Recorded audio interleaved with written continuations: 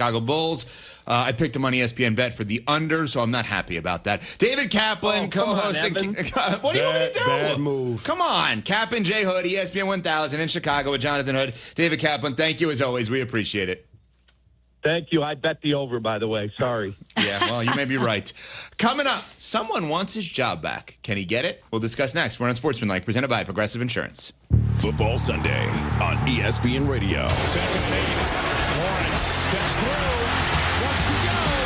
Touchdown Jaguars. Trevor Lawrence leads the Jacksonville Jaguars to Las Vegas, where they'll face Geno Smith and the Raiders. Coverage begins Sunday at 4 Eastern on ESPN Radio. Doctors and nurses make their living trying to help others, but they are human beings, and human beings sometimes make mistakes. When a doctor has worked for 24 hours straight, fatigue and lack of focus can lead to critical mistakes being made. Other times, it's the policies or system that's to blame. For example, when a doctor or nurse comes in on their shift, they are forced to rely on charts and records created by others. Sloppy paperwork or inaccurate record keeping can give the doctor an incomplete picture or, even worse, the wrong picture, and that can lead to serious injury or even death. It's called preventable medical error. Recent studies claim that preventable medical error causes up to 400,000 deaths a year. That's nearly as many deaths as caused by smoking. When this happens, those responsible must be held accountable to compensate the injured person or their family. But the good news is, just like you and I are required by law to purchase auto insurance, doctors also get insurance coverage in case they accidentally hurt someone. For help, call the Verdoliak Law Group. Hey guys, it's Mitch Lyons with Mitch Lyons Wealth. You hear Yurko, the good kid, talk about me all the time. And yes, I did play in the NFL, but to be honest, these days I'm more into spreadsheets than playbooks, and I'm solely focused on making sure my clients win retirement. Look, retirement's not about gambling on stocks or chasing crypto tips from your brother-in-law. It's about smart planning, steady income, and ultimately enjoying every day like it's Saturday. So if you want less guessing and more confidence, visit MitchLyonsWealth.com. Whiskey fans can learn a lot from Professor Carmen DeFalco. Not too many people that can have sports knowledge and also whiskey bourbon knowledge. Carmen's amazing. I do like whiskeys and bourbons. Still kind of a novice, and he helps me understand a little bit better what I should be looking for. I'm a hardcore bourbon guy, and I listen to Carmen Jurko every day. He can pull out the very essentials that I can't even taste. Stay tuned for details on the next session of Whiskey U! An ESPN Chicago production. Did you know VA home loans are a key to home ownership for those who served? It was a personal goal of mine to try and purchase a home before the age of 30. I do remember the first moment I walked into my home. I remember that real clearly, actually. I walked in and I could hear my footsteps echo off the back wall. And the first thing I thought in my head was, man, furniture is going to be real expensive. The VA not requiring any down payment prior to buying the home is actually really beneficial because it allowed me to take that money I had budgeted to go out and buy furniture, food, cleaning supplies, pretty much everything I needed. Using the loan itself wasn't too complicated. It's very user-friendly, and the VA was really helpful, showing me what I needed to do and how I would go about it. Purchasing a home is scary. There's a lot of moving parts. There's a lot of things that are new to you and that you won't understand, but ultimately it's not impossible, and they make it so that anybody can do it. Oh, I'm extremely glad I did it. It was one of the best things I could have done for myself, I think. To learn more about VA home loans, visit va.gov/home loans. Chicago's home for sports is on Twitch. See what we're up to. Follow ESPN 1000 Chicago today.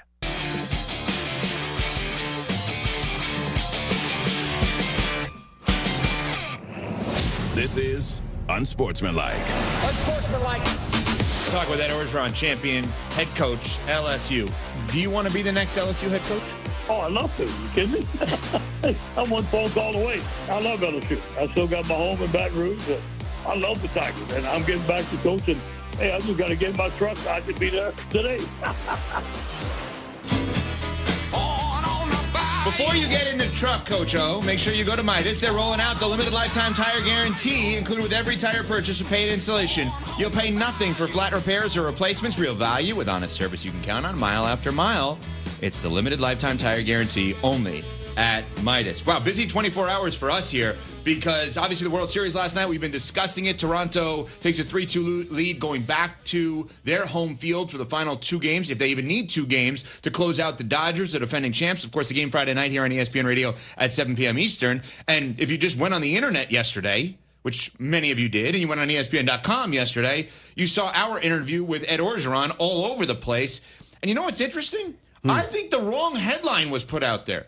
What headline should it have been? Okay, thank you for asking. Here's the headline that was out there as to what everybody thought was the most interesting part of this, because it's going to lead into the second part, what I think the more interesting headline was. Here's the first one, the actual headline. That's when you play the soundbite. Oh, do you want to be the next LSU head coach? Oh, I'd love to. You kidding me? I'm one phone call away. Hey, I just got to get in my truck. I'll be back. I could be there today. If someone specifically became the head coach, would you be willing to be his assistant? And that someone is someone you've been close with and worked with, Lane Kiffin. Would you ever go back to be an assistant? Yeah, I'd consider it. I love LSU. I still got my home in Baton Rouge. I love when I coached with Coach Miles, being the defensive line coach. I love the Tigers, and I'm getting back to coaching for sure. I consider it, no doubt. That's the headline. The second part. The headline was, Ed Orgeron interested in coaching at LSU. Of course he is. He wants to be a head coach. He's not currently a head coach. Why would he not want to coach at LSU? And he knows the program inside and out and has had the ultimate success there. Absolutely. Now, there are some other things that could prevent that from happening in terms of the reasons for firing and allegations around those reasons for firing. But it's a different time. Different time. We're in a different time now. Yeah, well, he said it. He said, I had to go through the back door. Right now you can go through the front door with all these different things, right? The second part I thought was interesting because who's the number one candidate that's out there? Lane Kiffin. Mm-hmm. Yeah. And somebody he's close with. There's a guy who said on our show yesterday, yeah, I'll go back to be an assistant coach at a place I won a national championship as a head coach if it's that guy, which is pretty interesting. So then how do they find the head coach? Well, of course, we go to politics. Jeff Landry is the Louisiana governor who spoke on this yesterday because he is, in absence of a school president, he is helping with the search.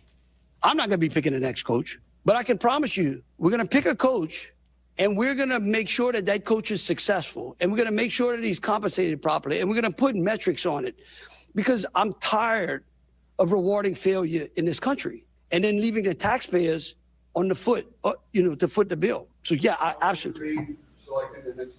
Who's that? Scott Woodward. No. I can tell you right now, Scott Woodward is not selecting the next coach. Hell, I'll let Donald Trump select it before I let him do it. I don't know, but the Board of Supervisors is going to come up with a committee, and they're going to go find us a coach. Scott Woodward is the AD. I was going to say, make sure we clarify to those who may not know that he's speaking about the athletic director. So the president of the United States may actually be picking the LSU head coach. Think about that. Just think about that conceptually. The governor of the state is saying that the athletic director of the university is not going to pick the next football coach. But you know what, Smalls? If ever there was a state where that would happen, it's Louisiana. It is down in the bayou. It's down in the bayou. Oh, yeah. Football just means more down there. They love them some football. Man. So is he not employed anymore, Scott Woodward? Or he gets he's the athletic director. So he can do all the other stuff. He's the athletic director. He's just not in charge of the football program. Maybe that makes sense, actually. Listen, I got to be honest, with a $50+ million buyout for the Jimbo football coach. Fisher buyout and now the Brian Kelly buyout, that's a lot of money, man. Yeah, maybe he's onto something. I mean, you're talking about, what, $130 million in buyouts between his last 2 football coaches that he hired? Yeah. That ain't great. Not a good track record. Yeah. So what's interesting about this now is Coach O saying on our show he would want the job. Coach O then following it up by saying, yeah, I'd go with Lane Kiffin if Lane Kiffin got the job to go back to the school. But I think it's important to note it's probably that specific coach at that specific program. 100% correct. I mean, they just got to find a job for Coach O, even if it's not the head coach or an assistant coach. AD, in charge of football. No, seriously. That's opened. Seriously. That opened up Football yesterday. czar? The general manager of I'm the not football kidding. program. Yeah, exactly. Find a spot for Coach O. You want someone that understands the program, that understands the state, that can be a representative in any room of LSU football? That's Ed Orgeron. And what you say, the candidate that they go after has to be able to do the job of coach and embrace the state of Louisiana. That's right. That's what Coach O said to us yesterday. And here's someone who came on our show and said, I love this program so much that even though I was a national championship winning head coach, I would take a demotion just so I could be a part of this program again. Who loves LSU football more than that guy right there? It's a great point, and it's why we look at college football differently today. It's why if you have the salesperson doing the job, the coach can then coach. Coach O, forget the football. Coach O raising funds for the program would be unbelievable. It's probably why Nick Saban suggested to Chris Lowe of On 3 that Lane Kiffin may already have a better job at Ole Miss than he would at LSU of Florida. Why? Because Lane Kiffin may have people at Ole Miss that are better suited for him to fund the program, do the sales in essence, so he can coach football. There's no guarantee you go to Florida, you go to LSU, if you're Coach Kiffin or anyone, that you find those exact same people. Because the person that loves Ole Miss, I promise you, doesn't love LSU or Florida. And they probably love Lane Kiffin because he's the coach of their school. Not just because in general they love Lane Kiffin. But that's where maybe the gap becomes a little bit tighter amongst these jobs, right? Well, yeah, and I think we have to reframe how we look at these jobs, right? Everybody says that, oh, LSU is one of the best jobs in the country. But, I mean, the reality of it is that these places these coaches go to, if you do it the right way, you can turn it over and you can compete at a championship level immediately. It doesn't take 3 or 4 years to get it going. Look at Coach Kurt Cignetti in Indiana. At Indiana. Well, here's the thing, though, Smalls. What's happened is this. These traditionally dominant programs have been the gatekeepers for athletes being able to get to the next level. It's no longer like that. Right. Because you have this consolidation of conferences and quality teams throughout. All of a sudden now, if you're an athlete coming out of high school, you want to go to a place where you can play early. You're going to get compensated with NIL money. And if things work out, because you're playing against quality competition, because there's so many teams in every single conference, all of a sudden you can put together the kind of tape that leads to you getting to the National Football League. So now there's parity when it comes to the distribution of talent. So when we start pointing at these jobs like LSU, Florida, and Penn State that have had a distinct advantage because they've had more resources than everybody else, we got to understand it's not like that anymore. With the television contracts for the Power 4 conferences and specifically the Big Ten and the SEC, with all the revenue being shared, Indiana has the same kind of money that Florida has in terms of what they can throw at their football program in order to get things fixed. And when you can turn it over in transfer portal and get 50, 60 new players in one cycle, all of a sudden now you can compete with the big boys. And that's why it's a challenge with these traditional powers now.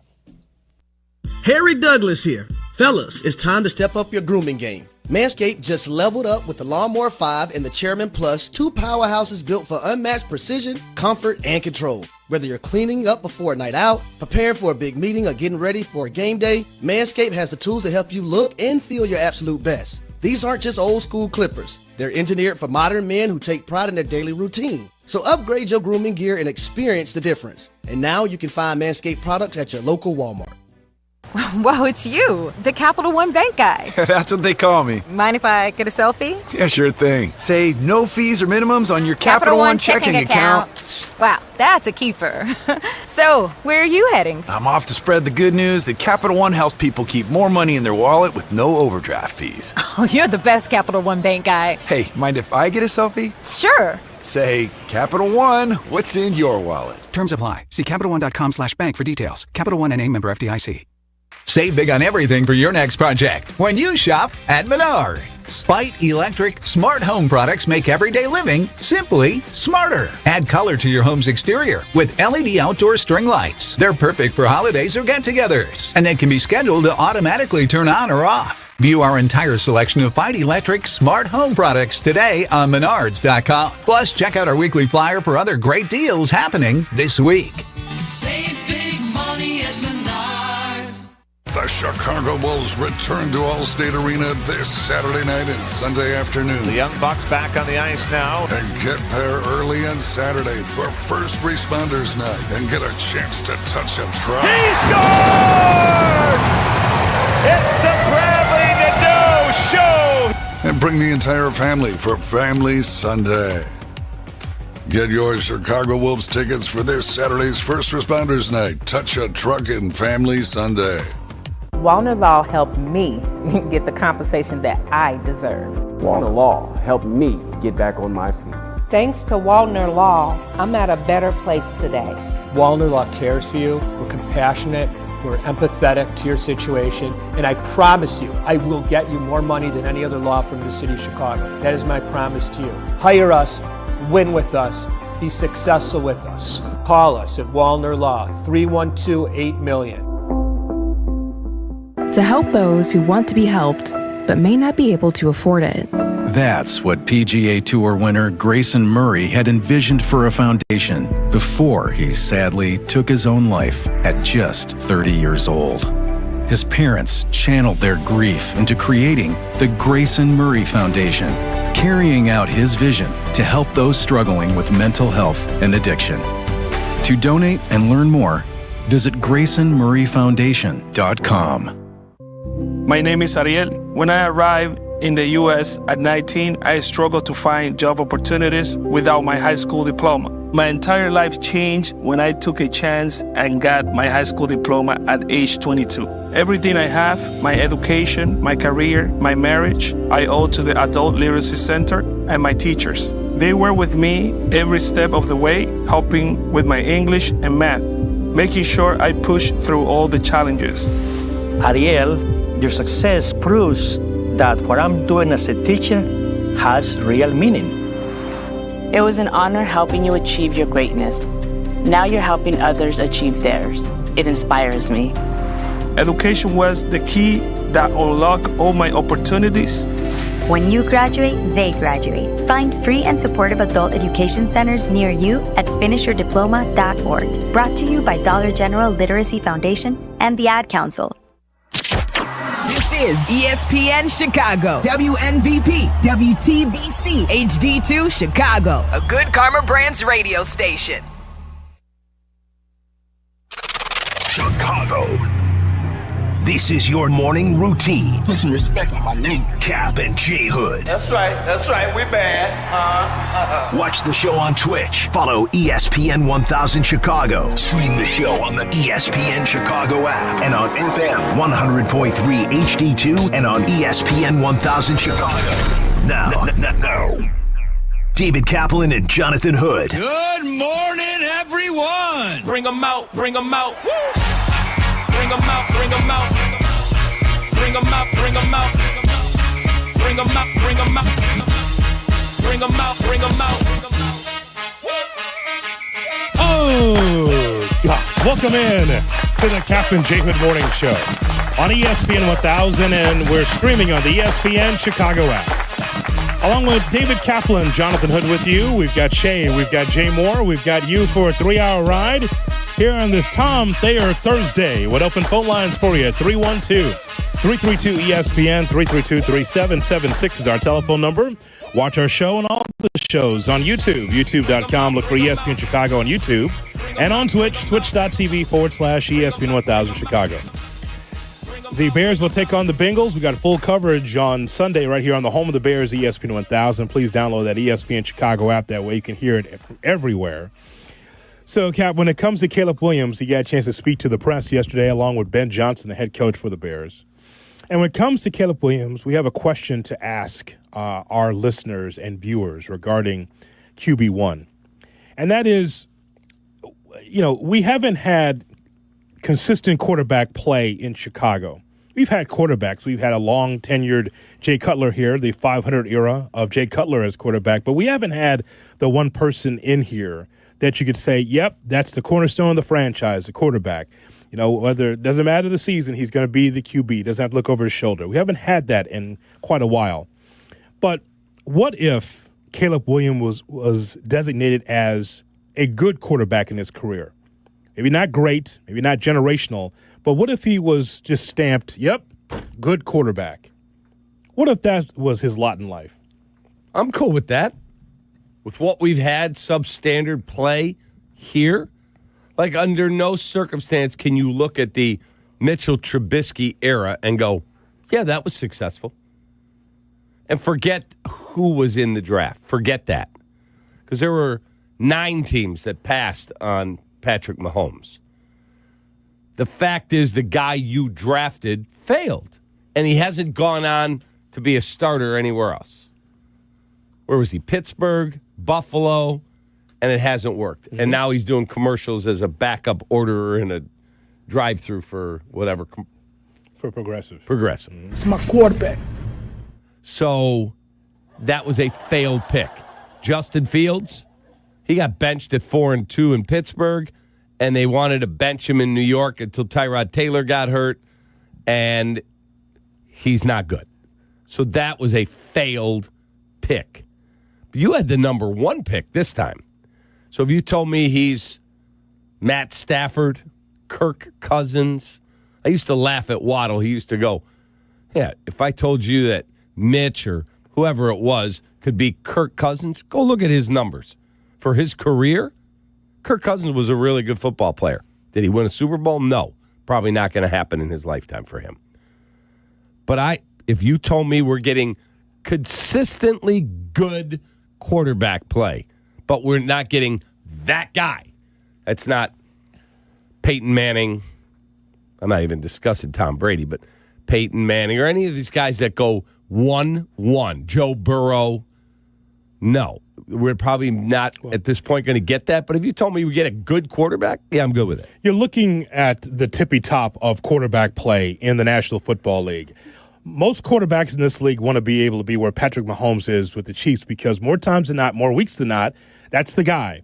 Because he's able to do so much with the football, he's able to break the rules. I guess that's the best way to put it, Cap. He's able to break the rules of quarterback play. He's not worried about your 2.5, 2.7 seconds to get the ball out. He's not worried about your classic footwork. He's not your stay-in-the-pocket guy and be able to get the ball down the field. He can actually do all of it and then some. That's what makes him unique. That's what makes Lamar Jackson unique. That's what makes Josh Allen unique is that they break the mold of what the classic quarterback is supposed to be because they utilize their legs and are able to do so many things with the football, the way they spin it, the way they throw it down the field, it's all that. So I'm sure that a young quarterback like Caleb Williams looks at Patrick Mahomes and looks at Josh Allen, looks at Lamar Jackson, the top of the profession, and says, man, I'd like to be that. But, you know, not going to be a dream killer. I'm not going to tell you that Caleb Williams won't get there. But at this point in time, what we've documented on the show is that Caleb Williams has been a ascending quarterback to the point of being good in some areas of the quarterback position, not all of them. As I've been saying since the Dallas game, we have not seen Caleb Williams be the reason why the Bears have won football games. I would say that it's okay if you had a dominant defense and had a strong running game and you were able to nickel and dime your way to wins. However, with the Chicago Bears, it becomes so tight that you have to have turnovers. You have to have the sun in the sky. You got to make sure that the wind conditions are just perfect for the Bears to be able to win football games. What I want for Caleb Williams is to just hang in there and continue to get better at the position. If he ends up being a good quarterback for the next decade with the Bears and the Bears win, I'm great with that. My hope is that he's able to be better than good, but who knows? But my hope is that he continues to ascend and be a better quarterback than what we've seen. Good is fine, but I'd love for him to be able to be generational. I'd love for him to be at the top of the profession, just like the quarterbacks we mentioned. I'd love for that, for him to be able to achieve that success. I guess when they drafted him, you're chasing greatness. And you drafted him 1-1, and you thought he was this, like, he was billed as generational. We were told how great he was going to be. And now that we're 25 games in and haven't quite seen it yet, I feel like maybe expectations are shifting a little bit, and it's more of a result of what Bears fans have had at the quarterback position throughout their lives than it is what's actually a fair expectation for Caleb Williams. Like, for me, I don't think I'd be happy if he's only ever merely good. Because the expectation when you drafted him was that he would be great. It was that he would be franchise-changing. I think if he's only ever good, it is still disappointing. And maybe you can win with good, but it makes it so much more difficult. Well, Cap and I have talked about this as a show over the years about how we have overused the word great when it comes to athletes. No question. The common fan will tell you about some catcher or just some guy that's a power forward. So, boy, that guy's great because based on how you play in a couple of games. No, greatness is based on continuing to get better and better and outdoing yourself and being at the top of your profession, being at the top of the food chain. Day after day after day. Year after year after year. Correct. That you could be able to say, and that's why we brought up Patrick Mahomes and Josh Allen and Lamar Jackson because of the MVP awards. I mean, there's a number of players that could say, Aaron Rodgers is a Hall of Famer. Say what you want. I mean, again, that guy is great. What I'm saying is, Shay, is that as much as I would love for that to happen, I can't guarantee it. I have no idea if he's going to be a great quarterback. Hopefully that's the case. But here's the one thing I won't do.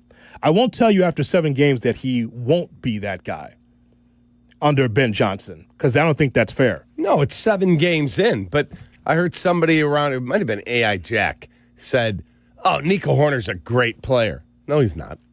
Nico Horner's a really good baseball player. Great? Great's in the World Series right now. Yeah. Like Max Scherzer, he's old now, but great. Year after year after year. Shohei Ohtani, great. Mookie Betts, hey, can you play the outfield? Hey, can we move you to second? How about going over to short? Greatness. Mm-hmm. Great. Freddie Freeman he's a first ballot Hall of Famer, Freddie Freeman. There's not even a discussion. That's greatness. Who do we have in our town right now on any one of our teams that's a great player? Well, no one yet. I mean on all the franchises, right? Yeah, no one yet, only because there's so much youth on a lot of these teams. We talk about Pete Crow Armstrong, and we talk about, what Buzelis brings to the Bulls and Bedard with the Blackhawks and all that. So we're kind of starting over, chasing greatness again with the youth of some of the players on these teams that we root for. Right. We do not have one athlete in our town that the word great fits. Not one right now. So I guess that, obviously I would love for Caleb Williams to be in the upper echelon of quarterbacks. If he ends up being good, there's nothing I could do. I can't fight City Hall if he just becomes good. What I would say is that for the Chicago Bears, for me as a Bears fan, Cap, him being good, if that's the case, and the Bears are winning and they're on their way to the trophy, then win the trophy, then what am I going to say, right? When you take a look at that Ravens team under Trent Dilfer was never a great quarterback. But you know what? He was able to stabilize the offense because he had a great defense, great running game, and he was part of it. But I wouldn't even say he was a good quarterback. He was just a game manager. Yeah, good enough. But good enough. Because he had such an amazing team around him. Steve Fuller with the 85 Bears played a lot of games because McMahon was always hurt. He was not a good quarterback. He was okay. Yeah. He was fine. Don't screw it up, kid. That leadership matters. That's one thing. The leadership matters. Like a Jalen Hurts is a leader on that Eagles team. I'm not saying that Jalen Hurts is a great quarterback just because he has a ring. What I'm saying is that here's a guy here that's dependable, right? Now we're seeing him do it with his arm a little bit more, but I'm looking at him as a guy that say, okay, is he in the upper echelon? Is he in the top 4 or 5 quarterbacks? No, he's not. But he stabilizes the franchise as a leader and knows exactly what he's doing with the football. So from Caleb Williams' standpoint, I hope that he's able to get to that next level. I would be, and here's it's not even about the number 1 draft pick, Cap. It's not even about that. It's about a young man that I believe is smart, but just needs to be able to understand that you can't draw it up in the dirt as you did at USC. You have to be able to work within a confine of a system. The confines of a system. I mean, look, even Patrick Mahomes, as great as he is, that's a system. It's a system. Correct. And he threw 2 interceptions the other night early. They're like, whoa. It happens. It happens. Josh Allen works in a system. Lamar Jackson, as crazy as he can be with his legs, that's still a system that they have there. Tailor it to his skill set. Yeah. So from Caleb Williams' standpoint, from some of the stuff I saw at USC, where he was, pulling things out of places that he didn't know he had places, that's cool on Saturdays. But on Sundays, you have to be able to get it. And so this is why I was on his ass the last couple of games by him not being able to put the ball in the end zone via his arm. Not the running game, not a turnover, but him being able to execute and put the ball into the end zone in tight spaces. So, again, work in progress. And we have to be able to give context to this, Cap. We have seen a lot worse around here. I saw a Bears quarterback run the Wildcat before the Wildcat was even a thing in the NFL with Cordell Stewart, because the offense was so putrid, because it was so behind, because it was so they had lack of innovation. They had to be able to do little things to try to get some kind of yards. My first bet in my life that I made was Bears San Francisco, where Cade McNown couldn't get across the 50. That's how bad offense has been around here. Correct. Where, of course, I took the 49ers in that spot because I just knew the Bears weren't going to win, but I never thought that the Bears could not cross the 50-yard line. Not hyperbole, truth. Ask Cap how bad that game was. I was watching it in Maui, Hawaii. Yes. And I actually had money on the game before I left. I had bet on that game. Yeah. And Hoodie said, my first bet was that game. I said, I was at Mama's Fish House in Maui. Sitting at the bar with my wife, and that game was on. Treasure Island in Las Vegas. Went up there with my hand shaking, going to the lady. Said, "I'd like to bet 49." What number? 410. $20. Thank you. Hand shaking. First bet ever. Could I parlay that with South Florida over UIC? Now he's an addict. Can I parlay that with South Florida? I trust Seth Greenberg. What number? 976. The 978, please. Parlay. So, Cap, that's the whole thing, man, is that we've seen worse quarterback play. Yeah. We have. Mm-hmm. We've seen the bottom. We know what the bottom of that barrel looks like because we've been looking for that franchise quarterback for a long time. So here's the thing. As much as I want greatness just like you do, if we get goodness and the Bears are winning, I can accept that. Yeah, I'll be fine. If you told me Matt Stafford's playing for the Bears, I'm good. Oh, man. I'm good. Yes.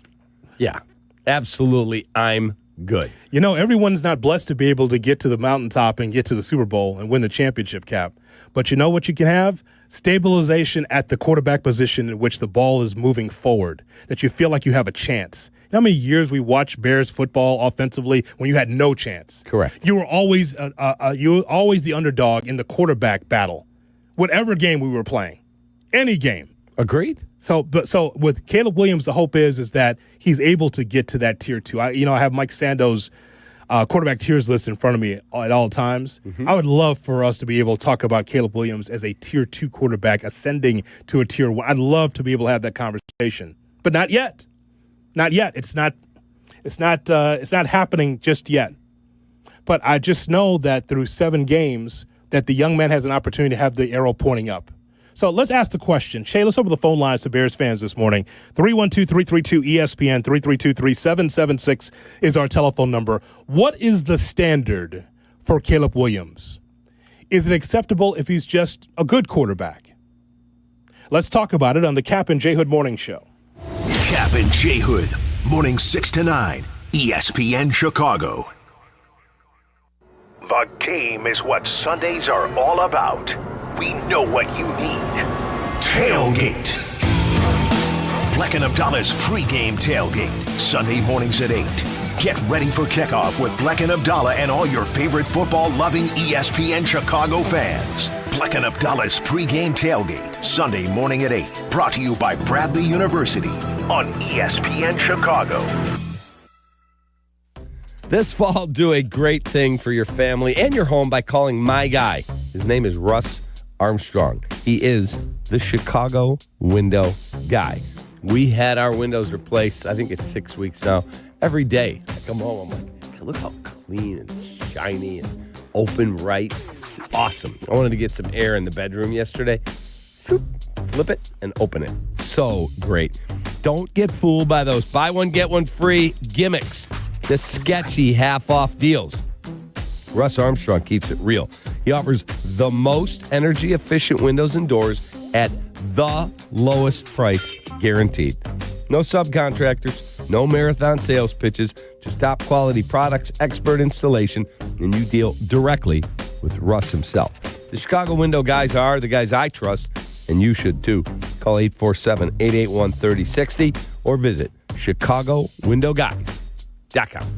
Hey, this is the Fat Jack, and the season is well underway. Did you have a great weekend last week? We went 5-1 again on Saturday against the spread. And this week, the Breeders' Cup plays are free if you're playing football or hoops. Go to FatJackSports.com. Get added value this week. Make money betting the games for as little as $99. This weekend, only $99, including the free Breeders' Cup. FatJackSports.com. The longer packages are much less than $99. Sign up today and win this weekend at FatJackSports.com. Republic Bank of Chicago's business banking solutions can reignite your business. Our team is ready to get you back in the game and moving in the right direction. Experience banking beyond expectations. Only at Republic Bank of Chicago. Member FDIC.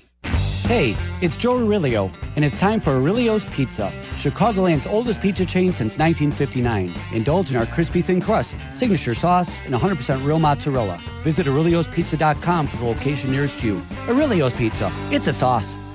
You ever wake up with a sore throat, feeling a little off, and you know you're getting sick? Well, getting sick and going on the IL isn't an option, especially for me when I'm traveling for work. You can try to see a doctor, well, good luck there, or go sit for hours in an urgent care. Nope. That's why you need a medical emergency kit. This isn't some cheap first aid kit, okay? Your medical emergency kit comes packed with doctor-prescribed meds. It's like having an urgent care and a pharmacy right there in your home. If you're coming down with the flu, bam, here's your Z-Pack. You've got gastrointestinal issues, here's your Bactrim. From Z-Pack to ivermectin, amoxicillin, and doxycycline to treat strep, pneumonia, sinus infections, UTIs, COVID, and more. It's all right there in your kit. Just match your symptoms to the guide or talk with their telehealth doc. No doctor waiting rooms, no pharmacy lines. Order online in minutes and get $50 off with code SPORTS at urgentcarekit.com/sports. Get yours now at urgentcarekit.com/sports, promo code SPORTS. Every great team has its core players, but when the season gets tough, adding the right free agent can make all the difference. The same goes for business. At Robert Half, we found that 67% of companies surveyed plan to increase their use of contract talent to handle workload peaks and backlogged projects. With Robert Half's specialized recruiters' experience, combined with our award-winning AI, you can quickly find the skilled candidates you want. At Robert Half, we know talent. Discover how we can help at roberthalf.com/talent. Introducing the new ESPN Fox One bundle. Unlock all of ESPN and all of Fox One with one unbeatable price. Catch the biggest games, college football, NBA, NHL, and more on ESPN. Stream your faves, Big Noon Saturday, the World Series, and NASCAR on Fox One. All for just $39.99 a month. That's 20% off. The ESPN Fox One bundle. Offer valid for eligible subscribers only. Access content from each service separately. Savings compared to purchasing both plans separately. See stream.espn.com for complete terms and conditions. 1/3 of Illinois State University students graduate with zero debt, and Redbirds go on to earn $15,000 more a year than the national average just a few years out of school. Get real return on your investment. Apply today to start creating your legacy at illinoisstate.edu/apply. Like the fire needs the air, I won't burn unless you're there. Kap and J Hood are back on ESPN Chicago. I don't think they better adjust themselves. I don't think they better adjust themselves. I don't think they better adjust themselves. It's my quarterback. All right, DJ. Kap and J Hood on ESPN 1000 and streaming on the ESPN Chicago app. Here's hoping that you're going to have a great Thursday. It's a Tom Thayer Thursday. We're going to hear from Tommy coming up at 7:35 with his thoughts about the Bears and the Bengals. We got full coverage for you all day Sunday right here on the home of the Bears, ESPN 1000.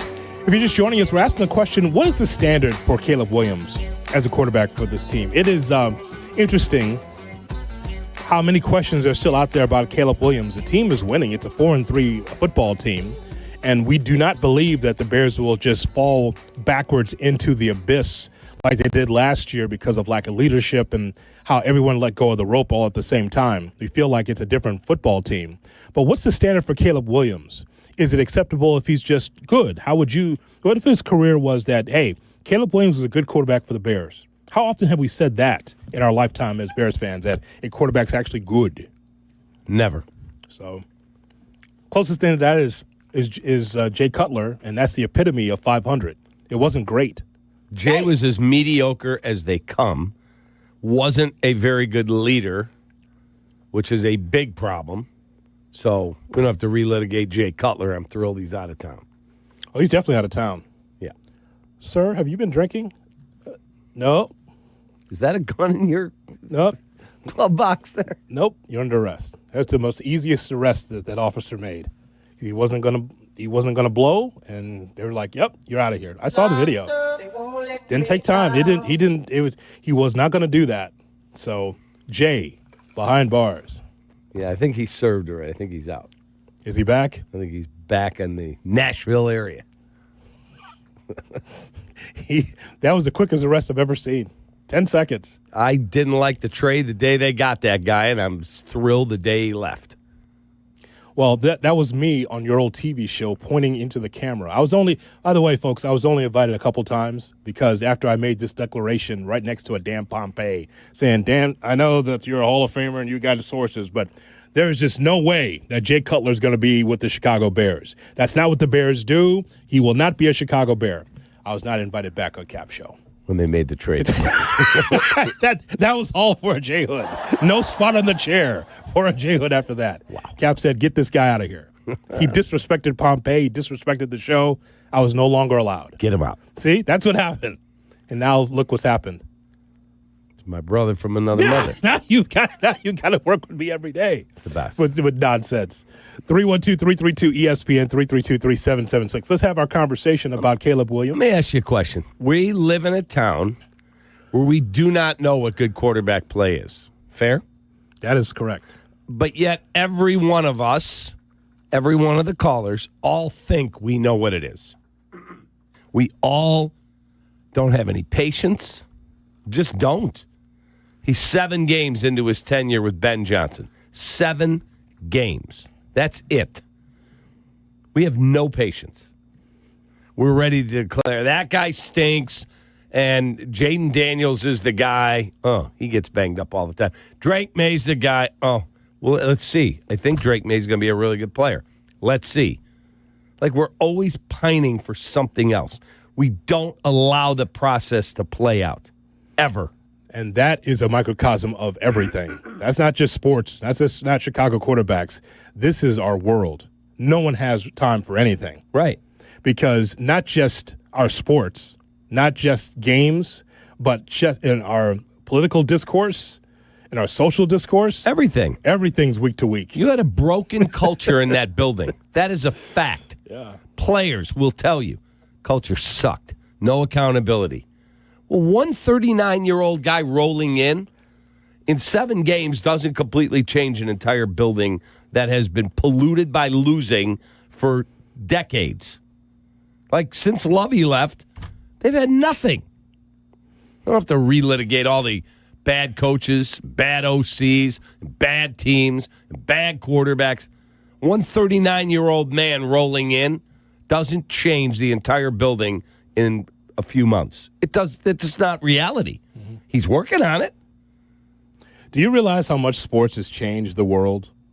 I mean, because, and you can thank PTI for this, it's still the best show running and the long time show running with Tony Kornheiser and Michael Wilbon. Yeah, it's great. It's interesting how sports has changed the world, in which we could be knee-jerk and Monday morning quarterbacks about everything, and now you see this in our political discourse where it's day-to-day. You don't want to let it see it play out. Right. You don't want to see the administration play out. You need to know now, right? Correct. So we've been like that with sports first, and now it's in society. Everyone needs to know now.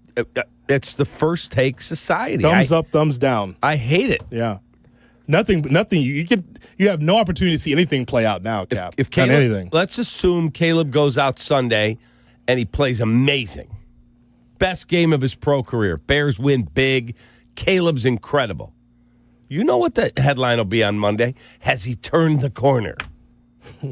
But then he loses to the Giants. Has he regressed? Yeah.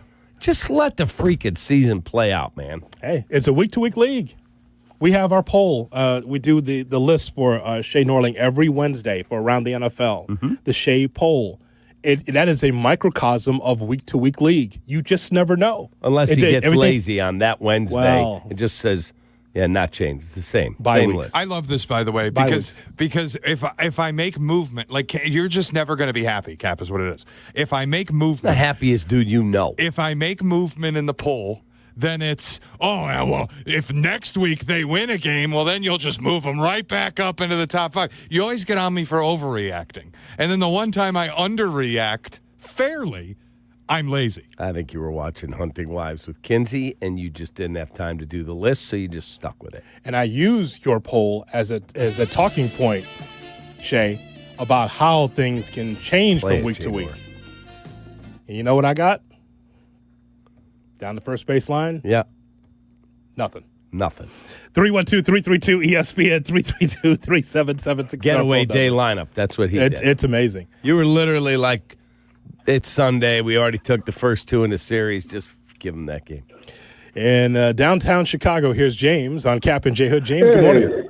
What's going on, guys? Good morning. Hey, Cap, I heard you on ECM this morning. The Canty show, Evan Canty and Michelle. Yeah. You were putting down Daniels, and Daniels is a far superior quarterback than Caleb. Whoa! How did I put him down? Yes, you said he's always injury prone. I said no. That's not what I said. I said people are now saying that he gets injured a lot, and that Drake May might be the better guy coming out of the draft. That's what I said. You said the polls was never in on May, right? You know why? Because he laughed at his video session in front of the scouts. That's why he was never in play. He never invited Daniels there. He invited Daniels for a 30 visit, and Daniels rejected it. That's a fact. Yeah. Why? Yeah, of course. Don't sit there and put down Daniels. He's the best. I didn't put down Daniels. Stop. I said the guy had an amazing rookie year, took his team to the NFC title game. Will he be healthy for a decade? I don't know. He's had a bunch of injuries already. I don't know. Right now, if you redrafted, I would think Drake May would go 1.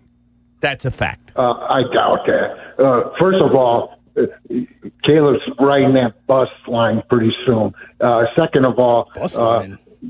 Yeah, you know what I'm talking about. You mean Greyhound? You mean he's going to be on the Trailways? I'm talking about bus, B-U-S-T. Trubisky style. That's why. And second of all, Daniels would on the Bears would win the Super Bowl with the Bears. Caleb can't do that. You know that how? Huh? Because he's far intelligent. The kid's so intelligent. He doesn't even wear a wristband. He's so smart. Let me ask you a question. Who won the game a few weeks ago when it was Daniels against Caleb? Yeah, because he turned it over. Was that part of the game or not part of the He game? outplayed him. Daniels outplayed him. He was missing his 3 top receivers. Who won the game? Caleb. Who won the game? Who won the game? Stop yourself. It doesn't matter who won the game. You're embarrassing yourself. It doesn't matter who won the game, Cap. Doesn't matter. Do we play to win the game or not, James, in downtown? A suggestion for you, James. Furniture in the crib. Right now, Drake May is the best player, and it's not close out of this draft. And maybe in football. He's not the best player in football, but he's a really good player. He's the best player out of that draft, for sure. Jeez. Not a lot of furniture in that one bedroom. It echoes like a cave. I know. 312-332-ESPN, 332-3776 is our phone number. More of your phone calls. I was going to hear from the aforementioned Caleb Williams. He's going to be Bus. He's going to be what? B-U-S-T. Okay. I thought he was talking about the platform with Shay. I thought he was talking about Greyhound. Oh, okay. I thought he was talking about Trailways, the bus. I didn't know what he was talking about. CTA will get you there. Hard to hear what he was saying based on that echo chamber that was in his home on Kap and J Hood. Wow. You're listening to Kap and J Hood on ESPN Chicago. Adding an extra burst to your weekend launch. It's Dr. Pepper Bears Friday on the home of the Bears, ESPN Chicago. All your favorite NBA players are back, and DraftKings at Casino Queen Sportsbook, an official sports betting partner of the NBA, is the place to bet on NBA stars this season. DraftKings, the #1 sportsbook for live betting, is live when others aren't. New customers, bet just $5 and get 3 months of NBA League Pass. Plus, score $300 if your bet wins, paid in bonus bets. Download the DraftKings Sportsbook app and use code WMVP. That's code WMVP. guarantee. Bet $5 and get 3 months of League Pass, plus get $300 in bonus bets if your bet wins. In partnership with DraftKings, the crown is yours. If you or someone you know has a gambling problem, crisis counseling and referral services can be accessed by calling 1-800-GAMBLER. 21 and over, Illinois only. Pass-through or per-wager tax may apply. Eligibility and restrictions apply. Bet must win to receive bonus bets which expire in 7 days. Minimum odds required. NBA League Pass auto renews until canceled. Additional terms at dkng.co/audio. Limited time offer. Whatever happens today, take it on with a fresh cup of True Brew coffee. Now only $1 with True Rewards. True North Store's True Brew coffee is a hot, flavorful gourmet blend created from coffee beans from around the world. As a free True Rewards member, pick the size that is perfect for you and pay only $1. Don't have the True Rewards mobile app? Find it in the Apple or Google Play Store to download and save instantly. True North Convenience Stores. Fast, friendly, clean. In football, the red zone is where games are won and lost. Same thing with retirement. The 5 years before and after you ride off into the sunset, that's your retirement red zone. And when it comes to navigating that critical window, you can trust Mitch Lyons and his team at Mitch Lyons Wealth. Mitch played in the NFL. He knows how to build a winning game plan for your future. Visit MitchLyonsWealth.com to make sure you have the income you need when you are done working. MitchLyonsWealth.com, your best game plan to protect, grow, and win retirement. And here we are, folks. It's the Jeff and Jeff call. I know football. And I know houses, because when it comes to selling your house, you need a winning team you can trust. No surprises, no fumbles, just a clear path to closing, just like a perfect play. Jeff Buys Your House makes it simple. A fair offer, no repairs needed, and a closing date on your timeline. Don't take a chance selling your house with just anyone. Visit us at jeffbuysyourhouse.com for your no-obligation offer today.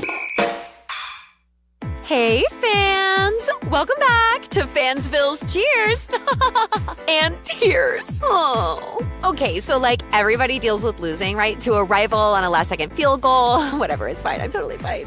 But I cope with losing with an ice-cold Dr. Pepper. Those 23 flavors are like so delicious. They totally wash away the pain of your college football team taking a big fat L. College football. It's a pepper thing. Your ambition just met its match with Robinhood. Trade stocks and ETFs, options, futures, and crypto all on one platform. Get started today at Robinhood.com/yourmoney. Your money, your move. All investments involve risk, including loss of principal. Options, futures, and crypto trading carry significant risk and may not suit all investors. Securities offered through Robinhood Financial LLC, member SIPC. Futures trading is offered by Robinhood Derivatives LLC, not FDIC or SIPC protected. Crypto offered through Robinhood Crypto LLC, NMLS ID 1702840, not FDIC or SIPC protected. Portfolio management offered by Robinhood Strategies, an SEC registered advisor. Hit the road in a brand new Chevy in less than 1 hour at Advantage Chevrolet Bridgeview. You can sign and drive away in 60 minutes or less. Seriously. Or they'll cover your first car payment. Every new Chevy is backed by the Advantage Plus program. Advantage Chevrolet Bridgeview. Together, let's drive.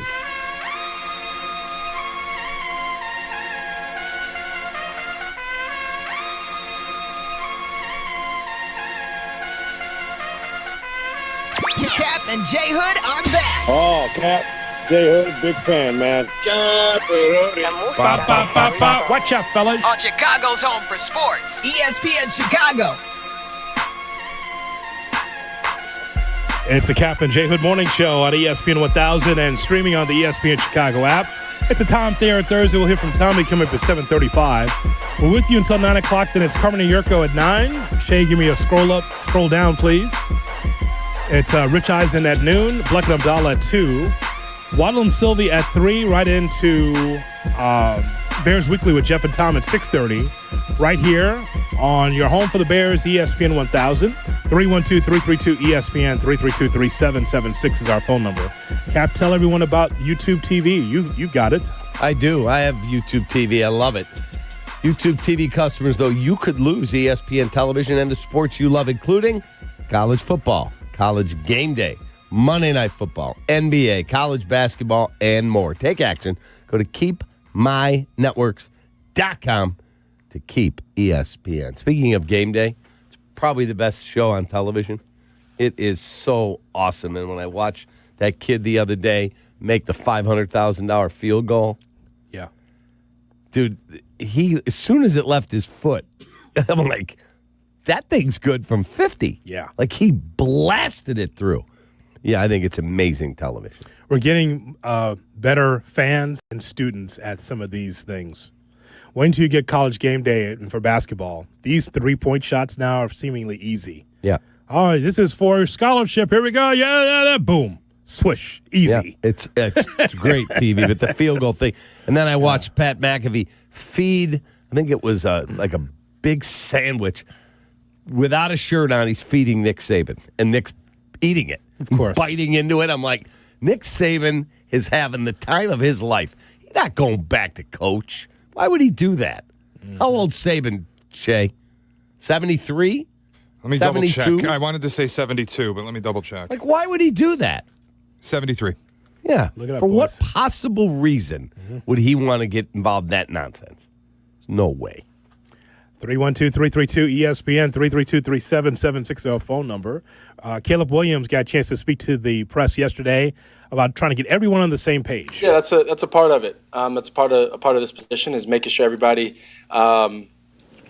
either understands the situation, and if they don't, providing the urgency with my tempo, my energy, all those different things in those moments.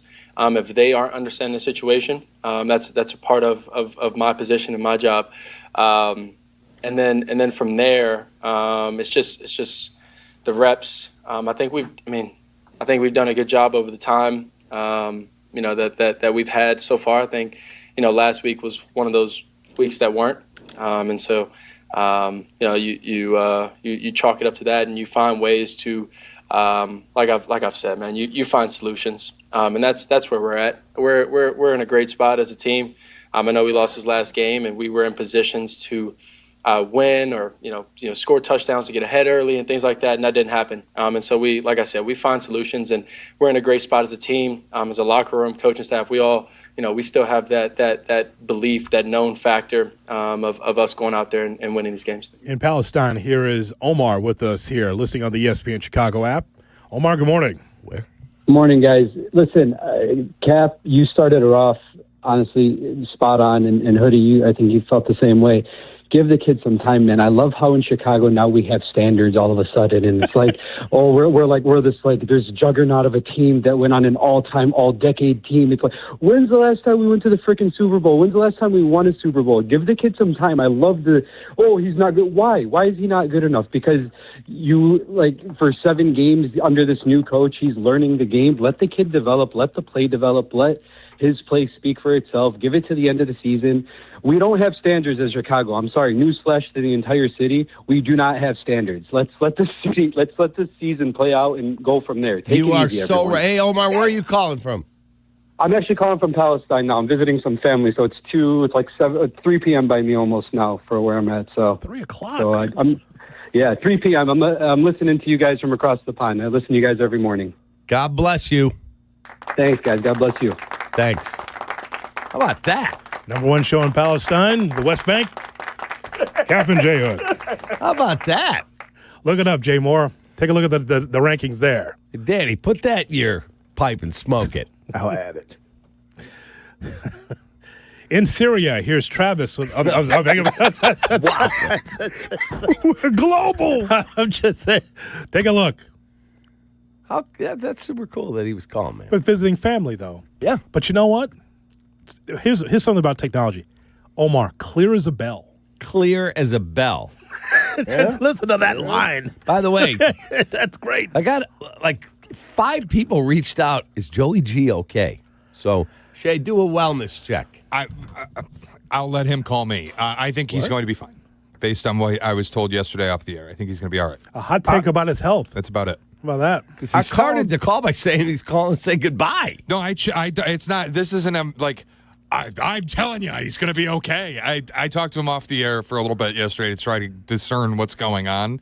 I think he was exaggerating the situation. It's a serious thing, but I think he was exaggerating a little bit for effect. And he's going to be all right. The gravity of the situation. Yeah, I think he's going to be all I right. actually called 3 hospitals in Elk Grove Village yesterday, and I couldn't find him. So he was lying. I don't know which one he's in. Well, yeah, but I when tried you, to hold look on, out. Jay Moore. Yeah. When you call a hospital, do you go, excuse me, could I have Joey G's room, please? You give his real name. Yeah, I have his real name. Joey Giordano's. Yes, you ask to speak to the patient, and if they in the hospital, they'll transfer you to his room.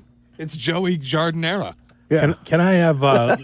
So I tried to reach him yesterday, but I was unsuccessful. Can I have room G, comma Joey? Thank you. Ring it. Would you spell that G-E-E? No, just G. the letter G. Yeah, bell me, please. Send those call through. Thank you. I'll hold. Yellow. Call us, Joey. We need an update. All right. In Shiloh. How the vasectomy went. In Jericho, listening on the ESPN Chicago. I beg your pardon. No, it's Bethlehem. Let's go to Bethlehem. Bethlehem. Listening on the ESPN Chicago app. Here's Dan and Mokina on Kap and J Hood. All right, Dan. Hey, how we doing this morning, guys? What's up, Dan? I just kind of wanted to call him a newer listener. Hopefully everyone's having a great Thursday morning. I just kind of want to talk about how does Ben Johnson look like such a phenomenal play caller for 4 weeks in a row, and then he comes into Baltimore, and every time he gets to the red zone, he decides to shit his pants. Whoa. Dan. Now that's an inappropriate call. We're not at the bar, Dan. I know you're. Listen, I never get mad at that because I understand you're comfortable with us, and that's what we want. But my God, man, you just can't say that at the bar this morning. He got comfortable. Yeah, That's exactly what happened. And I'm good with that. I'm okay. We just can't have that on the air. Yeah.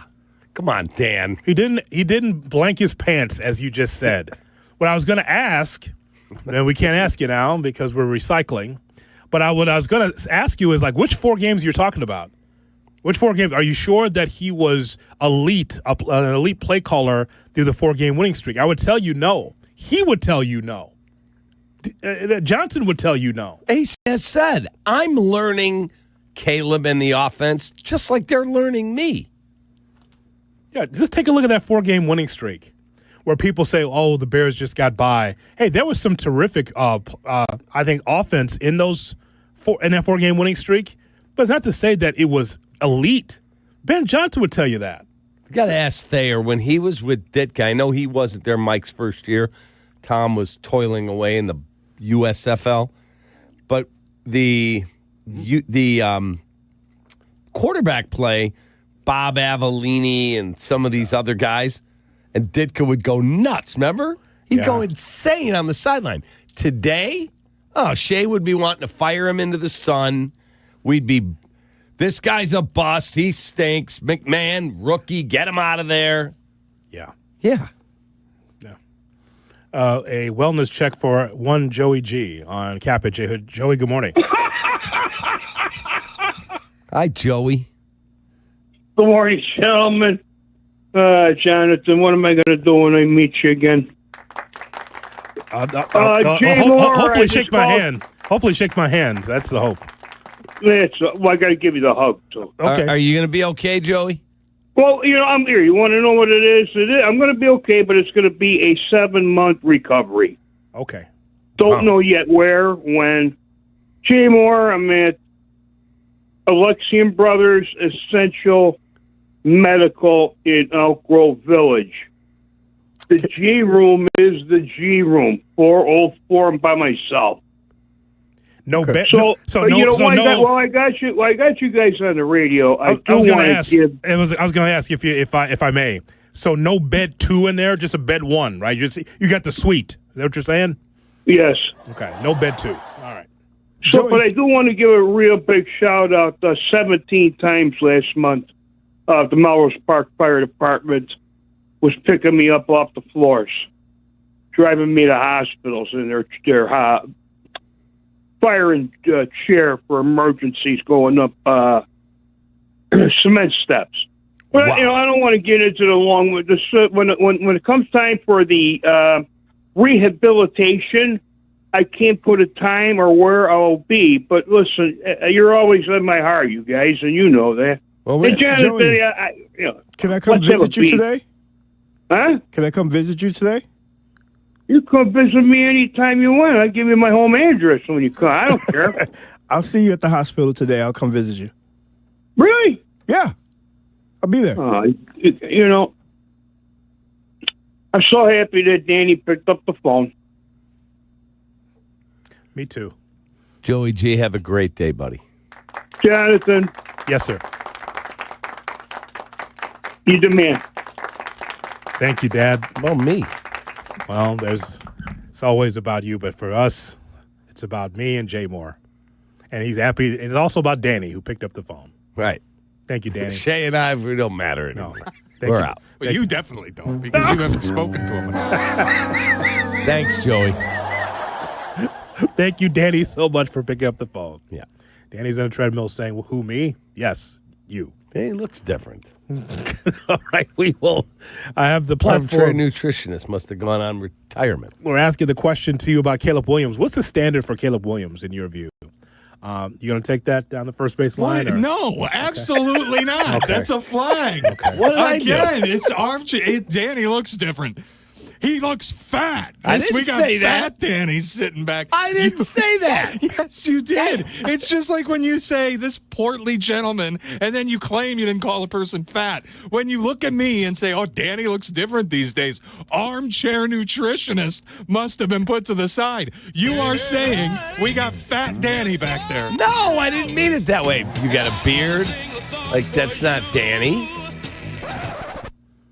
You could have said he grew a beard. You could have said he got a haircut. You went with armchair nutritionist, took some time off. You said we got fat Danny. You know, if we played this right, okay, the three of us, if we play this right, his lake house will be boarded up in a month. If we played this right. All right. Wow. We'll take care of it, and we'll just... Hello? Hello? Who's this? Who's this? It's Lisa Putterman from HR, man. How you doing? On Kap and J Hood. Kap and J Hood, ESPN Chicago. Hey, it's your good friend Tom Waddle. You know, I'm originally from the Cincinnati area, Sharonville to be exact. So when my favorite team heads to my hometown, we gotta go. Bud Light presents the Waddle and Silvy Show live from Cincinnati. We'll be at the Holy Grail Tavern and Grill Friday from 3 to 6:30. Watch our Waddle and Silvy Football Friday show on YouTube or catch us Friday at 3 on the ESPN Chicago app. It's all brought to you by Bud Light. Please enjoy responsibly. You know, I'm all about loyalty, and when a company's been around 80 years, you know they're doing something right. And that's my friends at Automatic. And to celebrate their 80th anniversary, Automatic's residential team is giving you $800 off any furnace and AC replacement now till the end of the month. It's coming quick. And this is a great opportunity for Chicagoland homeowners to make sure their home is comfortable with the best in the business. Steve Stahorek and the crew, they are awesome. Do not wait for your system to fail. Call the pros you could trust. Automatic.com. That's @omatic.com. Mention me. Take that. Just like a strong offense keeps moving the ball, Republic Bank of Chicago's business banking solutions can keep your company growing. Business checking, treasury management, commercial loans, big business, small business. Republic Bank has everything you need for your business. Our team is here to get you back in the game and moving in the right direction. Experience banking beyond expectations. Only at Republic Bank of Chicago. Member FDIC. Visit ourbankchicago.com today. Do you ever scream at your screen when your 5G internet freezes? It's the worst. So why not switch to Astound? Wi-Fi that just works. With Astound Wi-Fi, you'll rage less, buffer less, and live more. Lock in gig speed Wi-Fi for just $35 a month, guaranteed for 3 years. Plus, get up to a $200 Amazon gift card. Astound Wi-Fi, it just works. Visit astound.com today. It's football season, Chicago, and every winning game plan starts at the corner booth. Forget wedges. Real Chicago pub-style pizza is cut into squares with crispy thin crust, thick shredded cheese, and toppings piled high. From classic pepperoni to barbecue chicken, spinach and mushroom, and our fan favorite sausage and jardiniere. The corner booth delivers flavor that satisfies the soul. So huddle up, grab a pie, and taste the original Chicago pub-style pizza. The following is a paid advertisement for the Wellness Company. Hey there, it's Michelle Smallman from Unsportsmanlike. I'm thrilled to be joined by Dr. Drew from the Wellness Company. And Dr. Drew, you have something very exciting to talk about today, the medical emergency kit. Tell us a little bit about this. It is exciting. Look, I have been fighting to try to protect the patient-physician relationship my entire career, and we have lost. I finally decided I need to be involved with people that put the power back in the patient directly. These emergency kits give you everything you need so you don't have to spend $1,200 going to the emergency room. We have a significant medical team, the medical board at TWC, and we just sat down and put together what we would want for our family, for our patients. Oh my gosh, so anything that anyone could need is in this and there's kit. a guidebook here to tell you exactly how to use it, and again, telehealth backup. It's remarkable. It's innovative. Everyone needs to get one. UrgentCareKit.com/sports, promo code sports to get $50 off your kit. That's UrgentCareKit.com/sports, promo code sports. Prescription required. Always consult your doctor to determine if this product is right for you. YouTube TV customers, you could lose ESPN and the sports you love, including college football, college game day, Monday Night Football, NBA, college basketball, and more. Take action. Go to keepmynetworks.com to keep ESPN.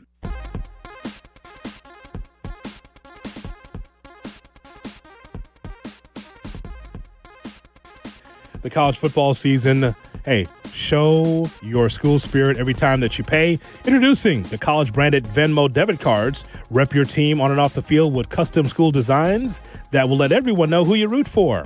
Get yours now in the Venmo app. Learn more at venmo.com/card. Max cash back varies. Terms apply. The Venmo MasterCard is issued by the Bancorp Bank N.A. Jay Moore. Follow Chicago's Home for Sports on Twitch at ESPN 1000 Chicago. Kap and J Hood are back on Chicago's Home for Sports, ESPN Chicago.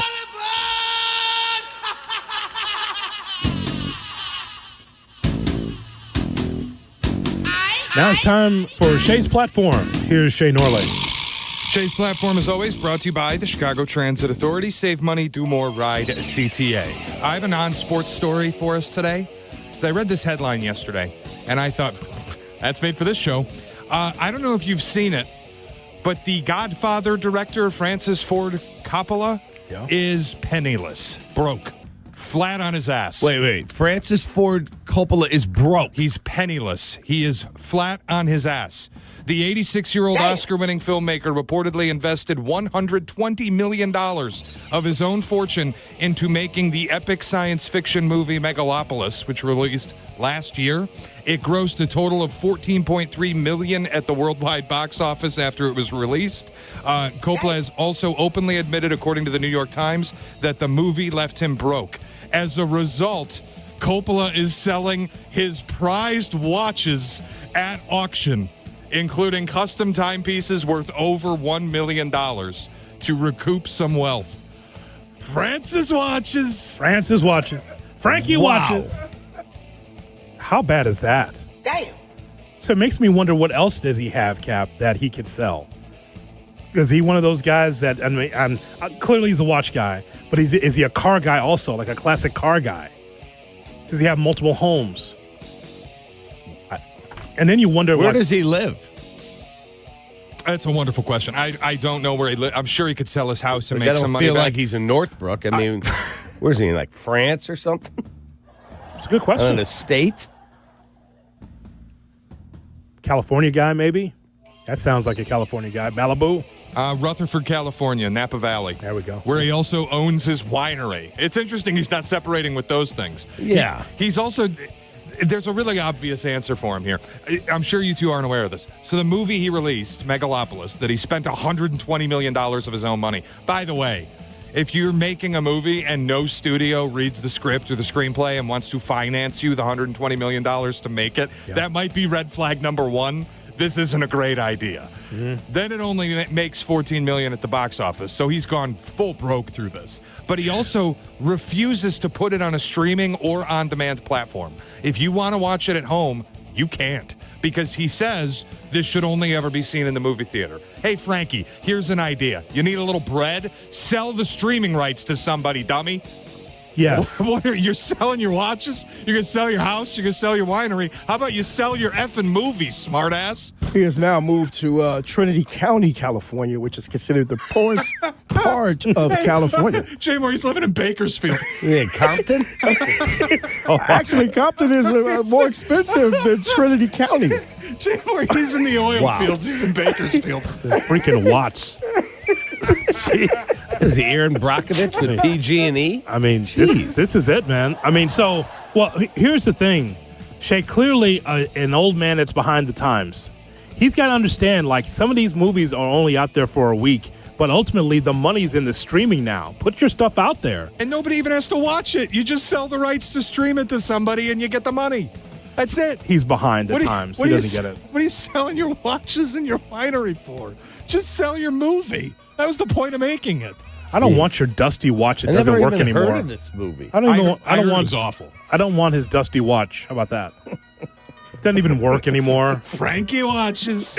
No, just goes to show when you start selling your watches, it means things aren't great for you at home. Coppola watches. They're the best watches.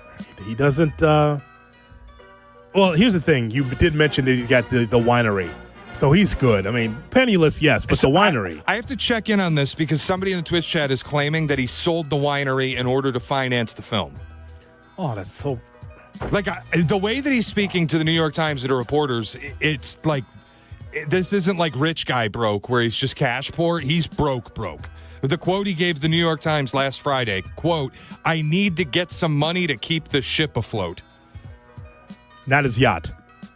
No, like his life, I imagine. Okay. Which is also funny because he has a daughter who is a successful studio director. She's rich. Buddy, call up Sophia and have her help you out. If she didn't want to invest in a movie. Again, how many red flags had to hit this guy's face? And he still just ran through them. I'm like, what? No wonder you're broke. You're stupid. Just old and just dusty and bad with money. He put all his assets in a movie, and he really thought that this was going to be like, the best. He thought this was going to be the best movie. Hey, you put all your assets into this movie, and then at the end of it, you go, hey, if you want to watch it, joke's on you. You can't. Man, idiot.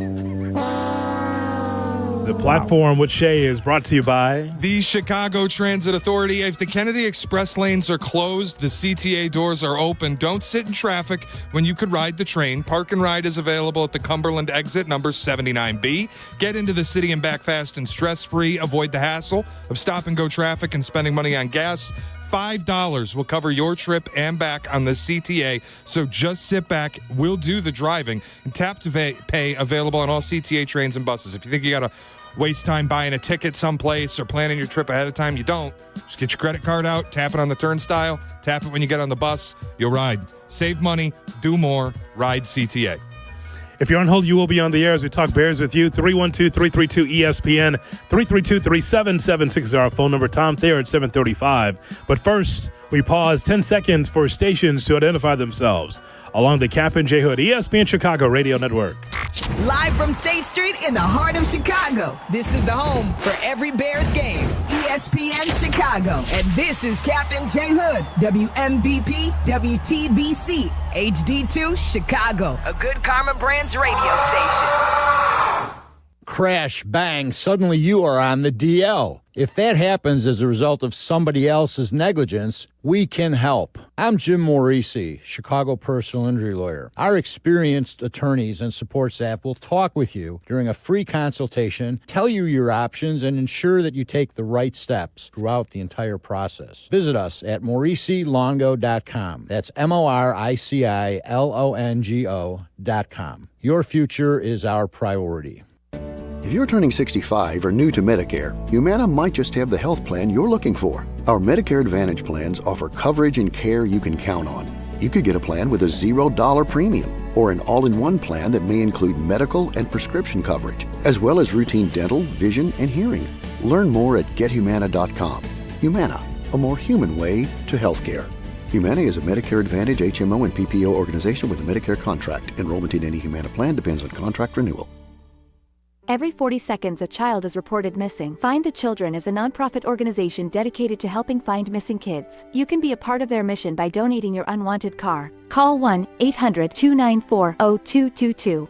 You'll receive the maximum tax deduction, and we provide fast, free pickup. Call 1-800-294-0222. Donate your unwanted or unused car. Call 1-800-294-0222. This advertisement was paid for in partnership with Cars R Us and Find the Children.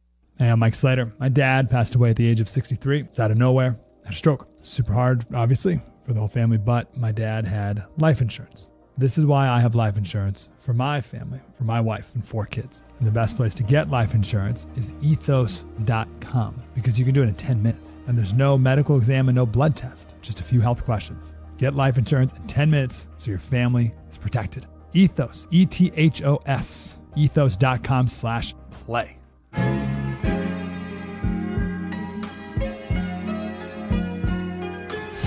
Now back to Kap and J Hood. I'm a winner. I'm going to win. On ESPN Chicago.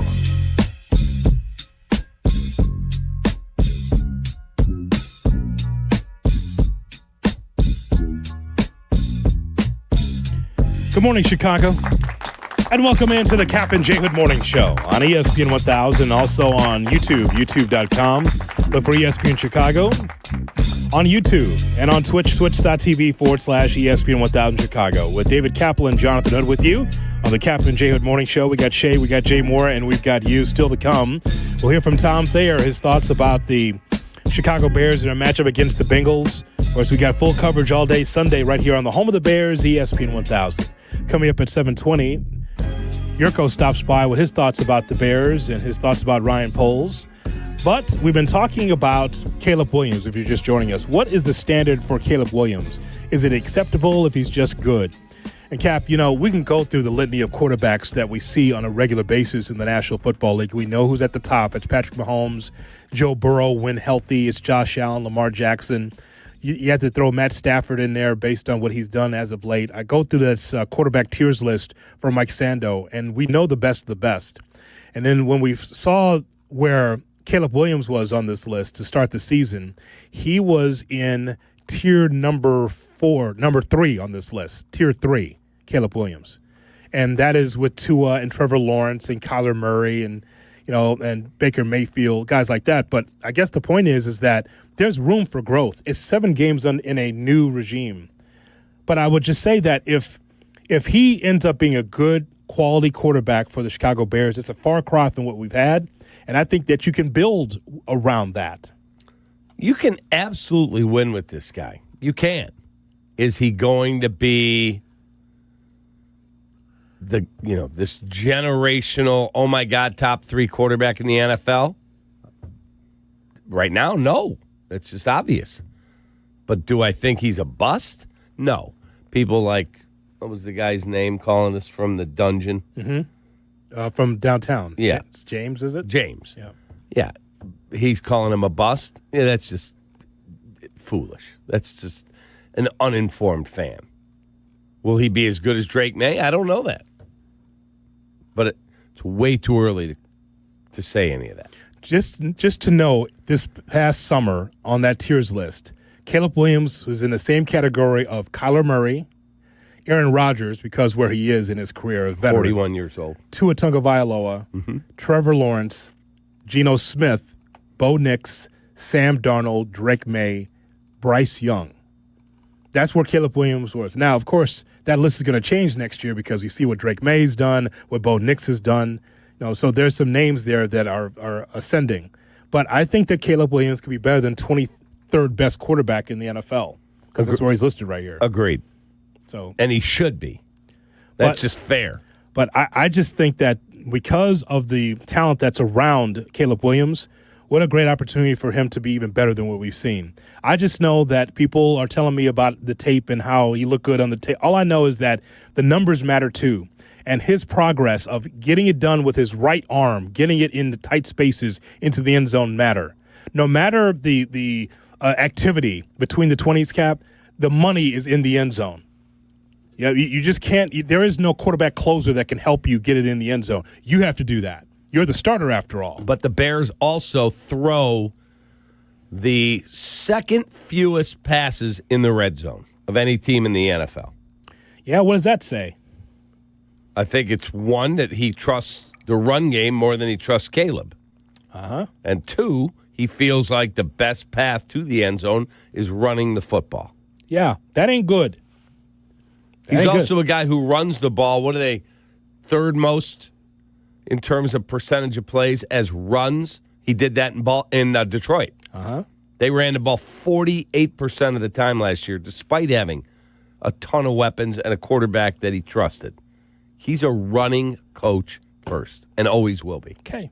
Well, at some point, the quarterback has to be the reason, too. Agreed. You just don't matriculate the ball down the field like, okay, we're at the 20-yard line. There's a force field. I can't get it across into the end zone, so what am I going to do? Totally agree with you. You know? Yeah, I mean, here's the easy answer, just from the couch, okay? Utilize the tight end. Get it to Colston Loveland in the back of the end zone. Let him do what Kmet has done for years around here and be that guy. There's a choice right there. Agreed. The whole show doesn't have to be Caleb and Rome. It's not the Caleb Rome show. It's the Bears show. You have an array of talent. Utilize it. Completely agree. I'd like to see them throw the ball up and let him go up and high point the ball and go get it. We haven't seen any of that yet. Let's go back to the phone lines to talk to you. 312-332-ESPN is our phone number. Joe is in Berwyn on Kap and J Hood. Hey, Joe, good morning. Hey, guys. Good morning. Thanks for taking my call. But, Hoodie, you said it best right there, and that's what I was going to call about. That Caleb, the problem I have with him is that he's way too biased towards Rome. And so you have a talented guy in DJ Moore who I think should be your number one option, and it's frustrating to see Caleb get up there on the podium and tell everyone he made the right throw when we all know he didn't. And so he changed that yesterday. He changed that yesterday. Okay, he did. That's good. But going forward, it's like, what can Ben Johnson, as a coach, do if Caleb is clearly biased towards Rome? So that's my biggest issue about him. He's clearly talented. I hope he goes on to be the greatest quarterback in this franchise history. But it's a real problem, and it's frustrating. So living in the moment is kind of hard. All right, Joe. I don't know if I'd say he's biased. I mean, I think Rome's going to be their number one receiver. I don't think he's biased. But who's the number one receiver now? Who should be the number one receiver now between DJ and Rome? For me, it's Rome. It's Rome Odunze. He's just got to catch the football. Same draft class. They're homies. Can't have these drops. You cannot have these drops. Don't do it. Don't do it. Don't do it. It's itching. I got to scratch it. Oh, my God. I don't think they better than Justin, so. I knew it. I think that got something to do with it. I knew it. That's DJ. I knew it. The back page of the Sun-Times today. On second thought, after insisting he made a good read on ugly INT, Williams now admits he had better options. Nipped it in the butt. So 312-332-ESPN is our phone number. In South Carolina, here is Dennis listening on the ESPN Chicago app. Good morning, Dennis. Dude, don't be Good talking morning, guys. like that. How y'all doing? Good, Dennis. What's How up, are you? Dennis? How you doing, man? Doing great. Listen to you guys every morning. See, I'm on Eastern time, so I look forward to shot or no shot at 9 a.m. And y'all at 8. So we appreciate you. Thank you. But as far as Caleb goes, man, can you imagine Jaden Daniels on this line last year behind the turnstiles we had?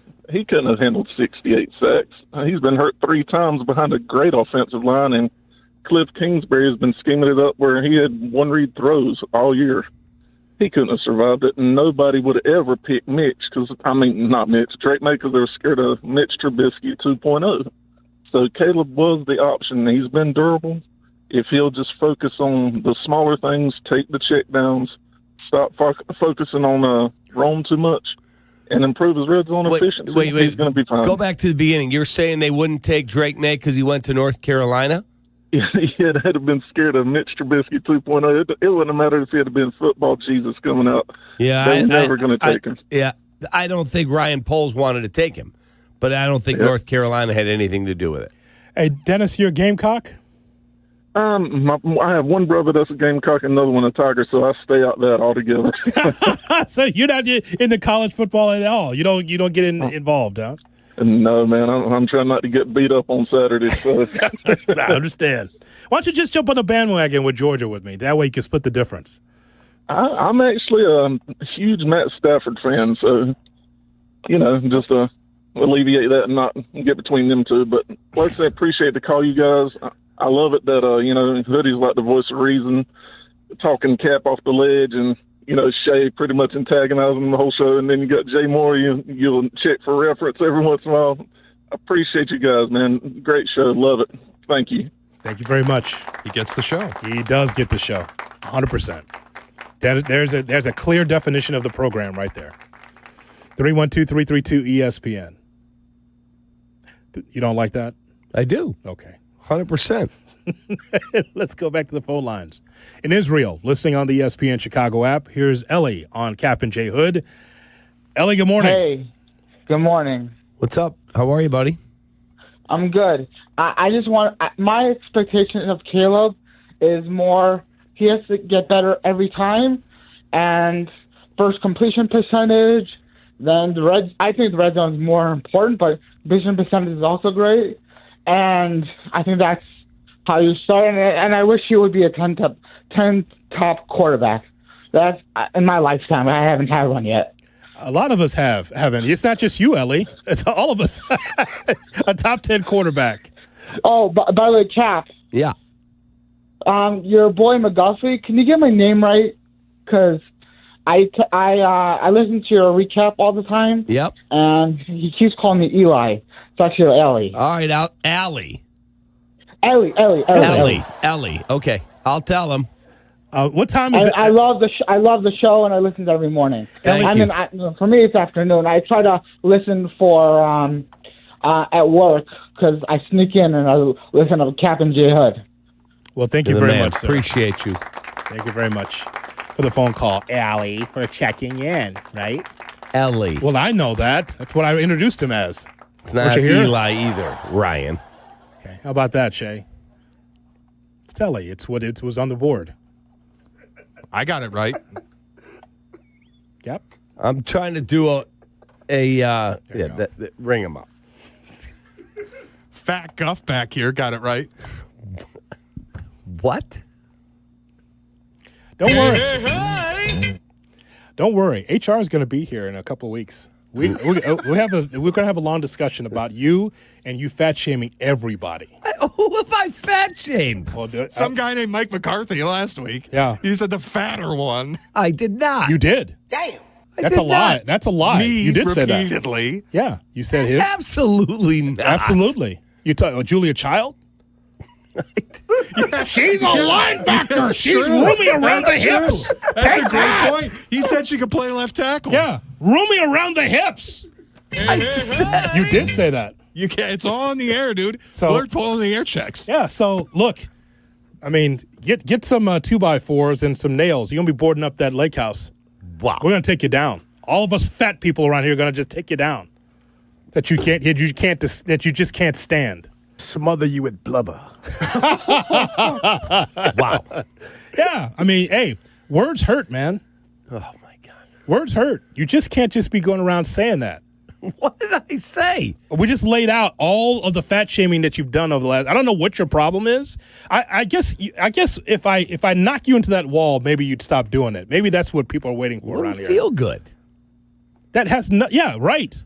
But do you think it feels good when you fat shame people all the time? I did not. I never used that word. I just said Julia Child looked like she could play left tackle. Which is just incorrect. Which is completely incorrect. It's a great take in 1961 when you guys wanted to feel powerful by taking on a woman that's 99 pounds.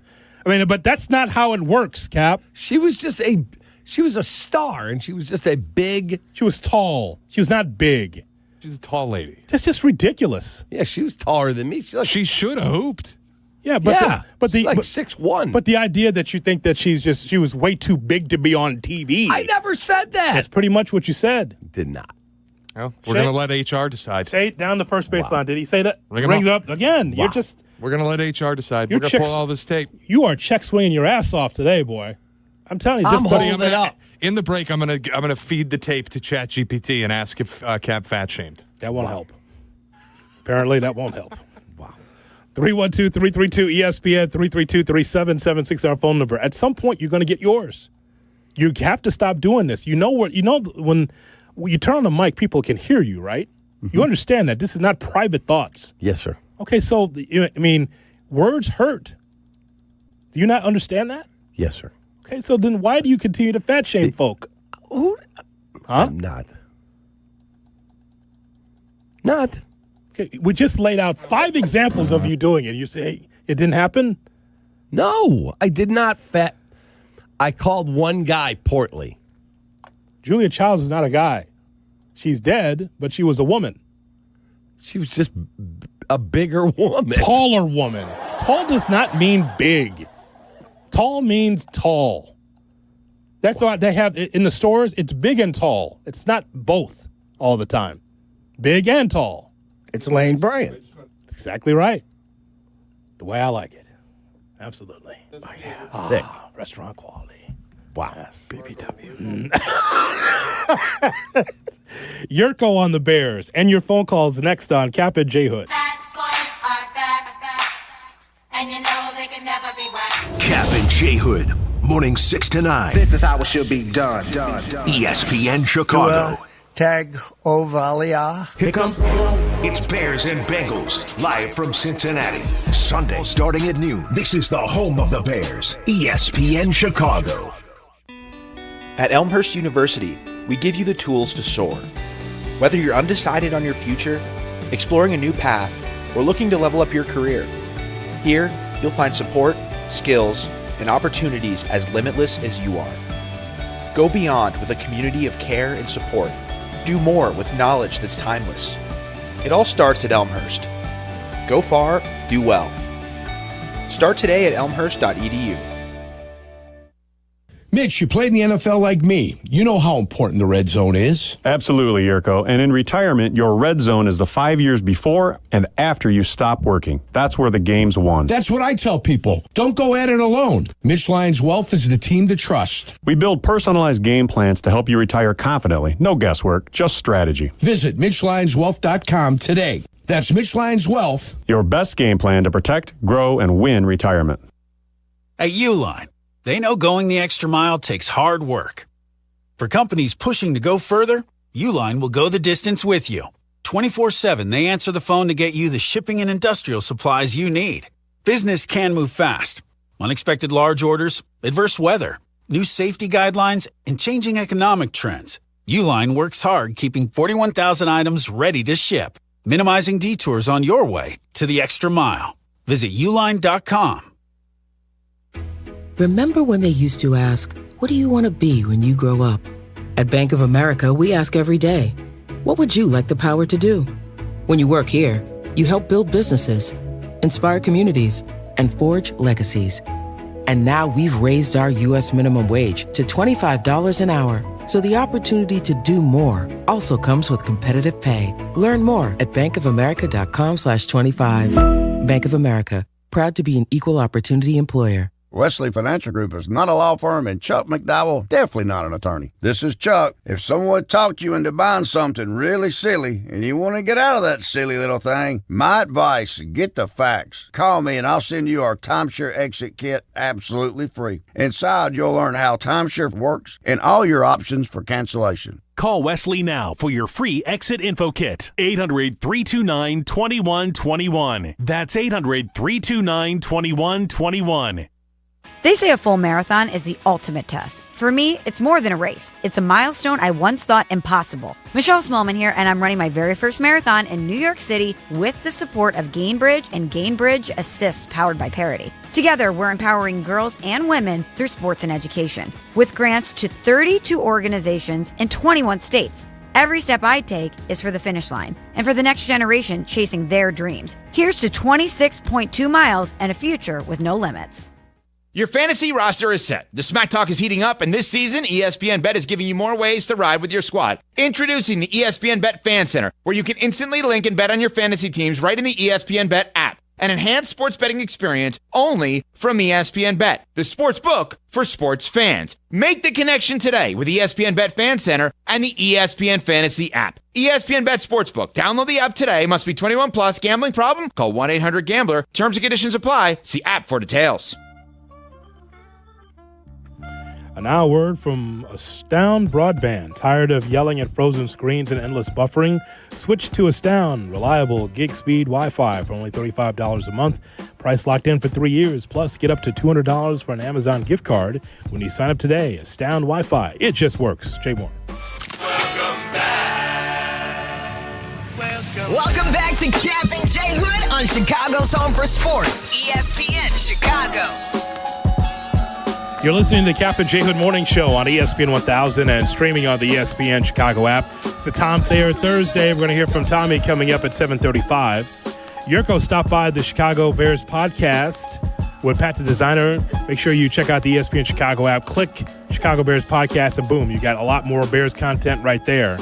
Listen to Yurko talk about what he feels is the worst offseason signing for the Bears. Right now, that looks like it's Ryan Pohl's worst signing of the offseason. You know, everybody thinks I'm critical of Dio. I'm not critical of Dio. I'm understanding crystal clear now exactly what he brings to the table. I watched a little bit of film on him with the Indianapolis Colts. Right. I thought some positional versatility you're going to get with him where he can sneak inside for you. I go at the very least he'll be able to give you a positional flexibility. He's a try-hard guy. He's an effort guy. He's going to run. He's going to get after it. I never see a lack of effort out of Dio. The effort is there. Your dilemma is skill. Yeah. The skill is not there. Yeah. Now, he'll make some plays for you because he's going to be in the way. He's there, so he's going to be in the way. They're going to run into him. It's there. He's robotic. He doesn't have a natural feel for the football game. It's like somebody went out and found a body, and they said, man, you should play football. And it was like, yeah, okay, I'm going to play football. But he just doesn't have an instinctive feel for the game. Right. Here that is in its entirety on the ESPN Chicago app. Just look for the Chicago Bears podcast. That's quite a breakdown of Dio Adingbo by Yurko, just talking about the instinct of being able to play the game. Says he doesn't see it. Yeah, and that's a problem. That was one thing that was one of Yurk's strongest qualities. I didn't zoom in on John before, when he was in the prime of his career, but I've asked Carmen multiple times about Yurko as a player, and he was a wildly intelligent football player. Unbelievable. It's interesting. Like, that's quite the breakdown of, and again, Dio Adingbo, and hearing from Ben Johnson yesterday because he was questioned about it, pretty much saying that he likes what he sees in the run game. But ultimately, you're an end. You've got to be able to get to the quarterback, and he's just never there. Not there enough for the Bears to be effective as a defensive line. Oslo, Norway. Listening on the ESPN Chicago app, here is Ryan on Kap and J Hood. Ryan, good morning. Take that, Danny. Hey, how's it going, guys? What's up, brother?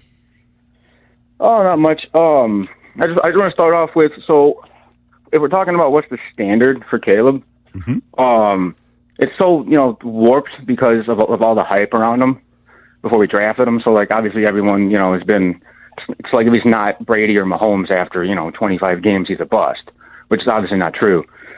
So I was thinking the standard there would be, he's got to eventually show within the next year or two that he has a handle on the offense. He's smart enough to handle what Johnson wants to do. And it just reminded me of yesterday, I came across a video, I think it was Coward, and the title of the video was literally "Why This Year Is Caleb's Last Chance with the Bears and Ben." And I'm thinking, is that not the great? Is it just me? Yeah, that's just stupid. Or is that not completely insane? Ryan, we've seen the ups and downs of the Cowherd volume. Oh, I know. The empire going up and down. His little buddy Jason McIntyre. Let me tell you, Cap and I were talking about Jason McIntyre when he was doing the show solo in for Cowherd, saying that Caleb is going to be benched at the beginning of the season. Correct. That hasn't been reported anywhere at the beginning of the season, right? And so that just when it comes down to, Ryan, you know more than as much as any other Bears fan. It's just that for Caleb Williams, it's just going to take time. We're not saying that he's the bottom, he's not the top, but I think that he's getting used to the Ben Johnson system and what Ben wants. Yeah, and it's going to take at least a year or two. You can't tell me that, obviously it's dumb, but Colin can't tell us that they hired Ben Johnson and paid him what they're paying him for 1 year with Caleb, and then if it doesn't work, that's it. But it's typical Coward, so. Hey, man, have a great day. All right, with the number one show in Norway at 1:27. Wonder if he's going skiing today. 1:27 in the afternoon, 59 degrees. In Oslo? Yeah. How about that? So, I've never been to Norway. we just were there with Ryan. We were. At 1:26 in the afternoon. By the way, Shay, I looked up a few facts about Julia Child. She was a really good basketball player. Born in Pasadena, California, but she had she's 6'2". Yeah. Yeah. I did not know that. I thought she was originally from the East Coast and then had an affinity for French cooking. She grew up in Pasadena, was a basketball player, tried to join the Army, and she was too tall. Or didn't let her in. Or the way you'd say it, too wide to be in the Army. No, she was too tall. Uh-huh. Yes. 6'2".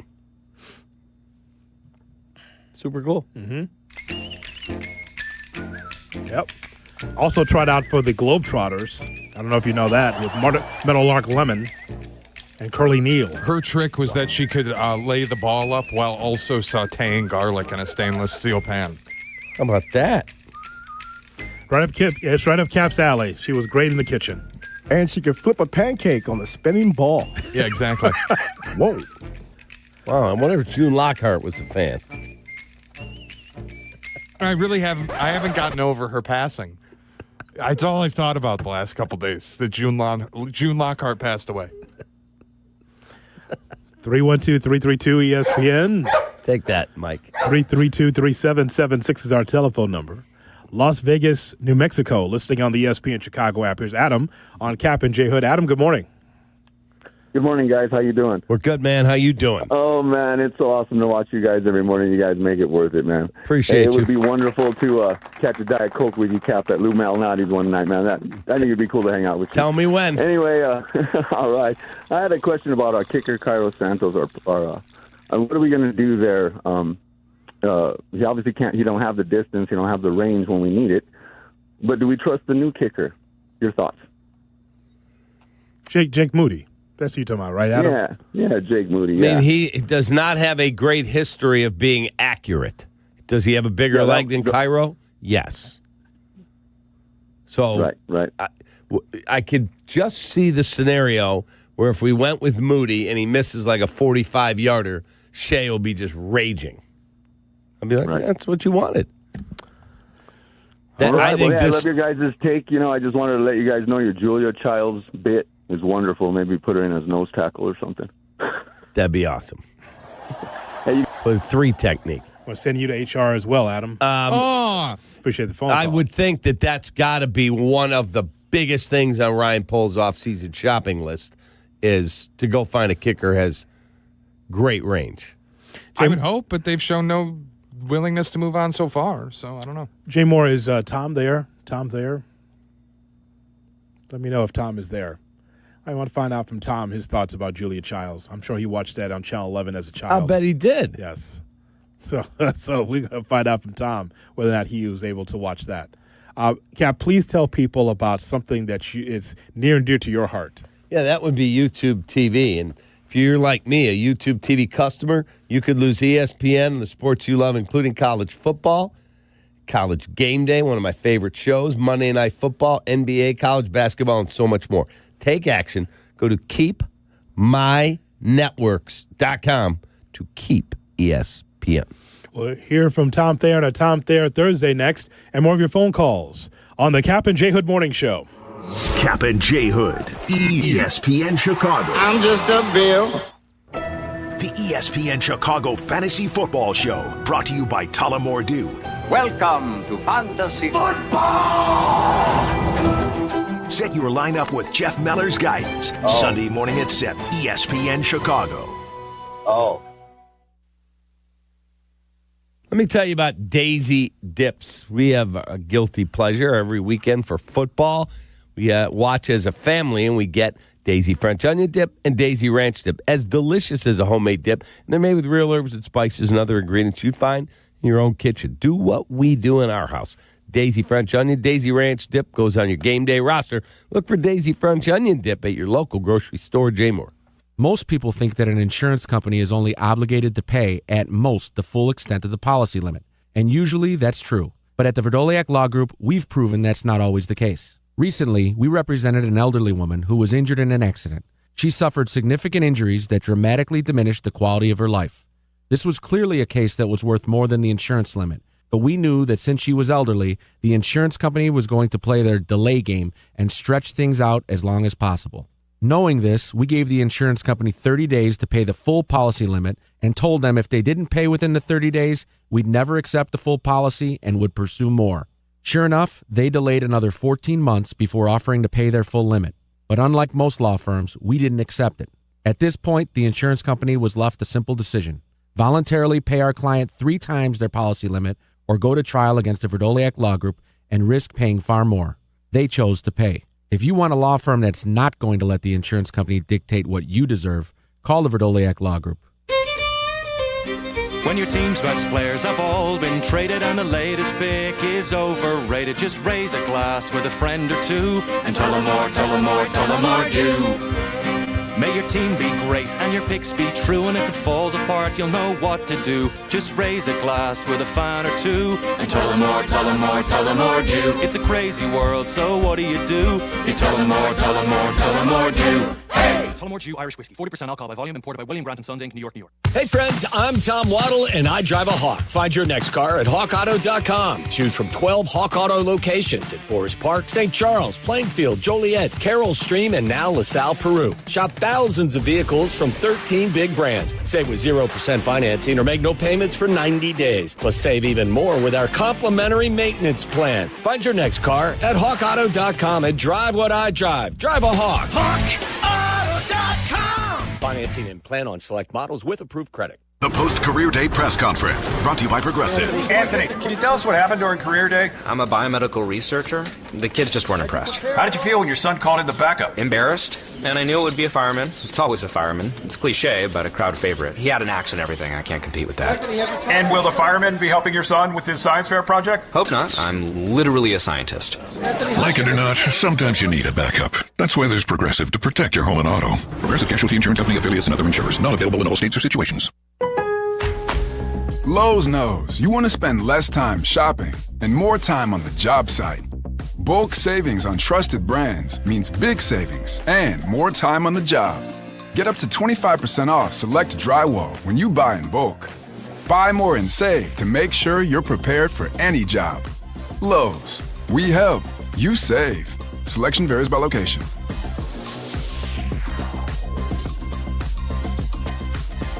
Whether you're building robots, developing award-winning video games, training on medical simulators, or diving into sports communication, Bradley prepares you to change the game. Choose Bradley. Apply today at bradley.edu.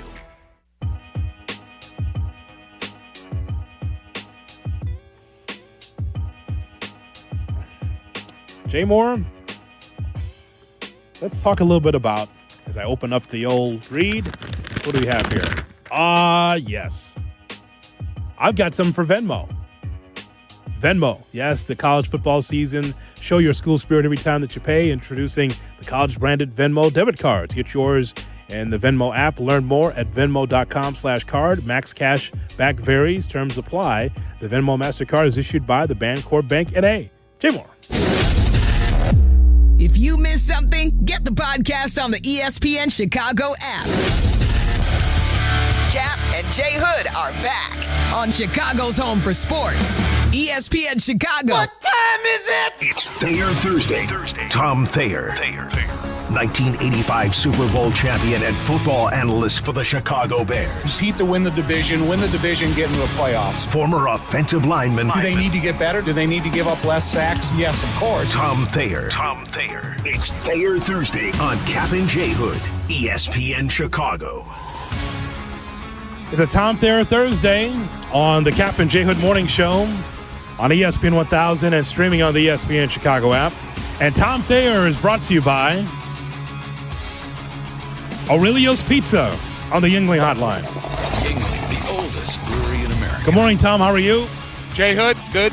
How you doing? Wonderful. Tommy, what's up, my guy? Hi, Cap. How are you? I'm good. So Caleb came out yesterday. Hoodie and I were just discussing this, where he said, yeah, I probably should have checked that interception down. Originally during the week, he said, no, I made the right read. I just didn't make a good enough throw. And Ben Johnson said, no, you take the check down. Next question. What was your takeaway at that moment of the game? He should have thrown it to Monangai underneath. The thing about it is where he set his sights on where he ended up throwing the ball. He held his sight line so long that the defensive back reacted to him. He didn't react to the flight of the football. But when you see Monangai and where he's at and how uncovered he is, it's just a simple throw plus yards inside that fragile territory, that fragile real estate. Just get it to him and fight the next play. And that's part of the learning process of, you have a quarterback that has a lot of confidence in his arm, but then you have the reality of the architect of the offense. And so it's an extremely large teaching moment. And I'm glad that Ben held his ground and didn't fall back and say, oh, yeah, it was a good throw. But it was the real throw was to Monangai. What's your letter grade for Caleb Williams through the first 7 games of the season? I give him a high. I give him a B. I give him a B to a high C plus, just because I still think that we're only in the early stages of him learning this offense, and for any of us to think that we're even close to putting a period at the end of the sentence or a finished product or the paint job's done. That's not the case. You're trying to strip his mind of everything that he was, his mind was infiltrated with last year, and trying to, get in a new system, new terminology. And the thing about Ben, which kind of different than our era, whatever quarterback you want to look at from the past, from Steve Young to Jim McMahon to Phil Simms to Dan Marino, blah, blah, blah. So when we came into the building, probably 40 to 45% of our game planning was repeatable. It was the same as 1 week from the last. Toss 28 was still toss 28. Slant 45 was still slant 45. In week in and week out, we ran it and mostly out of the same formations. Ben is a creator of game planning week to week according to the vulnerability of your opponent. And I think that really is challenging not only to the quarterback in mastering the terminology, but from everybody else learning their specific assignments, landmarks, and designs of the plays. And so I still think that Caleb's process of learning is still months away from being perfected. In terms of what we're seeing from the offensive line, why is it he doesn't trust Caleb? We get to the red zone. Hoodie has been harping on this for a few days, and he's right, that we get to the red zone, we don't score, but we really don't take chances throwing the football. I think we're second in fewest passes inside the red zone. Why is that? Because I think the specificness of the timing for the quarterback throwing the ball in the red zone is so perfect and exact that you got to make sure that during the week that you're putting the game plan together, that when you go out and practice these plays, the quarterback is seeing exactly what you're saying. And because of the window of opportunities in the red zone are so small, that if you feel better about your running game at that point, then maybe that's the way you get into the end zone at this early portion of their careers together. Last week on 3rd and 1, they're in the red zone, and what was it, the 9th play of the game, they're 3rd and 1, and Colston jumps. And instead of getting a first down and then 4 more plays at that part of the field, all of a sudden you're backed up, and now it's 3rd and 6. And then it just they're shooting. It's not only they're not throwing the ball, but they're making mistakes at the most critical time that really affect how you're going to call the next play. Tom, that's not the 86 offensive line, 86 No. Bears offensive line, and ain't Walter back there or even Neal. What I'm saying is that at some point it's got to be on the right arm in a short window for Caleb Williams. Like DeAndre Swift banging it in there to give us a touchdown is awesome, and I think that DeAndre Swift's a fine veteran. But unless the running back room was elite and the offensive line's elite, then I can accept being able to run the football in there in the red zone. But again, Caleb Williams, with the learning process and the maturation of this offense, he's got to be able to get it into the end zone. It's got to be because of him at some point. You're right, but you also need a receiver group that's in there for countless amount of reps. You need 2 tight ends in there that have been there each and every week since the beginning of the season, and we haven't had that yet. Even if you go back and you look at Derrick Henry, both of his plays that he scored touchdowns, the point of attack was on the inside, and he bounced them to the outside. Mm-hmm. So it's not the fact that, even running the ball down there is difficult because the windows are so small and there's so many bodies at the line of scrimmage. I'm with you, J. Hood. I would like to see them, find the 5 passes that Caleb throws best inside the red zone and then run them repeatedly. You can have different formations and you can have different motions, but if he's developed a good relationship with Rome, or if it's Colston and Cole, or even the running back out of the backfield, Monangai is a good receiver, then so be it. But yeah, eventually during the process of, incremental improvements of this offense, they eventually got to condense it down to the red zone. And, even yesterday at the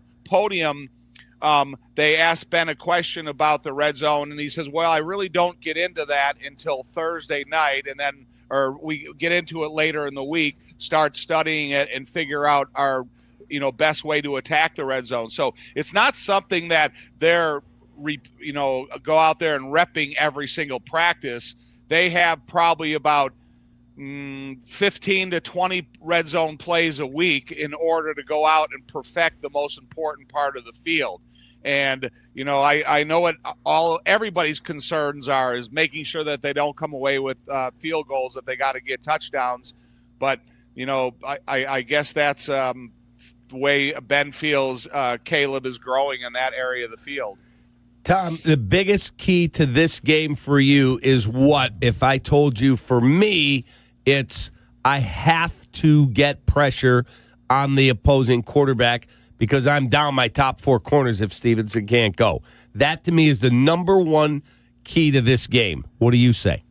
To me, I would like a time-consuming scoring offense. I don't want Flacco on the field. I don't want those guys to have, 8 to 10 drives that are going to result in Joe Flacco. And I don't know what his game time status is going to be since he's got that shoulder issue. But, yeah, obviously, what are you going to get? 7 guys to cover Jamar Chase and then, let the other guys run around the field and, tell Joe to find them. But to me, if you can game plan against a defense that's this vulnerable, then I want a time consumption offense that is going to take time off the clock and result in touchdowns, so you don't give Joe Flacco extended amount of time in order to live on the field. More with Tom on a Tom Thayer Thursday on the Kap and J Hood Morning Show. You're listening to Kap and J Hood on ESPN Chicago. Bears Weekly.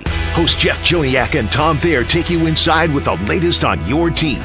The latest news and the best interviews. Bears Weekly, tonight at 6:30 on ESPN Chicago and the ESPN Chicago app. Make your game day a winner with Aurelio's Pizza, Chicagoland's oldest pizza chain since 1959. This is Joe Aurelio inviting you to indulge in our crispy thin crust, signature sauce, 100% real mozzarella, and your favorite premium toppings like our fresh ground Italian sausage. Dine in, carry out, or have it delivered. Visit AureliosPizza.com for the location nearest you. Download the Aurelio's app and start earning rewards today. Aurelio's Pizza. It's a sauce. Is your roof underperforming? Saggy shingles, leaky spots? Sounds like someone needs a little Evandale roofing. They don't just patch things up, they go all the way. Tight, sealed, satisfied. It's the kind of roof that'll have your neighbors going, now that's a roof. Evandale Roofing. They get on top so you don't have to. Call now. Your house deserves it. A certified GAF roofing installer. I'm Chicago personal injury lawyer Jim Morisi. Even when we're careful, other people's negligence can threaten our futures. As one of Illinois' most successful injury firms, winning the most complex personal injury and workers' compensation cases is what we do. Consultations are always free. Visit us at MorisiLongo.com. That's MoriciLongo. Morisi Longo & Associates. We're there when you need us. Football season is back, and Surfside is bringing you your tailgate must-have. There's nothing more refreshing than an ice-cold Surfside to enjoy while you cheer on your home team. Made with real vodka and real brewed tea, Surfside is only 100 calories, 2 grams of sugar, and 0 bubbles. That's right, no carbonation, so it's easy to sip and enjoy. It's not a seltzer, it's Surfside. Ask for it at bars, restaurants, and stores near you. Must be 21. Please drink responsibly. Hey guys, it's Courtney Cronin. Picture this. She opens the box. The light catches the shine inside, but what you really see is her smile. That's the winning moment. That's what Rogers & Hollins delivers. Not just a ring or a necklace or a watch, a moment. A story she'll share every time someone compliments her. For 115 years, Rogers & Hollins has been the jeweler Chicagoland trusts. Because while the world changes, the power of giving jewelry never does. Visit your local Rogers & Hollins or go to fornowandforever.com. Hey, I'm Mike Slater. My dad passed away at the age of 63. It's out of nowhere. Had a stroke. Super hard, obviously, for the whole family, but my dad had life insurance. This is why I have life insurance for my family, for my wife and 4 kids. And the best place to get life insurance is ethos.com because you can do it in 10 minutes. And there's no medical exam and no blood test, just a few health questions. Get life insurance in 10 minutes so your family is protected. Ethos, ETHOS, ethos.com/play. It doesn't matter if you're running drills at the park, playing pickup on a Saturday, or sinking the final putt. When you compete with your friends with Michelob Ultra on the line, competition isn't that friendly. The trash talk, next level, and the stakes, oh, those are crystal clear. With only 95 calories and superior smooth taste, it's the ultimate trophy. Superior is worth playing for. Michelob Ultra, superior light beer. Enjoy responsibly. Copyright 2025, Anheuser-Busch Michelob Ultra Light Beer, St. Louis, Missouri. YouTube TV customers, you could lose ESPN and the sports you love, including college football, college game day, Monday Night Football, NBA, college basketball, and more. Take action. Go to keepmynetworks.com to keep ESPN. Your fantasy roster is set. The Smack Talk is heating up, and the ESPN Bet is giving you more ways to ride with your squad. Introducing the ESPN Bet Fan Center. ESPN Bet Sportsbook. Download the app today. Must be 21 plus. Gambling problem? Call 1-800-GAMBLER. Terms and conditions apply. See app for details. Jay Moore. You're listening to Kap and J Hood. Follow the show on Instagram at The Catman and at IGJHood. This is ESPN Chicago, Chicago's home for sports. I'm there Thursday on the Kap and J Hood Morning Show on ESPN 1000 and streaming on the ESPN Chicago app. Tom Thayer, brought to you by Aurelio's Pizza. It's the sauce. Can't say that. You're not allowed. Mindy's probably in the meeting already. Only guys like me and Tom could talk about it because we're Southside guys. Hey, Tom, did you ever watch Julia Child as a kid?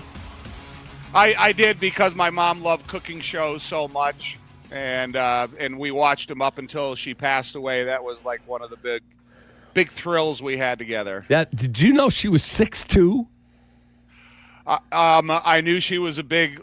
My mom was tall, and I knew that Julia was a big lady. She was. She was not a big lady. She was a tall lady. Firing on me. I said she was big. Tall, yeah, tall lady. See, but this Cap's got a roomy around the hips. That's what he's doing, and that's not right. She's a tall lady. I mean, she could have played, point guard, but the idea that you got her roomy around the hips, like she was knocking pans over with her hips, is not right. My God. That's what you said. If they had the WNBA back in that era, she would have been, a big forward. Oh, no question. I think that's true. Yeah. All right, what concerns you about this matchup on Sunday if our guys come correct, ready to play? I know Flacco can spin it. I know Chase and T. Higgins are good players. I don't see a scenario short of us short-circuiting ourselves that we should lose this game. I agree. I would just hate to see a guy like Chase Brown have a big game because he's the type of guy that is a real determined, strong, lower your shoulder, physical running back. He's a good outlet receiver. He catches screens well. So, who is going to be that check down guy, if Jamar Chase isn't open, 25 times during the course of the game? And, I guess, T. Higgins, he's another guy. He had one catch last week for 44 yards, something like that. So it only takes 1 to 3 big plays during the course of the game to be the swing play in the way that the Bears are winning or losing some of these games. So if you think of what Jamar Chase has been able to do the last couple of weeks of Joe Flacco, and if Joe Flacco is not 100%, I'm kind of worried. What did Browning learn from Joe Flacco that he can incorporate in the way that he would play if he had to go out there and play? But I guess if you look for me, one position segment, it's going to be defensive backs until further notice. And I know that, Kevin Byarder's having an unbelievable season. Jaquan Brisker is playing well. I don't know what the status of Tyreek Stevenson will be by game time, but when you're bringing in guys and, possibly inserting them in a lineup, it leaves me room for concern. Still concerned about the defense, Tommy, is what you just laid out about the secondary. No matter who the quarterback is for Cincinnati, I'm concerned about us being picked apart. Again, I expect to have a turnover, at least one in this game, but I think, once again, the spotlight is on the defensive line. Against Snoop Huntley, the idea that we didn't get enough of a pass rush, not sacks, put that to the side, just to get Huntley uncomfortable in the pocket. Just didn't see enough on the right side, got a little bit on the left side. Just want to know if that's going to get better here in this game.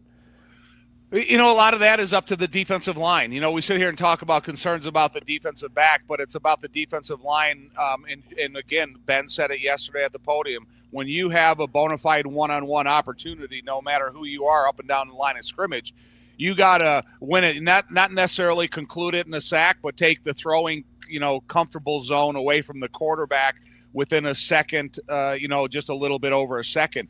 And if you put a 41-year-old quarterback on the run, or even Browning for that matter, and they're kind of thrown off of an interrupted platform, I think that's when you're going to affect their accuracies. So, the defensive line last week, they had, I think, 22 out of the 29 tackles were by 3 guys, and that Dio and Montez and Gervon. So, they have to have that game plus. And then the other guys that are rotating in there, Ford or Grady Jarrett and all these guys, and maybe Austin Booker will be a little spark of outside life to the pass rushing crew. All those group of guys they have a big responsibility of making sure they limit the running game, the escapability of the quarterback on certain coverages, and then, put as much pressure so these guys don't have to cover Jamar Chase for 3.5 to 4.5 seconds per play. When you were playing, did you look at the schedule and go, boy, if we get this one, then we come home and we get that, I got a chance to get that one? Or did you just go, I just worry about the next guy I got to block? First thing I did is I looked up the hot weather games. Because because we play Tampa twice a year, and we'd see, okay, we're playing Tampa at noon in September. It's going to be effing hot. And so that would draw. And then I would look number 2. Okay, do we play Reggie White this year? Okay, there's check mark number 2. So it was, because we are dominating our division at that point, but you still had the great football teams, and where and when you were playing them. That was always, my concern. It was Tampa. You know why? This is a historic thing because Buffon said this. We could not beat a lot of teams, Little John, but we could beat Tampa. That's what. And so if nothing else, you could beat the creamsicle because you knew that was an easy victory. You knew that, Tom. Tell the truth. Oh yeah, no, it did. But the thing about from the guys going out the night before the game, or the heat, because we were going up there one time to play. And they already pre-predicted it's going to be over 100 degrees. The humidity is going to be way up there. And Ditka started yelling at us about it during the week. And he says, hey, he goes, if you guys get tired, raise your hand and I'll get you out of there. And he goes, I'll never put you back in, but I'll get you out of there at that moment. So, just the whole stress and challenge of making sure that you stayed fresh and ready in some of those conditions. Cap, do you remember this in '86? Because we want you to put a log on the fire, Tom. So Bears beat the Bengals 44-7. This is on the road, right? Yeah. 86. Yep. So this is Boomer Esiason. In his prime. 44-7? It's just in front of me. Like the Bears go 4-0 in week 4. Do you remember that game? I remember it because it was brutally hot. It was so freaking hot, and they had that old crappy AstroTurf, the kind that if you fell, it would just burn you. But there was always a rumor that circulated around Cincinnati that Sam Weish would water the field before the game, so the heat and the humidity was so oppressive that it would affect the opponent. And I asked Ken Anderson, the great quarterback from Batavia, Illinois, Augustana, that played a career for Cincinnati, and he says that was just a rumor. And so that was squashed as of yesterday, but I've always believed that was the case. And I just remember that it was so brutally hot. And Ken Anderson told a story that in the fourth quarter, Sam Weish wanted to put him in the game. And so he goes, Ken, I want you to go in the game. And he goes, why? Why are you going to put me in that? And even the opponent's quarterbacks at times didn't want to go into games like that when they knew they were so far behind that you had to throw the ball every play. And the defensive line were just in track stances getting to the quarterback. Thomas Sanders had 2 touchdowns. Walter did not get one. He had to be pissed. Always. I remember that Thomas Sanders, maybe it was Calvin Thomas, when you guys beat the Cowboys 44-0 down in Texas in '85. Was it Calvin Thomas who had just a crunching block? And I think it sprung Dennis Gentry. And Ditka's like, I'm not trying to run the score up. What do you want me to do? Right. That game had, so we played those guys in the preseason that year, and about the third or fourth play of the game, it broke out to an all-out brawl where Randy White ripped off Van Horn's helmet. Or no, he might have been ripped off Bortz's helmet and beat Van Horn with it, or ripped off Van Horn's helmet and beat Bortzy with it. One of the two ways, and he ended up getting kicked out of the game, and that thing just went into, a kind of a preseason game that acted like a regular season game. And then we went down there in the regular season and beat them even worse. As always, Tom, we appreciate your time. Thanks for coming on the show. Anytime. Thanks, you guys. See you, brother. See you guys. Tom Thayer, brought to you by Aurelio's Pizza. It's the sauce on the Yuengling hotline. Yuengling, the oldest brewery in America. We pause now, 10 seconds for stations to identify themselves along the Kap J Hood ESPN Chicago, Roomy Through the Hips Radio Network. Live from State Street in the heart of Chicago, this is the home of the Chicago Bears, ESPN Chicago. And this is Kap J Hood, WMVP, WTBC, HD2, Chicago, a good Karma Brands radio station. Has the excitement of betting turned into worry? Feeling overwhelmed every time you roll the dice? Problem gambling doesn't just affect your wallet. It can impact your health, relationships, and peace of mind. But there's hope. Gateway Foundation is here to help you take back control of your life with personalized treatment options. You don't have to face this alone. Call Gateway Foundation today at 844-444-5780. That's 844-444-5780. Save big on everything for your next project when you shop at Menards. Dynaglow vent-free infrared wall heaters are perfect for supplying indoor supplemental heating. They work with either liquid propane or natural gas and require no electricity to operate, making them perfect for garages, basements, and power outages. View our entire selection of Dynaglow heaters on Menards.com. Plus, you can check our weekly flyer for all the great deals happening this week. Save big money at Menards. Whatever happens today, take it on with a fresh cup of True Brew coffee. Now only $1 with True Rewards. True North Store's True Brew coffee is a hot, flavorful gourmet blend created from coffee beans from around the world. As a free True Rewards member, pick the size that is perfect for you and pay only $1. Don't have the True Rewards mobile app? Find it in the Apple or Google Play Store to download and save instantly. True North Convenience Stores. Fast, friendly, clean.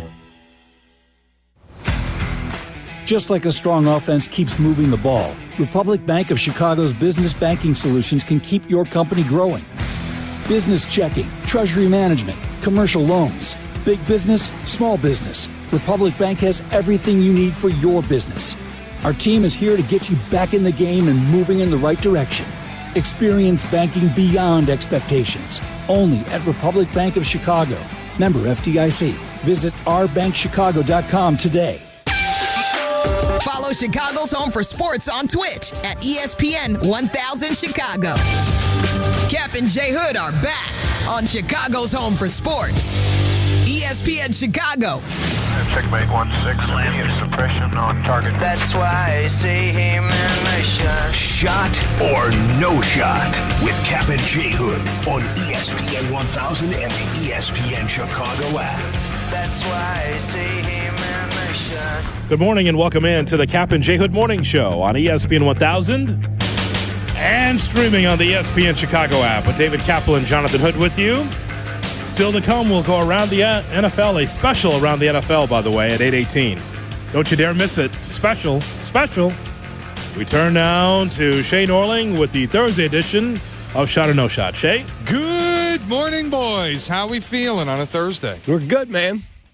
How are you feeling? I'm great. Good. You look good. You look like you're refreshed. Like you got a good night's sleep. This isn't going to bail you out of the HR emails that are being sent. Oh, wow. Does he look slim? He does. Yeah, there you go. See, he knows. He All can right, feel his back up against the wall on this one. He's good. Oh, yeah. HR's coming. We turn now to Shay Norling with the Thursday edition. All right, let's get started with Shot or No Shot. Dennis Allen got an old friend back as the Bears brought in C.J. Gardner-Johnson, who used to be a part of Dennis Allen's defense with the New Orleans Saints. There are some rumors Bears might not be done bringing in Dennis Allen's old friends. Courtney Cronin was in the ESPN trade deadline special this week with teams. Every team could target and players every team could trade away. As the target, Courtney Cronin mentioned Marshawn Lattimore, former Saint and current Commander, as a target for the Bears. Obviously plays corner, was once one of the better corners in the league. It would likely require a loss to the Seahawks this weekend to convince Washington to sell. But shot or no shot, the Bears should try to acquire Marshawn Lattimore at the deadline. What's the price? It wouldn't be much, I don't think. 4th, 5th round pick. I mean, you see what guys are getting moved for now, and especially a player like Lattimore who's older. It's a short-term rental. He just came off one of his best games of the season so far against Kansas City. He was great in that game. He's out of contract after this year? Let me double check. I don't want to take on long-term money, but if I could get him for a 6th round pick. A song. Yeah. Get him for a song, is that's what you're saying? Correct. I understand.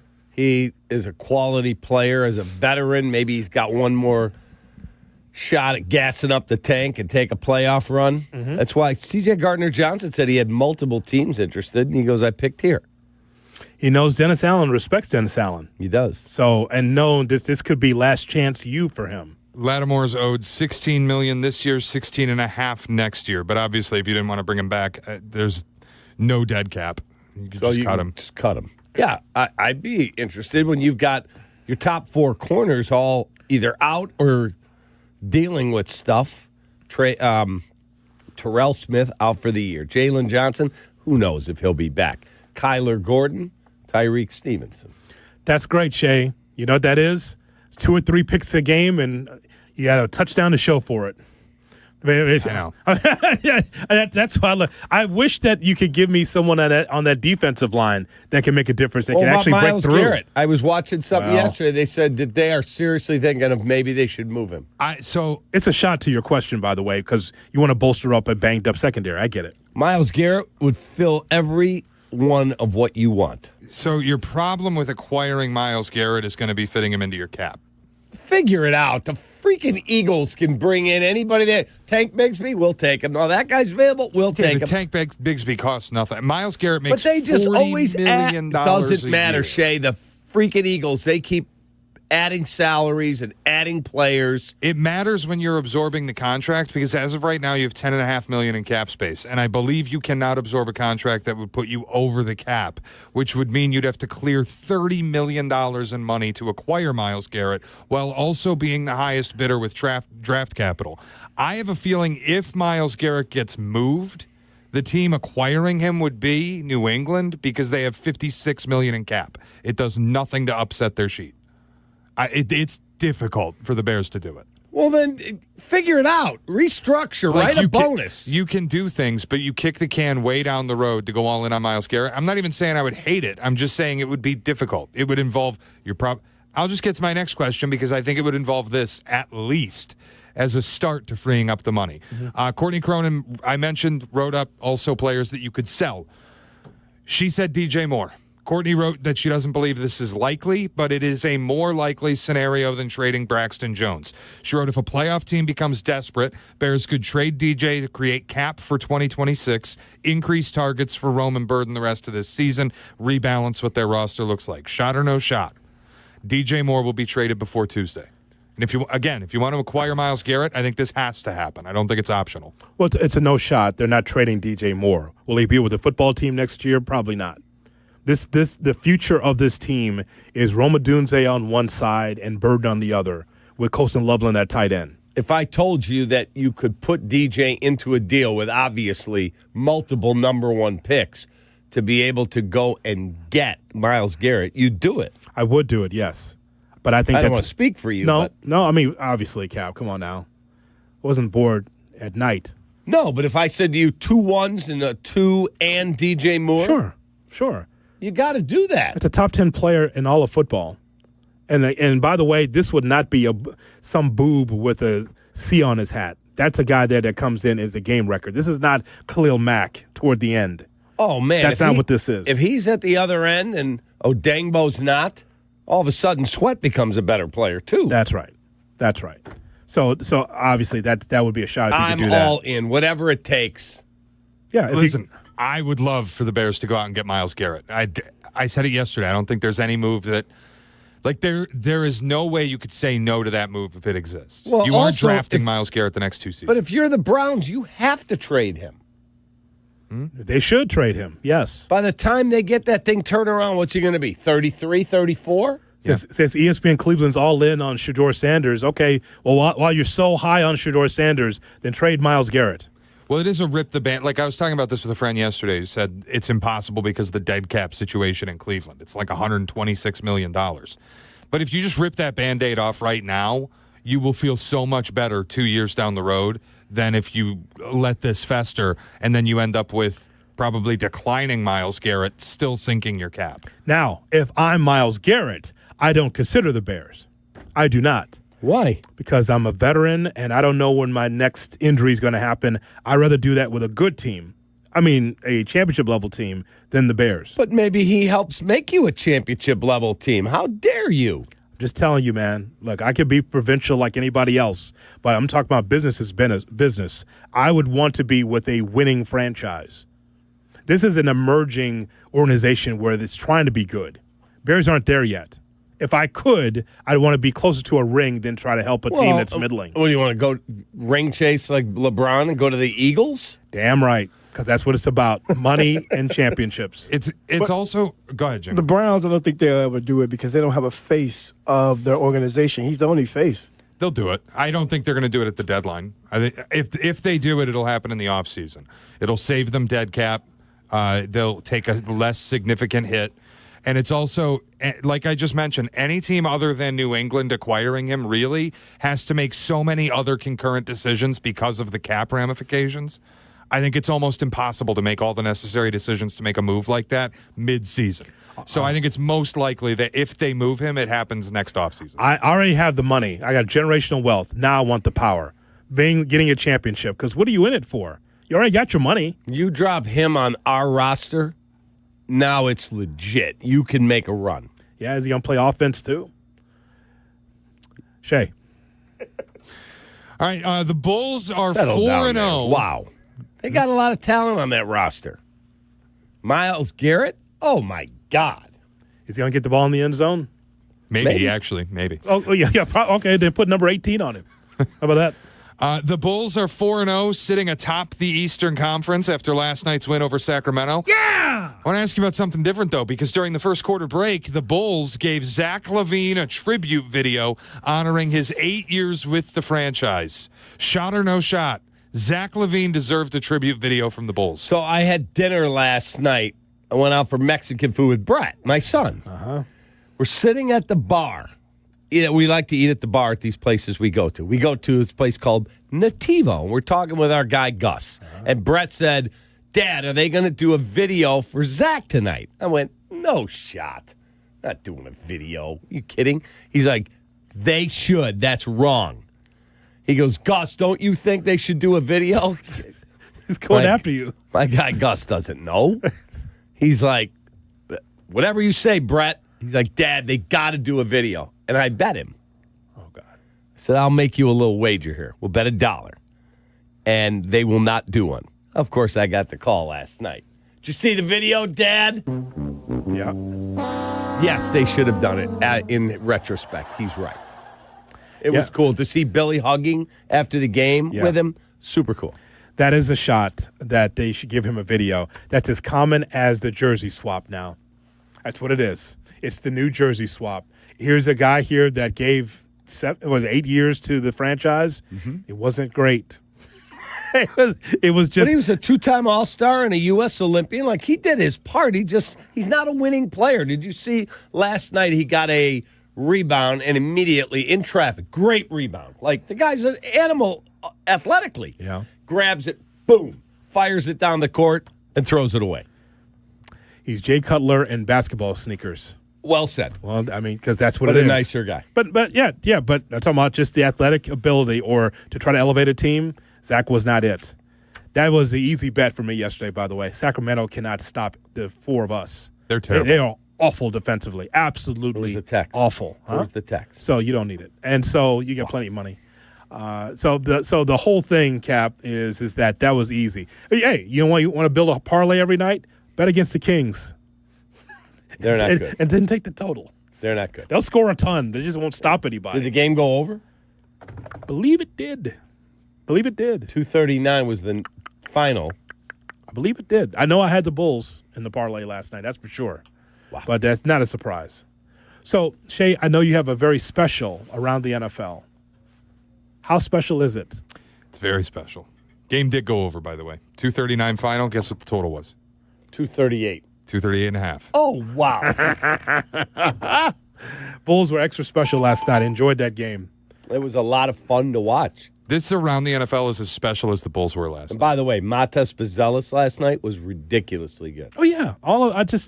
It's what we've been seeing. He's a star, man. Yeah, just holy cow. I'm not saying he is right now. It's like he's arrived, but you get that feeling sometimes, especially in the NBA. You're watching a young player ascend. It feels that way watching Matas. You got six players in double digits. You had a 46-31 rebounding edge, so you got the second chance opportunities, which I love. How about the assists? And then 34 assists on 49 field goals made. It's one of the key stats I look at with a box score is how often did you help your teammate? How many points did you score off of it? How about Vooch? From there, you take a look at Vucevic, who once again walks into the gym with a double-double at 13 and 14. So I just thought what we've been seeing from the Bulls is the ability for him to get the ball, pass the ball from side to side, get the job done. Once again, 3 assists shy of a triple-double again. Yeah, Vooch had 7 assists. He had 9 the other day. What were we screaming about last year? Run the offense through Vucevic. When he spreads the ball, they're a better team. I enjoyed that very much. I know we got a break, but what happens when Kobe White comes back? Well, that goes the other way. Yep, Comes back where? We're 4 Lakers? 5 for 19. All right, coming. Where's Kobe White coming back to? Cleveland? Hey, Jay Moore, I said this yesterday. When the ball moves with the Bulls, when it moves, there is no one guy that's scoring the ball. Everyone's scoring the ball. You got 6 players in double figures. Played really well again yesterday. I've just said Kobe White's going to look good for the Spurs. That works. I'll take Wembanyama. That works. Around the NFL, next on Kap and J Hood. Kap and J Hood, morning 6 to 9, ESPN Chicago. Sunday, the Bears take on the Bengals. Hi, everybody. It's Jeff Joniak along with Tom Thayer and Jason McKee. We bring you the call starting at noon, plus a full day of coverage surrounding the game. From pregame tailgate at 8 to post-game into the evening. This is the place to be on Sundays. Brought to you in part by Hard Rock Casino, Northern Indiana. It's Bears Bengals live from Cincinnati. Kickoff Sunday at noon on the home of the Bears, ESPN Chicago. Excuse me, I just ate an almond. Hey guys, are you craving that legendary Chicago pizzeria taste without the wait or the price tag? Meet Connie's Frozen Pizza. Premium pizzeria-inspired pies from your freezer to your table. Oh, yeah. Born in Connie's restaurants, now in your freezer. Connie's brings that unmistakable flavor that says, I could have gone out, but why? Hosting, dodging cooking, or are you just hungry? The solution is Connie's.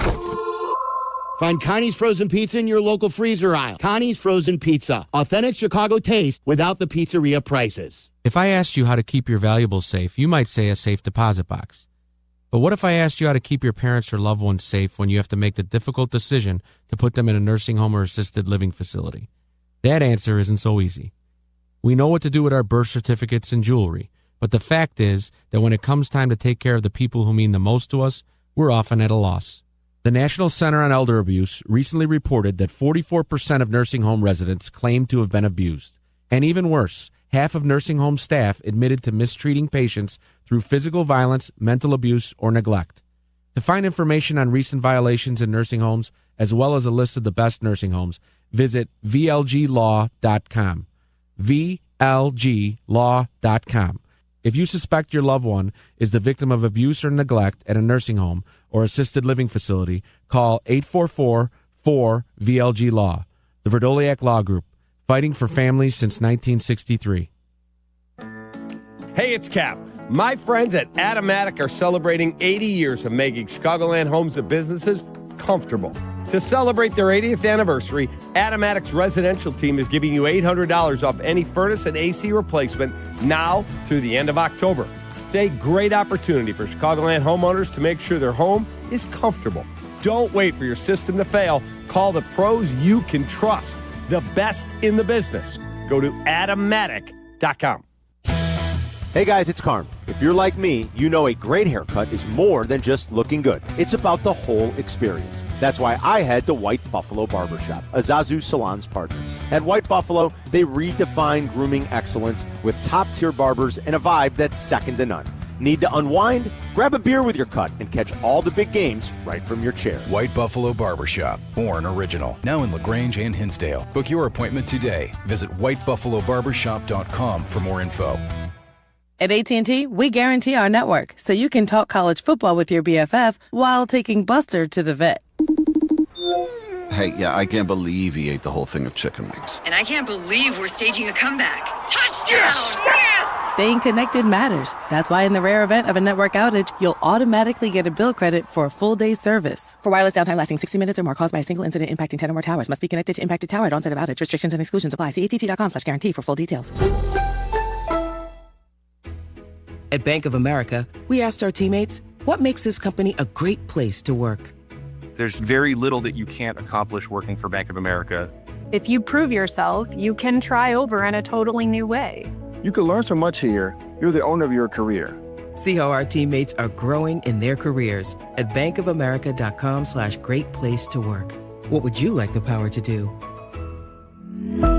Bank of America, proud to be an equal opportunity employer. Guests appearing live on ESPN Chicago. Call in on the Yuengling hotline. Yuengling is in Chicago. After 196 years, you can now enjoy Yuengling Traditional Lager, Light Lager, Golden Pilsner, Black and Tan, and Flight. If you missed something, get the podcast on the ESPN Chicago app. Kap and J Hood are back on Chicago's home for sports. ESPN Chicago. Nick Foles sucks. He sucks. I'm just a fan. I'm not a football evaluator. I love the Green Bay Packers. The guy is drunk, but there he goes. This is not Detroit, man. This is the Super Bowl. I want winners. He starts to come and then he pulls out. This is a really thickly built guy. I mean, what's the answer you're looking for on these things here? It's time to go around the NFL on the Kap J Hood Morning Show on ESPN 1000 and streaming on the ESPN Chicago app. Here's Shay Norling. Shay? All right, we have a special edition hoodie of Around the NFL today. Typically on Thursday, we build storylines for the week, but we're doing something different today because we have hit the midway point of the NFL season, which means it is time for elite, borderline elite, fine, placeholder, or bum. The midseason quarterback rankings. Oh, boy. Oh, no, wait a minute now. Hang on. Just getting the throat ready. You're getting on me for fat shaming. Can we not use the word bum? No. So I have. Oh, my God. I have not set my rankings yet. I figure we will do these together. We're going to go through the NFL landscape and rapid fire assign quarterbacks. Okay, well. Where they fit in this ranking, Okay. in this hierarchy. Just want to make sure. Bum is it okay? Neck, and then what's that? Bum, which is they can't play. Yep. That is the last one. Placeholder, which is you will move on when you can. Okay. Fine, which is at the absolute ceiling. You could win with them, but you will not win because of them. They are perfectly regular, and you would move on if you could. Borderline elite, mostly very good with one or two significant flaws. Belief that in a perfect environment they could lead you to a championship.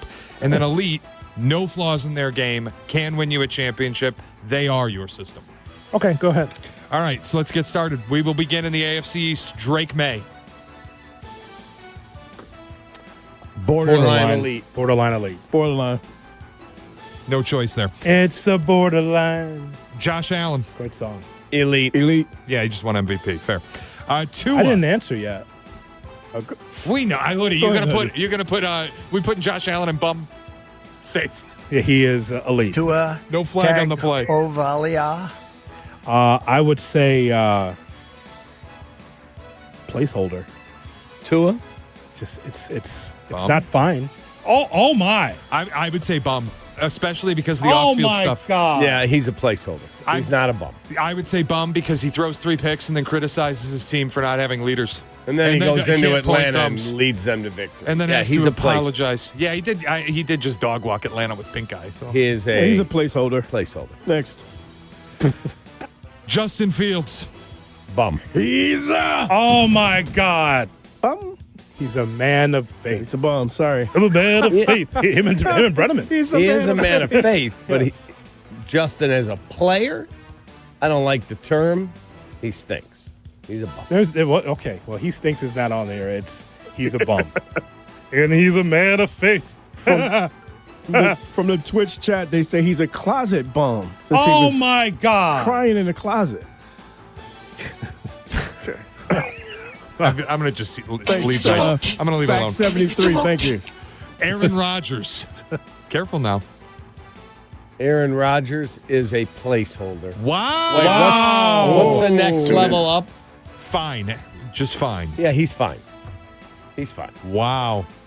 He's not Aaron of 8 years ago. He's not elite anymore. My gut reaction was also placeholder because you're going to be forced to move on. But I would say close to placeholder, but placeholder because he's not going to be with the Steelers next year. yeah, I think that's where I'm at with it. Like he's not going to be their quarterback. I don't know about that. What do you mean? I don't think they're going to win a He said Super Bowl. He's not closing the door to playing another year. Okay, he's just not. Boy, he's so much like Favre every day. Outside of the ripping people off in Mississippi. Yeah, he's fine. He's in between He's fine. and placeholder. He's right. There is no that in pocket. between, Jay Moore. All right, One or then, the he's other. fine. He's fine. All right, there we go. Placeholder. What do we do with the Bengals? Should we list Joe Burrow or should we list Joe Flacco or should we list Jake Browning? 'Cause I don't know who's playing this weekend. So Joe Burrow is Elite. Joe Flacco is a placeholder. Jake Browning, bum. Well said. Well said. That was beautiful. We'll move on. Lamar Jackson. Wow. Elite. Lamar Jackson? Elite. He won 2 MVPs. All right. Regular season elite. Go ahead and say it. Go ahead and say it. He's borderline. He's elite light.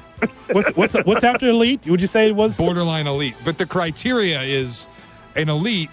They will win you a title. Borderline elite. They in a perfect environment they can lead you to a title. But if he's only elite in the regular season, should he be like a diet elite? And I know I hate Lamar more than most people. I shouldn't use the word hate. I don't hate Lamar. But I have the little game Lamar thing. He consistently loses when he goes up against defensive coordinators who tell him he's got to be a quarterback. I would lean a little towards the borderline here, but I think it's difficult. God. If you put Josh Allen in elite, I think you have to put Lamar in elite because they both run up against the same amount. He's won 2 MVPs, and then some. It's just my voters. He would have won a third last year. It's just my own bias where I will believe it when I see it. Can he beat a team or an elite defensive coordinator in the playoffs? I haven't seen it yet. Bill Polian, now the executive producer of the show. He didn't put him at receiver. He's not saying that. At least Bill Polian's skinny. All right, let's keep it moving. Oh, my God. Actually, no. Whatever. Oh, notice his waistline, too, huh? My God. Dylan Gabriel. Cleveland? Yeah, we're at Cleveland. You want to list Dylan Gabriel, Shadur Sanders? They might go in the same spot. Incomplete. I can't give you that. He's a bum. I like incomplete. I like that. Bum. I like what Hoodie said. All right. More insulting, more better. Bum. Indianapolis Colts, Daniel Jones. Uh-oh. What's above placeholder? Fine. He's fine. I would agree with you. Borderline. He's fine. He's on his way. So you telling me Daniel Jones is better, is the same as Aaron Rodgers? You don't think he's a little bit better, better this season? Aaron Rodgers doesn't look good in that penis uniform that he's wearing. That golden penis uniform. I got them about the same. Like a bumblebee. I think it's fair to say they're about the same. About the same. All right, let's roll. We'll go with 5. Boy, isn't that something? Isn't that a mouthful? Aaron Rodgers and Daniel Jones the same? Right. Yeah. Huh. Well, if it were 10 years ago, it'd be a different story. Right, but if you're Mike Tomlin, armed with the knowledge you have today, would you have signed Daniel Jones in the offseason and not Favre? I mean, not Rodgers. If Shane Steichen were calling my offense, sure. I mean, there's an underlying analytic I could get to with Mike Tomlin, which is why I think the Steelers are not going to go very far, which is, of all the teams that, like, ranking the teams that go for it on fourth down when they should, the Steelers have gotten it right 0% of the time. He's terrible at fourth down decisions. It's just too old school. Sucks. Well, let me just tell you this. If Daniel Jones was the quarterback of the Steelers, you don't have to worry about next year. Say if you had a good year. That's what I'm saying. You wouldn't have to worry about it That would at least be true. Yeah. Will they be 7-1? Who? The Steelers. No. Jones. No. Not with that defense. Absolutely not. All right, Trevor Lawrence. He's a placeholder. No, he's fine. No, he's not fine. He's fine. No, he's not. He's a bum to me. No. Oh my. A bum? Yeah, he had a lot of chances, man. You know when he was above a placeholder? Clemson. There you go. Wow. Hey man, it's not his fault. Urban Meyer screwed him up. How about that? Fair. And then after that, his coach? The old Philly coach? Doug Peterson. Doug Peterson? Yeah, thank you. That's all. So no, I think that Shay and I decided it was a Press Taylor issue. But yes. Well, look, we decided in the summer, like, what do we do with our hands when it comes to Trevor Lawrence? What do we do? It's just not there. He's just not going to get over that hump. At least from my eyes, not getting over the hump. Next. Speaking of not his fault, C.J. Stroud. It's fine. Fine. C.J. Stroud is fine. Okay. I'm fine with that. The brother. Cam Ward. The brother. He's ass. No, I'm just kidding. He actually said this. I'm putting him in bum. Jay Moore, that's a great answer. I'm putting him in bum. He is ass. Cam Ward is. If we keeping a book right now, we ass. He's talented, but bum. He's not a bum. Bo Nix. Oh my! He's not a. Well, what do you have him? He's fine. He's fine. Bo Nix. He's fine. Oh, Nix. Bo throws picks, as Charlie calls him. I like that. He's fine. Well, he's on his way, man. I'll tell you that. He's on his way. Bo Nix. It's fine with a capital F. That's all fair. I take that. That's fair. Right now, we only have one borderline elite. I think somebody's about to join him. Justin Herbert. Borderline elite. He's fine. Wow. Borderline elite for me. Cody getting back to the college take. I almost it's fine. I would say borderline elite, but what? For Herbert? Yeah. He's watching the games? He's a top 10 quarterback. And part of it is how bad the quarterback position is. Yeah, The playoff performances stink out loud. But he's better than fine. I mean, you would not move on from Justin Herbert. Like the fine category, the criteria includes you would move on if you could. There's no team in football that would move on from Justin Herbert willingly. Yeah, well, Brother. he's fine to me. He lost me $24,000 Oh, wow. 2.5 years ago. Killed a parlay. Wow. Yeah, Oh, wow. I would have won that money. Not bitter at all. Patrick Mahomes, what do we think, bum? Super elite. Yeah. Yeah. GOAT status incoming. Geno Smith, can we all say bum, please? Please. Please. I Placeholder. beg everybody, bum, please. Placeholder. Bum. He's a bum. Oh, my God. Thank you, Cap. He stinks. That guy's horrible. Brother. That's how they do us. See that? How many black bums do you have there? 4 for 4. All of you. Oh, my God. All of you. Look at it. My Hold on, God. hold on. Joe Bushbaum over there. Hold Look on. at him. Hold on, Yeah, hold on. look at him. Hold on. Bushbaum. Hold on. He kept Hoodie, the brothers down. Hoodie, wait. It's unbelievable. They should all be receivers, right? Hoodie, wait. I got 2. Or running I back. got Unbelievable. I got Damn it. J.J. McCarthy. Oh, well, ran to follow the law. Right now, he's a placeholder. Oh, I was trying to loft one. Wait a minute. I was trying to loft the one. There is a race war on this show right now. Cam Ward's a bum. I didn't say J.J. McCarthy. No. That was the declaration. Bum. Did he not say it? Down the third base You said line. bum, right? You called No. Cam Ward, I said, was fine. J.J. McCarthy, he's on his way. Take that. Hold on. I was trying so hard Unbelievable. to lob I a said softball. Cam Ward. You are a son of a bitch. How dare you do that? Unbelievable. I tried so hard to launch a white bum. Hold on. And we just couldn't do it. Hold on a minute. That ain't right. Who are you talking to, me or him? I'm talking to J.J. McCarthy's a what? Wait. I said he's a placeholder right now. I got another option. He's played 2 games. Kirk Cousins. African-American quarterbacks. Well, I mean, there you go. I said on Cam Ward he was fine. I said he's fine. Jay Moore said he's ass. Kirk Wasn't me. Cousins. Kirk Cousins. He's a bum. Thank you. All right, we have one. He's done. Okay. We're good now. Welcome to the bum club, Kirk. Yeah. My God. So Thank you, JJ's Jesse. played. He's not even played 2 full games. And we're already going to anoint him something. But Cam Ward in his first year with a terrible I gave him team, fine. he said bum over there. Who did? Shay? Yes. Jay Moore said he was ass. Jay Moore led the charge. That's his quote. That's I was quoting the quote. Yes. Yeah, I got him fine. But this guy here, J.J. McCarthy, is what? From the Twitch chat, J.J. Bumcarthy. Yeah, bum. Bumcarthy. I was trying to get one in there because you brought it up. I mean, It's 4 for 4, it brothers. is- The bum it category. is. I mean, it's unbelievable. I like JJ more than everybody else. I think he could turn into a decent quarterback. better, I do. Better than Cam Ward? No. Cam Ward's a better player. But I gave him fine. I was the only one that came to the brothers' rescue. Everyone else is all over him. Love the brother next to you. Well, we're trying. But he's got 4 in the bum category. Christ. We have not overcome. we clearly.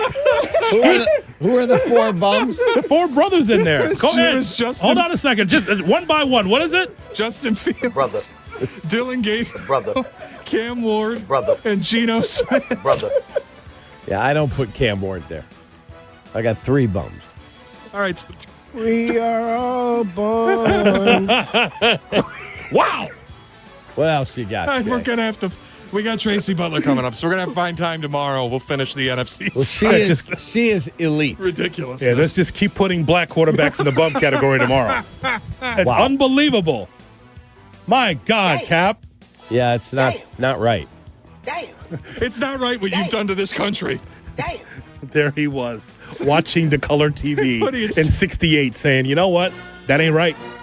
It ain't That's right. That's what he did. It's Tim Robinson in the show. He's wearing the hot dog suit. We're all looking for the guy who did this. That ain't right. Cam Ward's going to be a good player. Oh, he gets man. a coach in there. Just dumping black quarterbacks in the bum category. My God. It's all deserved. All right, coming up, Tracy Butler with the latest on the weather. Jake Browning, bum. Shay? Fair. You know what? Fair. Jake Browning, Kirk Cousins, J.J. McCarthy. He has them fine.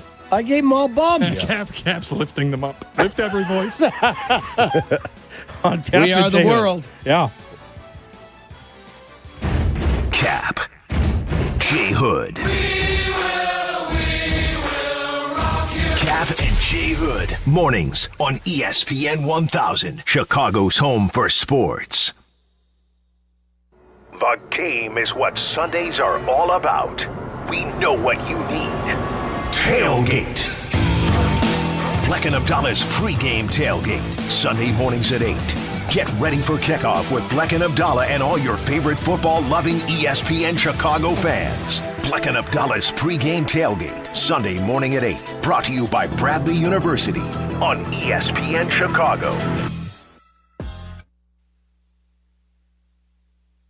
Folks, one of our guilty pleasures in the Kaplan household is during the football season especially, we eat dips with chips, wings, and veggies while watching the big games. That means Daisy French onion dip and Daisy ranch dip. These are as delicious as a homemade dip, and they're made with real herbs and spices and other ingredients you'd find in your very own kitchen. So do what I do. Put Daisy French onion dip, Daisy ranch dip on your game day roster. Look for Daisy dips at your local grocery store. Jay Moore. At People's Bank, earning $400 cash has never been easier. Open a new checking account online, complete a few simple steps, and they'll deposit $400 right into your account. Move towards your goals faster with the checking account that fits your life. $400 cash incentive is available to new checking account customers who open an eligible account online, enroll in e-statements, and receive qualifying direct deposits totaling $1,000 or more within 90 days. Limited to one account per customer. Other terms and conditions apply. Visit ibankpeoples.com/new/checking/account/offer for details. Member FDIC. Hey, it's your friend Tom Waddle. And as you well know, I wasn't the biggest or fastest guy on the field, but I did make a career out of being prepared, paying attention, and never letting defenses catch me off guard. And that's the same way Trend Micro protects businesses. With AI-powered proactive security, they see threats before they happen, and they shut them down fast. In football and in business, it's not about size, it's about smarts. Trend Micro is the smart defense trusted by enterprises worldwide. Your business works too hard to get blindsided. Go to trendmicro.com today. At Postman Law, they're used to winning. And after an injury, you could use a win. With more than $3 billion won for their clients, they know how to deliver fast. Car crash, work injury, serious accident, Postman Law makes it simple. Speed, ease, results. Because when the game's on the line, you need a team that knows how to finish strong. Call 844-POSTMAN or visit postmanlaw.com to get started. Others promise. Postman delivers. This is attorney advertising. Whatever happens today, plan to conquer it with a fresh cup of True Brew coffee. True North Convenience Store's True Brew coffee is a hot, flavorful gourmet blend created with coffee beans from around the world. This brew is truly perfect for any time of the day. During October and November, enter for a chance to win free coffee for a year. Check the True Rewards app for details or find the mobile app in your favorite app store. Offer valid 10/7 through 12/1. True North Convenience Stores. Fast, friendly, clean. Actual price will depend on product and subscription plan. Featured products are compounded drug products, which the FDA does not approve or verify for safety, effectiveness, or quality. Prescription products require an online consultation with a healthcare provider who will determine if appropriate. See website for details, restrictions, and important safety information. Want a boost in and out of the bedroom? Hims has you covered. Introducing a new 2-in-1 approach to level up your game. Tadalafil for better bedroom performance and zinc for testosterone support. Put it all together and you've got what you need to turn things all the way up. Getting started is simple. Just go to hims.com/joy to start your free online visit. Through Hims, you can access ED treatments including pills, chews, and more. 100% online. No office visits, no pharmacy lines. Just fill out a simple intake form and a licensed medical provider will determine if treatment's right for you. If prescribed, it ships free and discreetly to your door. Find affordable treatment options at up to 95% less than brand names at hims.com/joy. That's hims.com/joy, HIMS.com/JOY. YouTube TV customers, you could lose ESPN and the sports you love, including college football, college game day, Monday Night Football, NBA, college basketball, and more. Take action. Go to keepmynetworks.com to keep ESPN. The ones that love flavor, the flavor fanatics, sour apple 5-hour energy shots, they don't mess around. They bring the bite. Tart, tangy, and packed with tasty caffeine. This little 2-ounce bottle punches above its weight. Think about all those bold flavors, 17 of them, as a matter of fact. Pick one up in store or stock up online at 5hourenergy.com or on Amazon today. J-Boy. You're listening to Kap and J Hood. Follow the show on Instagram at The Catman and at IGJHood. This is ESPN Chicago, Chicago's home for sports. Let's go to the newsroom. ABC 7 Eyewitness News. Tracy Butler, meteorologist, is with us to talk to us about the weather and this great weekend that we're going to have. Good morning, Tracy. How are you? Good morning, gentlemen. Thank you for the applause. That's always lovely. Tracy, before we start about Chicago, tell us what's happening in Jamaica that you've seen on your patterns. One thing that has really been amazing to me, and there will still be a lot of evaluating to do, of course, I have not heard of any deaths with the passage. Which is amazing. It's when amazing. You think about how they said it's the worst storm ever. So you have to go back to 1988, which was Hurricane Gilbert, to have had the last major hurricane that actually hit Jamaica. When you look at the statistics from Hurricane Melissa, it ranks as in the top 3 of all-time strongest hurricanes. Like, what are the top 3? Katrina? Can you believe when you look at the pressure reading, how low the pressure got within the storm? So with Melissa, it got down to 892 millibars.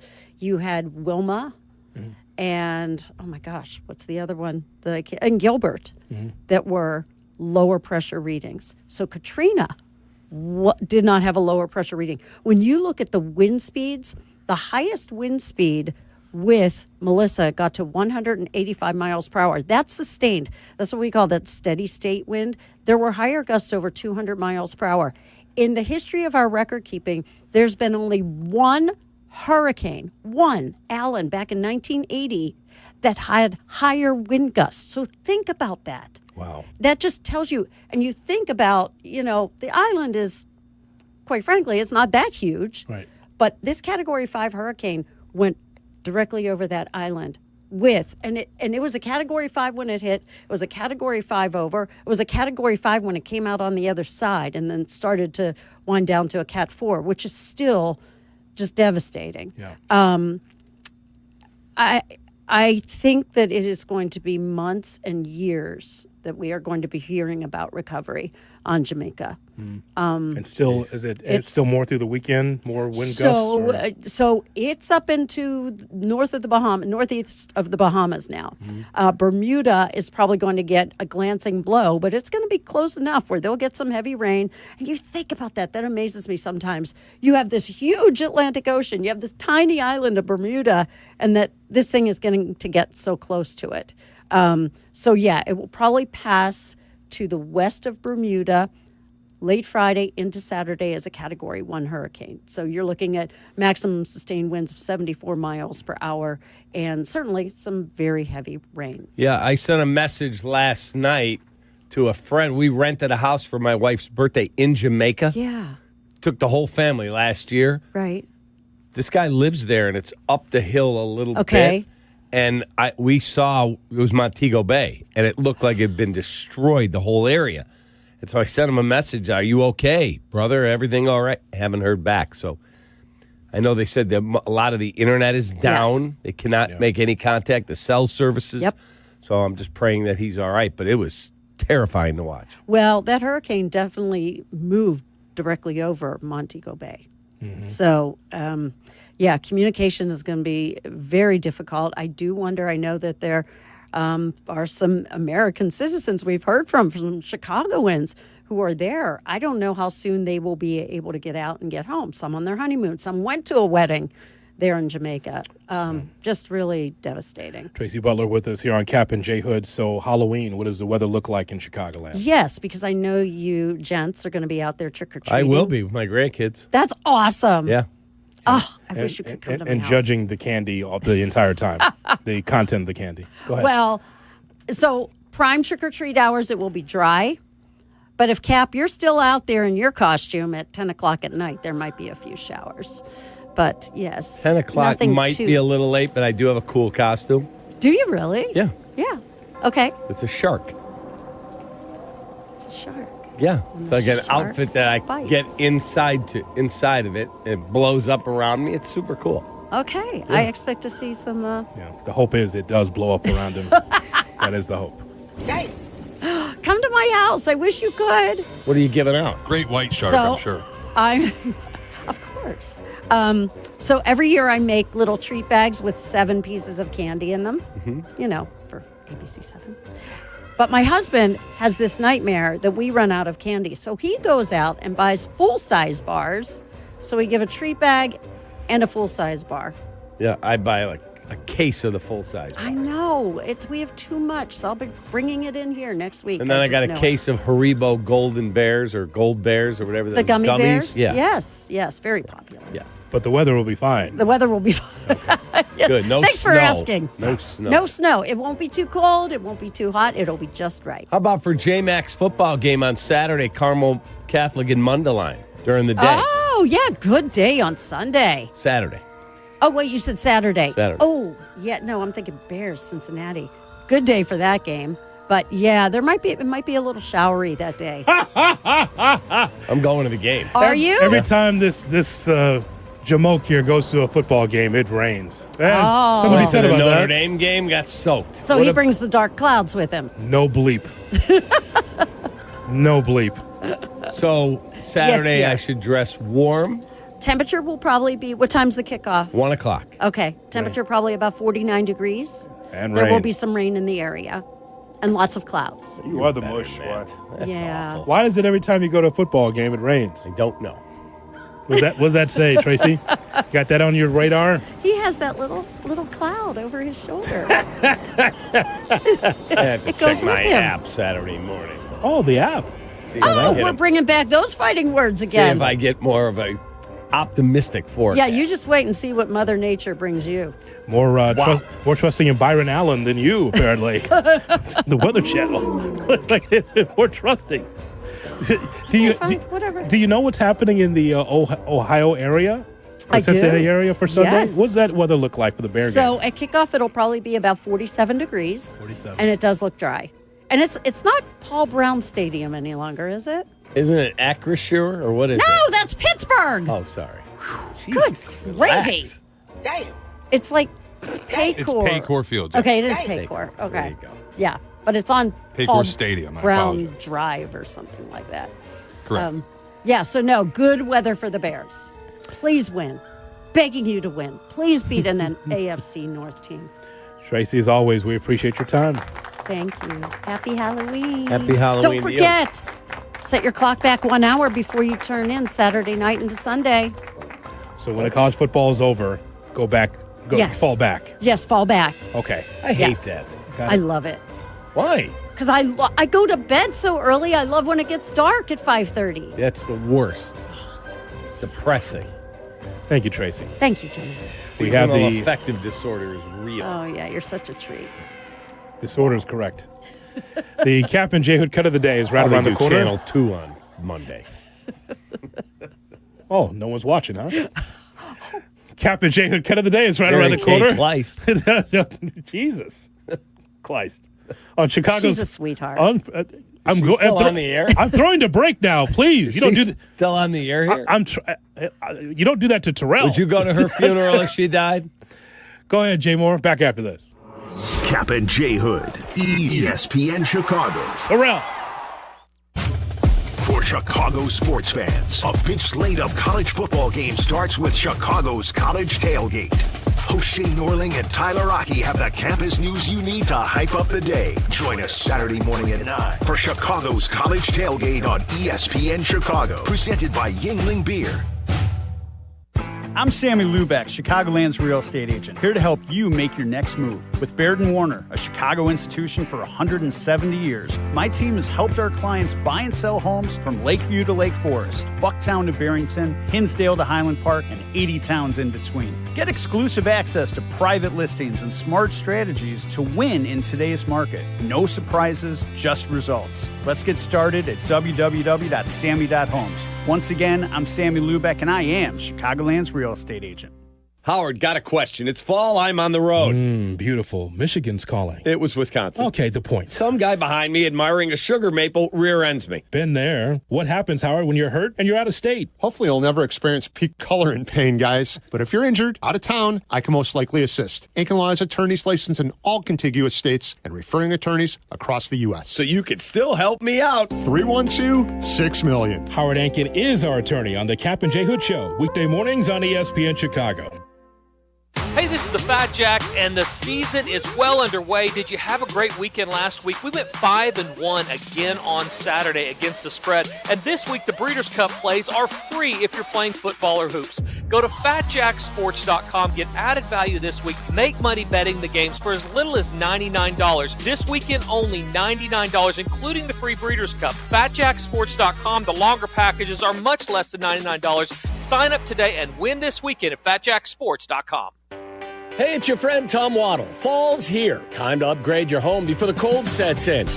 Chicago Trust Window Works for custom windows and doors that fit your style and budget and help lower energy bills, too. Right now, buy one window, get one free. But this limited time offer won't last. So what you have to do is dial pound 250 on your phone and say Waddle to book your free consultation and lock in your savings today. Again, dial pound 250 and say Waddle. If you're turning 65 or new to Medicare, Humana might just have the health plan you're looking for. Our Medicare Advantage plans offer coverage and care you can count on. You could get a plan with a $0 premium or an all-in-one plan that may include medical and prescription coverage, as well as routine dental, vision, and hearing. Learn more at gethumana.com. Humana, a more human way to healthcare. Humana is a Medicare Advantage HMO and PPO organization with a Medicare contract. Enrollment in any Humana plan depends on contract renewal. Harry Douglas here. Look, being a man doesn't mean skipping self-care. Manscaped makes it easy to feel confident, clean, and ready for anything. Whether you're at work, hitting the gym, traveling for business, or heading for a night out. The Lawnmower Trimmer gives you precision, the Beard Hedger keeps your look tight, and their grooming essentials smell incredible. Manscaped's tools are built to perform, helping you stay sharp, smooth, and feeling your best every single day. Because real confidence starts with a clean cut and the right gear. Get all the Manscaped products you need right now at your local Target. From kickoff to cash out, ESPN Bet has the tools you need to score more on game days. Bet smarter with stats at your fingertips. Get personalized parlays built just for you. And with your fantasy team synced right in the app, you can back your squad. Right now, new customers get $100 in bonus bets when you bet $10. Sign up with promo code USL to get started. Must be 21 plus. Gambling problem? Call 1-800-GAMBLER. Terms and conditions apply. See app for details. Offer not available in New York. Hit the road in a brand new Acura in less than 1 hour. At Advantage Acura Naperville, you can sign and drive away in 60 minutes or less. Seriously. Or they'll cover your first car payment. Every new Acura is backed by the Advantage Plus program. Advantage Acura Naperville. Restrictions apply. See dealer for details. Tire care shouldn't come with extra costs or surprise fees. It should be simple, straightforward, and stress-free. That's the limited lifetime tire guarantee only at Midas. Midas. Trust the Midas touch. Jay Moore. Kap and J Hood are back on ESPN Chicago.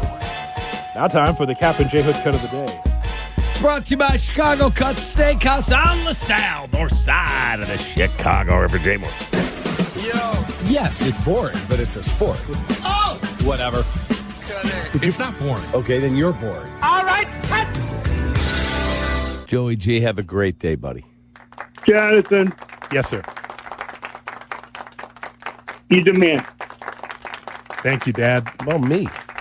Well, it's always about you, but for us, it's about me and Jay Moore. And he's happy. And it's also about Danny, who picked up the phone. Right. Thank you, Danny. Shay and I, we don't matter anymore. No. We're out. Well, you definitely don't, because you haven't spoken to him enough. Thanks, Joey. Thank you, Danny, so much for picking up the phone. Yeah. Danny's on a treadmill saying, well, who, me? Yes, you. He looks different. Well, Armchair nutritionist must have gone on retirement. You going to take that down the first base line? What? No, absolutely not. Okay. That's a flag. What did I Again, do? it's armchair. Danny looks different. He looks fat. I didn't We got say fat that. Danny sitting back. I didn't say that. Yes, you did. It's just like when you say this portly gentleman, and then you claim you didn't call a person fat. When you look at me and say, oh, Danny looks different these days, armchair nutritionist must have been put to the side. You are saying we got fat Danny back there. No, I didn't mean it that way. You got a beard? Like, that's not Danny. You could have said he grew a beard. You could have said he got a haircut. You went with armchair nutritionist, took some time off. You said we got fat Danny. You know, if we played this right, okay, the three of us, if we play this right, his lake house will be boarded up in a month. If we played this right. All right. Wow. We'll take care of it, and we'll just... Hello? Hello? Who's this? Who's this? It's Lisa Putterman from HR, man. How you doing? On Kap J Hood. And that's all, folks. The Kap J Hood cut of the day. Brought to you by Chicago Cut Steakhouse. It's on LaSalle, north side of the Chicago River. Simply the best. Hey, man, how about Trey Macho Man Savage getting the job done for Toronto? Oh, boy, was he good. Oh, But how about doctor. first pitch of the game? Gone. Here comes Vladdy. Gone. They put that coat on. It was super cool. So you know what this means, Cap. Snell against Savage. We're back. Starters going a strong 6+. We're back. How about that? We're back. It wasn't a bullpen game. It was two starters just going at it. And now Toronto has two chances to finally win a championship in that province and in that country. We will find Crazy. out. It'll be cool. I'll be watching. Unbelievable. Toronto's had so much bad luck, Carm, with the Maple Leafs and everything else. Now they can win a championship, right? That's right. Leafs haven't won in 50 years. Crazy. Thank you for I listening. got the best job, Carm. Thank you for listening and watching. Thank you so much, Jay Moore and Shay. We'll do this tomorrow. So long, everybody. Football Friday. Take that. From Chicago. Well, see you later. Kap and J Hood. Morning 6 to 9. ESPN Chicago. Great Clips believes veterans make us great, and that's why this Veterans Day they're offering free haircuts to all veterans and active duty service members. Here's how it works. If you served or are serving in the military, simply visit a Great Clips salon on November 11th to get a haircut at no cost to you with your military ID. Don't need a haircut that day? Stop by for a free haircut card to use later. Not a member of the military? Any customer who gets a haircut on Veterans Day will also receive a free haircut card to give to a veteran or active duty military member in recognition of their service. It's just one small way Great Clips is saying thank you for all the sacrifices you as service members make to protect our country. Offer valid while supplies last. Learn more and read giveaway rules at greatclips.com/promotions. Great Clips, it's gonna be great. Is your roof underperforming? Saggy shingles, leaky spots? Sounds like someone needs a little Avondale Roofing. They don't just patch things up, they go all the way. Tight, sealed, satisfied. It's the kind of roof that'll have your neighbors going, Now that's a roof. Avondale Roofing. They get on top so you don't have to. Call now. Your house deserves it. A certified GAF roofing installer. Baseball fans get paid up to 2 days sooner with Credit Union One. Simply open a CU1 free checking account, set up direct deposit, and get ready for an early payday. Plus, with 16 Chicagoland branches, access to more than 90,000 surcharge-free ATMs nationwide, and 24/7 digital and mobile banking, you can bank anytime and anywhere. It's your money.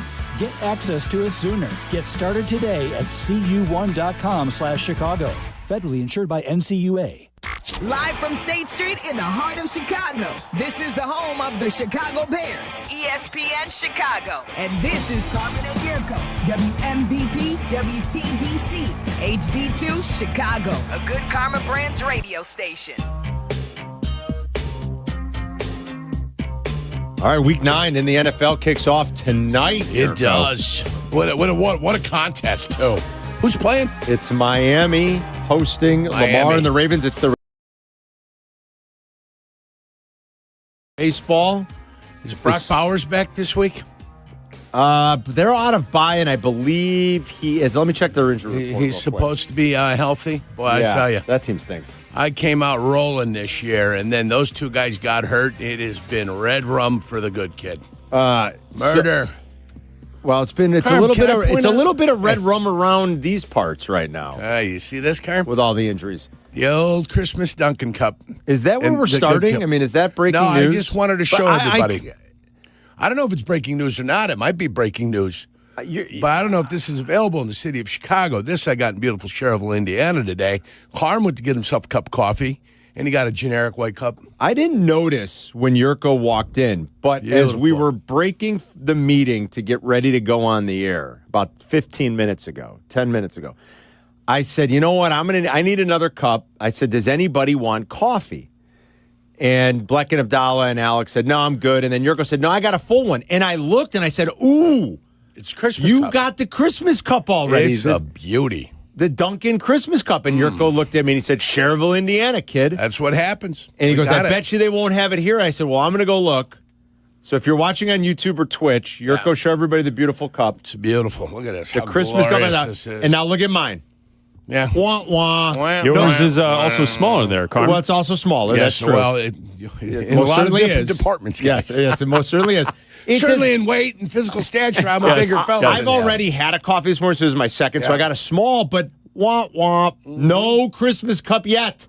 I'm in a great mood. It's great, fantastic. I'm in a great mood. You know why? Because I got a Christmas cup. Yeah, that's stupid. That's way too early. What are we doing? Chris, I don't It's know. It's gonna be 60 next week. What are you doing? Christmas cups? It's autumnal. No. See, I got to We're be still in honest. I love October. it. I love Halloween's this week. Well, it's tomorrow's One Halloween. holiday at a time. I'm hoping Chuck calls in today and talks about the Bulls today. Oop.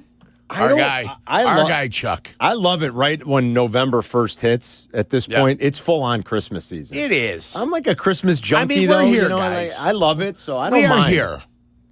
Halloween's tomorrow. We turned the page.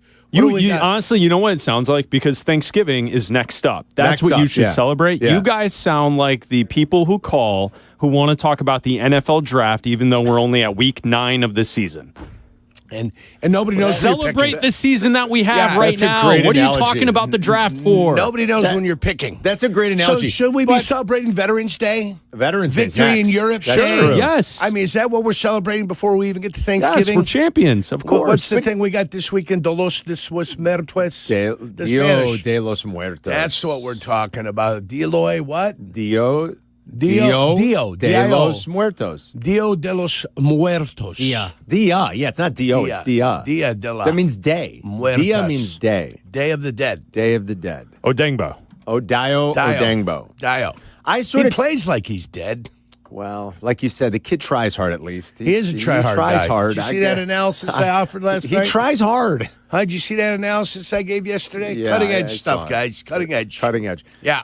To Chris's point about Thanksgiving, though, I sort of wrapped that up into the holiday season. Like, I put those all together, kind of, anyway. I mean, I know it's Thanksgiving, but still, like, I kind of bundle it as part of the holiday season. Bundled.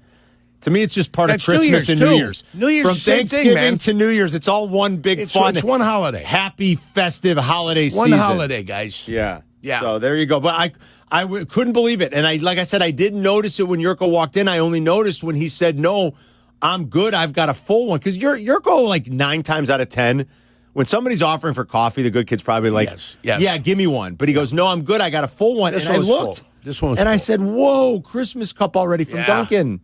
So fantastic. Hopefully by next week, our Dunkin' right down here by us on Lake Street. We'll have the Christmas cup. We'll have the Christmas cup. Maybe they're holding it back, Carm. I love the holiday cup. You know what would be great with this Christmas cup?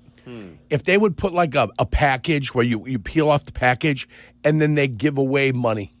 That would be great. You know what I'm saying? Yeah. Not like, you get one free munchkin, and then you got to catch even it a free donut. while riding a CTA train. You know what I'm saying? Yeah. Not like that. That's not what I'm You talking mean about. like the Monopoly game that's going on at McDonald's? Yes, Wasn't that a scam? I thought they caught that. It's active right now. It's back again. Yeah, I thought they yeah. said that thing was a Yes. scam. Yeah, it was. Yeah, it was. My friend Place. Charlie at Park McDonald's Place. is not going to be happy to hear me say that. He goes, I "Why?" think that you're right. There's a documentary about someone scheming The guy the inside Monopoly game. Peppermall. I think so. Yeah, there was a documentary Yeah. about that. The Monopoly game. I always got the railroads. I was upset about that. But the railroads are great. Were they? Oh, you mean in the McDonald's game? In the real game, it's great. The real game, yeah, but I'm Oh. talking about in the McDonald's game. Oh, I don't remember. I don't know. I keep getting the railroads. I mean, come on. I love playing Monopoly. I break all the rules though. Like in our house game, you can barter and trade. I know you're not supposed to technically do that. You what can about a promissory note? Do you guys use the dude, I'll promissory do notes? my son will want to buy. I was in Hawk. He'll have 2 properties and I'll have one, and then I'll set myself up where like, okay, but I get 20% of your profits on every house and every hotel, and I get 3 free passes around the board. I don't think you're supposed to technically do that, but in my house game, this is this is it. This 3 is free cutthroat. passes. I get 3 free passes, and I share 20% of your profits. I'm just like taking advantage Not of all the profits. kids. You're getting 20. You're getting 20%. So not profit of the 20% of the gross. take of the gross. You get 20% of the gross. I get 20% of whatever he gets to charge, and freedom around the board. And freedom around the board. Does that include go to jail? No. When you go to jail, you got to go to jail. You get the chance card. You got to, chance goes directly to jail. Do not pass go. I Do not still collect love playing $200. I love Monopoly. I think I break a lot. I of like the the rules. game of life that had the spinner on there. Oh yeah. The game of life was a little bit funner for me. Yeah. We'll get to the old sports-a-roo here. I know you after yesterday's show. Yeah. By the way, today's topic, women in their 70s that you'd like to sleep with. No, I'm just kidding. But I saw Tracy Butler. One of our callers yesterday had Tracy on his list. Put her on the list. And Tracy is beautiful. I don't know Tracy's age, though. She might not be 60. I have no idea. I'm not saying I anything. saw Tracy. Shay goes, that's enough, and he just left. I'm out. He's like, I'm not participating in this. Shay, you We big can run out of here. prude. No, you know what we got? What the next topic is Women in their 70s? No. The opposite. The opposite is women in the farm system. Women in their 50s that are about to be 60. Oh, that's a good one. We got Selma Hayek That's in a good there. one. Oh, man. Exactly. Come on, Selma. I got a bunch of tweets about that. Oh, my God, Selma Hayek. But I did see Tracy when she was walking out of the studio after her hit with Cap and Hoodie. And Tracy is the best. First of all, she's so sweet. I don't know if Tracy ever swears, ever. And usually when we swear around her, we get the, you guys. Yeah. But this was Tracy Butler. Like the nicest, sweetest, most put together, proper, wonderful woman. And I said, Tracy, what's up? She goes, hi, Carm. I said, go Steelers. And she goes, they stink. No, Evan. This is Tracy. Like, she never is down on anything. Right. Anything. Except the Steelers. And she's so disgusted. Like, the look on her face, she goes, they stink. And I said, Tracy, they do stink. And she goes, I know. They do stink. But it's just so funny to hear her have that reaction. That even the sweet, gentle Tracy Butler, her fandom, her deep-rooted fandom in the Steelers, Yurko. This is what fandom does to us. It even in the sweet Tracy Butler brings out they stink. Yeah. Yes. That's being a fan right Back there. to reality. And they do stink. And do you know for only the 3rd time ever? I mean, you got to appreciate their consistency. I'll give them that. Do you know for only the 3rd time in the Mike Tomlin era, which goes back to 2007, you guys. We're going on 20 years. This will be only the 3rd time ever they're a home dog in back-to-back games. Did you know that? I did not know that. I mean, think about that. Do you want me to start counting up all the times the Bears have been a home dog in the last 20 years? Let alone in back-to-back situations? The Bears? Yeah. Oh, jeez. This will only be the 3rd time of the Mike Tomlin era that they are back-to-back underdogs. Back-to-back weeks they're a home underdog. Well, they've got to play better, Carm. I don't know if they're capable of playing. I guess they're capable, enough. but they're not playing good enough. You know, the crazy thing is Rodgers hasn't been bad. It's a lot of the other parts of that team that aren't good, and it's that defense. And quite frankly, sometimes as much as I love Mike Tomlin, because I think he's like the master motivator of all time. Right. I think he does a lot of questionable coaching things where he's still kind of stuck in a different era. I think there's a little, I think I don't want to say the game has passed them by because I don't really mean that. But I think there are some questionable decision makings, and he's still as bad as anybody when it comes to clock management and things like that. As good as he is. And it's probably why the Steeler fans have grown frustrated, and we don't get it. Like, outsiders look at it and go, man, I'd love to have Mike Tomlin as my coach. But the diehard Steeler fans are like, no, you guys don't look at it as close as we do. You're not breaking it down like on a granular level as we do. You're not watching all these little things and all these errors and all these flubs. And we've had it with him. We look at it, we go, boy, you guys are pretty greedy. We'd kill for Mike Tomlin. It's hard for the game to pass somebody by when he's been in the game for the last 20 years. And I don't really mean that. If John Gruden came back yeah, and then started doing what he does, and you wanted to say the game's passed him by because there was a lapse of 5-6 years, in between coaching stints, or if Bill Cowher decided he wanted to come back. Now, then I hear you. That's a legitimate I hear statement somebody can make that the game has passed them by. But yeah, it's hard for me with Tomlin, who's had the continuity. I think like the style maybe a little. I don't know if he's. I don't know. I think there's some old school things with him that maybe hold them back a little. I don't know, but that's not our big main focus and our big main problem today. Our focus is the Chicago Bears. It's Bears and Bengals. This number's out to a full field goal now, Yerk. The Bears are a 3-point favorite on the road in Cincinnati this weekend. And I think some of that is off of the news of yesterday, where it basically sounds like Joe Flacco is going to be 50-50. The Bears are going into another week where there's, I don't want to say there's funny business going on. I think there was some funny business last week. I don't think that's the case this week. I think I think he legitimately has an injury. They're not sure. And from Zach Taylor's standpoint, I don't think he minds the Bears guessing a little, especially after what happened last week, because they prepared all week for one quarterback, and they didn't get that quarterback. The skill set is not totally different, but when it's Lamar Jackson, preparing for anybody else, nobody else is Lamar Jackson. Right. There's only, one Lamar, one Josh Allen, one Mahomes, and it's pretty much everybody else after that, for the most part. Right. So when you're preparing all week and then you don't get that guy, it's a little bit different. I think the job's probably a little bit easier. It should be easier. Theoretically. Bears lost anyway. Some of that is their own doing. They just left too many points on the board, as we've talked about. This week, what's the big difference or drop-off between Browning and Flacco? I think Flacco's played better than Browning. Browning was pretty awful. And while Flacco can't move and can make some knucklehead decisions and throw one up maybe every game that might lead to a questionable INT, he can still really spin it. I mean, he's still got good arm strength and can make all the throws, and he has found a very instant rapport with Jamar Chase, Yerk, and I mean very instant. Yeah. How many times was Jamar Chase targeted in that Steeler game 2 weeks ago? 20? Whatever it was. They found some chemistry. 17? He's found some instant chemistry with Jamar Chase. And T. Higgins is like, I'm still here. Yeah, he had a long touchdown last week. Who's the other guy? Iovocius? Shovis. You got Fant. You got Gesicki. Yeah. Yeah, it's Ioshovis. Ioshovis, right? I-O-V. Yeah. That's what I know. Ioshovis. Great Scrabble name. Yeah, it is a great If Scrabble you could name. use, If you could use names, yeah. It'd be a great Scrabble name. So the Bears are finding themselves again, maybe wondering a little, who are we going to get? From the Bears' standpoint, it was an interesting day yesterday up there, and Waddle and Silvy were live at Hallis.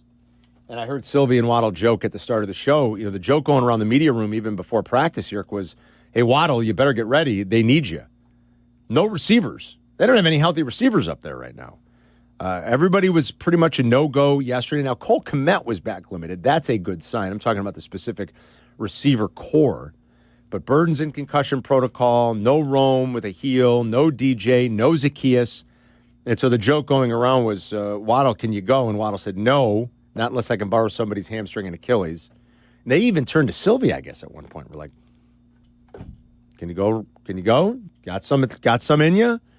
So that's the Bears' storyline to follow this week as they try to get their receiving core a little bit healthier. Some of that is very precautionary, I think, and I wouldn't imagine it looks the same tomorrow on their final injury report as it did yesterday. But something that Bears watching this week, the best news the Bears probably got yesterday was that Tyreek Stevenson was back in a limited form.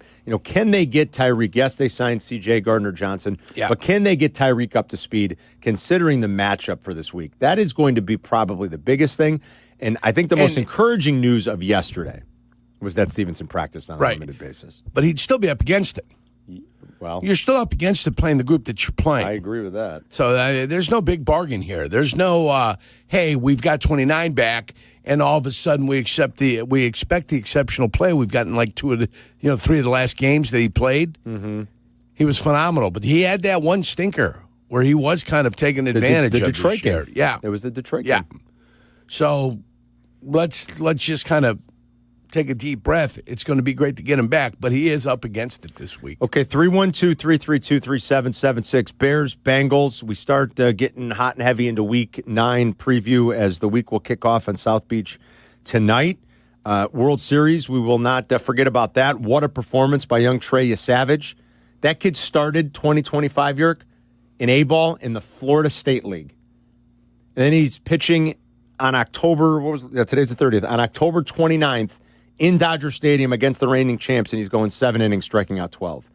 That's awesome. That's the kind of stuff you love to see. And you loved the fact, Hoodie and Cap were talking about it at the end of their show, you love the fact that the managers rode with their guys last night. I mean, Blake Snell pitched in the 7th, the full 7 for your Savage. We've seen a little bit more in this postseason. You've seen what Yamamoto's done.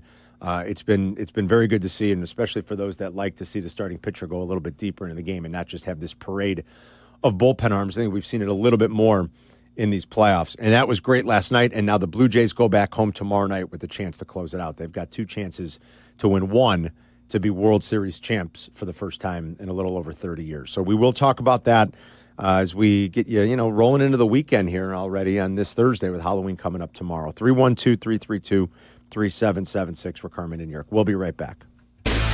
You're listening to Carmen and Yurko on ESPN Chicago, Chicago's home for sports.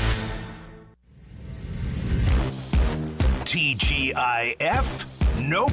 Now it's TGI DPBF. Thank God it's Dr. Pepper Bears Friday, all season long on ESPN Chicago.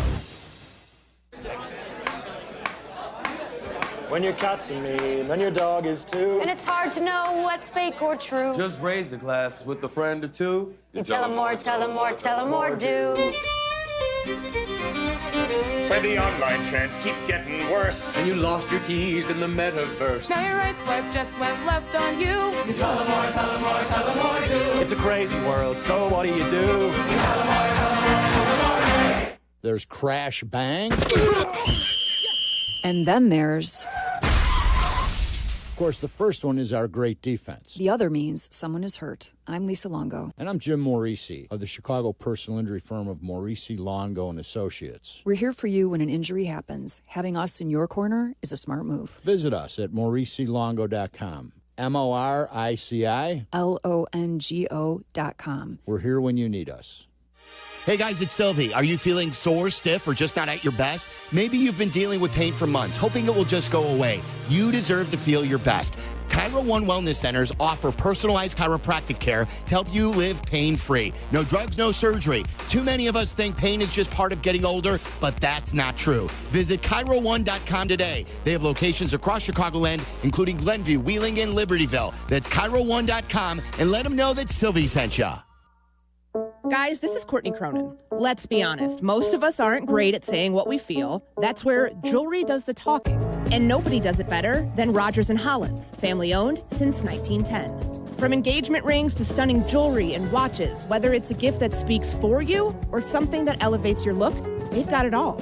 Jewelry says it best. Rogers & Hollins makes it last. See the Rogers & Hollins difference at a store near you or go to fornowandforever.com. Your small manufacturing company doesn't run itself. Yeah, wouldn't that be nice? But in Chicagoland, you do have someone by your side. Where? Meet the Technology and Manufacturing Association. Hello! Where'd you come from? The TMA supports small to mid-sized manufacturing companies with resources, training, and 1,000 other things. Huh. We're just being indispensable. For their 100th anniversary, the TMA is shouting out their members, like Goat Metal Manufacturing in Countryside. To learn how they can help you, visit tmaillinois.org. This college football moment is brought to you by ServPro. College football teams have moments they recovered from and made it like it never even happened. Like on September 24, 2016, when Tulsa found themselves down 31-0 to Fresno State. With 10 minutes left in the second quarter, Tulsa fought back to tie the game at 41. And then won 48-41 in double overtime. ServPro. Like it never even happened.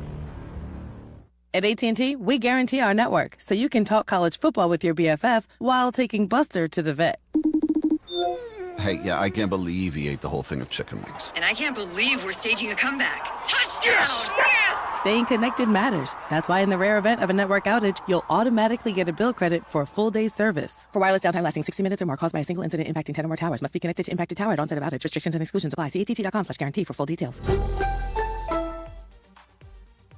You have heard from me talk about my guy, Mitch Lyons, for quite some time now. But now's the time for you to see for yourself what Mitch and his team are all about. Go to MitchLyonsWealth.com to find your best game plan to protect, grow, and win retirement. That's Mitch Lyons, Lyons, Wealth.com. Zoning out on that Zoom meeting? Zoom. Find out what Carmen and Jurko were talking about. Tell your smart speaker to play ESPN 1000.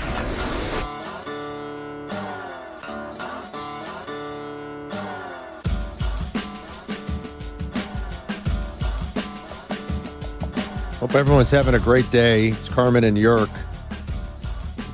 The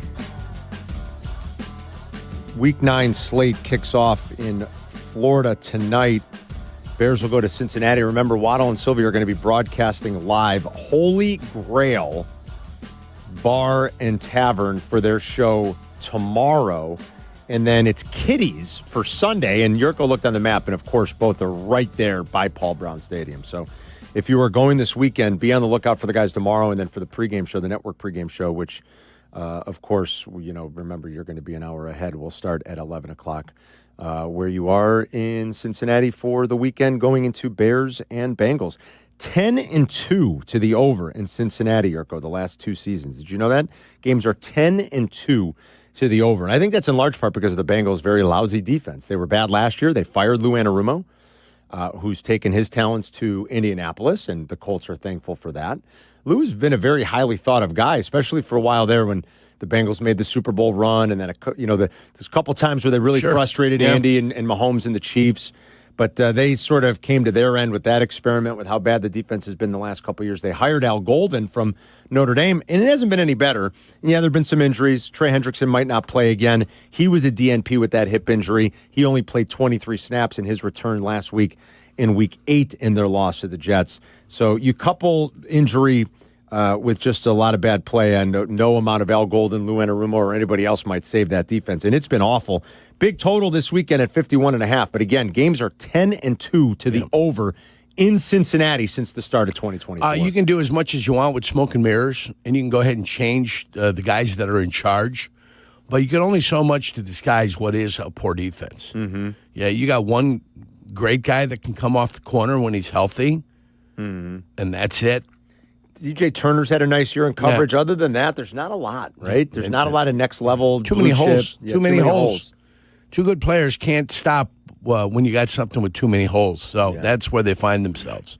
I feel for any defense coordinator goes in, looks at it, and goes, "Oh boy." Yeah. He goes, "Am I in trouble here?" You can only game plan so much, and you can always kind of do it. When people figure out exactly how you're doing it, if you're having success, they'll find a way to blow it up. This definitely feels like a game where you're going to have to go on the road with the limitations that you have on your defense, and you've got to take advantage of the situation and take advantage of the opportunity. Look, the Bears' offense has been much better, obviously, with Ben Johnson. We know he's fixed the first quarter woes. They went from being the worst team in the NFL in the first quarters of games last year offensively to being one of the better ones this year. In fact, they're top 12 in dropback EPA in the first quarters of games. Now, in the subsequent quarters, that falls to 20, so they got to get that cleaned up a little bit. On their opening two possessions of the game, they're averaging 2.78 points per drive. That falls to about 2 in the subsequent drives. The starts have been good. I mean, he has definitely fixed what was a huge problem last year. And they get points a lot. You'd like to see him get 7 more than 3. Yeah. But they get points a lot on these opening drives and in the first quarter. So that script has been good, and Ben has fixed that. And obviously, they've been a better offensive team.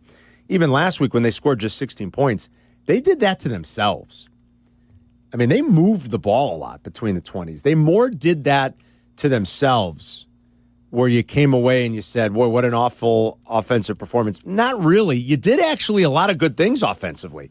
You just stalled out and you shot yourself in the foot. If you clean that up, you've got a chance here to go do what's necessary this week, and it's probably you're going to have to go out and outscore the opposition because of what you had 4 possessions in the first half last week, and you had two field goals. You had 2 field goals. First 2. Yeah. So when you run the ball the way you do, and you had a 61-yard drive and a 64-yard drive. And one was 10 plays. I think the other one was 12 plays, if I had to guess, maybe 11 and 13. When you do that, you're going to limit the amount of possessions that the team is going to have, and the other team. And the other team. You know, both teams end up having limited possessions early on. The one they miserably failed at, they got 3 plays minus 16 yards. Mm-hmm. Okay, and then they gave the ball back, and then they took the clock, and they ran it, and they got it. And when the Bears got the ball back again, it was the end of the quarter. Yeah. So, and we know how that one stalled right, out. At that point. So they went touchdown. The Bears had the 3-play drive. Right. They went field goal. Right. And the Bears got the ball right at the end of the half, where they kicked the 59-yarder after they had the mystery late and out of the Gloman in the 11th hour. At the end of the veto session, all of a sudden a penalty appeared out of the Gloman.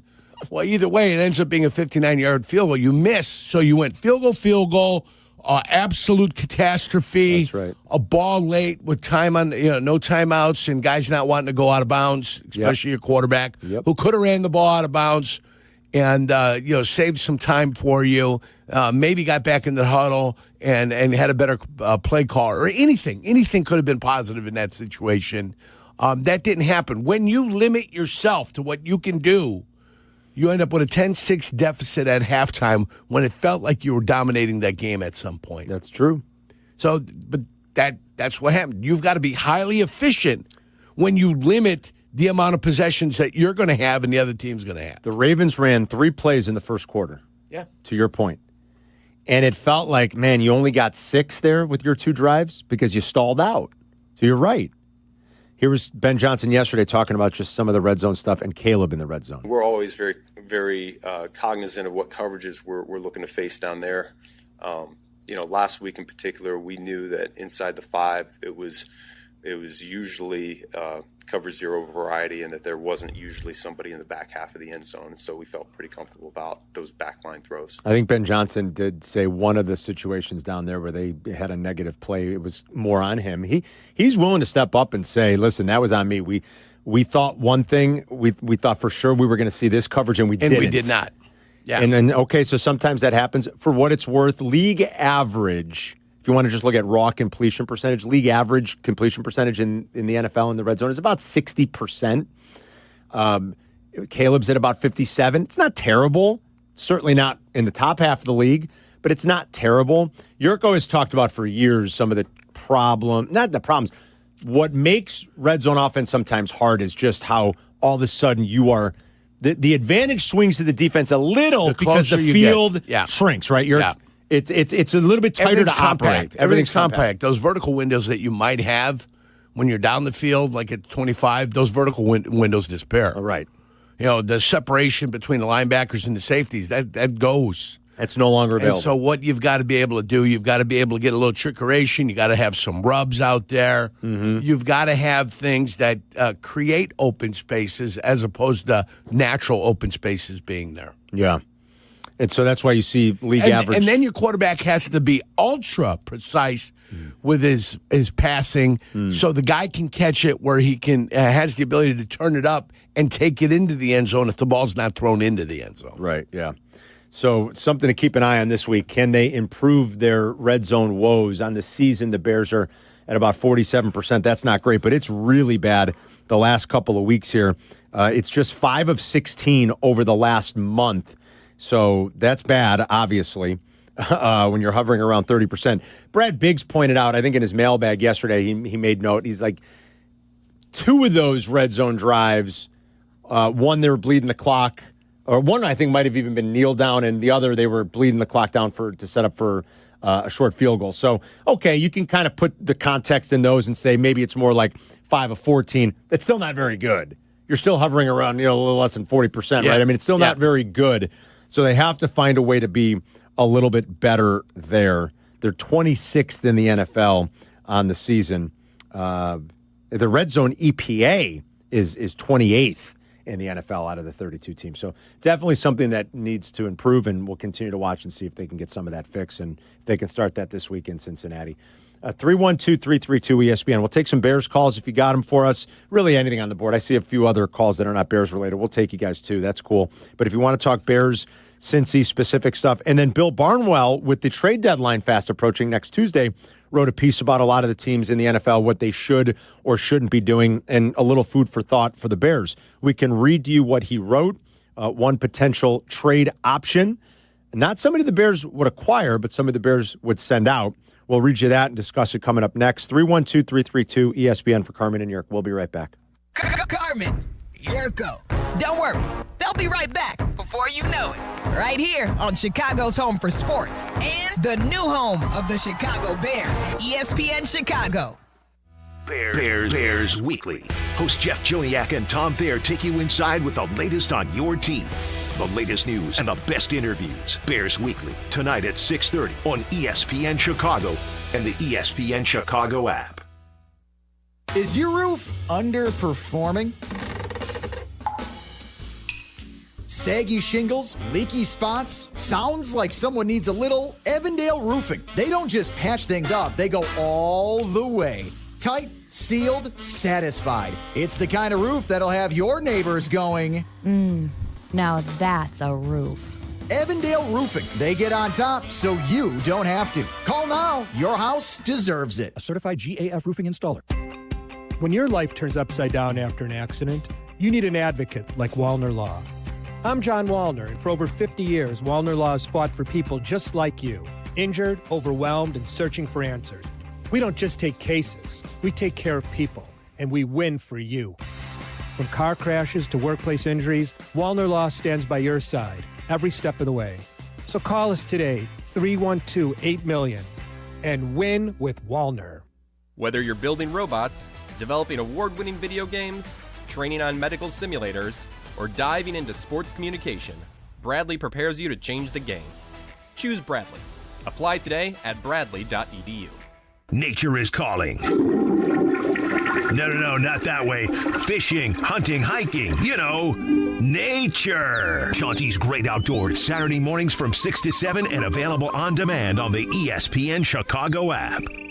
Diabetes, high blood pressure, anxiety meds, everyone's on them. If you're a 50-year-old male, maybe a bit porky, and you may even have type 2 diabetes, $1 million of term insurance may only cost you about $200 a month. Call Term Provider. Speak with Big Lou at 800-777-1225. Big Lou will find a term life policy for you even if you have type 2 diabetes, are overweight, or have high blood pressure. Term Provider has helped thousands of people like you who think they can't afford term life insurance. To buy $1 million of affordable term life for you, all you need to do is call Big Lou at 800-777-1225. Lou will make sure the scales are tipped in your favor. Call 800-777-1225.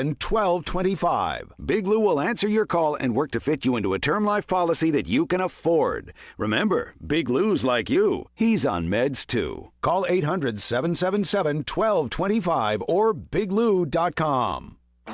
Coach Saban here. On the field or on your walls, coverage matters. That's why I go with Behr Marquee Interior Paint and Primer from the Home Depot.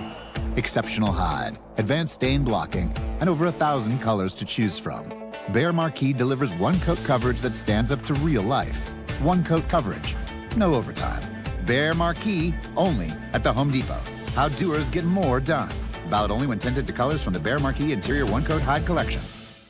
They say a full marathon is the ultimate test. For me, it's more than a race. It's a milestone I once thought impossible. Michelle Smallman here, and I'm running my very first marathon in New York City with the support of Gainbridge and Gainbridge Assists powered by Parity. Together, we're empowering girls and women through sports and education. With grants to 32 organizations in 21 states. Every step I take is for the finish line and for the next generation chasing their dreams. Here's to 26.2 miles and a future with no limits. Hit the road in a brand new Chevy in less than 1 hour at Advantage Chevrolet Bolingbrook. You can sign and drive away in 60 minutes or less. Seriously. Or they'll cover your first car payment. Every new Chevy is backed by the Advantage Plus program. Advantage Chevrolet Bolingbrook. Together, let's drive. You're listening to Carmen and Jurko. If you missed something, get the podcast on the ESPN Chicago app. This is Chicago's home for sports, ESPN Chicago. Trade deadline is Tuesday in the NFL. We talked a little bit about this yesterday. Courtney also discussed it with us. Don't expect the Bears to do anything major. They've taken some swings here in recent years with midseason trades. One has worked out okay. One was an absolute disaster. So Bill Barnwell is writing today, Yurko, at ESPN.com, what teams should do in terms of adding and subtracting at the deadline. He's kind of got the Bears in the don't go crazy mode. You know, he's got the contenders, obviously. He's got, things that they should do, what they need. Certain teams obviously are not in a position to do much of anything at all. He's got the Bears in maybe just a big picture approach, like wait and see is kind of the prudent, practical thing to do. I don't think the Bears should be getting involved in trading away important draft capital as they embark on this new era with Ben Johnson. I think it'd be smart. I know it's very easy to say, look at the guy drafting. I don't think you can operate that way. If you've got that much of a problem with it within your own organization, I don't know what you're handing out extensions for anyway, but I don't think they view it as, well, we can't keep our draft picks. Ryan Poles can't draft. They don't view it that way. If they do, they wouldn't have extended him. They've got to do better with their draft capital, but that stuff is important as you build out your roster. And this roster still has work to do, and it needs improvements. And you're going to do that with young, cost-control talent, as Jurko always says. That's your best way forward, not overpaying in free agency. So for the Bears, he writes the biggest need is cornerback, tackle, and edge rusher. And then he writes notable trade candidate would be wide receiver DJ Moore. But here's what Barnwell writes. Here's another team that had its winning streak brought to a painful end last week. The Bears should be realistic. The Bears should realistically take GM Ryan Poles' phone away from him at the trade deadline. That's pretty funny because he mentions the Claypool and Sweat deals. And remember, the picks that they traded turned out to be Joey Porter Jr. and Cooper DeJean. Ouch, is all I'll say. The Bears could use DeJean or Porter right now, giving their top three corners, Jalen Johnson, Kyler Gordon, and Tyreek Stevenson, are all injured. Hopefully Stevenson's back this week. Poles shouldn't be selling out to get a replacement. I do wonder if Dennis Allen would would want to hook up with Alante Taylor or Isaac Yadam from his old stomping grounds in New Orleans on a short-term solution. That wouldn't be the end of the world. That would be very minor kind of, I don't know that he'd be trading any draft capital away, but I don't think what would be required to get one of those two would be anything that you'd say, oh my God, I can't believe they did that. He writes, if there's a prominent player who could unexpectedly make sense as a potential trade candidate at the deadline for me, it is DJ Moore. The 28-year-old is starting a 4-year, $110 million extension next year. He hasn't found the consistent role they were hoping for in Ben Johnson's offense. He's averaging a career-low 47.3 receiving yards per game. I get the sense that Johnson's preferred option would be to work with 12 personnel when tight ends Cole Kmet and Colston Loveland are healthy, or work Luther Burden into the mix alongside Zacchaeus and Adunze in 3 wide sets. A trade during the offseason would make more sense, but I wouldn't be shocked if Moore became the odd man out in Chicago. Agree with the sentiment. I don't think it'd be crazy even if at the deadline next week they would trade him. I don't think they will, but I don't think it'd be completely crazy. Would you really be totally flabbergasted or blindsided if the Bears announced by next Tuesday that DJ Moore was traded? I would be a little bit shocked. You would be? Yeah, I would be shocked. He says the offseason, maybe the offseason, you might be able to work something. I'd be shocked because I don't think anybody's desperate enough out there right now to need a receiver. I don't think you'll see desperation out of 2-3 teams. So I jotted down a few teams. I'm glad you brought that up. Tampa Bay would be one of those teams. Because of injury? Because Mike Evans is gone and your guy Abukpa. He's dealing with a hammy. He's got a little bit of a hammy. So Tampa would be one of those teams that you would look like at. Like Godwin's hurt again. Yeah. Mika Egbegbu. That's right. Mika Egbegbu. So there's okay, one. so Tampa. The Bills, I think, are an obvious choice. I don't think it's crazy to think they'd want to upgrade. Your pick's probably not going to be very high whichever round you're getting. Right. Your pick's not going to be high. Listen, if I'm going to trade DJ Moore, I would expect at least a second-round choice. And that's my other question I was going to ask you. I'm never good at I'm not good at predicting compensation. Is that crazy to suggest DJ Moore could fetch you a second rounder? I don't think so. Now with the Bills, that's crazy at all. That's a late second rounder. But I wrote down the Bills, Tampa. I wrote down the Seahawks. I mean, Smith and Jigma has been amazing. Yeah, but he has. Torrey Horton's been okay, but he's young. Cooper Kupp is kind of a shell of his former self. Is the other guy injured? Kupp's playing. Horton's there. But I think they could stand to upgrade probably. With Seattle, are you worried about a conference contender? I didn't even really think about it too much because I guess I wasn't thinking of it in the context of just this year, Chris. But no, big picture item. I've got to be willing to to do that if I know what I'm going to do is going to be better. Yeah. Then it's got to be the biggest mistake the Packers ever made was not trading Favre to Minnesota, where they could have maximized the value of that trade. If you believe that guy is done and what you're going to replace him with is going to be better, right? Then you've got to be willing to pull the trigger and not care. I wrote down the Patriots. I know Keyshawn Boutte's been nice. He's been a reliable deep threat for them. Boutte, as Yurko likes to call him. He's a fourth-year player, I think this is his third or fourth year. Like, he's emerging, like when you expect a receiver, maybe it's his third year, to start to emerge. Like, I like him, but Diggs is older. They don't have a ton of depth there. And the Patriots are in first place in that division. So I wrote down New England as a possibility. But to your point, look, I don't think there's a ton. And what would that compensation look like? And what would you have to get? If you're Ryan Poles, would you have to get a second rounder back if you're going to do that deal? Yeah. Yes. DJ carries cap hits of $28.5 million each of the next 2 years, Yerk. But when you really get into it, the dead cap is kind of the thing to eyeball. The dead cap drops significantly after next year. So his dead cap hit next year, 2026, is $35.5 million. That's a big number for a wide receiver, especially one that might not be your number one option anymore. That dead cap money falls to $8 million in 27. At some point down the line here, then there's like a potential out in the deal. After it's a 4-year deal, but there's that potential out after 2027. You do wonder long-term, what are their plans for DJ and how much he factors in? And do they get ahead of it now, or is it something that waits to the offseason? Or maybe he plays the next couple of years here before he's 31 and there's a potential out in his contract. And I think all of those things are on the table. You said you'd be shocked. I wouldn't be as much, because I don't think there's that great of a demand for a wide receiver right now. Fair enough. I just don't see it. And if there is, and the Eagles, which I don't think will happen, but if the Eagles are like, you know what, we've had it with A.J. Brown, I don't think they're going to get there. I think that's more the guy that teams that are desperate for one are kind of lining up to get, right? You'd say, I got a chance to get A.J. Brown, I'll get him. I don't think the Eagles are going to trade him. That would. I don't think so either. They sometimes guys get to be such a pain in the butt. The squeaky wheel gets the grease sometimes. Yeah. But they have to know they've got something there. Yeah. To replace A.J. Brown. Otherwise, they're just not willy-nilly going to get rid of him. Yeah. I mean, the Eagles are good at drafting, so maybe like in Howie Roseman's mind, he's like, I'll take somebody's going to give me a first-round pick, I'll take it, and I'll do well with it. But that's a good point you make. For A.J. Brown, I'm thinking a second-round pick. I'm not thinking a first-round pick. Thinking of a second-rounder? Boy, if AJ's getting you a second-rounder, do you still think DJ can? Yes, I think they're the same ilk. Really? Yes. Lewis is in Elk Grove. What's going on, Lewis? What's up, Buzz? How you guys doing, man? We're good, man. Great, Lewis. What's up? Yeah, I just want to say, it's a no-brainer to trade DJ Moore. I mean, we don't need him. We have too many weapons as it is. And Nduze is just the main target there, and I think that's a given. But two things. Also, the Giants need a number one because they lost Malik Neighbors, so they need a number one big time. But I don't think he's worth more than a third-round pick.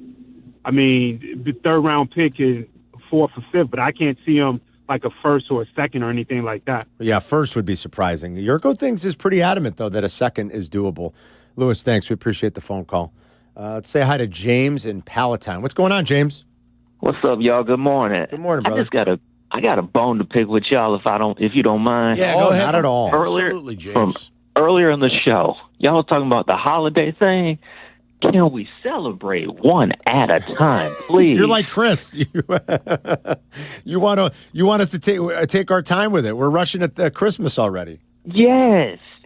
Just let us get to tomorrow first. Yeah, let's get to Halloween. I love it, James. And then let's just Thanksgiving is probably it's the piece de resistance, if you will. You got football, you got family, and you've got some good food. I love it. And then we can start putting up the Christmas lights. Well, all right. Okay, James. Thanks, buddy. I love Thanksgiving. One of my favorite holidays. Again, I wrap that up all into the holiday season. Like Thanksgiving week to the end of the year, to me, glorious. You're celebrating, you're with family and friends, and you're eating and you're drinking, and you're high on the hog, Yurko. It's the best time of year. I mean, the weather stinks where we live. I get it, but it's the best. It's festive. There's football, like real meaningful football. Yes, there is. We're going to get to watch the Bears the day after Thanksgiving. Love it. It's fantastic. I love it. 2:00. But I'll spend November starting to get the Christmas stuff up. Now, I won't turn the lights on outside, but while the weather's nice, why wouldn't I go outside and start putting the Christmas lights up? Now, I won't turn them on till Thanksgiving. Right. You know when that day comes. 60-degree day in mid-November. Like Chris said, next week we might have a 60 again. This is the time. I'm putting the Christmas stuff up. The Christmas stuff's going up. Hell yes. Christmas wreath, all of it, the big one. You ever see that great exchange on the sideline? Like the Mikes caught NFL Films on the sidelines in Seattle. They caught Richard Sherman and Marshawn Lynch like in November having a conversation. And Sherman says to him, he's like, to James's point, he goes, "What are you doing for Christmas?" And Marshawn goes, "Christmas?" He goes, "I got to get to Thanksgiving first." And he goes, "I'm taking turkeys to the hood." And he goes, "You are?" And he goes, "Yes, I'm going to the old neighborhood. I'm taking turkeys." And Richard Sherman goes, "I'll go with you." It's hilarious. But his reaction is the exact same as James's. He's like, "Wait a minute, Christmas? I got to get to Thanksgiving first." 312-332 ESPN for Carmen and York. We'll be right back. You're listening to Carmen and Yurko on ESPN 1000, Chicago's home for sports. Need insights on your favorite football team? I mean, do you want to know more than all your friends? Done. Courtney Cronin checks in often with breaking news, insight, and foresight on ESPN Chicago. Reports brought to you by Costa Ivoni. All right, Abdalla, it's the heat of football season, and the perfect beer for your game day lineup is Flight by Yuengling. That's right, Chris. It's the next generation of light beer, crisp, clean, and just 95 calories, so you don't need to worry about that winter weight. That's a win before kickoff. That's right. You bring the wings, you bring the jerseys, we'll bring the flight. That's right. Whether you're tailgating or posted up with friends getting ready for the game. Flight brings the flavor and keeps the energy up all season long. Flight by Yuengling, the next generation of light beer. DG Yuengling & Son, Pottsville, Pennsylvania. Crash, bang, suddenly you are on the DL. If that happens as a result of somebody else's negligence, we can help. I'm Jim Morisi, Chicago personal injury lawyer. Our experienced attorneys and support staff will talk with you during a free consultation, tell you your options, and ensure that you take the right steps throughout the entire process. Visit us at MorisiLongo.com. That's MoriciLongo.com. Your future is our priority. At People's Bank, earning $400 cash has never been easier. Open a new checking account online, complete a few simple steps, and they'll deposit $400 right into your account. Move towards your goals faster with the checking account that fits your life. $400 cash incentive is available to new checking account customers who open an eligible account online, enroll in e-statements, and receive qualifying direct deposits totaling $1,000 or more within 90 days. Limited to one account per customer. Other terms and conditions apply. Visit ibankpeoples.com/new/checking/account/offer for details. Member FDIC. Hey, it's Kap. My friends at Automatic are celebrating 80 years of making Chicagoland homes and businesses comfortable. To celebrate their 80th anniversary, Automatic's residential team is giving you $800 off any furnace and AC replacement now through the end of October. It's a great opportunity for Chicagoland homeowners to make sure their home is comfortable. Don't wait for your system to fail. Call the pros you can trust, the best in the business. Go to Automatic.com.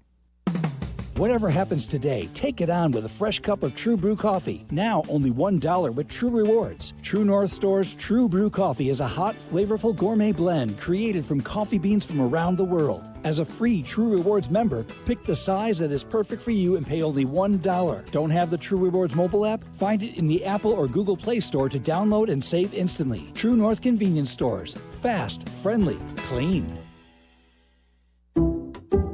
Some people just know you can save money on car insurance by checking Allstate first. Like, you know to check if they're going for it on 4th down, before going to the concession stand. Yeah, give me 3 hot dogs, 2 jumbo touchdown, baby! What? Hey, buddy, you want cheese with those? Yeah, checking first is smart. No. So check Allstate first and see what you could save. You're in good hands with Allstate. Potential savings vary, including based on how you buy, subject to terms, conditions, and availability. Allstate North American Insurance Company and affiliates, Northbrook, Illinois. Deadlines move fast. So should your takeoffs. With Lowe's Blueprint Takeoff, you can turn blueprints into competitive quotes. Bring us your plans, and we'll generate itemized material lists to make quoting faster and easier. And when you're ready, we'll deliver everything you need straight to the job site. Visit the Pro Desk today to get started. Lowe's, we help, you save. Illinois State University offers more than 150 majors, from accounting to zoology, and we're adding new areas of study all the time, like engineering, sports communication, and data science. Check out all our offerings at illinoisstate.edu/majors and apply today. Follow Chicago's Home for Sports on Instagram at ESPN_Chicago. Carmen and Jurko are back. This is ESPN Chicago, Chicago's Home for Sports. Jason McKee will talk Bears with us a little bit later, about 11 o'clock, as he always does. So we'll talk about Cover 5, games we like and don't like for this week in the NFL, which kicks off in Florida tonight. Dolphins and Ravens on Thursday Night Football. YouTube TV customers, you could lose ESPN and the sports you love, including college football, college game day, Monday Night Football, the NBA, college buckets, and more. Take action. Go to keepmynetworks.com to keep ESPN. That's keepmynetworks.com. Eddie on the north side is with Carmen and Jurko. What's up, Eddie? Hey, guys. So, wow, I just like with Toronto and everything, I'd like to hear some stories of people, just because it's your favorite team. I think at the beginning of every year, if you don't think they have a shot, you should just throw some change on it. I mean, I was reading they were almost 100 to 1 in the summertime. Yep. I mean, $1,000 bet's bringing you back $100,000. And how about prop swap or whatever? Maybe you can get that guy in, and there's got to be some big deals going around. They sold. I think Luke told us last week that they sold a ticket. Yeah, no, you're right. I mean, I wish we like kicked around Toronto a little when we were trying to find a team. Jurko and I ended up going with Boston. That didn't work out so well. That second game against the Yankees really sunk them when they had a lead, but they couldn't hold it. Or even if somebody has them on FanDuel, what is their buyout right now? Oh, I would imagine it's pretty good, depending on what you got them at. I made a small play on them at plus 185 when the series started because I bet Vlad to win MVP. So I'm like, well, I got to bet the Jays. So I have a Vlad 6-1 ticket, and I got the Blue Jays. I got Daniel Jones at MVP. Ooh, what'd you get it at? 100 pays 4,100. So at some point you need to think about 40 to 1 he got. Now, like he's the still buyout right now is 165. He's still really long odds. I mean, maybe that people wouldn't even anticipate. He's still. Thanks, Eddie. By the way, if he has a few more weeks where those odds drop a little bit more, you're sitting on a more valuable ticket. A few more weeks, you've got Daniel Jones in the NFL. Daniel Jones, I got you. Yeah. You guys are talking baseball, then all of a sudden. Well, because he said he has a Daniel Jones. Shifted on me. Yeah, I mean, I bet the Jays. Eddie will do that to you. I bet Vlad at 6-1. So I'm like, you got to back it up with the Jays bet. Yes, you do. But it was only plus 185. They are now a minus 240 favorite to win, but they're an underdog against Yamamoto tomorrow night. So would it make more sense to just bet like the plus side of it and hope they do it tomorrow instead of laying 240? Yes. Right? I mean, they're a plus 150 dog tomorrow night. Yeah, you're betting them plus 150 tomorrow. So I hope the Jays win. I'll win a little money, and hopefully Vlad would be the MVP. I want to talk more about him after 10. So we'll circle back to a little bit of this conversation. What's happening in this World Series, the Stars playing as great as they've played, and just it's been fabulous. I think October's been awesome for baseball. The ratings are the best they've been in a decade, so it's been really good. David's in Chesterton with Carmen and Jurko. What's up, David? Hey, how's it going? Good. Yeah, I heard you talking about DJ Moore, and I was just saying the 49ers could use a receiver like right now. Yeah, you know? Yeah. So, Go ahead, David. I mean, the 49ers have some picks they can give up, and you don't want CMC in the slot. I mean, he's good in the slot, but obviously you want him running routes. I didn't write them down, but it's not a bad thought. They're going to get some of their guys back, though. Like Pearsall at some point's coming back, and Ayuk, I think they believe, is coming back at some point. So I don't know what level of desperation they have. I would think that Kyle Shanahan would like a player like DJ Moore. He probably views him a little bit like Debo-ish, probably do a lot with him. Sure. I didn't write that team down, but it's not crazy because they are thin. Just don't run. Don't run them. No, don't run them. Yeah. They are thin at that spot because of all the injuries. The 49ers are one of those teams, they just can't keep their guys healthy for whatever reason. It's been a recurring theme for them these last handful of years. Some are worse than others, I get it, but they've had it again this year. Like Ayuk coming back from the injury a year ago. Pearsall's hurt now. CMC's been healthy for them, which is kind of a miracle. They lost Bosa. They lost Fred Warner. Yeah. I mean, it happens on both sides of the ball all the time to them. Jeff's in Highland Park on ESPN 1000. Hey, Jeff. Hey, guys. Appreciate you taking the call. I wanted to ask Jurk, I think that Kevin Bayard may be their best defensive player this year. I know TJ Edwards has made big impact when he's been playing, but he's missed a couple games. Just kind of wanted to think, is there anybody playing better than Bayard on their 49 defense right now? 49. Oh, you think Tremaine Edmonds, huh? I think Edmonds, and I've been a critic of his. I think he's finally stepped up and started playing decent. But when TJ Edwards did come to the team was a different team. It became a different team. I like Bayard. Is that his name? Kevin Bayard. He's been very good. I like Bayard, though. I wouldn't complain. If somebody wanted to put him, either at the gold medal, silver, or the bronze, I'd say the top three guys. I wouldn't pick one defensive lineman. No, I wouldn't either. And after Tyreek had that bad game against Detroit, I think Tyreek he's been able to respond after that. Do you think some of the Tremaine Edmonds stuff is tied into the fact that he's still a young player on the right side of 30 that has a potential out in his contract after this year? Well, there could be motivation there. There's always a financial motivation. He seems to be playing the best he's played in a little while. But that team solidified everything once TJ Edwards came back there. No, you're right. Tremaine Edmonds, this is only his age 27 season. Yeah. He was so young when he came in. He was only 20. Yep. He's still kind of young. I mean, in football terms, I guess not as much because he's played over 100 games. That starts to take its toll. But he's, next year's only his age. He doesn't turn 28 until May. And so he's going to have a chance to get paid again. Yes, he is. If the Bears are out on him after this year. So what's his number next year? So there's the out in his contract. So potential out, he signed the 3-year, $57 million deal. Potential out is this year. Next year, his base is 13.9, Yerk. Okay. His cap hit is 17. The dead cap is about 2.5. 13.9 is not an outrageous price to pay for a linebacker. Do you know what I'm saying? Mm-hmm. That's not an outrageous price. So if he has a good season and they look at him and they say, hey, we're going to bring him back, he's coming back. He's still got years left on his deal. He's got 1 year left next year, and then he's a UFA. So he'll be 29 still before he turns 30 with a chance to hit another nice contract after he signed the free agent deal that he did with the Bears. Good for Tremaine Edmonds. But, yeah, I think you're right about him. He seems to have played better this year. We know what Edwards brings. Bayard's solid still at his age. And I think Tyreek's played very well. I think Brisker's played well for the most part. Yes. So, I like the combination of Gordon and Brisker when they're together. I know. I hear you. Because the two of them together kind of feed off of each other. Believe it or not, I think there is a certain symbiotic energy between the two of those guys. I think you are right, Yurko. I do. All right. You can continue to ring us up. Anything you want to talk about, whether it's the World Series, Bears, long-term thoughts, trade deadline next week, Bengals-specific stuff for this week, 312-332-3776. It's Carmen and Yurko back in 2 minutes. You're listening to Carmen and Yurko on Chicago's Home for Sports, ESPN Chicago. Save big on everything for your next project when you shop at Menards. Insulate your home and save on energy costs. Owens Corning Pink Foamular insulation panels are moisture resistant and can be used anywhere, including walls, attics, and basements. Foamular insulation panels are available in multiple sizes to fit your project. Visit Menards.com to shop all foam board insulation. Plus, check out the weekly flyer for great deals happening this week. Save big money at Menards.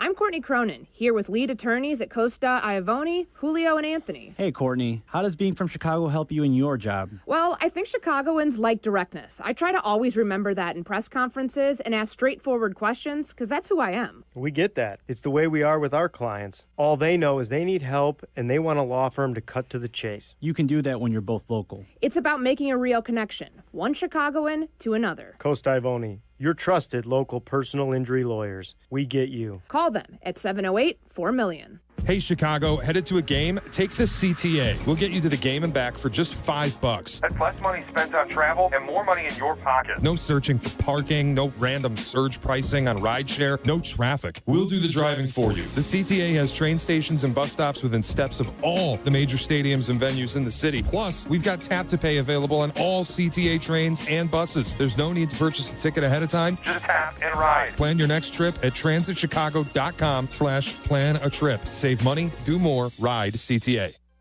Our local hospitals are the heartbeat of our communities, delivering critical care every hour of every day for everyone, training the next generation of caregivers. Beyond the walls, their benefit to the community is everywhere, driving the local economy and supporting local organizations, initiatives, and neighbors. Illinois Hospitals, healing communities. Learn more at team-iha.org. Sponsored by the Illinois Health and Hospital Association. Aired in cooperation with the Illinois Broadcasters Association and this station. Live from State Street in the heart of Chicago. This is the home for every Bears game. ESPN Chicago. And this is Carmen and Yurko. WMVP, WTBC, HD2, Chicago. A good Karma Brands radio station. Baseball's having a little moment here, Yerk. It would be a shame a year from now if we're talking about this team going into a prolonged lockout strike. It would really be a shame. I hope these knuckleheads don't screw this up. Well, the ratings are as good as they've been in October in a decade. You've got the biggest star in the game and truly one of the most, I think, recognizable athletes on the planet. I know baseball isn't a true global sport, but who do you believe is going to screw it up? Players or the owners? Owners. Okay. As per usual. Yeah. Yeah. I mean, you've got Shohei on this stage. I mean, the league has got to be thrilled that he removed himself from the Angels, right? You think they kind of nudged him a little? You never know. Like the deferred money stuff, and you think the league went to the Dodgers? Here, everybody loves conspiracy theories. Like, at what point 2 years ago did Rob Manfred go to the ownership group of the Dodgers and be like, however you do it, do it. There's only one place we want him and need him. Because you see the impact it makes. You see the impact on casual fans. You see what it does to ratings. I told the story about standing in line 2 days ago at Trader Joe's, talking to the two nice old ladies who were like, how about that baseball game? How about this Shohei guy? Yeah, you think when he was in Anaheim, they knew about Shohei? Exactly. So how much did the league say, whatever you do, you have to get him? Because this is what, like, guys like Shohei need to play on this stage. Guys like Vlad need to play on this stage. What Vladimir Guerrero Jr. is doing, and I get it with the counting stats, it's opportunity. Like, they're playing more playoff games, right, Yerk? I mean, we know that. But Vlad Guerrero now has the second most hits all time that a player's ever had in a single postseason. I told you yesterday the all-time record is Randy Arozarena, the COVID year when the Rays made the run to the World Series. They lost. But when the Rays made the run to the World Series, Randy Arozarena had an incredible October. He had 29 hits. He had 64 total bases. Those are both all-time records for a single October. Vlad is now second in both those categories, chasing Arozarena. He's got 27 hits, 2 shy, and he's got 54 total bases. Vlad Guerrero is hitting over 400 in the playoffs. He hit his 8th home run last night. His OPS in the postseason is 1.337. So you need this kind of stuff. You need guys like this on this stage. And even though there's a Canadian team in this, the ratings have been good, and they're up, and they're some of the best baseball has seen since 2016 and the 2017 postseason. Can I tell you what the problem is with Sure. Major League Baseball, why they're going to have an issue, and why it's going to be the owners, and why it's going to be those bottom 10 owners that are going to say, no, we're not going to agree to anything that has a floor, a salary cap floor. That's why they won't agree to it. We have to spend a minimum. You have to spend a minimum. Here you go. Total payroll for the Dodgers this year, $350 million. Okay. Total payroll for Miami, $67 million. Oh, it's a big disparity. What's your disparity there? It's almost $300 million. It's almost $370 $270 million. million. Is my math right on that? Yeah, and if I go to just the 15th and the 16th team, They're at 164 and 158 respectively. You're right in the middle there. Right. You're still even if you're 150 90% floor, Yeah. with 100% ceiling, if you want to have that theoretical salary cap, and what is it, 240,000 or 240 million, 230 million, and say you go 23 after that and give it another 11.5 or 11.5. So you got yourself about $34 million of disparity between the top and the bottom. Right. So you're still over $200 million. Yes. How many teams? 12, with Boston being the 12th team. So just a little over a third of your league. Yeah, so your drop from the 12th team is $22 million. So you're going to set your floor next year. Say you're going to set your cap at 250. Right. And then take that 37,500 down. Yeah. Right? Yeah. So your floor is 212. Right. You got a lot of teams. You got that a lot need of to do teams. some catching up. A lot. Some You spending. got almost 2/3 of the league. Your Cubs aren't even there. No. At 212,500. They're not even there yet. They're not at the floor. I mean, they're close. They can redo a contract, give a guy another couple $1,000, and they'll be there. But you're talking about teams, Miami, the Athletics, White Sox at 67, 78, 78, 84, 80. You're telling them they got to almost got to triple. 100 million. Yeah, you got to triple They got their to triple payroll. what you're going to your payroll. Jerry Reinsdorf will never allow it, you guys. And that's And he why, still has a lot of clout. That is why you're going to have unrest. That is why you're going to have problems. That is why you're not going to be able, because the players won't do it without a floor. Oh, no way. Absolutely not. They screwed up last time agreeing to some of the stuff they agreed to without putting a floor in. I mean, why did all those guys fought in the 70s and the 80s and 90s for you guys just to roll over? Yeah. Ridiculous. What did Kurt Flood fight for exactly? For you to Thank be you. like, okay, they're going to build sort of an artificial cap, but you don't have a floor for spending? Yeah. It's ridiculous. Luxury tax, what? It's ridiculous. Yeah. You bring up excellent points, Yerk. I hope they don't screw this up. My fear is they will because, again, they're having a moment. And, you can rag on the Dodgers all you want. What we normally see is that these types of teams are good for sports. When there's a common enemy, it's usually a good thing, isn't it? Usually a good thing. And you see it when franchises get so good for a period of time. Like it happened with the Patriots eventually. It's happened with Mahomes and the Chiefs. Yeah. He's gone from being, look at this guy, to How everybody great he makes is. fun Look of how him. great he is, All yeah. they do is get calls. Yep. And you see all the GIFs and the memes and and Chris Collinsworth slobbering his knob and all the other stuff. That happens all the time. But you see the gifts of him and the officials just kind of laughing alongside of him. Yes, exactly. Well, whatever you need, Patrick. And they become the villain. Yeah. Because they're so Right. good. Right. It's good for sports. Yes. It creates conversation and it's some a metamorphosis. And it's good. It's good for the sport where everybody could be like, oh, I hate the Dodgers. I want to see the Dodgers lose. Good. Yes. They've become Or the Yankees. evil empire and the Yankees. Yes. They become the Yankees. I don't think it's a bad thing. Am I crazy? I don't think it is. I think when there's a villain, it's good. And this is good for baseball right now. It's good to see Shohei on this stage. It's good to see Vladdy on this stage. The Jays are a good story, and they're good. They play defense. The stories like Trey Yesavich are always great. A rookie. He was in A-ball, you guys, this year. He was in the Florida State League this year, like 10 months ago. He was a first-round pick from last year. And by the way, the 2024, right, June 2024 draft class, Yerk, so just a year and a half ago, yes, Trey Yesavich is already the 6th guy to make the bigs. That's pretty impressive. He's the pitcher, right? He's the pitcher from Guy Toronto. yesterday.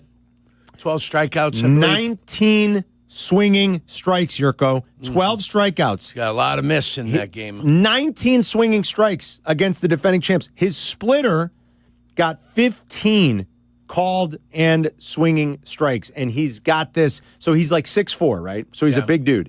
And then he's got this big he is straight over the top. Yeah.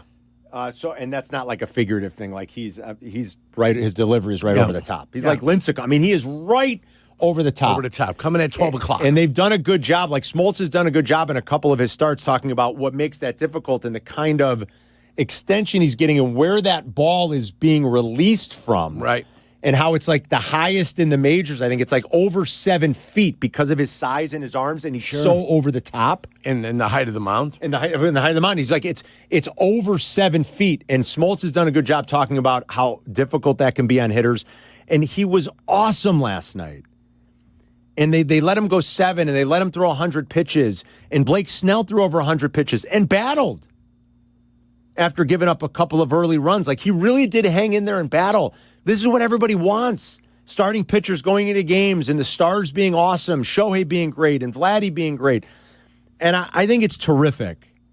And baseball needs this kind of stuff. And it'd be a real shame if they effed it up a year from now. That's all I'm saying. But Yurko just laid out why. That's why you're going to have dark problems, days guys. ahead. Dark days ahead. Because Yurko did some quick math and said, okay, this seems reasonable. Guess what? You got 13 teams in the league. Or, no, how many did you say you would have?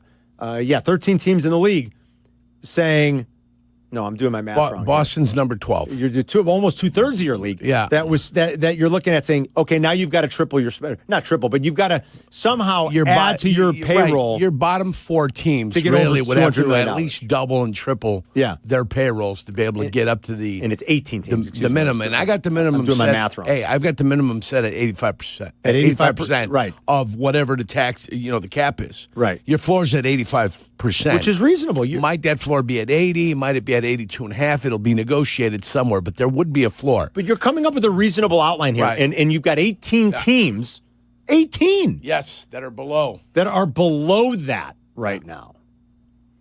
And I love baseball. I think it'd be a real shame if they screwed up. But I think these playoffs have been fantastic. The action's been good. You've seen starters go longer and deeper into games. It hasn't been as much of a parade of bullpen arms as we've seen in years past.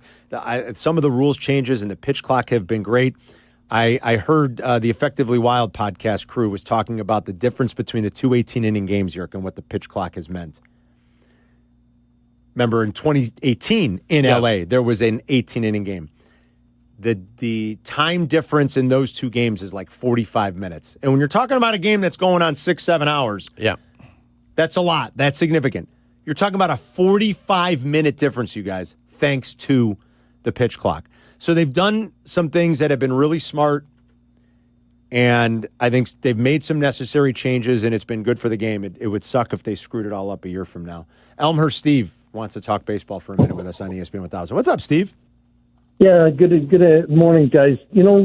I think that, Yurko, you have to look at the numbers that you gave everybody and also add in all the deferred payments because, Ohtani's he's getting $70 million, $72 million a year, but they're only paying him, I think it's like $2 million this year. Yeah. So now you got $70 million that's deferred. And then you got Yamamoto and you got Snell. You got other guys with deferred payments. When you add it all up, they've got a salary of more like $500 million a year. That's right. And they keep adding on because they got to do away with deferred payments. So what they need to do is have a ceiling, a floor, and eliminate deferred payments. Then you can have more of a level playing field, and teams from small markets, whether it be Pittsburgh, Kansas City, Milwaukee, wherever, they've got these small market teams that have a real hard time competing because they don't have the revenue streams that major markets have, and especially the Dodgers over everybody else because of their TV contract. And so they can spend way more than everybody, and then they circumvent the salary cap. Basically, they have a salary threshold at this point. They don't have a cap, but then they have punitive damages if they go over that threshold. Well, they circumvent it by having deferred payments. So it's like it's not even there. These are all good points, Steve. Yep, they got to make changes, and I disagree with you guys in the idea that they're going to ruin it or they're doing damage. They're correcting problems, and it's going to be painful to correct these problems, but they need to be corrected. Well, I hope they correct it somehow. All I mean is I hope they don't run into I hope we don't run into a season, Steve, in 2027 where we don't get baseball. I think that's a problem. I think that would be bad. That. Yeah. You bring up excellent points, Steve. You really do. I'm not smart enough to tell you how to fix the disparity here. I get it. There are some great inequities. And they don't have some of the built-in luxury that the NFL has with a smaller window of games, with the great made-for-TV spectacle that football is. And, Pete Rozelle knew it. And you want to talk about guys that are on top of it, that are smart, that can sort of see the future, see the big picture.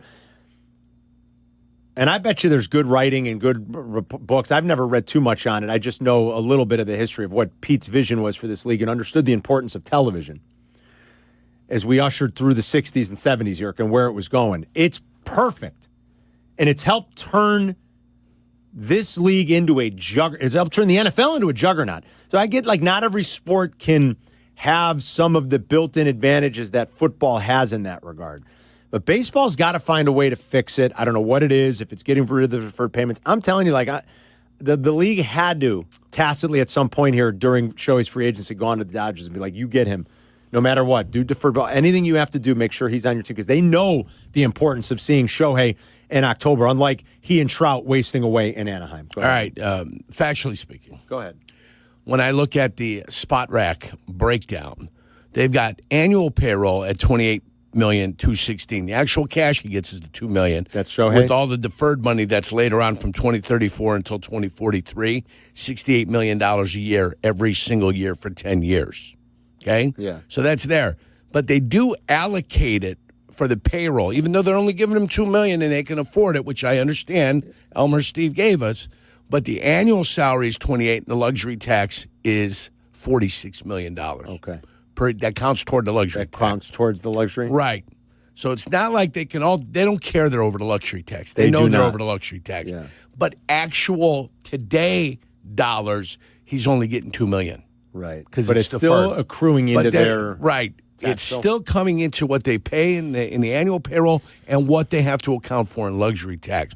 But when you only have to pay a guy $2 million and you can push a lot of that stuff the rest of the money down the line, it does give you a wonderfully competitive advantage right now. Yeah, to go get Snell and Yamamoto So to and all Steve's the other point, ones. yeah. Right, exactly. Yes, you're only paying them $2 million now, yes. Right. But they do have to account for everything that's going to be paid back then, now. What was the story, Adam? You said that there was a rumor going around that all the teams that were interested were offered, they were basically told. That was Heyman. Heyman had it Heyman yesterday. had that? Yeah, He Heyman said had it yesterday. They were told, and I wonder if the league didn't conspire for all this. Be like, no, we have to make it fair. So go around and tell, but knowing that nobody other than the Dodgers were probably going to do that kind of a deal. Well, Heyman said that his representatives went to everybody and said, this is the deal that we want for whatever tax purposes. We want this deal that says we want the $2 million now and all of it can be deferred because we know this is going to hamstring the organization because of the payroll and whatever. So defer all the money. I'll take $2 million now, and this is what is offered to every single club. And the Dodgers said yes, and everybody could have done it. The Dodgers said yes. Yeah. Well, the Cubs could have done it. and the league probably knew the Cubs wouldn't do it. Doesn't mean they couldn't Not that they'd be mad if he ended up in Chicago, but this is a dream for them because the Dodgers are always playing in October and they need him there, not wasting away like poor Mike Trout has wasted away in Anaheim for more than a decade. He's played 3 playoff games for crying out loud. 312-332-ESPN. If you got a thought, we'll grab more of your phone calls. Having fun with this conversation. It's Carmen and Jurko. We'll be right back. You're listening to Carmen and Jurko on ESPN 1000, Chicago's home for sports. Sunday, the Bears take on the Bengals. Hi, everybody. It's Jeff Joniak along with Tom Thayer and Jason McKee. We bring you the call starting at noon, plus a full day of coverage surrounding the game. From pregame tailgate today to post-game into the evening. This is the place to be on Sunday. Brought to you in part by Hard Rock Casino, Northern Indiana. It's Bears and Bengals live from Cincinnati. Kickoff Sunday at noon on the home of the Bears, ESPN Chicago. The Wolves are back at Allstate this weekend, Saturday and Sunday. They're taking on the Marlies from Toronto, speaking of north of the border friends. Saturday night is First Responders Night. Arrive early for your chance to touch a truck in the parking lot and see all the incredible first responder vehicles up close. Bring the family. And then Sunday, it's a classic Chicago Wolves family Sunday. Wolves are hot. Catch them live. The games are always great. It is fun action over at Allstate. Get your tickets for Saturday and Sunday at Ticketmaster.com. This is Wolves Hockey. Great Clips believes veterans make us great, and that's why this Veterans Day they're offering free haircuts to all veterans and active duty service members. Here's how it works. If you served or are serving in the military, simply visit a Great Clips salon on November 11th to get a haircut at no cost to you with your military ID. Don't need a haircut that day? Stop by for a free haircut card to use later. Not a member of the military? Any customer who gets a haircut on Veterans Day will also receive a free haircut card to give to a veteran or active duty military member in recognition of their service. It's just one small way Great Clips is saying thank you for all the sacrifices you as service members make to protect our country. Offer valid while supplies last. Learn more and read giveaway rules at greatclips.com/promotions. Great Clips, it's gonna be great. If you're turning 65 or new to Medicare, Humana might just have the health plan you're looking for. Our Medicare Advantage plans offer coverage and care you can count on. You could get a plan with a $0 premium or an all-in-one plan that may include medical and prescription coverage, as well as routine dental, vision, and hearing. Learn more at gethumana.com. Humana, a more human way to healthcare. Humana is a Medicare Advantage HMO and PPO organization with a Medicare contract. Enrollment in any Humana plan depends on contract renewal. They say a full marathon is the ultimate test. For me, it's more than a race. It's a milestone I once thought impossible. Michelle Smallman here, and I'm running my very first marathon in New York City with the support of Gainbridge and Gainbridge Assists powered by Parity. Together, we're empowering girls and women through sports and education with grants to 32 organizations in 21 states. Every step I take is for the finish line and for the next generation chasing their dreams. Here's to 26.2 miles and a future with no limits. Harry Douglas here. Fellas, it's time to step up your grooming game. Manscaped just leveled up with the Lawnmower 5 and the Chairman Plus, two powerhouses built for unmatched precision, comfort, and control. Whether you're cleaning up before a night out, preparing for a big meeting, or getting ready for a game day, Manscaped has the tools to help you look and feel your absolute best. These aren't just old school clippers. They're engineered for modern men who take pride in their daily routine. So upgrade your grooming gear and experience the difference. And now you can find Manscaped products at your local Walmart. YouTube TV customers, you could lose ESPN and the sports you love, including college football, college game day, Monday Night Football, NBA, college basketball, and more. Take action. Go to keepmynetworks.com to keep ESPN. Hey, it's Adam Abdalla. After a long, grueling day of talking sports and other nonsense, there's nothing that helps me and my stomach like a stop at Fry the Coop. We're talking about the best chicken sandwiches this side of the Mississippi. I'd go further like this side of Hawaii, but they're just being modest. My favorite is the spicy honey butter chicken sandwich. I also go with the Chicago hot chicken sandwich and their chicken and waffles. It's not just the sandwiches that keep me coming back, it's the feeling of happiness and the beef fat fries. I don't know how they do it, but they even make this cynical dude happy. Fry the Coop. Follow Chicago's Home for Sports on Twitch at ESPN 1000 Chicago. Carmen and Yurko are back. This is Chicago's Home for Sports. ESPN Chicago. Julia Louis-Dreyfus is 64 years old. Wow. Any 64? Anybody in their 60s? I mean, if you like short and squatty, not bad. You think she's short and squatty? Short and squatty. I mean, she's short. I don't know about She'd have been perfect for Jason Alexander. You're crazy. I don't think you have any idea what you're talking about. She's got like a rectangle head. Rectangle head. I mean, I love Fabio over here critiquing, you know? I mean, jeez. I mean, listen, Chad. I mean, when we're looking, you might have one theory and I might have another theory. The best. She was 5'3", and early Seinfeld had her at squatty. I'm sorry. Oh, my God. 5'3" and squatty. Love Elaine. I liked Adam's idea. I guess he said some of the Twitchers yesterday were saying is do the farm system rankings because Selma Hayek she's the number one prospect in the farm system. In the farm system? She is the number one prospect in the pipeline.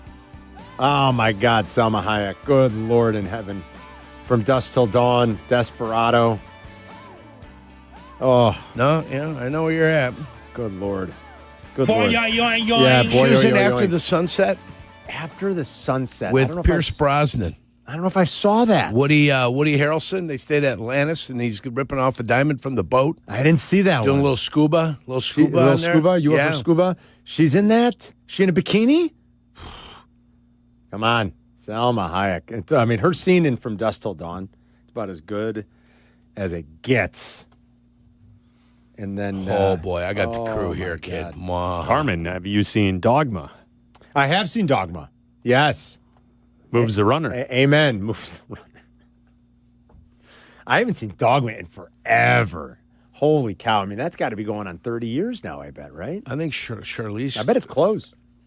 How old Charlize? Is she in her 50s? Oh, no, we're not doing this again. All You're right, get off the website. We won't. She just turned She's in the 50. farm system. Yeah, you're not looking up 1975. names. Charlize Theron in her 50s. Oh, she's in her 50s. She's born in She's not that 75. close, though, really. Well, 1975, she's 50. What do you mean? yeah, we're saying 60, though. She just turned 50. No. She's in the farm system, though. Well, you said but in their she's not 50s. the number. Yeah, that's In their 50s. She's in the farm the system. number 2 prospect. She just came in. That's Yeah. all I'm saying. Oh, my Let's God. not start going crazy here. We're not doing it No, today. we won't. We'll do it We're on not Unhinged doing it. next week with Waddle and Silvy. We're going to try to do it on Unhinged next week.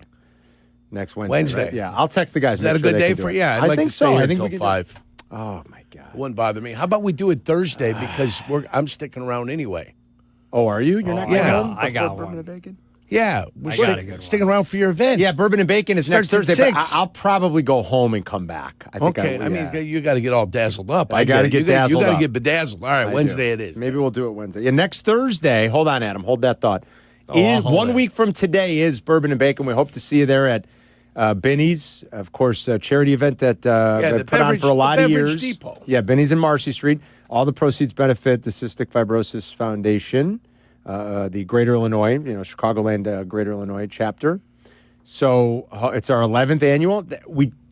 You could still buy tickets. We probably only have about 10 or so we can sell, and then that's it. We're going to be up at capacity. So we don't want to have the fire marshal there. yeah, there's probably only about 10 more we can sell. We don't want to have that. You can get them online at CFFbourbonandbacon.com. That's CFF, like Cystic Fibrosis Foundation, the CFFbourbonandbacon.com. And it's a week from tonight already, next Thursday, and we're all going to be there having a good time, raising money for charity. Great distilleries going to be there, great restaurants as always. A lot of our friends from Lettuce, Chef Max and Eric Rose are bringing some bub and some other lettuce stuff, and we've got Next Whiskey Bar. And our friends from 93 Octane are going to be there doing the little mini sliders with the bacon jam. Sure. Oh, my God, it's going to Wonderful. be spectacular. It's fantastic. Can't wait.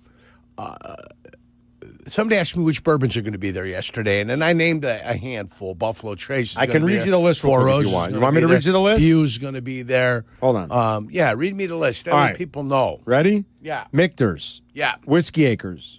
Four Roses. Yeah. Thornton Distilling down on the south Yeah, side. down by me. Fabulous. I Thornton. love those guys. Right there by the crater over there. What's that called? I don't know. Where they dig the limestone out? By the come Yeah, on, the quarry. The Thornton Quarry. Yes. Beautiful. Yeah, right there. Wyoming whiskey. Wyoming. From Wyoming, I'm assuming. It is.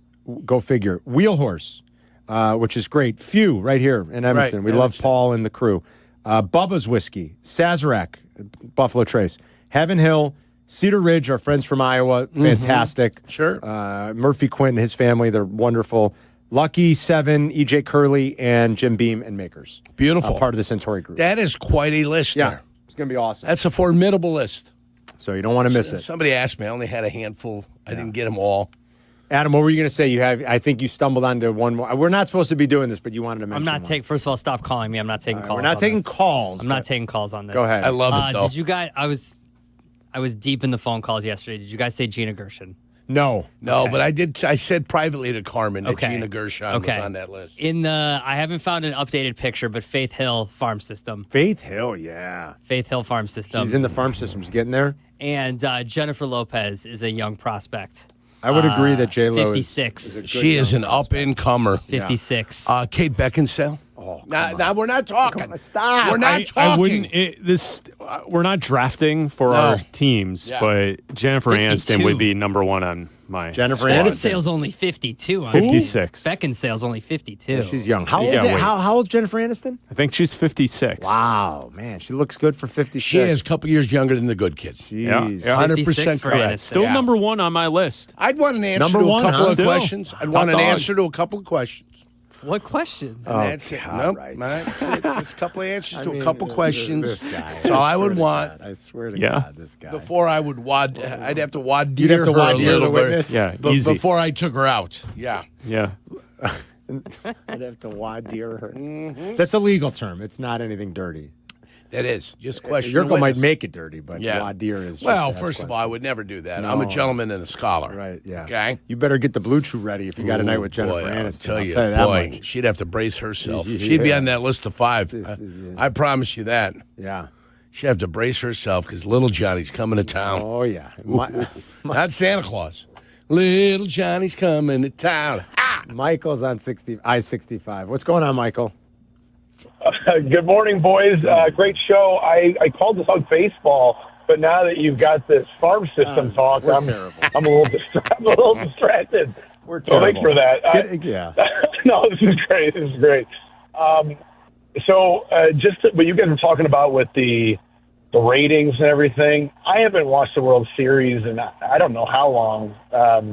But my kids play baseball now, and I coach them, and so they're into it. I was in the kitchen last night, came back. My wife had gotten out of the shower, was in her robe, standing there watching, and I like the whole family is into this for some reason this year. And so, like, I had never even heard of the Savage Kid, and started looking up some of his stats and stuff like that. He didn't make his major league debut until September 15th. Exactly. He had 3 starts, Michael. 3. Dude, and he'd only pitched, I was just doing the math in my head as I was looking at it, but it was like 98 innings he pitched in the minor leagues from single A, and he just went single A, high A, double A, triple A, major league, and now he's pitching in the World Series against the defending champion. That's amazing. And he pitched great, and it's a great, you're so right, Michael. It's a great story. It's like, this is the kind of stuff baseball needs. Yeah, he went from A-ball to the big leagues to striking out 12 Dodgers in Dodger Stadium last night in the span of a year. Again, he's already the 6th guy from that draft class last June of 24, to make their big league debut. Chase Burns debuted this year. Nick Kurtz looks awesome. I mean, Nick Kurtz is going to be the Rookie of the Year for Sacramento. He's incredible. Jack Caglione got called up this year. Christian Moore got called up in Anaheim. And, of course, Cam Smith, the former Cub prospect, whom they traded to get Kyle Tucker, made Houston's opening day roster. So you already got 6 guys from 18 months ago that went through the farm systems and already made the big leagues. Beautiful. Nick in Orland Park real quick. Go ahead, Nick. Hey, how are you guys? The World Series has been great. The one thing I've noticed, and I think it's time, is I think they got to get rid of and ban the intentional walk. It's just time. I mean, they did the pitch clock. I know it's been around 100 years. But you can pitch around a guy, but you just have to have the catcher in the box, and you got to throw the ball. This is a joke. This is not a softball game where you can just have the guy go to first base. That's my feeling. I think it would be better for the game. You're going to pitch to Ohtani. You're going to use give him what he wants, throw junk. I don't care what you do, but I think it's time to happen. My son agrees with you, Nick, because he said it to me a couple of days ago. He said they got. And I think it's a tough thing to get rid of. And here's the thing, like Jesse said, it sometimes pitchers screw up even more when the pitching coach or the manager go out and say, okay, we're going to pitch around him. I can promise you, I will tell you with 100% certainty, when they visited Sir Anthony Dominguez on, what was game 3? Monday night, when Shohei came to the plate down 1, I can promise you they said, they didn't intentionally walk him. They said, okay, nothing that he gets a chance to hit here. Sir Anthony Dominguez proceeded to throw a 97 middle fastball that Shohei clobbered. So to say that you got to eliminate and just tell your pitcher to pitch around him, in theory, I guess I get it, Nick, but the problem is we know that these guys are still human and they make mistakes, and that doesn't always happen. And there was no way, no how that Dominguez was supposed to throw him a fastball right down the you-know-what. Yeah. No good. No good. No good. So I don't know how you tell Big a team mistake. they can't walk a guy, too, when they don't want to mess with a dominant hitter. You throw my high. If he hits that out of the park, I don't know. I good think for it's you. easier said than done. We got the brunch rush coming up next. I got a name for you, Eva Mendes. Oh. 51. We got to redo the rankings now. You've heard of MLB Pipeline? This is something different. I don't know what's going on over here. But certainly a pipeline. It's certainly a pipeline. Eva Mendes goes maybe to the... She might have just become the new number 1 prospect in the system outside of She's 51. Selma Hayek. She's 51. Number 1. There's new rankings. Oh, boy. We'll update these monthly. We got the brunch rush coming up next. You're listening to Carmen and Jurko on Chicago's home for sports, ESPN Chicago. A 1-hour uninterrupted dose of Bleck Abdalla. No breaks, no gimmicks. Well, maybe a few gimmicks. Well, you need a few gimmicks, right? But still uninterrupted. Obviously. And still pure, honest Bleck Abdalla fun. As it should be. Weekdays 2 to 3 on ESPN Chicago. The game is on the line. You need your best play. What's it gonna be? Do you make the call for welding or HVAC? Do it now, and you could complete your education at ETI School of Skilled Trades in as little as 7 months. We offer day and evening classes to fit your schedule, and financial aid is available if you qualify. Visit eticampus.edu or call 888-830-7678 to learn more. ETI, it's your future. Own it. This is an ad by BetterHelp. BetterHelp therapists have helped over 5 million people worldwide on their mental health journeys. Moments in therapy can change lives. Hey guys, it's Silvy. This World Mental Health Day, we're celebrating the therapists who have helped millions of people take a step forward. If you're ready to find the therapist for you, BetterHelp is there to help you start that journey. Our fans get 10% off their first month. Just call pound 250 and say the keyword timeout. That's keyword timeout after calling pound 250. Hey, it's your friend Tom Waddle. Any coach will tell you games are won in the preparation phase. If you're not ready before kickoff, it's too late. The same's true in cybersecurity. That's why companies choose my friends at Trend Micro. With AI-powered proactive security, they don't just respond to attacks, they stop them before they begin. For over 35 years, enterprises worldwide have trusted Trend Micro to prepare, protect, and perform. Don't wait for the whistle. Get secure now at trendmicro.com. That's trendmicro.com. At Bank of America, we asked our people, how do you take ownership of your career? I'm able to grow my way by putting the priorities that I have for my career first. I thrive on being a leader who's behind the team, not in front of the team. Every few years, I'm being re-energized because I get to do something different and learn something new. See how our teammates are growing in their careers at bankofamerica.com/great place to work. What would you like the power to do? Bank of America, proud to be an equal opportunity employer. Actual price will depend on product and subscription plan. Featured products are compounded drug products, which the FDA does not approve or verify for safety, effectiveness, or quality. Prescription products require an online consultation with a healthcare provider who will determine if appropriate. See website for details, restrictions, and important safety information. Want a boost in and out of the bedroom? Hims has you covered. Introducing a new 2-in-1 approach to level up your game. Tadalafil for better bedroom performance and zinc for testosterone support. Turn things all the way up and find affordable treatment options at up to 95% less than brand names at hims.com/joy. That's hims.com/joy. If you love to travel, Capital One has a rewards credit card that's perfect for you. With the Capital One Venture X card, you earn unlimited double miles on everything you buy. Plus, you get premium benefits at a collection of luxury hotels when you book on Capital One Travel. And with Venture X, you get access to over 1,000 airport lounges worldwide. Open up a world of travel possibilities with the Capital One Venture X card. What's in your wallet? Terms apply. Lounge access is subject to change. See CapitalOne.com for details. Paying extra for tire care is BS. You know, bad service. So at Midas, we're rolling out our BS-free tire guarantee, included with paid installation and tax on every purchase. You'll pay nothing for flat replacements, nada for flat repairs, and zilch for tire rotations every 5,000 miles. That's $0 for all that. So with this limited lifetime tire guarantee, you'll pay a whole lot of nothing compared to what the other guys charge for tire care. That's the BS-free tire guarantee, only at Midas. Chicago, when you're hurt in a car crash or on the job, Postman Law delivers. Don't just hope for help, demand results. Others promise. Postman delivers with ease, speed, and results. Call 844-POSTMAN today. That's 844-POSTMAN. You're listening to Carmen and Jurko. Listen to us now. Live on the ESPN Chicago app. Chicago's home for sports. ESPN Chicago.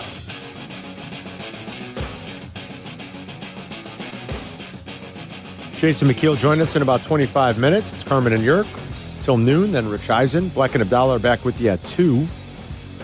Waddle and Silvy will get you home until 6:30. And then Bears Weekly tonight, 6:30 until 7:30. Game 6 of the World Series tomorrow night from Toronto. We'll have that for you here on your home for October baseball. YouTube TV customers, listen up. I'm one of them. So I've already done this. You could lose ESPN and the sports you love, including college football, college game day, Monday Night Football, the NBA, college buckets, and more. Take action now. Do not wait. Like I said, I've done this. Go to keepmynetworks.com. That's keepmynetworks.com to keep ESPN. All right, let's do the brunch rush. Abdalla, what do we got? Gentlemen, 'tis spooky season. And tomorrow during the brunch rush, we'll be going around the NFL. So I thought today we would be talking about candy, and spooky things. Candy. I love candy. Do you know I don't what, eat much of it anymore, do you know but I what love New York calls today? They have like a date. They call it today. They call something today the something. penultimate day of October. No, it's called Mischief Day. Mischief Day. Yeah. New York calls today Mischief Day. Yep. That sounds like you're inviting trouble. Well, yeah, obviously. Mischief. In New York. Yeah. Yeah. I don't know why. Sounds like, you're Mischief asking for trouble, like you said, or mischief. Yeah. So, most popular candy by each state. This is always fun. Okay. This is determined by Google search history, by DoorDash receipts when buying candy in bulk. So not just people buying like individual candies, buying like bulk candy. Right? Bulk candy. Bulk Okay, candy. bulk candy. Bulk. You said bulk. Bulk candy. Here in Illinois, the number one candy, guess. Is Snickers. Nope. M&M's. No. Kit Kat. No. Candy corn. No. Ew. I mean, I like it, but no, it wouldn't be Popcorn it. balls. No. Hold on. Reese's. No. M&M's. I said M&M's. No. Yeah. Three Peanut. Musketeers. No. You guys are $100,000 You guys bar. are guessing all chocolate. Okay, hold on. Wait. Skittles. That's a clue. Ooh, Skittles. No. Twizzler. Yes. Boom. Twizzlers. Good call. Go, Twizzlers. Well, the clue was Illinois, good. The clue was and good. Illinois, Wisconsin, Licorice. Missouri, and Michigan. All Twizzler All states. Twizzlers. All Twizzler states. Iowa, Minnesota are Laffy Taffy states. Oh, really? What? Laffy Taffy. Laffy Taffy. That's crap. Man. Laffy Taffy. Indiana, Kentucky, Ohio, and a bunch of eastern states are all, as you head farther east, are all Reese's states. I love how that matters. Like, how does that matter heading east? I or don't, I'm just Reese's giving you states? like West That's Virginia, hilarious. Virginia, Pennsylvania. Like as you go further, It's hilarious. They're all Reese's states. As you go further south, It's so funny. like Arkansas, Louisiana, are this thing I've never heard of before: Sweet Smiles candy. Never heard of it. I've never heard of this before. leave I'm it to trying to the look south. this up. Who knows? Sweet Smiles candy. What is Sweet Smiles candy? Smiles candy. From Dollar General. All right. Sweet Smiles. It's like a brand, I guess. Never seen it. Oh, yeah. Okay. Oh, so these are like these are the rings, though, like the peach gummy rings. Yeah, I know yeah, those. Yeah, okay. All right. Yeah, the kids like those. They Yeah, do. that makes sense. Okay. Sweet Smiles. All right. Texas is a trolley, which is like the sour gummies things. Kids love the sour stuff. Kids love sour Kids are stuff. obsessed with the sour stuff these days. Yeah. Isn't Caleb Spicy. Williams a trolley endorser? I believe is he he? is. Yeah. Kids love spicy and sour. Weird. California and Nevada are Snickers states. Snickers really satisfies. Yes. And New Mexico and Oklahoma are sweet tart states. If I had to pick a favorite candy, I don't eat too much candy, but if I had to pick a favorite candy here, Ooh, a piece of candy. ooh, piece of candy. Ooh, piece of candy. It is and I like to keep them in the freezer, Not actually. surprised. There's two. Reese's Peanut Butter Cups and Charleston Chews. And I like them in the freezer, but Reese's Peanut Butter Cups would be number one for me. What would be number one for you think? I think it's a little. I like Kit Kat bar. Kit Kat bar? Kit Kat bar's good. Kit Kat, just Kit Kat, Breaking solid up a Kit piece. Kat. What do you guys say over there? That's it. Simple. I will select the gummy bear. Gummy bear's good Haribo. too. Haribo with the plants right up in Wisconsin. Yeah, when you're, yes, when you're on yes. 94, you see the You see Haribo it. plant. Yeah, It's right love off to them. the right. Gummy bears are solid. Like Yeah. still, I don't like the Sour Patch stuff, but like gummy bears are still solid. Yeah. Yeah, they're good. Snickers and Twix. And Twix is a good one. And if I had to include another one, snow caps. I love nonpareils. Yeah. Snow caps. Nonpareils. Boom. Delicious. That's a good one. I do love those very much. Love those. They're great movie snacks. This is, and speaking of, have you guys ever heard of this? I don't know where I saw this, but I heard of someone who goes to the movie theater to purchase their candy. No. Why? Because they've got all the candy right there. Well, they just can't find another candy store? Just go to Walgreens. They sell all the I've seen CVS this. and the Walgreens sells it right next door to the movie theater. I've seen this. My guess is it's more expensive at the movie theater. One would think. That seems crazy to me. It also always looks kind of old and stale at the movie theater. Yeah, that seems crazy. I still like when you find like an old-fashioned candy store. Something nice, something nostalgic. I like Raisinets at the movie theater. You like Raisinets at the theater? Yeah, I like Raisinets. I'm okay. I don't love Raisinets. It's not bad. They taste a little, I don't know, that candy coating, like to me sometimes a little too artificial in a raisin. Yes. You know? Yeah.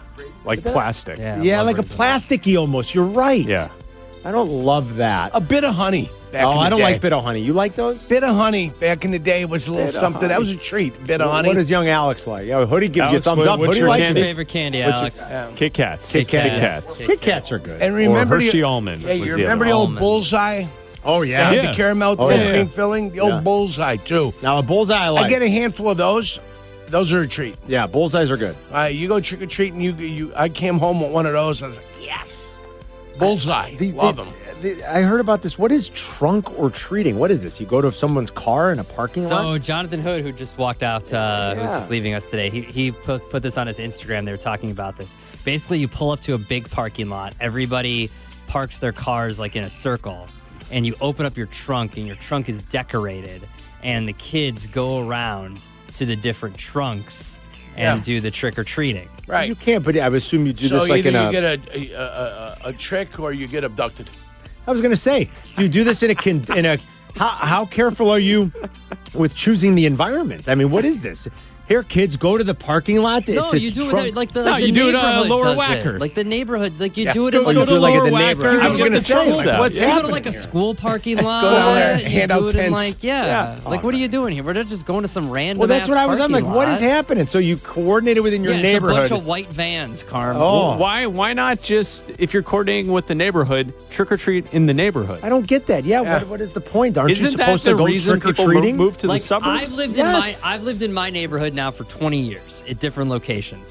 I've never had a single trick-or-treater. Are you serious? Ring my doorbell. I remember when Gio was little and we lived in the city, we trick-or-treated with Gio. You set it up for someone. No, I don't put the light on. You got to participate. You got to. Well, what are you complaining about? No one rings my doorbell. I'm not complaining. Do you guys take Layla trick-or-treating? No, because what Southport does. She's not allowed to have Halloween. No. What Southport does and what neighborhoods in the city do is they pick a day. Well, that's different. What the city does is like Lincoln Square did it on Sunday and Southport did it on Monday. Oh, they do like the walk, right? They do the walk. The Halloween walk. They shut down the street. Yes. In between the businesses, and you can walk in between the businesses with the street shut down. Yes. And you trick or treat that way. That's a good way to do it in the city. I do know that. And like the suburbs do, like LaGrange does that. I think they're doing it this weekend. But so Abdalla's not being.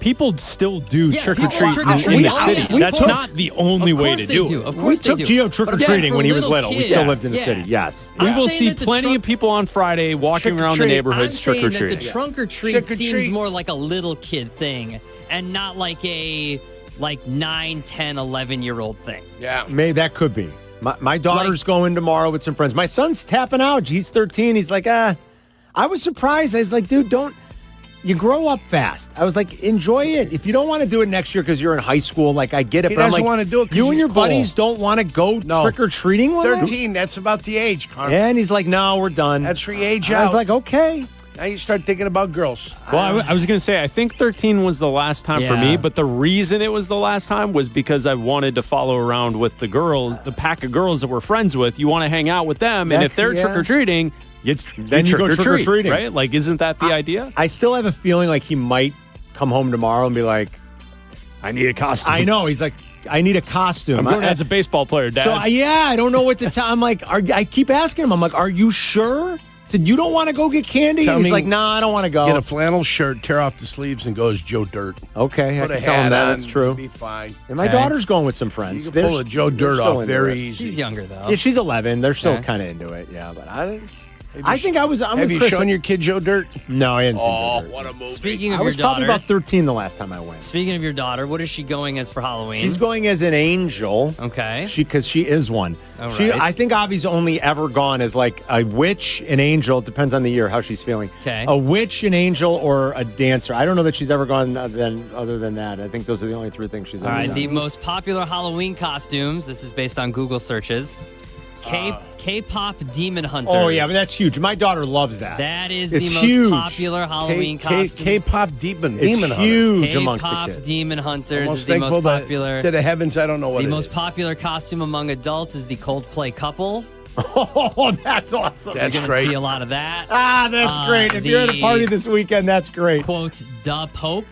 The Pope is going to be a very popular one this year. That's good. Various political things are obviously very course. popular. Every what about the year. chicken jockey? Chicken jockey's a good one. Wouldn't that be a good one? Yeah, that's a good one. I've also seen that's pretty good. You see like the trying to think of what else took place this year. Well, there was the chicken jockey at the tennis. I forget which tennis tournament it was. You know what that is, Yurko. You've seen it. I'm gonna find out. At whichever tennis tournament was the guy that took the ball, and it also happened at a baseball game where like the lady took. From the Karen? Kid? Yeah, from the but it Karen? happened at a tennis tournament too. I forget which tennis tournament it was, but that's a big one too. I like how people just go as Karen. Astronaut Katy Perry That's is great. a big one this That's year. Very good, very good. Those are the most Googled Halloween costumes. Can I just go as RFK and talk like this the I mean, whole night? If you want to ruin your voice, yeah. Just put a bunch of worms around your head. Oh, my God. That's pretty good. The K-pop Demon Hunters thing, I'm telling you, man, my daughter and her friends are obsessed with that. I was like, I don't get any of it. Holy cow. All right, is that the Brunch Rush? That's the Brunch I like Rush. how we got to celebrate Halloween a little bit. That's the Brunch Rush. Jason McKee will join us coming up at 11. The baby Incredible Hulk on top of a chicken. That's Carmen and York. We'll be right back. You're listening to Carmen and Yurko on ESPN Chicago, Chicago's home for sports. Hey, it's your good friend Tom Waddle. You know, I'm originally from the Cincinnati area, Sharonville to be exact. So when my favorite team heads to my hometown, we gotta go. Bud Light presents the Waddle and Silvy Show live from Cincinnati. We'll be at the Holy Grail Tavern and Grill Friday from 3 to 6:30. Watch our Waddle and Silvy Football Friday show on YouTube or catch us Friday at 3 on the ESPN Chicago app. It's all brought to you by Bud Light. Please enjoy responsibly. The Chicago Bulls return to Allstate Arena this Saturday night and Sunday afternoon. The Young Bucks back on the ice now. And get there early on Saturday for First Responders Night and get a chance to touch a truck. He scores! It's the Bradley Nadeau Show! And bring the entire family for Family Sunday. Get your Chicago Wolves tickets for this Saturday's First Responders Night. Touch a truck and Family Sunday. When your team's best players have all been traded and the latest pick is overrated, just raise a glass with a friend or two and tell them more, tell them more, tell them more do. May your team be great and your picks be true, and if it falls apart, you'll know what to do. Just raise a glass with a fan or two and tell them more, tell them more, tell them more do. It's a crazy world, so what do? You tell them more, tell them more, tell them more do. Hey! Tullamore Dew Irish Whiskey, 40% alcohol by volume, imported by William Grant & Sons Inc., New York, New York. This is the run my own business dream.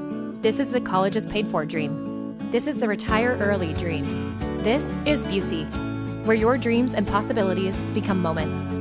Through trusted guidance and expertise, through lifelong relationships. Because we're here to help you achieve the life you've always envisioned. Busey Bank, building business, growing wealth since 1868. Member FDIC. Hey, it's your friend Tom Waddle. Fall's here. Time to upgrade your home before the cold sets in. Chicago Trust Window Works for custom windows and doors that fit your style and budget and help lower energy bills, too. Right now, buy one window, get one free. But this limited time offer won't last. So what you have to do is dial pound 250 on your phone and say Waddle to book your free consultation and lock in your savings today. Again, dial pound 250 and say Waddle. Hey guys, it's Courtney Cronin. Picture this. She opens the box. The light catches the shine inside, but what you really see is her smile. That's the winning moment. That's what Rogers & Hollins delivers. Not just a ring or a necklace or a watch, a moment. A story she'll share every time someone compliments her. For 115 years, Rogers & Hollins has been the jeweler Chicagoland trusts. Because while the world changes, the power of giving jewelry never does. Visit your local Rogers & Hollins or go to fornowandforever.com. A Progressive Home and Auto Bundle can protect you round the clock, but we can't protect you from those painful moments in sports. Defense. The ref totally blew that call. Oh, I'm sure he'll make the right call next time. It's too late. It cost us the game. Well, it's just one game. That loss eliminated us from the playoffs. Oh, the playoffs are on so late. Now you'll be well rested. Okay, I need you to stop talking now. Well, at least your home and auto are protected with a bundle from Progressive. Progressive Casualty Insurance Company, affiliates, and other insurers. Not available in all states or situations. Out here, days are getting a little cooler, and mornings are starting with a few more layers.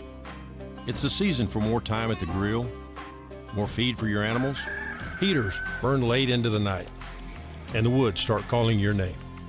We appreciate hard-working hands, shared moments, and love for our land. That's why season after season, we're here for your life out here. Tractor Supply. Football and pizza, what a combo. Week 9 kicks off tonight. You got Halloween tomorrow. You don't want to cook while the kids are in and out trick-or-treating. Just make it a pie night. Order Nancy's. Whether you love that original OG stuffed crust or the thin crust, that's what I go with. It is all delicious. They're fresh toppings, quality ingredients, that crispy crust. It is delicious. Order today at nancyspizza.com. They've got 14 Chicagoland locations. Got to be one near you. And don't forget to hit up the flagship restaurant for more than just pizza. Before and after games and events at the UC all fall and winter. They've got an incredible menu. They've got sandwiches. They've got salads, the loaded waffle fries, different options there. Fantastic house mozzi's, delicious, full bar. It is awesome. So check them out in the West Loop today. And Nancy's Pizza is the real deal. You're listening to Carmen and Jurko. Follow the show on Twitter at Carmen DeFalco and at Jurko64. This is ESPN Chicago, Chicago's home for sports.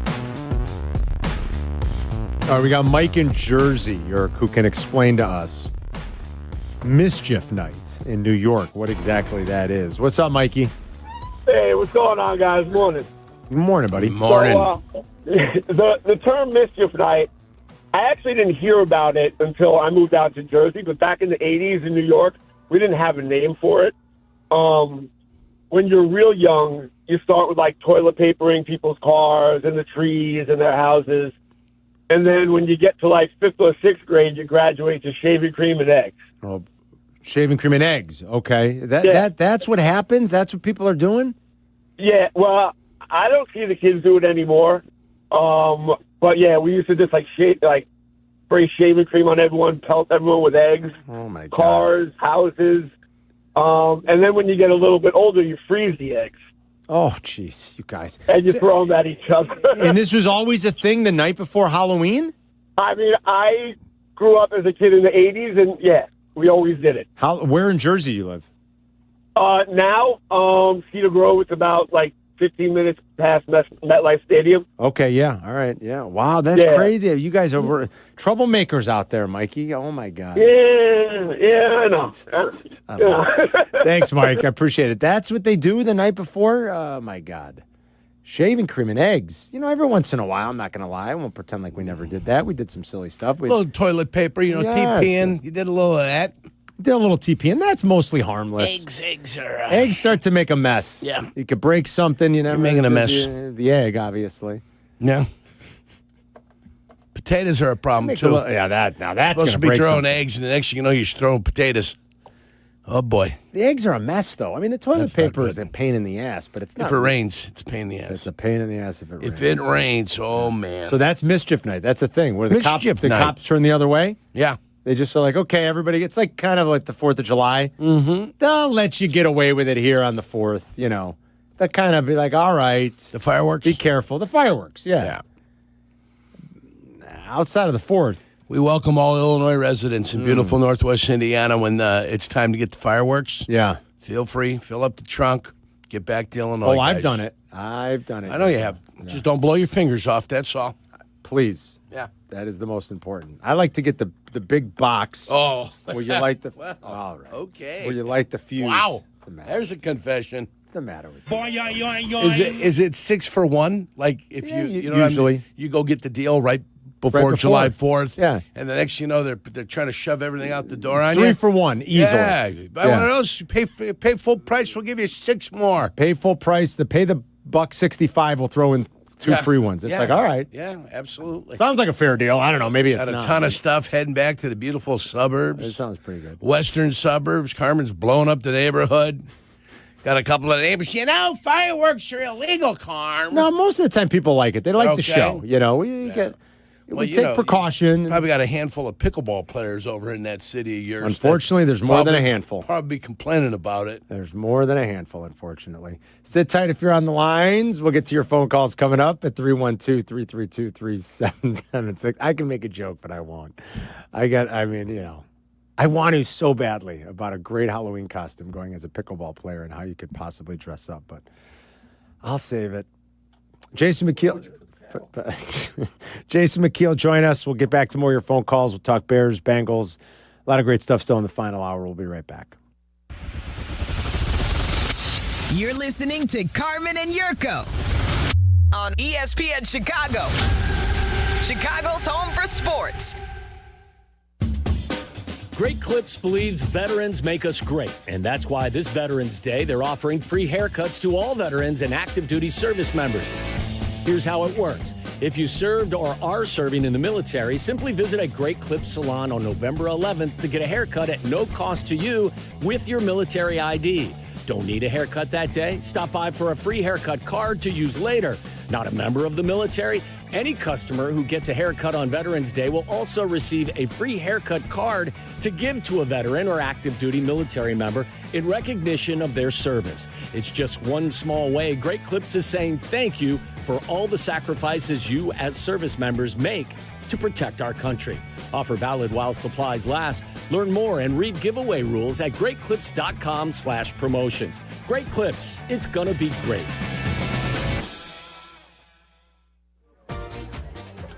Football season is back, and Surfside is bringing you your tailgate must-have. There's nothing more refreshing than an ice-cold Surfside to enjoy while you cheer on your home team. Made with real vodka and real brewed tea, Surfside is only 100 calories, 2 grams of sugar, and 0 bubbles. That's right, no carbonation, so it's easy to sip and enjoy. It's not a seltzer, it's Surfside. Ask for it at bars, restaurants, and stores near you. Must be 21. Please drink responsibly. Just like a strong offense keeps moving the ball, Republic Bank of Chicago's business banking solutions can keep your company growing. Business checking, treasury management, commercial loans, big business, small business. Republic Bank has everything you need for your business. Our team is here to get you back in the game and moving in the right direction. Experience banking beyond expectations. Only at Republic Bank of Chicago. Member FDIC. Visit ourbankchicago.com today. Live from State Street in the heart of Chicago, this is the home of the Chicago Bears, ESPN Chicago. And this is Carmen and Jurko, WMVP, WTBC, HD2, Chicago, a good Karma Brands radio station.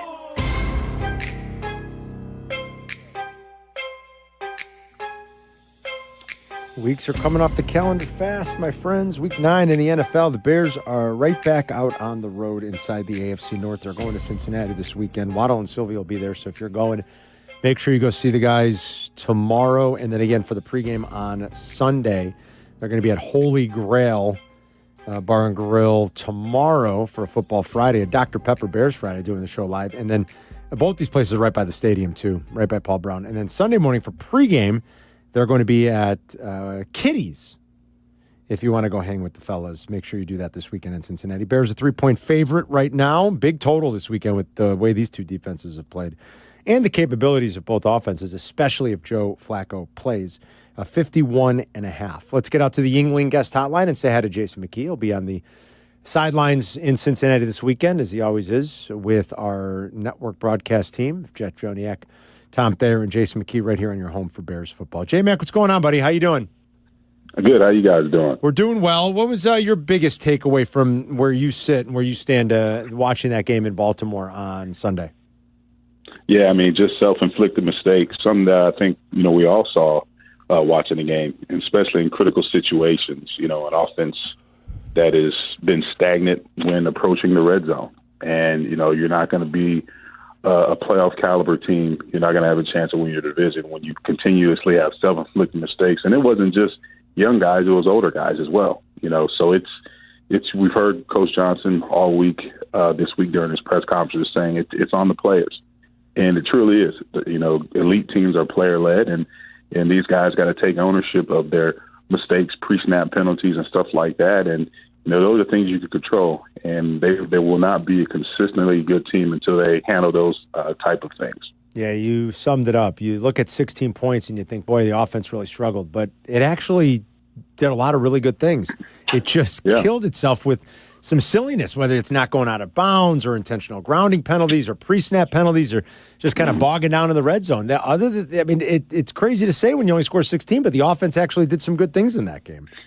Yeah, and it's funny watching it in person. You're looking at it and you're like, man, we're not really playing well offensively. But going back, and I always go back and watch the tape, because there's things that even though I'm on the sideline, yes, I do miss things because I'm walking up and down the sideline and trying to watch different things that go on within the game, on the sideline, on the bench with various players. So I go back and watch it. But when you look at it, talking to Caleb after the game, he said he played terrible. And when you go back and watch the film, I agree with what Coach Johnson came out and said this week. He actually played well. I saw him take some steps, and yes, he threw the untimely interception, which led to a Ravens, the critical situation, which put points on the board for the Ravens essentially. But I felt like he was decisive in a lot of his reads. He found that relationship with him and Rome again, and in critical situations he executed at certain times. So that is growth. So I guess you can take a win in terms of that aspect, if you want to take that away from the game. But, yeah, offense didn't play that bad. But when you have penalties, when you're approaching the red zone and you're relying on field goals, especially on the road, you're not going to win games. Yeah. With all the injuries on the Bears' defense, how in the world are they going to stop Chase and Oh, man. I have no idea. Just looking at this team, there's so many weapons.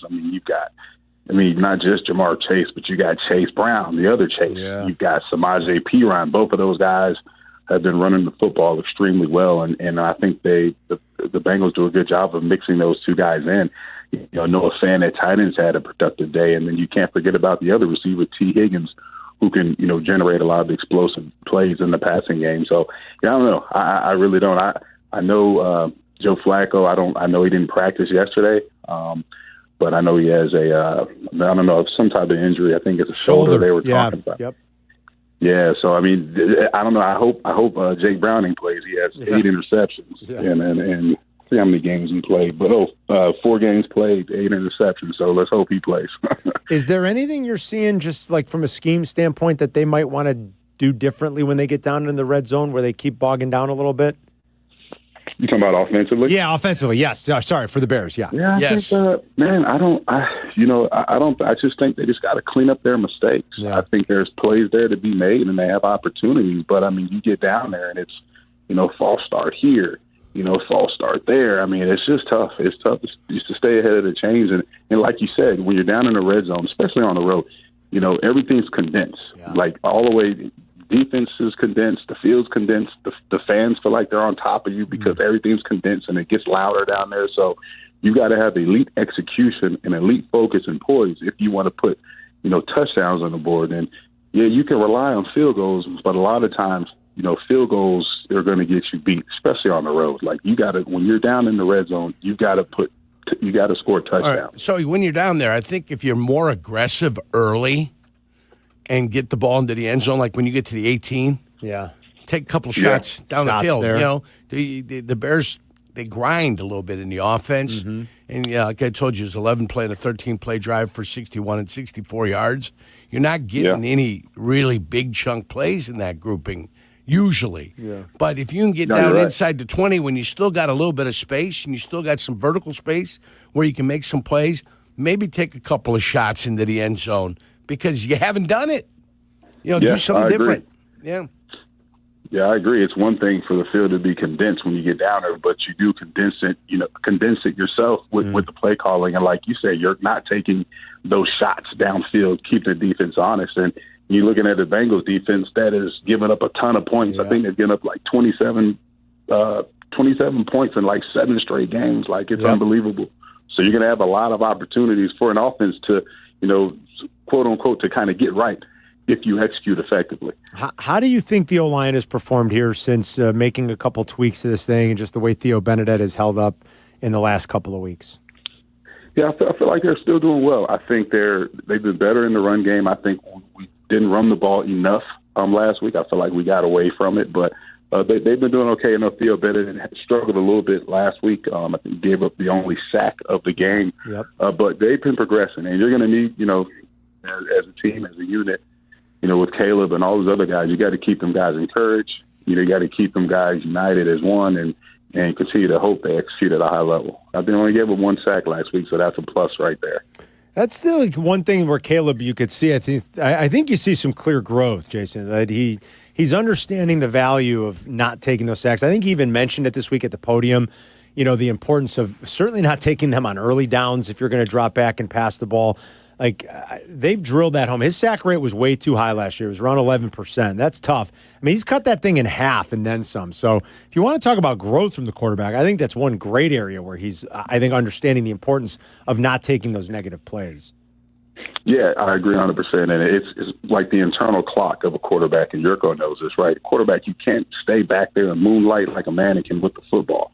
There's only a certain amount of time that even the elite offensive lines can protect a quarterback in terms of pass protection. So I'm pretty sure Coach Johnson, does this at practice. All the elite coaches do. They have the quarterback on an internal clock in terms of their timing him, in terms of when that ball snapped and when that ball should be out. And, it just goes back to we hear coaches talking about playing in rhythm, right? 3-step drop, ball out, playing in rhythm, understanding where your reads are, going through progressions, but also getting that football out. So I think last year, it's a rookie. We saw a rookie, Caleb Williams, last year that was trying to see guys open, and now we're starting to see a second-year quarterback in a good system with a great play caller actually throwing guys open. Yeah. Jason, thanks as always, buddy. Safe travels this weekend to Cincinnati. I appreciate you guys. We'll talk to you next week. There's Jason McKee on the Yuengling guest hotline, part of our network broadcast crew here on your home for Bears football, ESPN Chicago. We didn't find out about his high school team. They got a playoff game this week. Yeah. They had another good year, didn't Wish they? him luck. We're going to wish him luck. We wish J-Mac the best. He's awesome, coaching Carmel Munderline. Yerk, they averaged 6 yards a play last week. Bears had over 370 yards of offense. They averaged 6 yards a play. You average 6 yards a play, to fail to get to 20, it's these mistakes. And I know you take you take some umbrage there with that first, and maybe you're right with that first grounding call, but you got that grounding call, backs you up, lost it down. Now all of a sudden it's a 59-yarder, a 58-yarder. Your guy's not making that. Those 5 yards are a big difference for a guy like Cairo Santos. You're right. That's good from 5 closer. Well, I'm sorry. Grounding's a 10-yard penalty, right, Yerk? Grounding's 10 and a loss of down, right? Yeah, 10. Yeah, 10 and a loss of down. I said 5. 10 yards, loss of down. It's 10 and loss of down. Excuse me. You take the grounding penalty. Caleb doesn't get out of bounds. DJ doesn't get out of bounds. Duvernay stops short of the goal line. You got a false start on one of your red zone plays from your rookie, Colston Loveland. You back up 5 yards. 370-something yards and 6 yards of play. You're like, you should get to 21 points. I mean, yeah, you'd guess you would. It's that's the kind of game it was. It's not like they were awful offensively. That's how important it is in the red zone. Yeah. It's how important it is when you get a chance to get a touchdown that you get that touchdown. Yeah. And you saw it, the dominant first quarter. They get the ball in the second quarter, and they got and they're winning. I know. They're winning. You've dominated the game there. If that doesn't take wind out of the sails, I don't know what does. Yeah, on the road, then you get back on. You get back on the field, and you crap the bed with your drive. They get it again. They kick 3. Now you barely get it before half. Yeah, you're right. Suddenly it's 10-6. They had 3 possessions, Carmen, in the first half. I know. 3. They had a touchdown and a field goal. They had 3. 3 possessions. And one of those possessions, I think, was a 3-and-out for the Ravens. Yeah. You're 100% First right. one. Yeah, the first one was a 3-and-out. Jason McKee talked about not just the passing attack, but the Bengals have found a little something on the ground here. They've got a little semblance of a run game happening, Yerk. Weeks 1 through 5, the Bengals were not good. Chase Brown was barely averaging 3.5 yards a carry. They were 20th in rush EPA. They were 21st in rushing success rate. The last 3 weeks, the Bengals are 2nd in rush EPA, 1st in success rate. And Chase Brown has averaged about 7 yards per attempt over the last 3 games. So that they've made some tweaks. And they're getting some push. And Chase Brown has been very good. And he's a multi-threat guy, obviously, being able to catch the ball to the backfield, too. It's just another guy in that offense and another weapon they have that you're going to have to be cognizant of. Because for as much as they struggled to run it early, the last few weeks, the Bengals have been very good running the football. We saw our buddy Paulie Cheesecake earlier this week. He stopped by. He dropped off Freddy's sandwiches. Yeah, we did. Which he's such a mensch. We love Freddy's. What a mensch. And we love Paulie. And he is now back home in Jersey.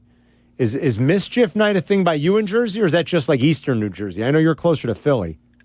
Yeah, but I'm the real Jersey person, not that last caller. I don't know. That guy grew up there, Paulie. Yeah, he sounded official, Paulie. Yeah, well, whatever. Who cares? Well, what's Mischief Night? Does it happen in your neighborhood? Well, you know what? Back home when I was in, Berwyn, obviously, we did this pretty much the same things. Sometimes we put like in Beverly Hills Cop, put a banana in the tailpipe. You did the old banana in the tailpipe trick? You did that? Wow. Yeah. Did you really? Are you making that up? Yeah. You really did that? No. I swear on my cheesecakes. All right. Well, that's Well, of course. I mean, that means something. That does mean something, Paulie. Yeah, Sandwiches were great, too, Paulie. Thank you. You're the man, Paulie. I went to Potbelly's after I saw you guys. Oh, man, you gave us Treated Freddy's yourself. and you went to Potbelly? You treated yourself. We got the better end of that bargain, I'll tell you that much. Well, that's okay, you know. What is it? I told the guy, I showed the picture that I got to the people at work today, that they loved it. Which picture? The picture of us or the picture of your new girlfriend? No, of us. Oh, okay, good. Oh, Because you showed us the picture of the new girl. Man. Not bad. Yeah. Her name's Alexia. Alexia, what a beautiful name. Yeah. Now, She's 36. She's 36. Have you... 36, 34, 36? Yeah, pretty much. Well... More than that. I saw the picture. More than that. Yeah. Paulie, definitely. let me ask you, have you met Alexia, though, in person yet? Or is this just still a communication over... Still communication, but she's coming soon. Social Probably media. another month. Coming soon. Where does she live? Sure she is. She lives in Miami, but she's coming up here. All right, she can go up the coast. She can go from Miami to visit you. All right. Be Yeah, careful. yeah. Don't send anything to Miami. I'm not, no money. No money, Paulie. I'm not. Okay, all right. Hey, what is it? Now you went 3-0 last I week. had a home. When I was at O'Hare, I had home run in. You had home run in. Nice. Paulie hit up all the Chicago haunts. Paulie's from here, lives in Jersey now. He came home. He told us he went to Bona Beef. He hit up home run in. He went to Freddy's in Cicero. Where else did you go? No, but I went to Paisans in Berwyn. Oh, Paisans on Ogden. Yeah, a great place. Yeah. I also went to I forget the place. It's a place in Aurora. I had like a meatloaf. A meatloaf, haystack meatloaf. I don't know what that is. Haystack You got me meatloaf. on there. Paulie went and saw Frank Caliendo's show last weekend. Yeah, he did. In Aurora, at the Paramount Theater in Aurora. Paulie said Frank killed. LMAO. Okay. Now you went 3-0 last week. Yes, I did. All right. Now that's fantastic. Let's try to match it. What do you like? What are Paulie Cheesecake's picks against the spread for week 9? I'm taking the big ones this week. Are you going with your Dolphins tonight, or no? Are you passing? No, I'm not. No, that's not the. No, they're not high. They're not. It's not. That's not high enough. So here are my picks. Give me Yurko's team. The Jags. Okay, that's not that. No, Why the is that Packers. not? The Love Packers. it. Oh, the Packers. I'm sorry. I don't know why I thought Jags. Packers. Packers are laying a big number. You're sure? They're laying 13.5. So what? Okay. Packers. Give me the Rams. The Rams are laying, about 14, I think, right? Rams laying 14 against the Saints. Okay. And then, wait, let me think. Tennessee's going to lose. Well, that's not a stretch, but I mean, so you're laying the points with the Chargers? Yes. Okay, Chargers -9. You are laying some big numbers. 9.5, I thought it was. It is 9.5. The public has done well here recently because the favorites have done well the last couple weeks. Favorites did great last week. Hey, if I win, I could say I'm in Fuego. Yes, you could officially say you're in Fuego. Yes. All right. And then, go ahead. Next week's a big week. Why is that? 15 years with my cheesecakes. 15 years. We're going to celebrate next week, okay, Paulie? Yeah. I'll be working, but it's all right. You know what?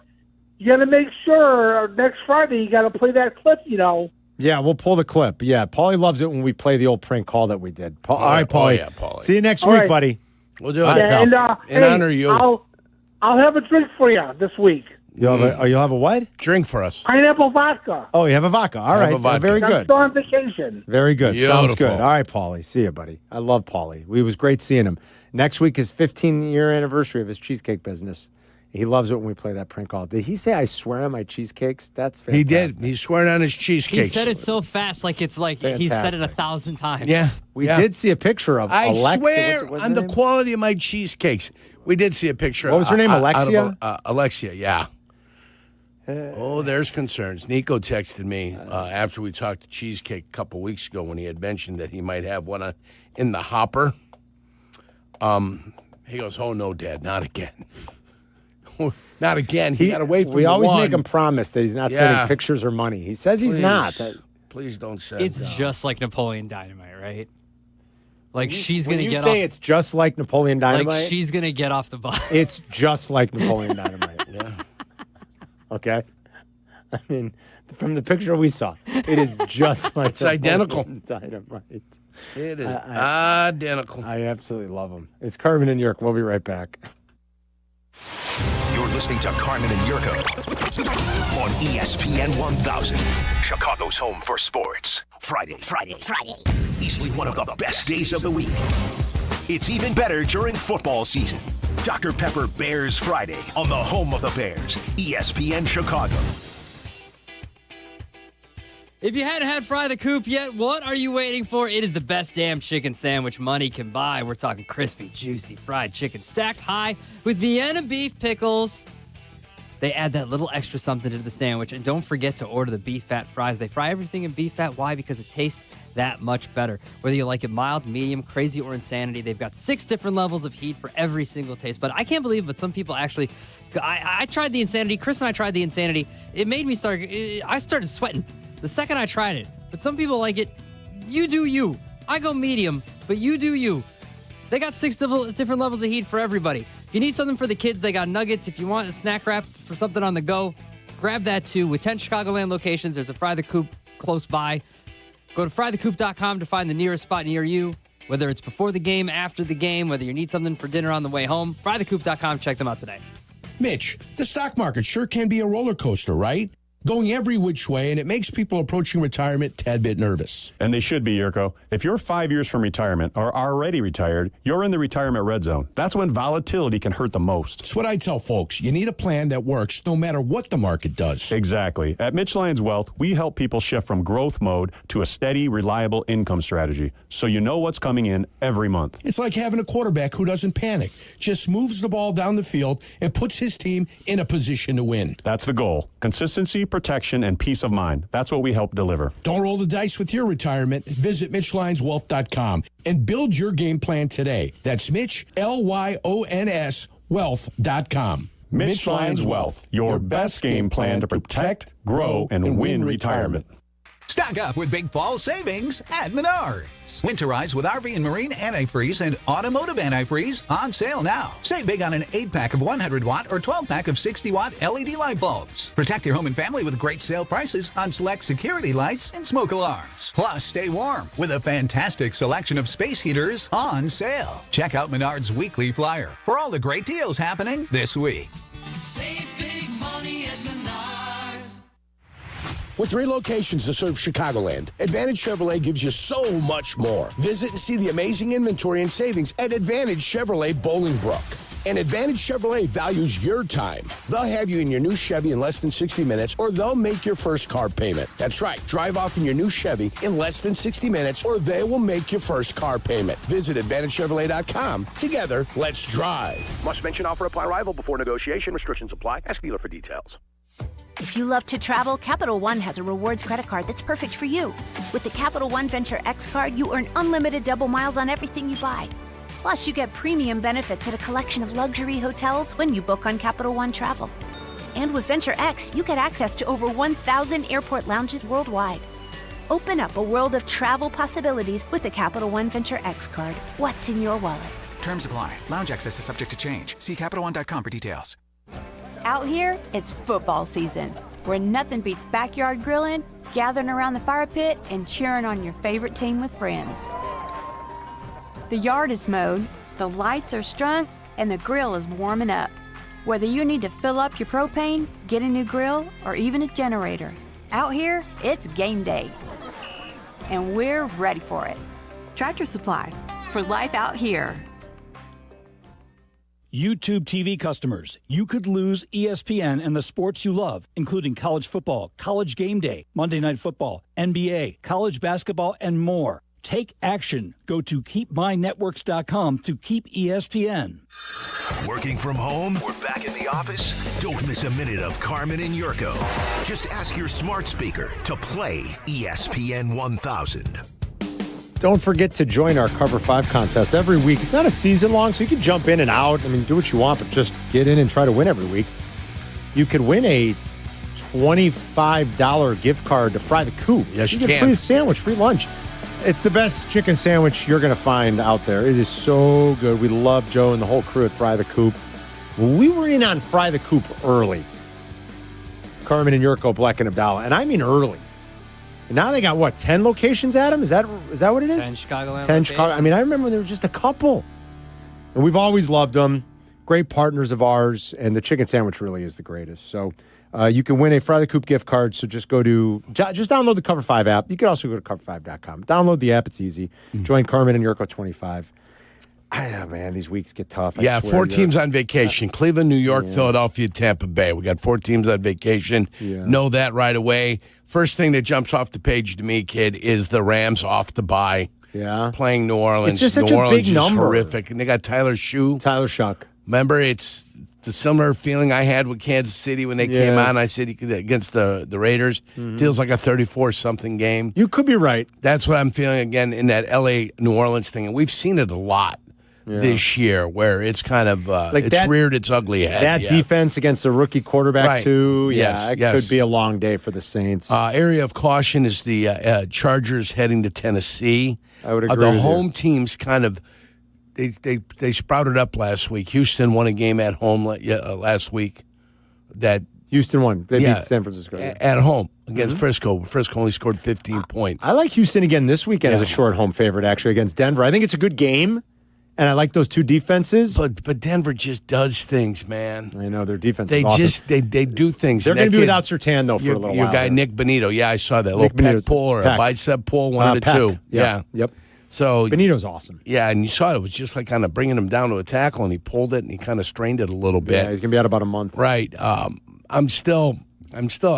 very pro Denver. You know, I know you are. Hey, listen, I've got Denver Sean stock. Payton's there. I've got over 9.5. I feel.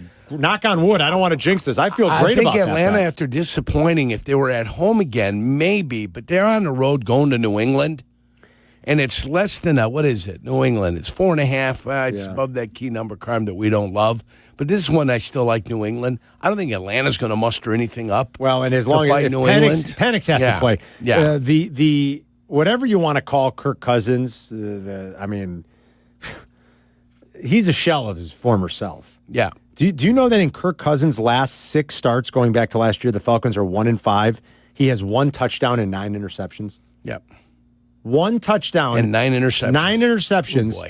Oh boy. A 1-5 record, 12 sacks, and a quarterback rating of 67.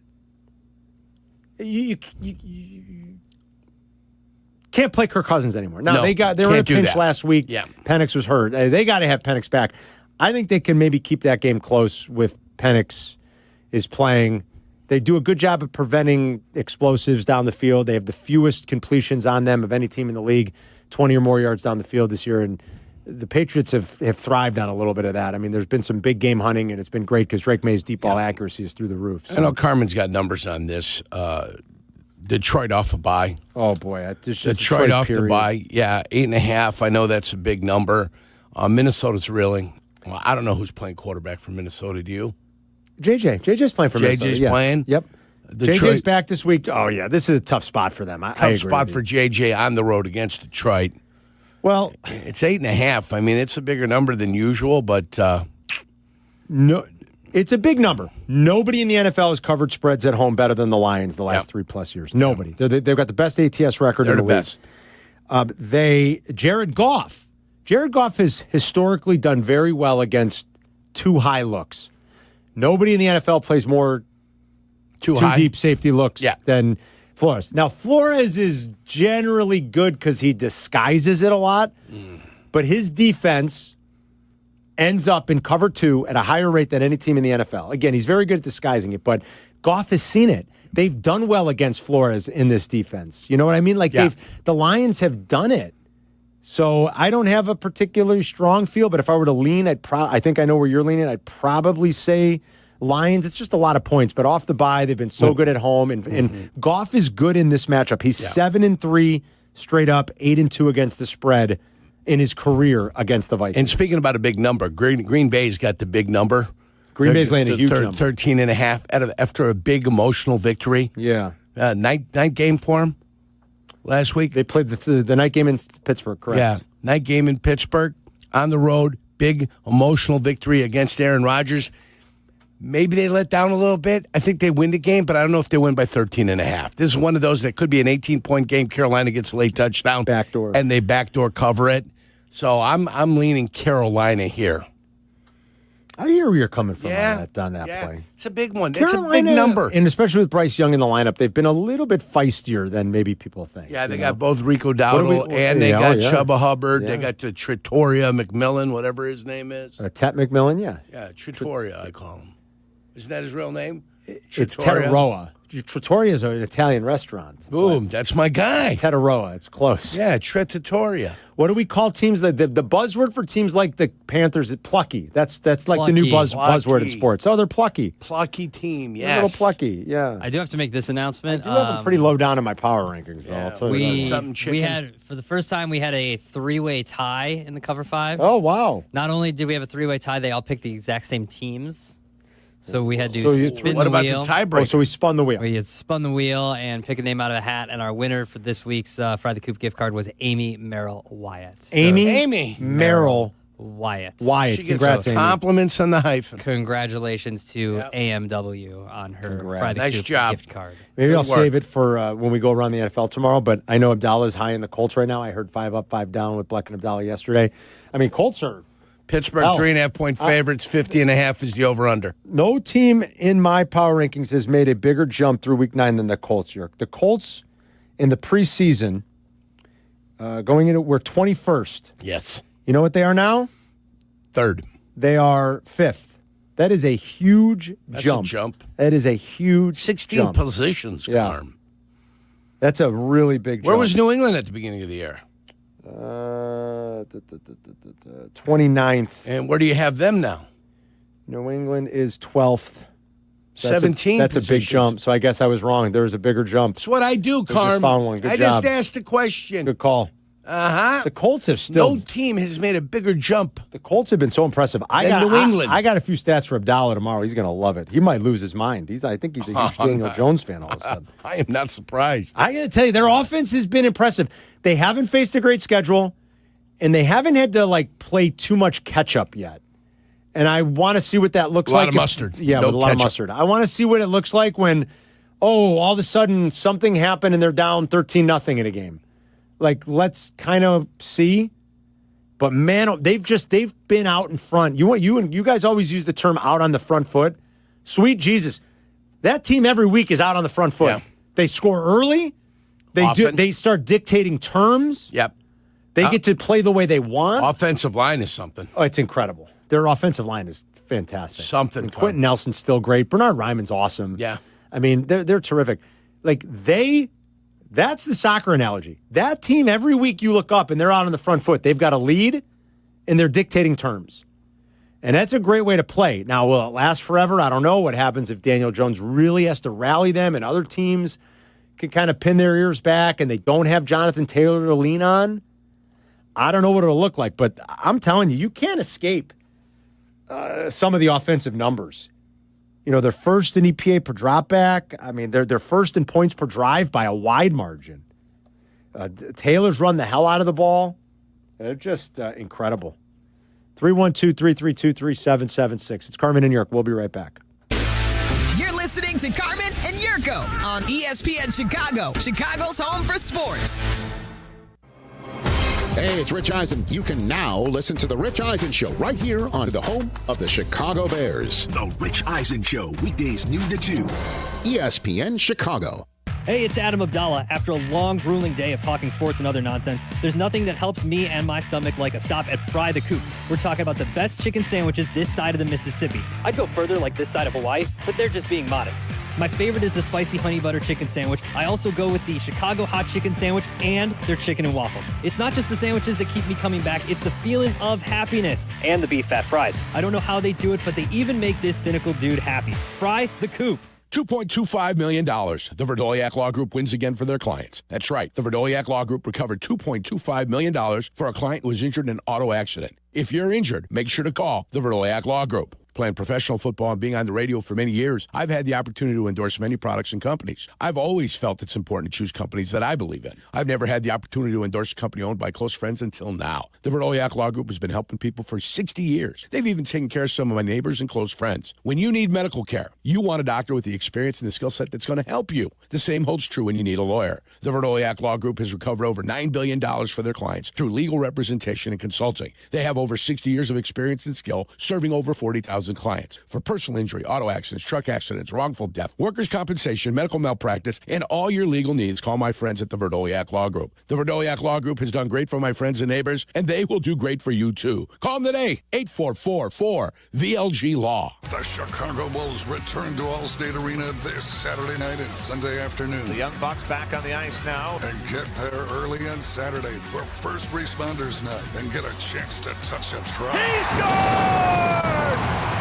It's the Bradley Nadeau Show! And bring the entire family for Family Sunday.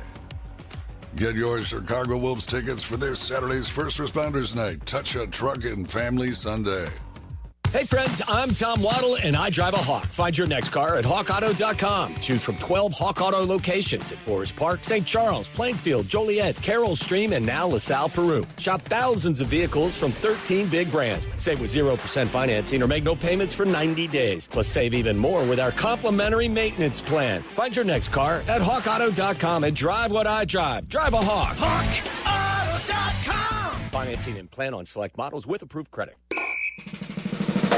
You know me, I love a moment of certainty, and when it comes to your home, Jeff has the solution. That's right, Jeff, because in this market, you shouldn't take a chance selling your house with just anyone. No commissions, no lengthy showings, just a direct approach from a local, veteran-owned company. Since 2007, we've been buying houses quickly in Chicagoland. Get your easy as-is offer today. Move forward with confidence, just like winning the coin toss. Visit JeffBuysYourHouse.com.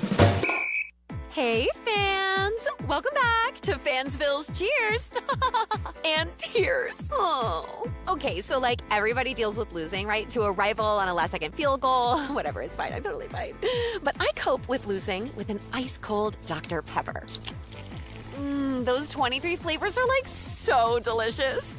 They totally wash away the pain of your college football team taking a big fat L.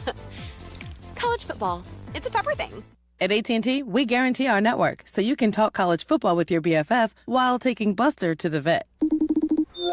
Hey, yeah, I can't believe he ate the whole thing of chicken wings. And I can't believe we're staging a comeback. Touchdown! Yes! Staying connected matters. That's why in the rare event of a network outage, you'll automatically get a bill credit for a full day's service. For wireless downtime lasting 60 minutes or more caused by a single incident impacting 10 or more towers, must be connected to impacted tower at onset of outage. Restrictions and exclusions apply. See att.com/guarantee for full details. Get ready for chilly days with True North's True Brew Coffee. True Brew Coffee is a hot, flavorful gourmet blend brewed daily. Now only $1 when you use your True Rewards. Find the app in your favorite app store to sign up and save instantly. Zoning out on that Zoom meeting? Zoom. Find out what Carmen and Jurko were talking about. Tell your smart speaker to play ESPN 1000.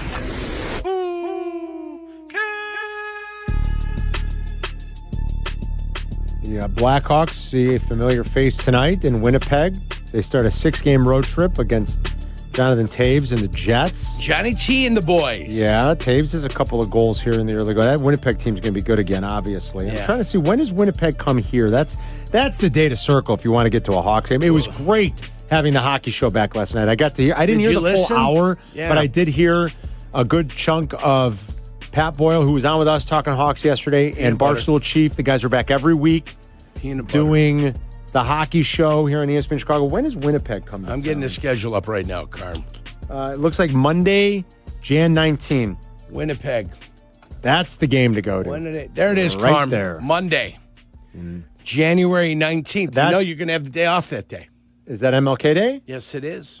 That is the day to, we usually work that day, though. We did last year. Yeah. We worked last year during the playoffs. Yeah, playoffs. Yeah. I think but I mean, that's the game to go to, if you ask me. I'd like to try to get, I haven't been to a Hawks game in a couple of years. Yeah, I'm not surprised. It sucks. Yeah. It hasn't been as much of a reason, but like, I see Bedard play. They got play. Boston that Saturday. Man, the Bruins. But the Bruins are no good now, right? I think the Bruins are in a little bit of a rebuilding Yeah, phase. they're rebuilding, sure. You got Calgary And then Edmonton the week before. That's what what a homestand. That's what you want to do. You want to see Edmonton. Go see Edmonton play, man. Edmonton and the Winnipeg. great thing is you get 3 Canadian national anthems that week, too. It's awesome. Huh? Great national anthem. Gotta like that. You are right about that, Yurko. Yeah, Edmonton, Boston. Calgary, and Winnipeg. Well, you get a tea party with Boston. But when the Jets come to town, when the Winnipeg Jets come to town, that's going to be great. And a phenomenal tribute better happen for number 19. At Winnipeg, Carm. They're back at Winnipeg in March. Yes. Did you know that? that? The Hawks are playing very well. Better, at least better than I think anybody anticipated. Even like the diehards are like, whoa. This looks good. And March 31st, Winnipeg comes to town. So 2 games in the back half of the year. Yeah, okay. 2 games back half of the year. 1 in January, 1 in March. In case you missed the January one. Yes. Chance to see Taves again when he comes back in March. Got to go see Johnny Taves play. Final day of March. You know what that is, too? The 31st? That would be the going into March Madness It's a week, Final Four? Nope. It's a week before Easter. A week before. Oh, so it's an early Easter Early this year. Easter this year, guys. I've already checked it out. When does Lent start? When does Fish on Friday start? Yeah. You know, for us Al-Catholics. The Al-Catholics. Yeah. Do you know how you know how to know when Easter you know how it's based the calendar, you know how it falls? On the Gregorian calendar, Carmen. The Gregorian calendar, I'm assuming. Let's see if I can get this right. I'm never going to get it right. It is the how do they do this? It's like I don't know. It's all about like Lent starts. It's got something to do with whenever the first full moon of the month is. Lent, I think, I can't remember it now. It's going to drive me nuts. It's not I made driving a me point nuts. once You're just to learn it. confusing the hell out of me. I know. Or it's like When does Lent it's start? the 6th Sunday Hey, after Copernicus, what's the going first on? full moon of February, or something like that. The 6th Sunday is Easter. Right after The 6th Sunday like the after first the first full moon of February. something like that, right? Isn't that it? It's very lunar. It's very the whole absolutely. I did not know this. Absolutely. Interesting. Yeah, I'll double check it. There are. I got Carl Sagan over here telling me what the hell's going on. You can't go with a reference like that. There's too many young people. You think Alex knows Carl Sagan? Tell him to look it up. He knows who Neil deGrasse Tyson is. Tell him to look it You know up. who Neil deGrasse Tyson is? I mean, I didn't get the reference, so you don't even have to ask the young kid. You don't know Carl Sagan? Is that right, Chris? No. I guess they're 10 years younger than me. Cosmos. Yeah, Carl Sagan was Cosmos. when I was a kid. Kramer. When I was a kid, Carl Sagan was like this era's Neil deGrasse Tyson. He'd go on the Tonight Show with Johnny No, that's Carson. Bill Nye the Science Guy. Well, Bill Nye too. Yeah, Bill Nye was big. That guy should get punched. But in no, the but head. Chris, when I was little, he was on with Carson. He'd go on Johnny Carson's show, Carl Sagan, and do the things that Neil deGrasse Tyson sort of does now on social media. And we've had Neil deGrasse Tyson, and we love talking to him. Yeah, He's we great. do. Yeah, we do. But that when I was a Yeah, kid, he looks somewhat familiar. when Yurko was young, that was Carl Sagan. Yeah. So you can't go with that reference. You got to go Neil deGrasse Tyson. They don't know. But he used to be on the Tonight Show. Anyway, I'm going to go with my guy. Bill, who? The one with legitimacy. Carl Sagan? Yeah, Carl Sagan was great. Yurko, there are 4 undefeated teams in the NBA. Name them. Chicago Bulls. The Chicago Bulls are one. The Denver Nuggets. No. The Golden State Warriors. No. They're 4-1. The LA Laker. No. They won last night. They blew a huge lead, and they won The last night. Oklahoma City Thunder. I was watching that game. The defending champs are 5-0. All right. The Thunder. Cleveland Cavaliers. No. They lost last night. The Pacers. I think that was their second loss. The Pacers. No, the Pacers they're going to struggle a little bit without their guys. Not without their guys, without Tyrese. Okay. And they traded Miles Turner, remember. They're 0-4, the Pacers. Okay. You got one in each conference still to get. Yeah. You got the Bulls, you got the Thunder. There's 2 more. Mm-hmm. Well, let me just click on the NBA standings. All right, Philly. And we'll make it real good. How Philly. about VJ Edgecombe has closed the gap and then some on Cooper Flag. He is plus 135 to be the Rookie of the Year. Where did he come from, this VJ Edgecombe? From Baylor. He's been awesome for Philadelphia. Okay. Can you believe that Cooper Flag's even money and VJ Edgecombe is like plus 135? And I'm guessing Victor Wembanyama. Wemby and the Spurs. Victor Wembanyama Who looks is incredible. undefeated. Those are your only undefeated teams. The Bulls are 4-0. We had, we never got to him. He was on for a minute there, but then he dropped off. Andrew and Elgin wanted to. The Bulls said, are hey, number how about one. the Bulls? The Bulls are number one. They the get Bulls the are a job nice little done. story right now. Now, next week, I know you're very excited. About what? They're going to start the play-in tournament. Not next week, tomorrow. They start the in-season, not the play-in, the in-season tournament. Oh, the Champions League. Yeah. They've got the Champions So League. they'll have the special court, right, guys? Oh, I can't wait to now Tomorrow night watch. they play the Knicks. Yeah, they have a new design, but yeah, they're the stupid Yeah, it's the courts, in-season yeah. tournament. So their next, as good as it's been, let's see what it looks like after these next 6. Because their next 6 are Knicks tomorrow. Knicks. Then at the Garden Sunday. The Knickerbockers. Then the Sixers, we just told you, are undefeated. Then at the Bucks, at the Cavs. At the Bucks. And then Boy, the I tell undefeated ya. Spurs at home. I'm telling you, I watched some great basketball with Milwaukee Bucks. Giannis Antetokounmpo. Close. He could take the ball from half court. He gets to run all the way to the basket. He doesn't have to dribble at all. It's the greatest thing I've ever seen. The Euro step. I thought he was. the gather. I thought he was playing rugby. I love was it. They're waiting- like, no, that's the gather. Is it count as a gather when you're shuffling the ball all over the place? I don't know. I thought that was just traveling. I was don't waiting know. for a rugby pass of some sort, Carm. I didn't know what the hell was going on. And I'm going to tell you what happens here. Go get a basketball. Let's demonstrate. Oh, no, that's the gather. Come here. Tarico I don't talked think about so. the gather. Well, Tarico, it's a legal play not because really. it's the gather. Not really. It's the gather. No. No. And when It's called running with the basketball. When Sorry. other NBA guys are making fun of you, okay, then you know whatever Mike Tirico's trying to chirp in the background is wrong. It's called running with the Yeah. basketball, which is illegal. It's called traveling. It's called the travel. Please call it because it's disgusting. Yeah. It is it's the disgusting. gather. Doesn't matter who's doing it. It's disgusting. I watched LeBron do the same thing. I'm just going to run with it and do this and say it's the gather. Oh, look at me, I'm gathering. Oh, I lost the ball in the air and I passed it to myself. And I'm just running. Oh, no. I mean, what's going on? It looked like it's a marathon out there. Nobody puts the ball on the floor no more. The hell's going on? If the Bulls... I mean, make it somewhat legitimate. You're making it a farce. Stop that. If the Bulls navigate these next 6... Yeah. And they're like 4-2, let's say. Yeah. We'd start to get pretty excited. Yeah. Oh, yeah. You got an 8-2 basketball team? 8-2 basketball team. Boy, they haven't been like that since the Jordan days. I don't know the last time they were 8-2. I got to be honest. To start a year, it's probably been like Derek, prime Derek. I'm ready. We're ready to go on a field trip. The whole class has got to go. Matas is on playing a well. field trip. Get the good Giddy's seats played too. well. We'll get the Pritzker seats, guys, right on the I sidelines. don't think we're getting the Pritzker seats. Well, the one's wider than the rest. Alex liked that one. He can't help himself. See? Look at him. It's about time. You get one that's Jurko's making the young producers laugh. You get one that's a bench seat. Speaking of the Bulls, Io will join Waddle and Silvy today at 3:30. He's cracking himself up. He's so proud He's of very himself. proud of He's that so joke, proud of yes. himself. He's he's so proud. He's just cracking himself up. Again, Johnny Handsome over here. Hey, Nico got the reference. Oh, yeah. You got the reference. My son got the reference when Paulie Cheesecake called up about Napoleon Harris. Napoleon Dynamite. Napoleon Dynamite, my fault. Former NFLer Napoleon Harris. And current politician. And current politician. You crack me up. You know that?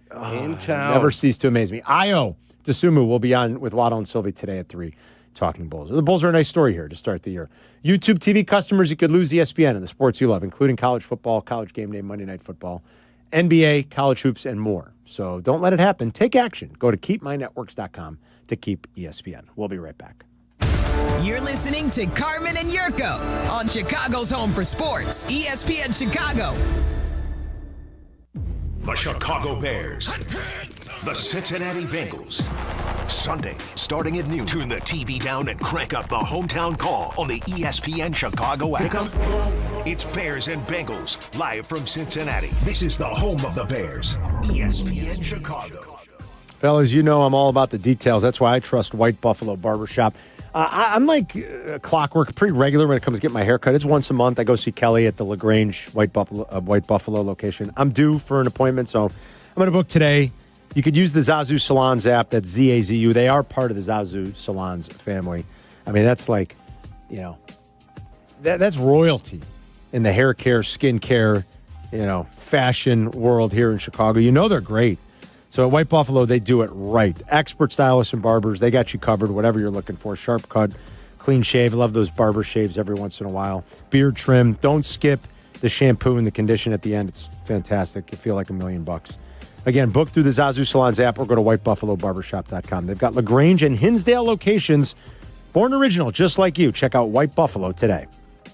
Hey, it's your friend Tom Waddle. And as you well know, I wasn't the biggest or fastest guy on the field, but I did make a career out of being prepared, paying attention, and never letting defenses catch me off guard. And that's the same way Trend Micro protects businesses. With AI-powered proactive security, they see threats before they happen, and they shut them down fast. In football and in business, it's not about size, it's about smarts. Trend Micro is the smart defense trusted by enterprises worldwide. Your business works too hard to get blindsided. Go to trendmicro.com today.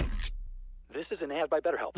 BetterHelp therapists have helped over 5 million people worldwide on their mental health journeys. Moments in therapy can change lives. Hey guys, it's Silvy. This World Mental Health Day, we're celebrating the therapists who have helped millions of people take a step forward. If you're ready to find the therapist for you, BetterHelp is there to help you start that journey. Our fans get 10% off their first month. Just call pound 250 and say the keyword timeout. That's keyword timeout after calling pound 250. Baseball fans get paid up to 2 days sooner with Credit Union One.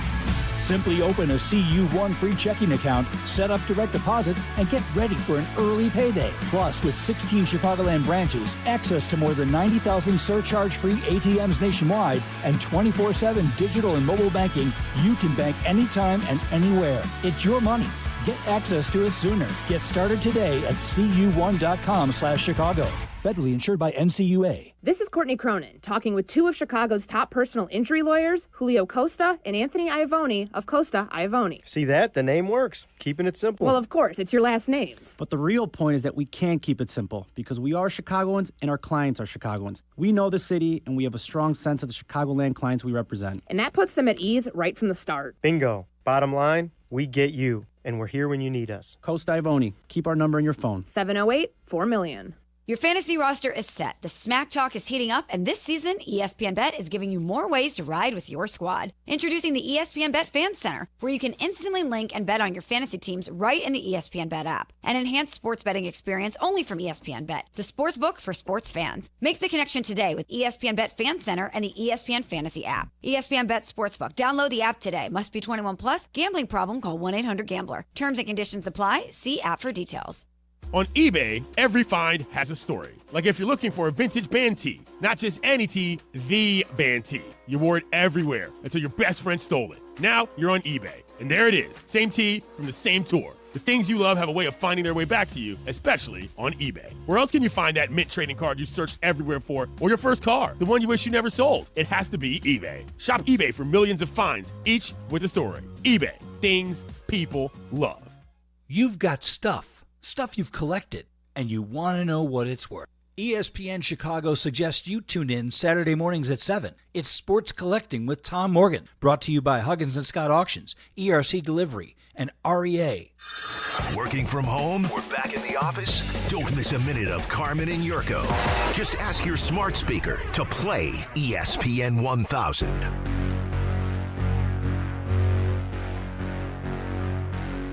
Rich Eisen's coming up. Chris and Adam, Bleck and Abdalla are back with you at 2 until 3, uninterrupted, taking your calls, talking Bears, NFL, World Series, Song of the Night. I like how they still call it Song of the Night, even though they're on it. They're playing it at 2:56 these days. It'll never change. It's still the Song of the Night. That's right. It was the only thing we had a meeting about before the show moved from the night show to 2 to 3 uninterrupted. It's been branded. It's the official brand. Song of the Night. Exactly. Yeah. That was the idea from the meeting. Right. There's artwork with it. There's all types of things that have already been committed to. The Song of the Night remains. And then at 3, of course, Waddle and Silvy will get you home. And then Bears Weekly tonight with Joniak and Thayer, 6:30 till 7. And speaking factually, it is nighttime somewhere. I would say it's nighttime here. It is nighttime somewhere. The other idea is it is definitely going to be stuck in your head for the rest of the night. Type of thing. That's true. Yeah. So by the way, boys, speaking of it's nighttime somewhere, I changed the clocks this weekend. Yeah. By 4:42 comes Sunday night. Guess what? It's going to be dark. It's going to be dark. Yeah. Is that a problem for you? I hate it. It's not a problem. I hate it. You know that. Yeah, but I mean, what are you going to do? Nothing. You can't do anything. Get yourself a tanning bed. I'm selling mine. You want it? No. Get yourself a tanning bed. Yeah, they got light bulbs in there. All right, yes. So just don't forget, fall back overnight Saturday into Sunday.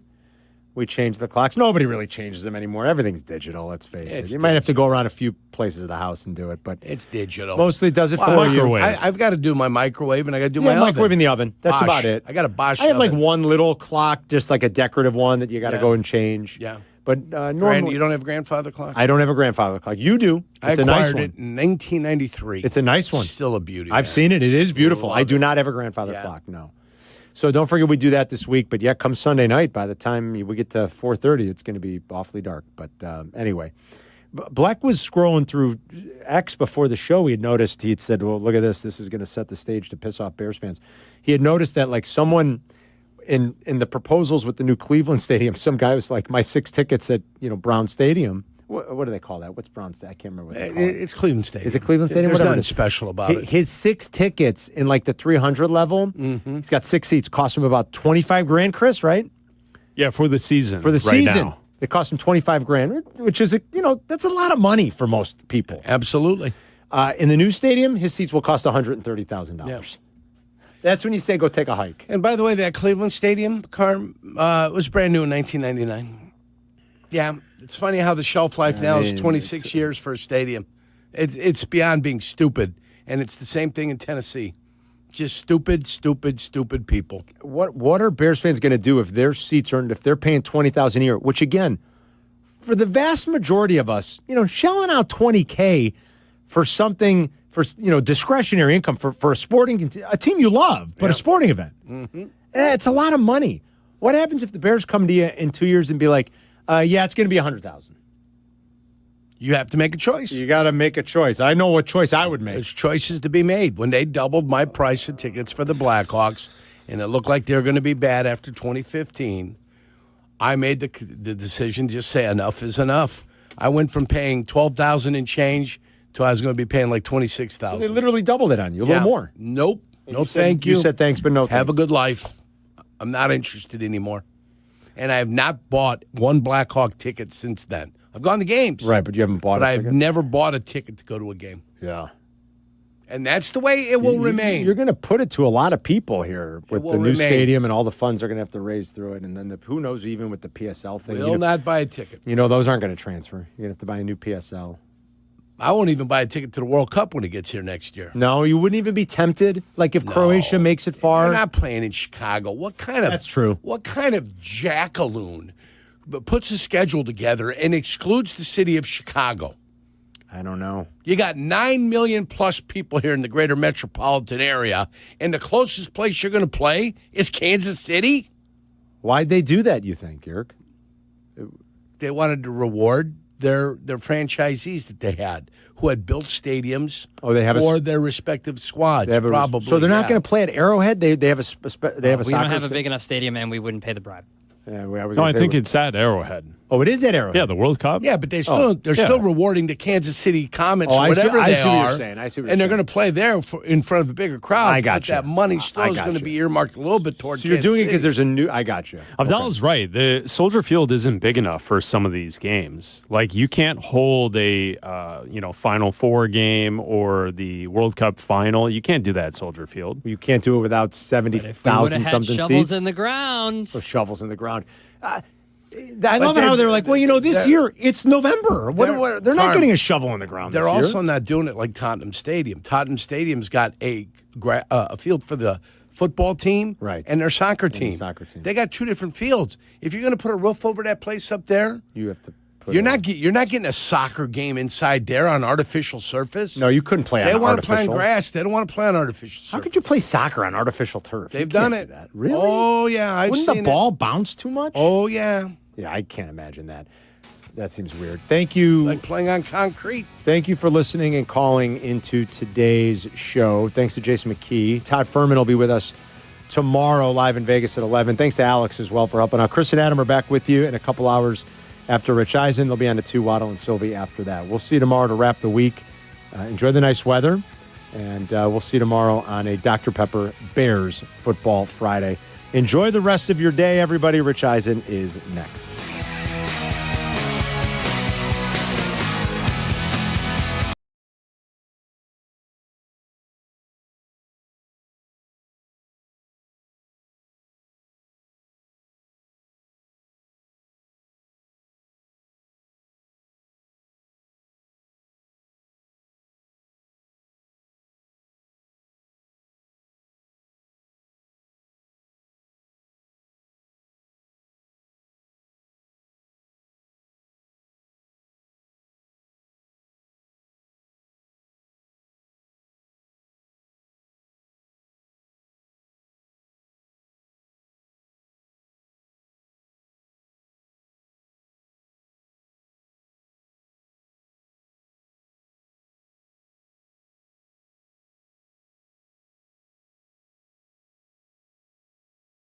We offer a fast and easy solution for selling your house. No repairs, no commissions, no hassle.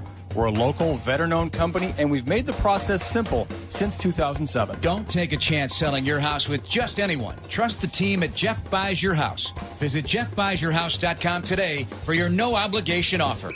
Kap J Hood here with Howard Ankin. Howard, it's really nice to work with a law firm who's there for you and has your back when you're injured. That's right, Hoodie. With Howard, it's personal. Thanks, guys. And well, after all, Ankin Law is injury law made personal. Auto, truck, rideshare, work injuries, and medical mistakes. If you've been injured, call Howard. I'm here to help. Call 312-6-million. Injury law made personal is Howard Ankin, our attorney on the Kap J Hood Show, weekday mornings on ESPN Chicago.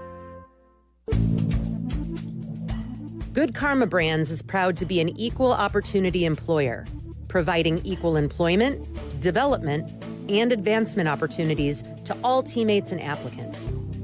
To learn more about careers with us, please send an email to talentacquisition@goodkarmabrands.com. That's talentacquisition@goodkarmabrands.com.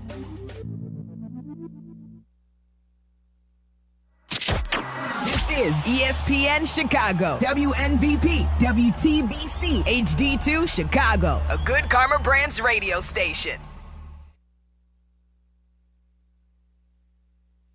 This is the Rich Eisen Show. Hey, everybody. Can't get enough of the Rich Eisen Show? You're in luck. You can find us everywhere. Watch us weekdays on Disney Plus from noon to 3 Eastern. Miss the show? We've got a podcast so you can listen anytime. But here's the best part. Our YouTube channel. Subscribe at youtube.com/Rich Eisen Show and you'll never miss a moment. Now, on with the show. This is the Rich Eisen Show. Austin down the middle, he goes to win the game! To win the game! From the Rich Eisen Show studio in Los Angeles. Vladdy rocks the ball. It is gone again! Back-to-back blasts in the first. Earlier on the show, NFL Network analyst Daniel Jeremiah. Coming up, Oregon head coach Dan Lanning, actor Gabriel Luna. And now, it's Rich Eisen.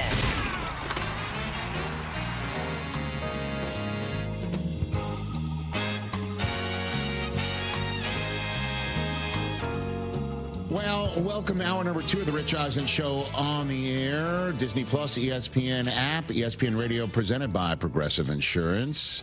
Listen, if you missed hour number 1, Daniel Jeremiah was awesome, and you should definitely check it out either on our podcast or going to our YouTube channel, youtube.com/Rich Eisen Show, hitting the subscription button as well as or the follow button, or there's our podcast, as I mentioned, or you go to the Disney Plus page and you watch us back whenever you want once the show is completely over. Or, very rare do I say this.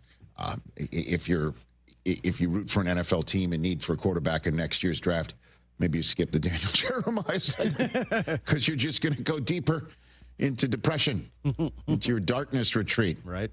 But anyway, he just said he doesn't know who the first overall pick of the draft is, and it's not, as Mookie Betts said last night, it's not because of a lack of effort. Good one. You know what I mean? 844-204-RICH, number to dial. Big game tonight. I've been saying for a couple weeks now, don't count the Ravens out. And then Snoop Huntley, bless him, man, in a must-have. At 1-5, just a minute. At 1-5, he plays the game of 2025 for him and for the Ravens. Listen, the Ravens started off well and then blew it in the fourth quarter in Buffalo, and it has been just sideways since then. Injury-wise, execution-wise, Snoop Huntley and the team on defense started getting healthier, and that was a massive win for the Baltimore Ravens last week against the Chicago Bears that had only won 4 in a row. So now here comes Lamar back, and tonight they're in Miami. And what's at stake? The only thing I can just try and quantify it for you, because we all know you've just got to keep winning if you're the Baltimore Ravens.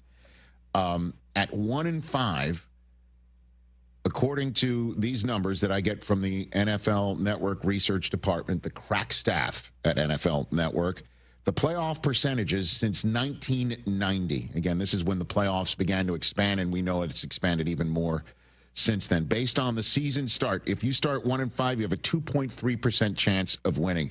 When they beat the Bears last week to go 2-5, the Ravens improved their percentage by 4%. It's now 6.3. Right. A win tonight jacks that up to 10.4.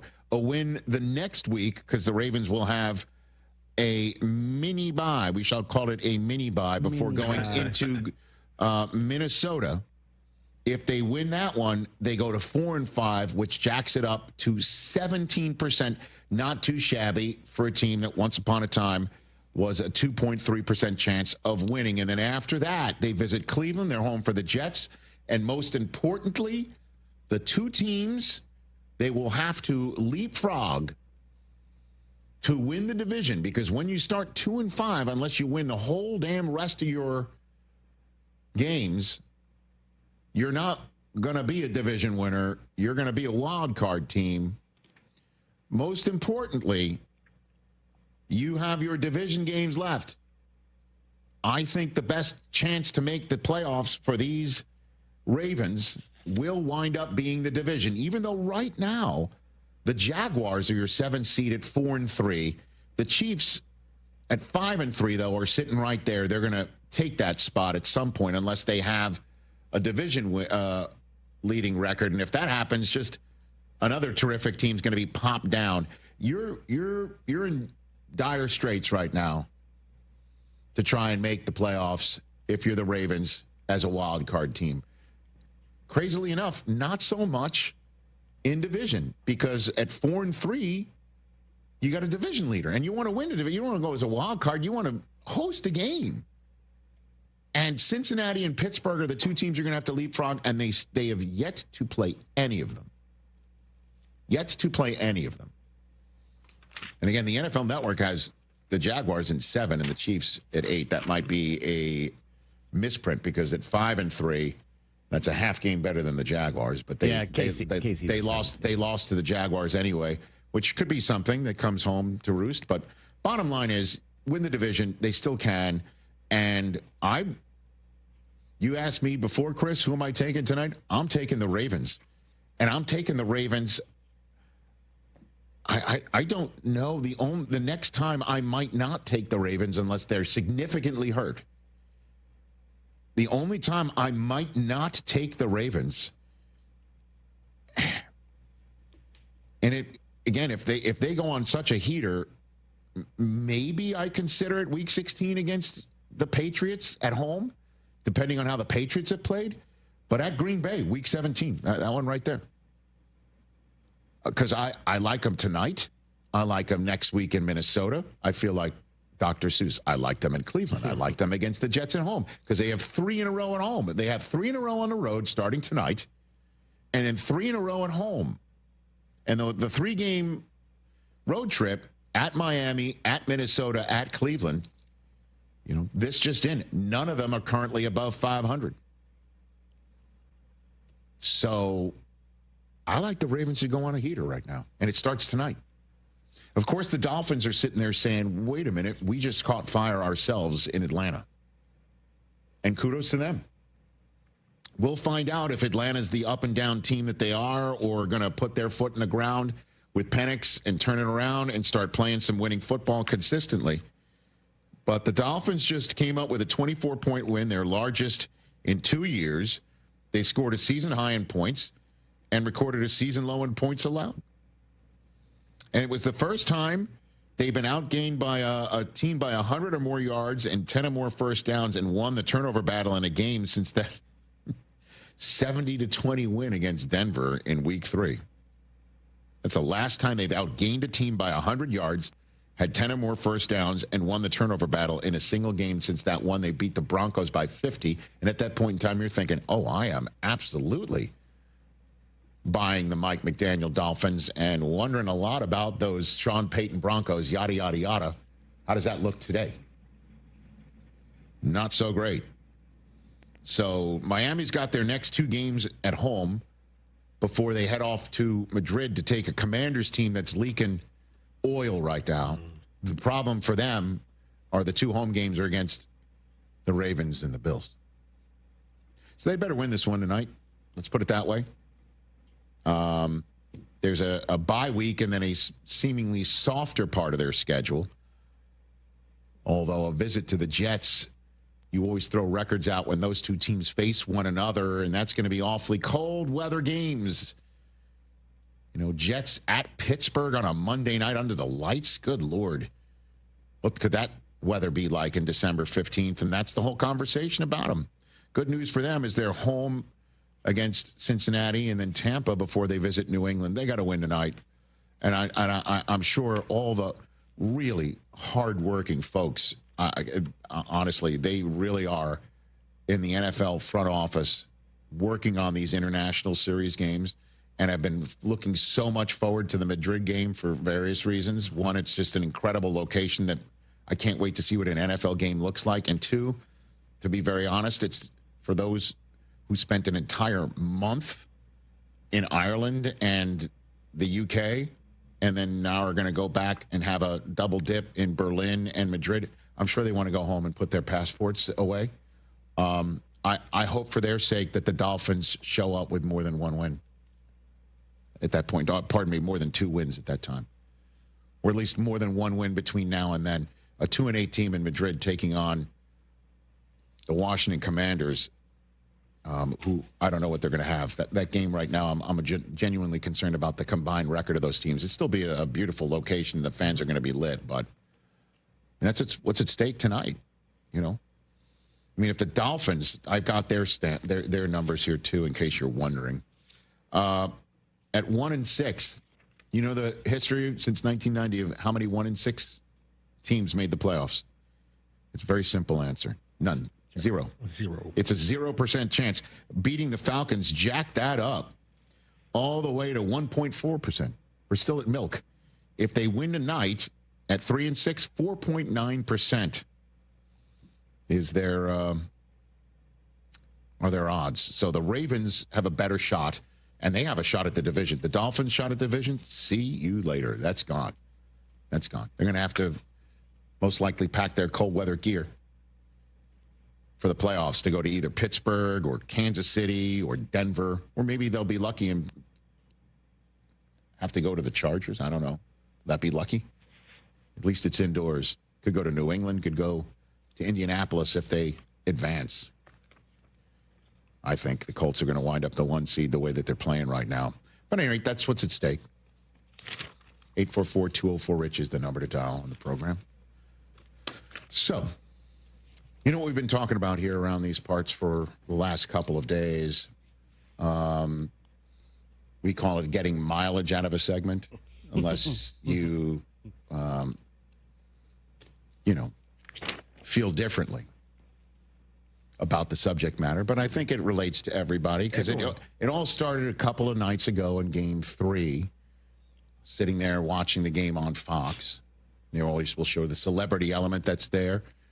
In the crowd here in Los Angeles, and you see Jason Bateman sitting next to Sean Hayes, and we all know they, two of them have a superb podcast, the Smartless podcast with Will Arnett.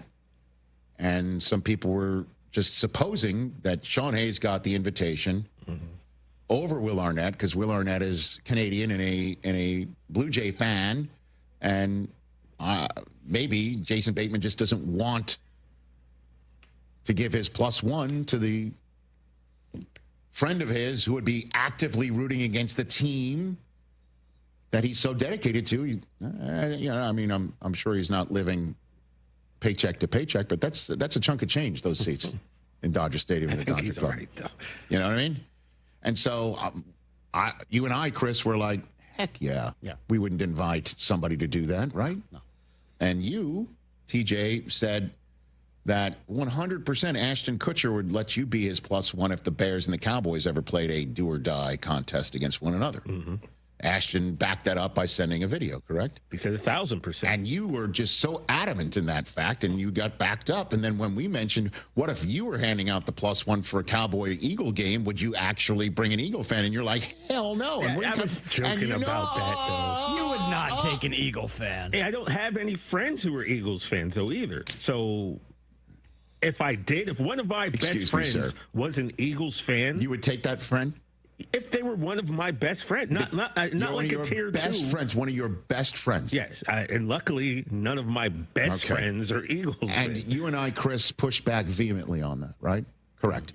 We felt that way. You and I would never invite the other for a Yankee-Red Sox game, ever. I would never invite an Ohio State fan to sit next to me in the big house. Never. No matter how great a friend never. It's just too emotional for me, and maybe that makes me less of a person. I'm shallow. I don't want them to be happy. Okay, and you are somebody who takes friendship differently. You're better than us, TJ. Okay, I'm not saying that. I'm just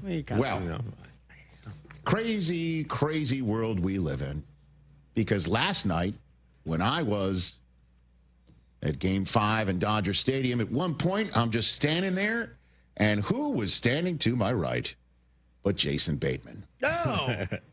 And I said to him, we have been talking about you on our show for the last couple of days. And I laid it all out for him. Okay. And I got the actual answer. Okay. And he said that he 100% would have invited Will Arnett, but he's on the East Coast. See? And that last year at the World Series, he did, in fact, have Yankee fans. It is his +1. And the reason why he said it's because he was supremely confident that he was going to win anyway. There you go. Supremely confident in his team. And he wanted to have his friend there. And I know that's disappointing to you, Chris, but it's just 100%. That's a you guys thing, man. I don't know. I don't know either. Here's a better Red Sox Yankees is just different. Here's a better argument. My old roommate, one of my best friends, Spider. He's called into the show. Did he dance the drink over to you, Spider? Not that Spider. Okay, different Spider. Remember he called. He's a Washington football team fan. Okay. Yes. If the Cowboys and the Commanders, you mean the Commanders? If the Washington football team and the Cowboys were to have a championship game at their crib, and I somehow got 2 tickets, and he could get there from Pittsburgh, I would take him. That's my man's in it. I would never. I don't know what's the matter. Although I got to be honest with you, being there last night, and there were a lot of Blue Jay fans there last night. There were, man. Let me just tell you, it was kind of shocking, just TV wise. Were loud, so loud. Yeah, loud. They were so nice, and they were bold. Well, they're Canadian. Well, I'm just saying to you. It really was. There's probably no curse words coming from them. They couldn't have been nicer. At one point, Cooper and I got up after the 8th inning because, honestly, it's so funny. Growing up in the New York City metropolitan area, as I did, or in New York City, period, Staten Island, New York, 5th and Forgotten Borough, I always thought to myself, I've said this before, I'll say it again, although because now we are on ESPN 710 out here in Los Angeles. So this is the first time I'm saying this to a gathered Los Angeles crowd. I grew up in New York City thinking to myself, my brother as well, soft. Soft. Show up late. Yeah, show up late. So soft. Show up late, leave early. And when you widen out, when the NBC cameras widen out to show Kurt Gibson's home run hitting the right field stands in the World Series against the A's, and Vince Scully's on the call, you could see the red taillights of the cars leaving, and I'm like, I would never have done that in a million years. What is the matter with these people? And now I'm in Los Angeles, and I totally get it. I've been here for 20-something years, and I honestly thought to myself, pulling into the stadium last night with Cooper, I swear to you, I thought to myself more about how I was going to escape. How's the escape of this parking lot that I am burying my car in right now? Okay, how am I going to escape this?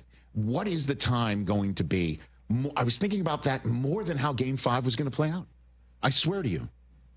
I thought to myself, and Honestly, we all get it. Honestly, the satisfaction I get from leaving the Dodger Stadium parking lot sometimes early enough to get right on the freeway is sometimes more satisfying than an actual win by my team. Yeah, euphoric. It's turned into that now. Oh, yeah.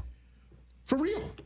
Yeah, people don't know unless they're here, man. And I should know this, too, because it was the same way back in the day. Giants Stadium, leaving the old Giants Stadium parking lot, so bad that one of my favorite lines I ever said on SportsCenter, if I don't mind saying, I don't know what was the circumstances that led me to say it. I said, on a lead-in about Giants home game, I mentioned how Giants Stadium is so terrible leaving there, getting out for traffic. It's the only place where you're jealous about Jimmy Hoffa because he's already home.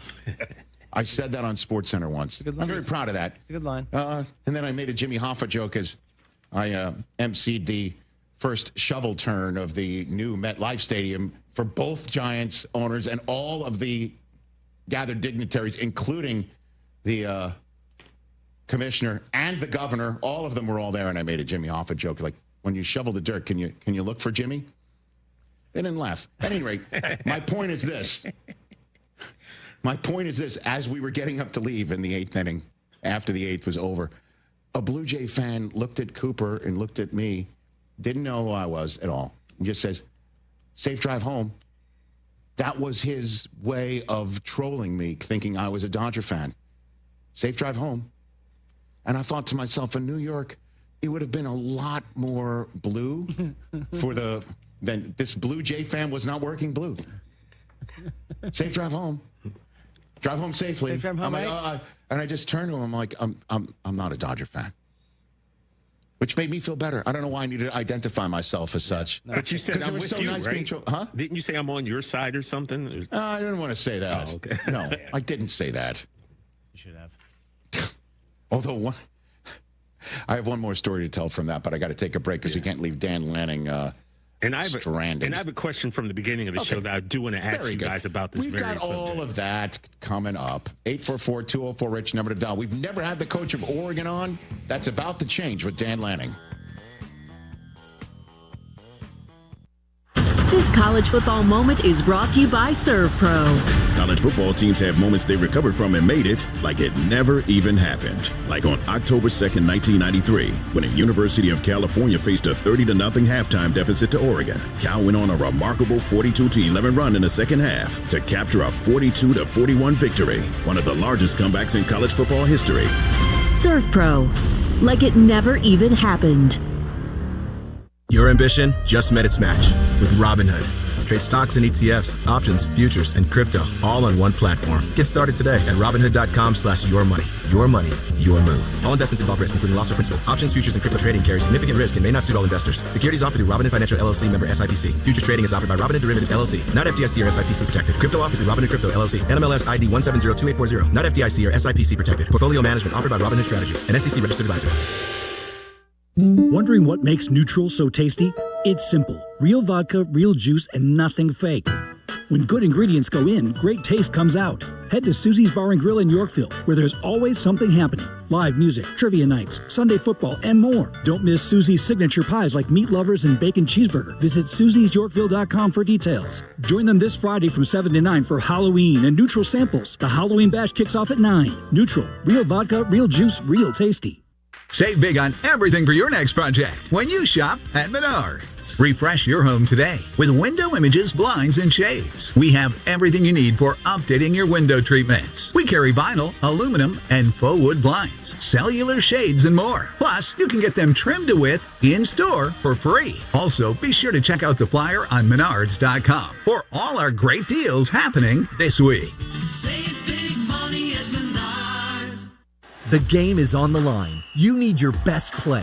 What's it gonna be? Do you make the call for welding or HVAC? Do it now and you could complete your education at ETI School of Skilled Trades in as little as 7 months. We offer day and evening classes to fit your schedule, and financial aid is available if you qualify. Visit eticampus.edu or call 888-830-7678 to learn more. ETI, it's your future. Own it. We at the Verdoliak Law Group recognize the value of advancements in technology. Computers, cell phones, and the internet have all made obvious impacts on society. And now, artificial intelligence, or AI, is poised to make its impact. Many law firms are replacing paralegals, law clerks, and even attorneys with AI. But will AI work longer and harder to ensure you get every penny you deserve? At the Verdoliak Law Group, AI will be used as a tool to make us even more efficient, but it won't replace our human touch. All of our clients and cases are unique, and an algorithm or cookie-cutter approach cannot capture the human element of your injuries. There is no substitution for human experience when dealing with people. That's why, for over 60 years, our clients continue to refer their family, friends, and coworkers to us. Of course, the Verdoliak Law Group will embrace technology, but we will always keep that human touch, which has aided us in successfully helping over 40,000 clients. If you're injured, call the Verdoliak Law Group, Chicago's legal landmark since 1963. Call 844-4VLG-LAW, 844-4VLG-LAW.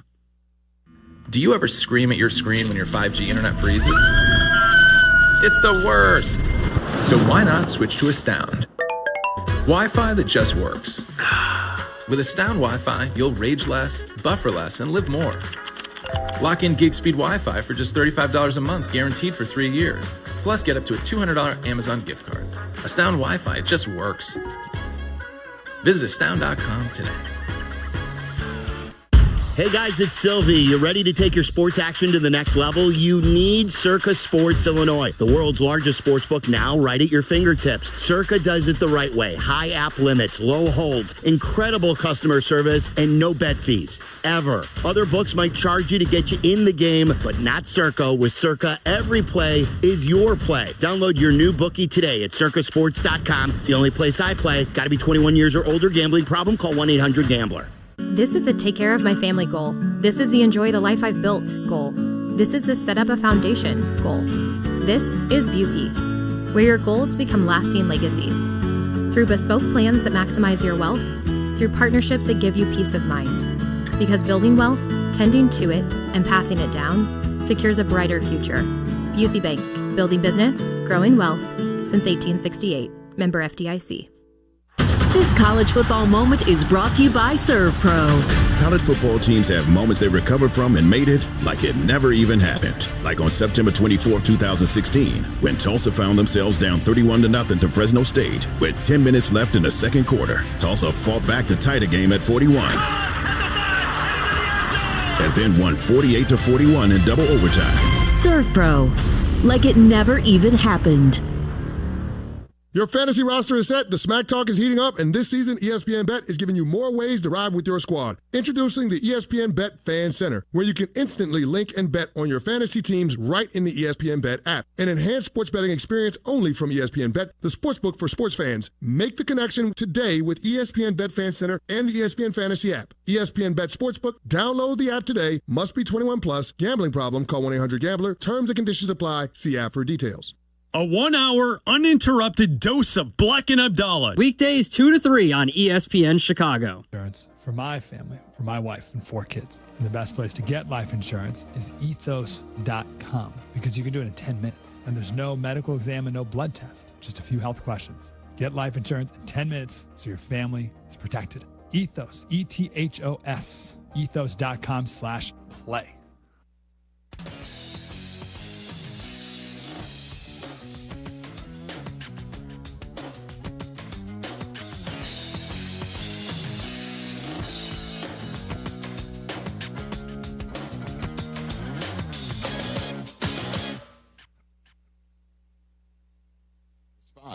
Back here on the Rich Eisen Show. We're here on Disney Plus, ESPN, the app, and ESPN Radio, presented by Progressive Insurance. This man has not joined us before, and I'm excited to chat with him, even though he made my alma mater miserable particular Saturday last year. His 6th-ranked Oregon Ducks are on a bye week, but joining us right now is Dan Lanning on the Rich Eisen Show. How you doing, Coach? Doing great, Rich. Thanks for having me. You got it. I just want to jump right into it because you know, your story fascinates me, and absolutely fascinates me.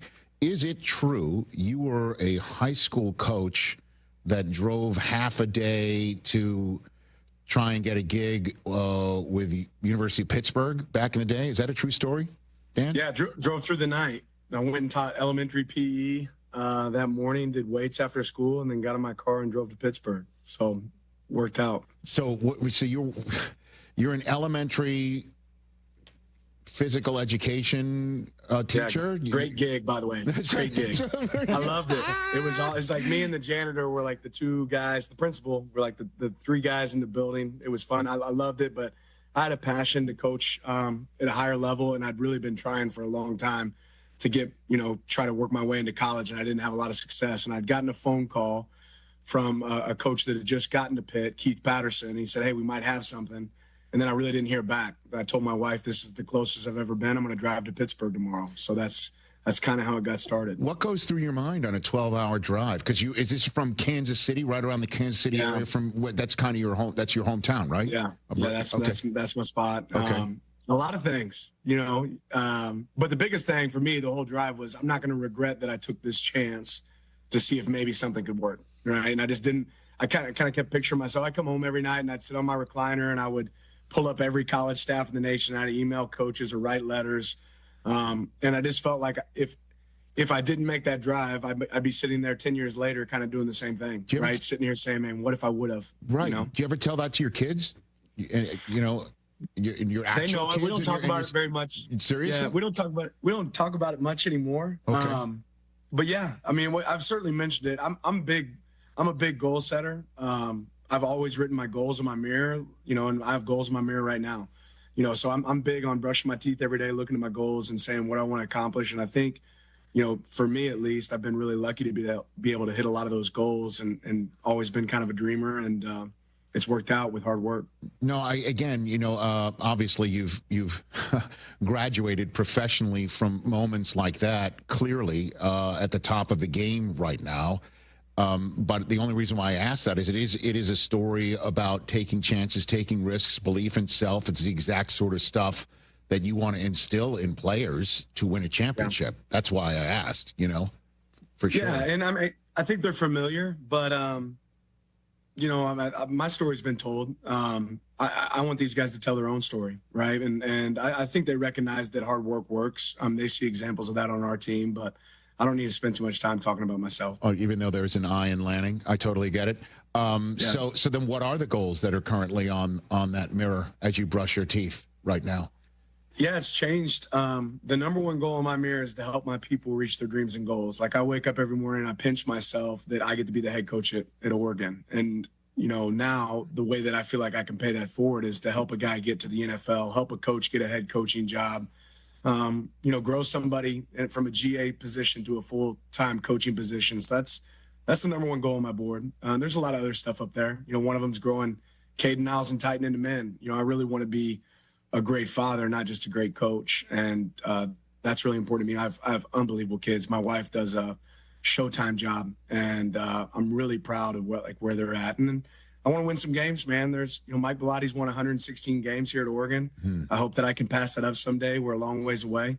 But there's just a lot of things up on that mirror that I look at each morning and say, okay, this is a priority for me. How do you stay in touch with your kids and know, what take a pulse check and know how to, I guess, come up with ways to communicate with kids who have a lot on their plate and obviously other things that can take their attention? How do you do that, Dan?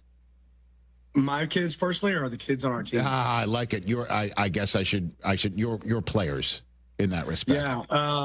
I think there has to be really open dialect. Healthy organizations have conversational turn taking. They have people that are engaged. So you got to give them the floor. You got to give them the stage at times. For bye week, I had a meeting with several of our guys just to get a pulse of where they're at and then talk about the common realities of things that'll get in the way of us accomplishing what we want to accomplish. Everybody deals with distractions, players, coaches, teams. So how do we manage distractions? And you just put it out there in the forefront and have, conversations where you feel like you can be open and honest with each other. I think that's where it starts. For sure. And then come up with ideas on how to motivate. I mean, again, I'll just go back to what I saw when you were talking to your players prior to going to the big house. Because again, that's my alma mater, as I'm sure you know. And you were just basically said something along the lines of, in the second half, we're going to look up and we're going to see some empty seats and people are going home because of the way we're playing. And you then stopped the players in the middle of the game and say, take a look, this is what we talked about? How do you come up with stuff like that? I mean, I think you try to pull motivation from anywhere, but that comes, specifically from Coach K talking about playing, in a road environment. And he talks about that feeling. He talked about calling timeouts in moments and looking around and saying, see, I told you. And that one just kind of played out. But that was definitely from a Coach K talk to his team, and what that played out like for us. And we try to find moments in every game, try to find things that'll relate to our players in every situation, and try to predict a little bit of what the story might play out to look like. Dan Lanning, Oregon head football coach here on the Rich Eisen Show. And again, I know you've only been there a handful of seasons, but this sport is changing. It seems like every week. It seems like every hour and every minute. How has your job changed from the first second you took it to this moment? Yeah, I said early on, I think it's more true now than ever, that being able to adapt is the most important trait of any coach. And then having some emotional intelligence and awareness of the people around you and what direction you want to move. But it's changed a lot, and it'll continue to change, and you have to be nimble and able to adjust.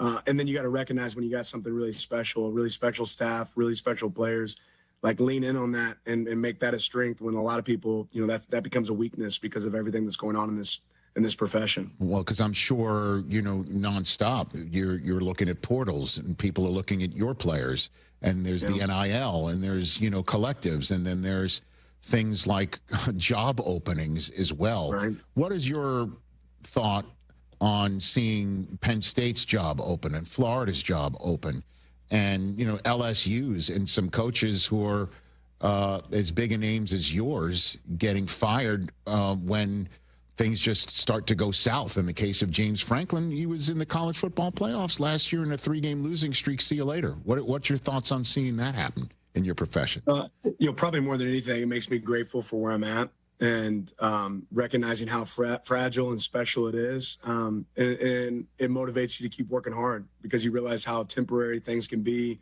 if you're not moving in the right direction. But on the same note, I always think a little bit more about everybody else involved in that. The assistant coach, the graduate assistant, the player that signed up to play for somebody, and just how quickly your world can change. Continuity, stability, I think, super important, and it's hard to have. And when you have it, I think you gotta make sure you recognize it and take advantage of it. And so your interest level in leaving Oregon is less than because Zero. of this? Zero. Yeah, I'm not leaving Oregon. Yeah, as long as I win. That's what I always tell my kids. Yeah. Right. If your dad wins, we'll be at Oregon. So I gotta win. Right. That's how it changes. That's how it works. I've got this question I'm always interested in whenever I see you on the sideline and I see, the 15th different uniform that you guys are wearing. What is a meeting with Phil Knight like, Dan? Well, at first you're just kind of in awe. You realize the effect this man has had on sports, on the world, the changes that he's been able to create. There's a lot of admiration, for a guy that, pushed against, always found a way, regardless of circumstance. The Shoe Dog's, one of my favorite books, and I read it before I ever got here. But just the resiliency that he showed to create something out of nothing is unbelievable. And the ability for him to say, okay, I'm gonna hire unbelievable people in this organization. I'm gonna be really excited and happy and surprised with the results. Give them some direction, but see what they're able to come up with. And in any opportunity you get to be around Phil, you realize how much he loves. He loves Oregon, how much he loves football, how much he cares about this place, and how much he just wants to share, in that with other people, which is really cool. Well, I mean, let me, if you don't mind, share with you the way I see it. Is it like in an office? I think it's just an office that is the most incredibly decorated office. There's shoes everywhere, right? There's like a Jordan photograph that's autographed there. There's, I don't know, it's like some sort of music, like you're waiting for your spa treatment that's playing in the background. Is that, am I anywhere near this sort of thing? Like it's mystical. Unfortunately, no. Most of my meetings, most of the times that I've linked up with Phil, it's very, it's very casual. It's in the locker room post game. Okay. It's in my office. It might be at my house, or it might be at Nike's campus, but it's been a lot of different places. I mean, it's a phone conversation. He's very, he he is genuinely who he is, and it's not flash and flare with him, even though Nike, obviously, in our jerseys and everything we have, I mean, he's wearing the same outfit each day.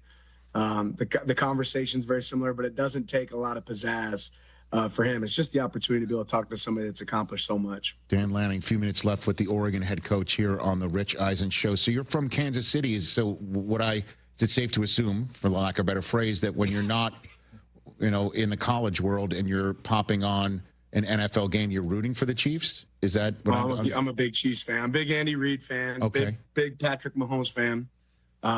Yeah, absolutely. Okay. Love the Chiefs. So what does it mean then that the person that could be standing in their way is Bo Nix and Troy Franklin, man? Like, what do you think of, not to put you on the spot here, but this is an interesting situation here, Blood's thicker than water, and those guys are blood. And those guys, they've been in our locker room. They've sweated with me. But you know what? You always hope that I love seeing the Chiefs win. I'll always be a big Chiefs fan. My guys know that. I got Jeff Bossa that's playing for the Chiefs now. We got some guys that are with the Chiefs, so I can pull for them. But I want to see Bo and Troy, Herbert, Mariota, all the guys. Yeah, that's right. Tear it up. We got some guys with the Chargers too. Caldwell. So I want to see all of our guys go have success, and I'm always going to be cheering for their success over my personal hopes. And the Chiefs, we've had some Super Bowls, so maybe it's time to share some of those with some other people. I like it with some Ducks. Listen, I saw Bo Nix over in London, and I got a chance to meet with him and talk with him and, and get to know him just a slight little bit, as one would just in a few minutes when you're interviewing them or seeing them on the sideline. And there's just some it factor about him. And obviously, I think part of his success is the number of reps and snaps and games that he played at the collegiate level, and obviously a lot there in Oregon. And you've got Dante Moore that you're trying to send to the next level right now. What is your philosophy on quarterbacks and how they can get ready for the next level and how long they should get it in the professional level till we can see somebody fully bloom like Bo Nix right now? Coach? I think everybody's different, and Bo is an unbelievable example of somebody that needed an opportunity in a place where somebody could identify their strengths and let them go flourish. And he got better and better every single year here. I think you're seeing it now in his NFL career. I always felt like I had a coach on the field, with Bo, and his intelligence was second to none. And there's some things that he did really well, and he certainly flourished here at Oregon. But quarterbacks have played really well here for us, regardless, whether it's Dylan Gabriel or Dante or Bo. I think this is a great system for quarterbacks to be able to come and play and lean into their strengths. So what it looks like at the next level, that's harder for me to say. I haven't spent any time there. But when you have good people that work really hard, there's an opportunity for guys to have success. Do you speak to Dylan Gabriel, say, throughout this process before he got his start, by the way, in London, of all places? Like, what are your conversations with him like these days? Yeah, we've talked, and what's really cool about all these guys is they still pay attention to us too, and I think that speaks a little bit to what Oregon is. But Dylan and I've caught up, and a lot of times it's more small talk than it is us talking about football. It's more about the relationship. He still follows our guys. He still talks to Dante. They talk to guys on our roster. But I'm really thrilled with what these guys are doing at the next level and what kind of people they are, more than just what they're able to accomplish on the field. Please tell me you saw Tez Johnson's soundbite about when he heard Buccaneers fans chanting MVP. He thought it was for him. Unbelievable. Unbelievable. You saw that, yeah, huh? You caught that, huh? It was a nice take back to me remembering moments with Tez. That was so cool. So that's on brand? Is that what you're saying? On brand, for sure. You got a good story about Tez and Bo and obviously their relationship that you saw firsthand, and we all know, how they're part of the same family? Right. Coach? No, they're... Bo obviously was one really pushing for Tez whenever he first hopped in the portal. He's walked into our office and he's like, Coach, you have to take this guy. And then you pull it up and you're like, he's 145 pounds. Like, what are you talking about? Right. And then you watch the film and he's special. But Tez, he is a ball of energy. He brought juice every single day. I love seeing what he's able to do right now for the Bucs. And I think he's got a great, bright future ahead of him. But his energy is what's special. His mindset, he loves people. He's a pleasure to be around, super competitive.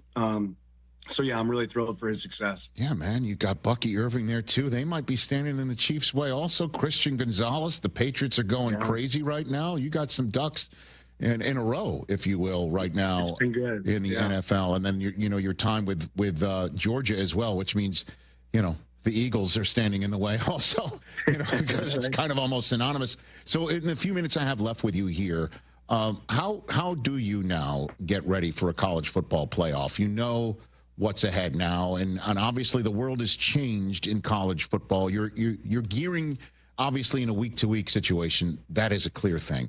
But you're also gearing for the ultimate, which is 4 games in December and January. Does it change the way that you prepare or build the roster or play people right now, Coach? Well, I think, one of the great things about this team we have right now is we talk about strength in numbers. And we have a lot of guys that can play winning football. We've had, on probably every game this season, we've had well over 50 people play and contribute in the game. Several games where we've had over 70 guys on the field for us. So I think building some depth is really tough in today's world. When you can find players that are good enough, finding ways to create roles for them is huge. How we've approached bye week, this week is probably a little bit different than I've done in the past.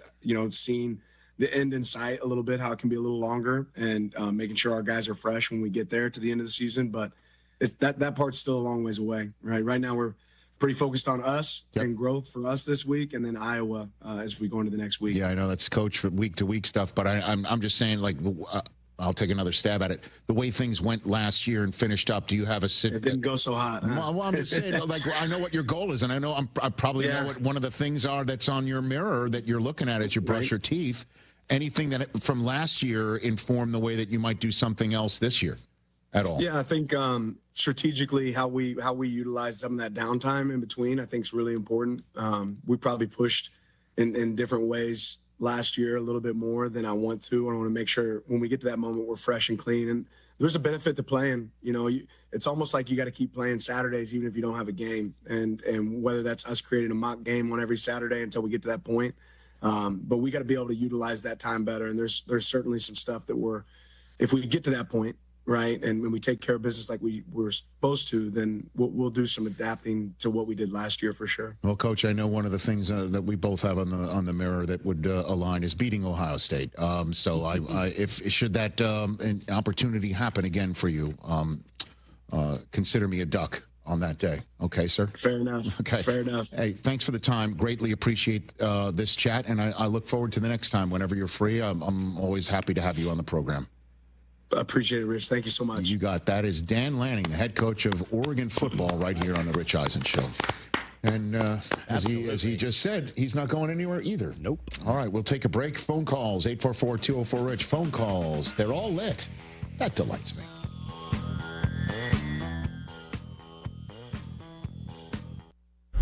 Tailgate season is on, and Monster Energy flavors are bringing the heat. Crack open the wickedly creamy citrus blast of Orange Dreamsicle, or ride the shockingly smooth wave of Electric Blue. Both packed with real sugar, bold flavor, and that legendary monster kick. This is the energy your game day deserves, so grab your can and unleash the beast. Harry Douglas here. Look, being a man doesn't mean skipping self-care. Manscaped makes it easy to feel confident, clean, and ready for anything. Whether you're at work, hitting the gym, traveling for business, or heading for a night out. The Lawnmower Trimmer gives you precision, the Beard Hedger keeps your look tight, and their grooming essentials smell incredible. Manscaped's tools are built to perform, helping you stay sharp, smooth, and feeling your best every single day. Because real confidence starts with a clean cut and the right gear. Get all the Manscaped products you need right now at your local Target. Hey, bro. Weirdest thing is happening at the game. This guy sitting next to me says, "You're our good luck charm." Every time I crack a Bud Light, we score a touchdown. Now his entire family wants to buy me Bud Lights. I think I'm some kind of a football prophet. Talk soon. The team needs me. Anything for Bud Light, the official beer sponsor of the NFL. Stock up today. Enjoy responsibly. Copyright 2025 Anheuser-Busch Bud Light Beer, St. Louis, Missouri. All right, let's be honest. Game day isn't just about football. It's about the food. And for me, that means Nancy's Pizza. Your game day might include putting your favorite jersey on, the remote in hand, but also make sure Nancy's Pizza is front and center. Whether it's with the crew or you're flying solo, nothing beats that crispy crust, molten blend of mozzarella cheese and those legendary toppings. Nancy's has been doing it right since 1971. Make Nancy's Pizza part of your game day routine. Order now at nancyspizza.com or go to their flagship restaurant in the West Loop. Chicago. Dropkick Murphys are back for the people in the pit. St. Patrick's Day 2026 tour. March 3rd at the Salt Shed. Indoors, packed, and ready to explode. Dropkick Murphys with the Agrolites and Haywire. Punk, reggae, chaos, and pure energy. Dropkick Murphys. Tickets on sale now at Ticketmaster.com. One moment, life is moving forward. The next, an accident changes everything. Medical bills pile up, work is put on hold, and the insurance companies start making excuses. It's frustrating, overwhelming, and unfair. That's where Postman Law steps in. They have recovered over $3 billion for injury victims, delivering speed, ease, and results when you need them most. Hurt in a crash? Injured on the job? Sidelined by a serious fall? No matter how it happened, they fight to get you the compensation you deserve so you can focus on healing while Postman Law handles the rest. No upfront fees, no red tape, just real results. Insurance companies have teams of lawyers looking out for them. You need a team looking out for you. At Postman Law, they take on the fight so you don't have to, guiding you through every step of the process and making sure your case gets the attention it deserves. Don't let someone else dictate your future. Call 844-POSTMAN now. That's 844-POSTMAN. Postman delivers. Let them deliver for you. Hey friends, I'm Tom Waddle and I drive a Hawk. Find your next car at hawkauto.com. Choose from 12 Hawk Auto locations in Forest Park, St. Charles, Plainfield, Joliet, Carroll Stream, and now LaSalle, Peru. Shop thousands of vehicles from 13 big brands. Save with 0% financing or make no payments for 90 days. Plus save even more with our complimentary maintenance plan. Find your next car at hawkauto.com and drive what I drive. Drive a Hawk. HawkAuto.com. Financing and plan on select models with approved credit. Traffic got you down. Let the CTA be your driver. Get into the city and back fast and stress-free. Avoid the hassle of stop-and-go traffic, spending money on gas, or those unexpected costs for car repair. $5 covers your trip and back on the CTA. Just sit back. We'll do the driving. Tap to Pay is also available on all CTA trains and buses. Save money, do more, ride CTA. Our local hospitals are the heartbeat of our communities, delivering critical care every hour of every day for everyone, training the next generation of caregivers. Beyond the walls, their benefit to the community is everywhere, driving the local economy and supporting local organizations, initiatives, and neighbors. Illinois Hospitals, healing communities. Learn more at team-iha.org. Sponsored by the Illinois Health and Hospital Association. Aired in cooperation with the Illinois Broadcasters Association and this station. There's an app for that. Download, listen live, podcasts on demand. The ESPN Chicago app.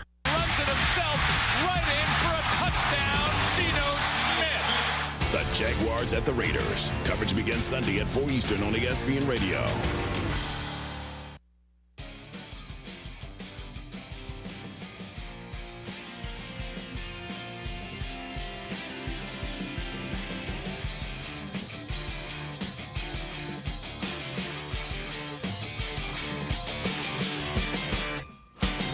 We're here on ESPN Radio on the Rich Eisen Show, presented by Progressive Insurance. The Hyundai Hope on Wheels campaign. As you know, I run to make pediatric cancer research and awareness even more to the forefront of your daily lives. That's why I love talking about Hyundai Hope on Wheels. I don't know if you knew this, but for the last 27 years, over 27 years, every Hyundai sold has helped fund life-saving pediatric cancer research. Over 850 dealers nationwide together have raised more than $277 million supporting over 25,000 kids in their fight against cancer. Visit HyundaiUSA.com and search Hyundai Hope on Wheels to learn more, because at Hyundai, hope isn't optional. It comes standard. 844-204-RICH, number to dial. Liv in New Jersey joining us here on the program. What's up, Liv? Hello, Liv. You there? Yes. Dan? Yeah, it's Rich. You there? Yeah. Okay, Mr. Richard Esau. E. Eisen. Yes, that's right. Yes, for taking my call. Thank you for taking it and making it. Okay, I just wanted to comment on how you guys were talking about, like, having a seat, like, for the game, and then you had to take your best friend who was the opposite team. I see Brockman, totally not. You're not. TJ is, like, pretty cool about it. Mm-hmm. I'm a diehard Cowboy fan way down here in South Jersey, which everybody's Eagles. And my daughter's boyfriend is a diehard Eagle fan, had 2 tickets. And he wanted to take me twice, so we went to the game, and it was like 15 rows down in, enemy territory. There was nobody around. That was a Cowboy fan except for me and my friend, who we went with the Eagle fan. And everybody started to get a little irate, but he was actually, I don't think he wanted to take me to, embarrass me or try to, look like these guys are talking about. Like TJ, I see like, yeah, he was the only one, but I didn't think that. And then in the opposite, if I had tickets into the Cowboy game and seats, I would have taken my friend who was actually an Eagle fan. So now that would have been a little controversial too. But then again, the Cowboy fans are a little not as bad as the Eagle fans, I would say. Oh my word! Yeah, okay, it's a little. So bottom line, so Liv agrees with me. You would take somebody that's rooting actively against your team to a game on a ticket you have purchased. You would do that. Absolutely. Okay. Yeah, because of the friendship. Okay. There you go. It's only a game, but I mean, after a while, we still work together, and every day it's the same thing. So I just wanted to get your opinion. Why and how? I told you. I don't need it. I don't want it. I don't need it. You're a human being, Liv. I like that. No, I just don't. That's why I don't know. I don't need it. I'll call you after the game. I don't need to. That's it. I'll call you after the game. I just don't need it actively. You know what I mean? Yeah, but that takes the fun out of the sport, don't you think? I don't know. Friendship. Last night, Coop. Again, I keep talking about Coop and his best friend Ryan. Ryan's a Dodger fan. Coop, as you know, is not. And after the first 2 home runs into the game, I told him, text him, early welfare check. I'm trying to stir it up. And his friend Ryan writes back, I don't, this is ruining the experience for me, is what he wrote back to his friend. And I'm like, uh-oh. I'm like, so you texted back, I'll just leave you alone. So I get it. You know what I mean? But thanks for the call, Liv, in New Jersey, South Jersey, by the way, right here on the Rich Eisen Show, hour 2 in the books. The post-crib assembly press conference brought to you by Progressive. Michael, you had some trouble putting the crib together today. What went wrong? Those instructions can be tough, and, you saw the outcome. Were you upset when your wife pulled you and called in the backup? No, the baby needs a crib to sleep in, so whatever it takes. You've got a changing table to put together next. It's got a lot of drawers. What's your comment? You know what? We're done here. Like it or not, sometimes you need a backup. That's why there's Progressive to protect your home and auto. Progressive Casualty Insurance Company affiliates and other insurers. Not available in all states or situations. It doesn't matter if you're running drills at the park, playing pickup on a Saturday, or sinking the final putt. When you compete with your friends with Michelob Ultra on the line, competition isn't that friendly. The trash talk, next level. And the stakes, those are crystal clear. With only 95 calories and superior smooth taste, it's the ultimate trophy. Superior is worth playing for. Michelob Ultra, superior light beer. Enjoy responsibly. Copyright 2025, Anheuser-Busch Michelob Ultra Light Beer, St. Louis, Missouri. Hey, this is the Fat Jack, and the season is well underway. Did you have a great weekend last week? We went 5-1 again on Saturday against the spread. And this week, the Breeders' Cup plays are free if you're playing football or hoops. Go to FatJackSports.com, get added value this week, make money betting the games for as little as $99. This weekend, only $99, including the free Breeders' Cup. FatJackSports.com, the longer packages are much less than $99. Sign up today and win this weekend at FatJackSports.com. Save big on everything for your next project when you shop at Menards. Spite Electric smart home products make everyday living simply smarter. Add color to your home's exterior with LED outdoor string lights. They're perfect for holidays or get-togethers, and they can be scheduled to automatically turn on or off. View our entire selection of Spite Electric smart home products today on Menards.com. Plus, check out our weekly flyer for other great deals happening this week. Save big money at Menards. The game is on the line. You need your best play. What's it gonna be? Do you make the call for welding or HVAC? Do it now and you could complete your education at ETI School of Skilled Trades in as little as 7 months. We offer day and evening classes to fit your schedule, and financial aid is available if you qualify. Visit eticampus.edu or call 888-830-7678 to learn more. ETI, it's your future. Own it. Great Clips believes veterans make us great, and that's why this Veterans Day they're offering free haircuts to all veterans and active duty service members.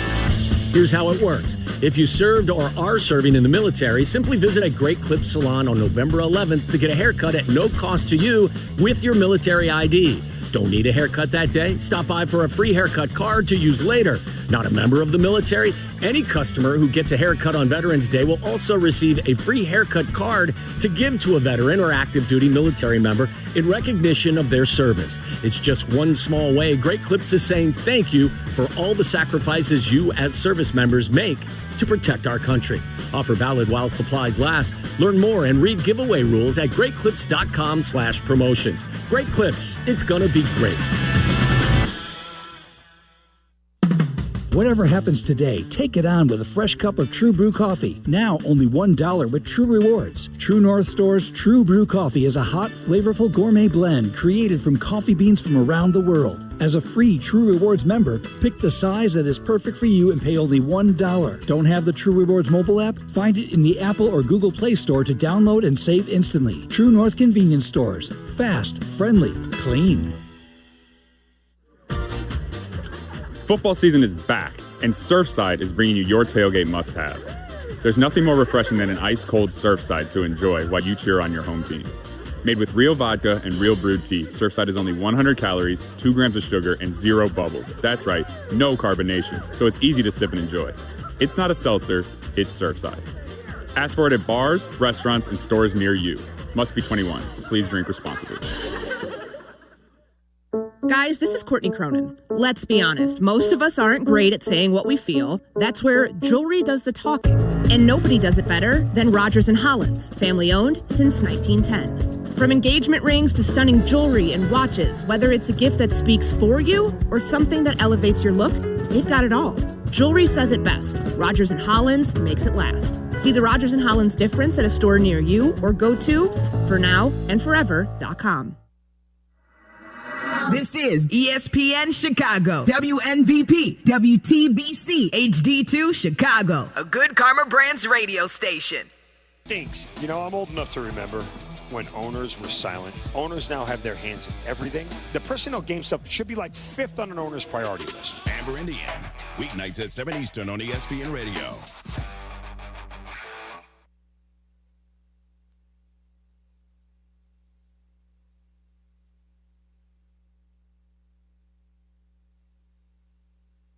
This is the Rich Eisen Show. Hey, everybody. Can't get enough of the Rich Eisen Show? You're in luck. You can find us everywhere. Watch us weekdays on Disney Plus from noon to 3 Eastern. Miss the show? We've got a podcast so you can listen anytime. But here's the best part. Our YouTube channel. Subscribe at youtube.com/Rich Eisen Show and you'll never miss a moment. Now, on with the show. This is the Rich Eisen Show. Austin down the middle he goes to win the game! To win the game! From the Rich Eisen Show studio in Los Angeles. Vladdy rocks the ball. It is good again! Back-to-back blasts in the first. Earlier on the show, NFL Network analyst Daniel Jeremiah, Oregon head coach Dan Lanning. Coming up, actor Gabriel Luna. And now, it's Rich Eisen.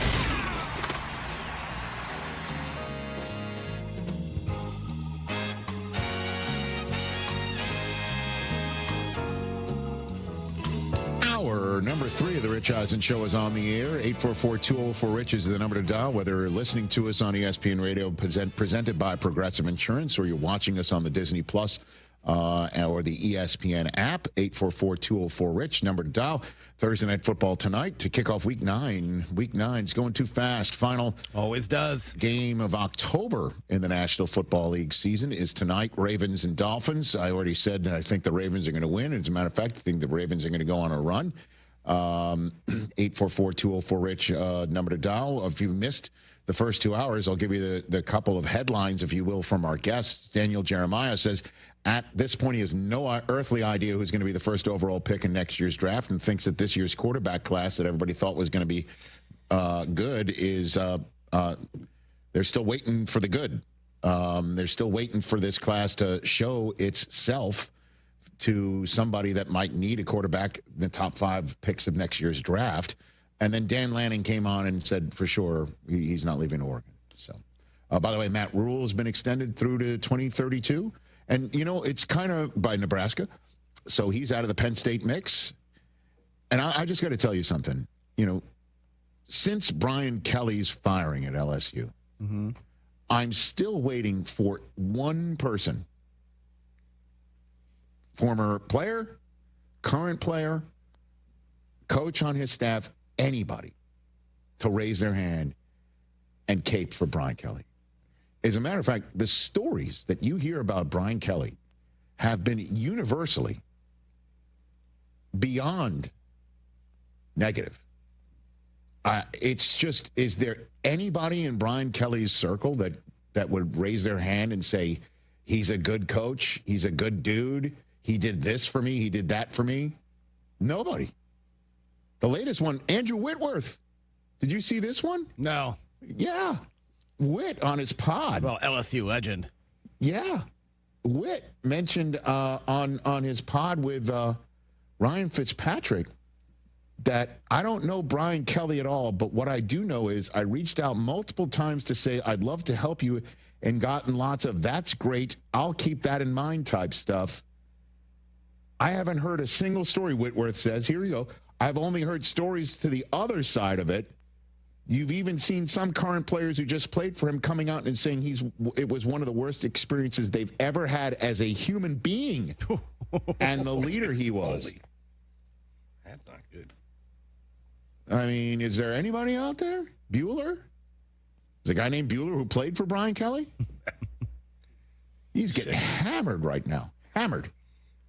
Yeah, there's nobody crying any tears for Brian Kelly. Wow. I don't, as a Notre Dame fan. Yeah. So that's what's up. And that's what's up. So LSU shouldn't be knocking on the door of Dan Lanning or anybody else. He's not going anywhere. Why would he leave Oregon if he loves it up there in his family? He said, because we were going back and forth in the conversation, if you were just joining us, I referred to his kids, at one point meaning his own children, and then referred to his players as kids. And at one point he goes, which kids are you referring to, mine or my players? Right? And then at one point then he responds to about these jobs being open, or all of a sudden, you're one, as James Franklin learned, 3-game losing streak away from like, hey, great job with getting Tyler Warren and Abdul Carter and taking the team to the college football playoff semifinals and all that stuff. 3-game losing streak. See ya, James. You're out. We'll buy you out for $1 gajillion. Lanning said at one point, he tells his own kids, he tells my kids, as long as dad's winning, we're at Oregon. And if not at Oregon. So that's what we've done over the first 2 hours of the program. Just had a nice chat with Gabriel Luna, who's coming out here shortly in support of Devil in Disguise, John Wayne Gacy, available now for streaming on Peacock. It's a limited 8-episode series. You're about to get some reinforcements in here, TJ. I need it. Because he's from Austin, Texas, and he's a fan of the Dallas Cowboys. Hey, now. I have to ask him the question. Damn act together. We will drag him down to our level about would you take a dear friend as a +1 if they are actively rooting against the team that you have the tickets to go see. But this is about a Dallas Cowboys team that's just at 1 minute they're up, and then the next minute they're down. That's what we call a 500 team. They're 3-4-1, which is a half game under 500. Boy, those pesky ties. Make sure that these fans who thought there'd be no math on the test, there's always math. And he had an interesting way of saying that he doesn't want to hear it, that the offense is so damn good and the defense is not supporting it. It's a team effort, don't you know? Well, I mean, it's a team effort. That's one way to put it. Here's another way to put it. None of us have done good enough. Coaches, players, head coach, none of us have done good enough. That's real. I mean, our scorecard is what it is, and that's not just, defensively, that's offensively, we're a football team that's 3-4-1. You can take the stats on offense and as far as I'm concerned, is what it is. We want to win, and people talk about, hey, MVP and this and that. Dak Prescott doesn't want to win MVP. He wants to win a Super Bowl, and that's what we want to win. And we're not there yet. We've not played that consistently well enough to certainly be in that discussion, but it doesn't mean the journey stops. It certainly doesn't stop. It just, you get more focused, you get more intentional, and we got to do it together. In case you're wondering what we bleeped out, he told you to place the offensive stats in a certain orifice where the sun doesn't shine. or not place that up where the sun doesn't shine. That's the, was that the old George Carlin bit about the words you can't say on television? Yes, that was definitely one. And there's a certain body part that you can mention. Yeah. Cam Ward mentioned it to describe the way the Titans were playing recently. Right. But once you use a directional Steve in Sable relation used to to that say- body part, right? Steve Sable used to put it perfectly. You can use it certain ways. Right. But you can't use it certain ways. Right. He's usually a better wordsmith than that. But I think, Yes. yes, Oh, no, he I wasn't. understand Yes. that. Way better than me, Rich. Well, I mean, he's the once upon a time, he's the one who came up with that the autumn wind was his pirate. Yes. At any rate, the Dallas Cowboys have an Arizona Cardinals Monday night visit to finish up this weekend's action before a bye, and then a Monday night visit to Vegas, while Philadelphia is on a bye this week before returning against Green Bay and Detroit, at Green Bay for the Philadelphia Eagles and Detroit. So that's the next 3 weeks before they see each other in week number 12. Dallas must win their Monday nighters around their bye, and then sit back and watch the Packers and Lions do their thing against the Philadelphia Eagles. That's simple. It is that simple, because Dallas tied their game against Green Bay, and they both have yet to play Detroit. That's it. And that's the way that the Dallas Cowboys can go into that contest in Week 12, 5-4-1, and have the Eagles being 6-4, and off you go. And they still have a shot at the division, because I'll tell you what, man. I know it's a higher register Thursday, so I'll say this in a higher register form before we get to the actual segment. I don't know if the Commanders are going to come back from this year. And this is Jaden Daniels is hurt. His second time this year, he's missed a game, and then you're wondering, is he going to come back? And then he's saying, I wanted to play, medical staff this, I got to listen to these guys, I got long-term this, long-term that. Terry McLaurin's holding out. Then he gets hurt, then he comes back, then he scores a touchdown, comes out. Terry McLaurin, and again, I have him in not just one but two fantasy leagues, so I'm clearly invested in his well-being. Right. As well as, what he's doing. Both times Marcus Mariota is starting, the Washington Commanders are taking on the Vegas Raiders, and here goes McLaurin into the end zone. He's tackled at the half-yard line. I thought it was a touchdown. It wasn't. Poof. On that play that he almost scored, it's a quad injury. And suddenly he's standing on the sideline, yada, yada, yada. He's back a month later. And then he has two incredible catches, one for a touchdown, one on a sideline. Yeah, the toe tap was insane. And then the knee getting down before the rest of his body gets down. Yeah. That was an incredible catch, holds on to the ball. Next thing I know, he's out with a quad. Yep. Two incredible plays he makes, and the quad doesn't survive the ground each time. The ball does. He's out again. Defensively, they can't stop anybody. Running, they can't consistently do anything. They haven't done anything consistently. Stay healthy. Stop you. Or run it against you. Sometimes they can. Sometimes they can't. They got the Seattle Seahawks this week. On Sunday night, Seattle's coming off of a bye, and they are the kings of coming east and beating you in your building. So I'm concerned about them. The Giants, I think, are out of the mix now, because they can't keep anybody healthy there that can help Jackson Dart, whether it's Malik Neighbors or Cam Skatitibo. You gotta remember, though, Tyrone Tracy balled out last year. He came out of nowhere. Yeah, he did. I got a feeling, man. I really wanted to pick him up. I couldn't get him. I had a feeling Tyrone Tracy's going to show improvement. That's not winning the division. No. But still have some hope. But they could play spoiler this year. Well, I mean, the Giants. They have a hard schedule. They're playing a lot of good teams, so they could really, kind of throw a wrench into things. Actually, take a look at who they have left. They've got San Francisco this week, just to, again, forget about where and who. San Francisco, Chicago, Green Bay, Detroit, New England, Washington, Minnesota, Vegas, and Dallas. The only one that's currently, so far away that you're not thinking they've got a shot to do very much this year is Vegas in Week 17. Otherwise, the Giants are front and center playing a crucial role. Yeah. Interesting. 844-204-RICH, number to dial here on the program. Who's hanging on for a bit here? Let's go to Dan in Orange County, California, right down the road here. What's up, Dan? Hi, Rich. Great job with Coach Lanning. That was a fun interview. Thank you, sir. That was very Rome. That was a very Rome call right there. Was it epic, Dan? Dan, was it epic? Was the chat epic? I wasn't going to go that far. Was it phenomenal? All right. Oh, see, I can take it. I can take it. Good interview, Rich. Epic? Phenomenal? No, not so much.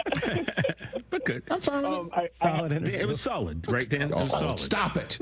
I was calling to say that all of sports media and everything that you've made your career on is based on friends rooting for different teams. Yes. So I hope to change your mind on that one.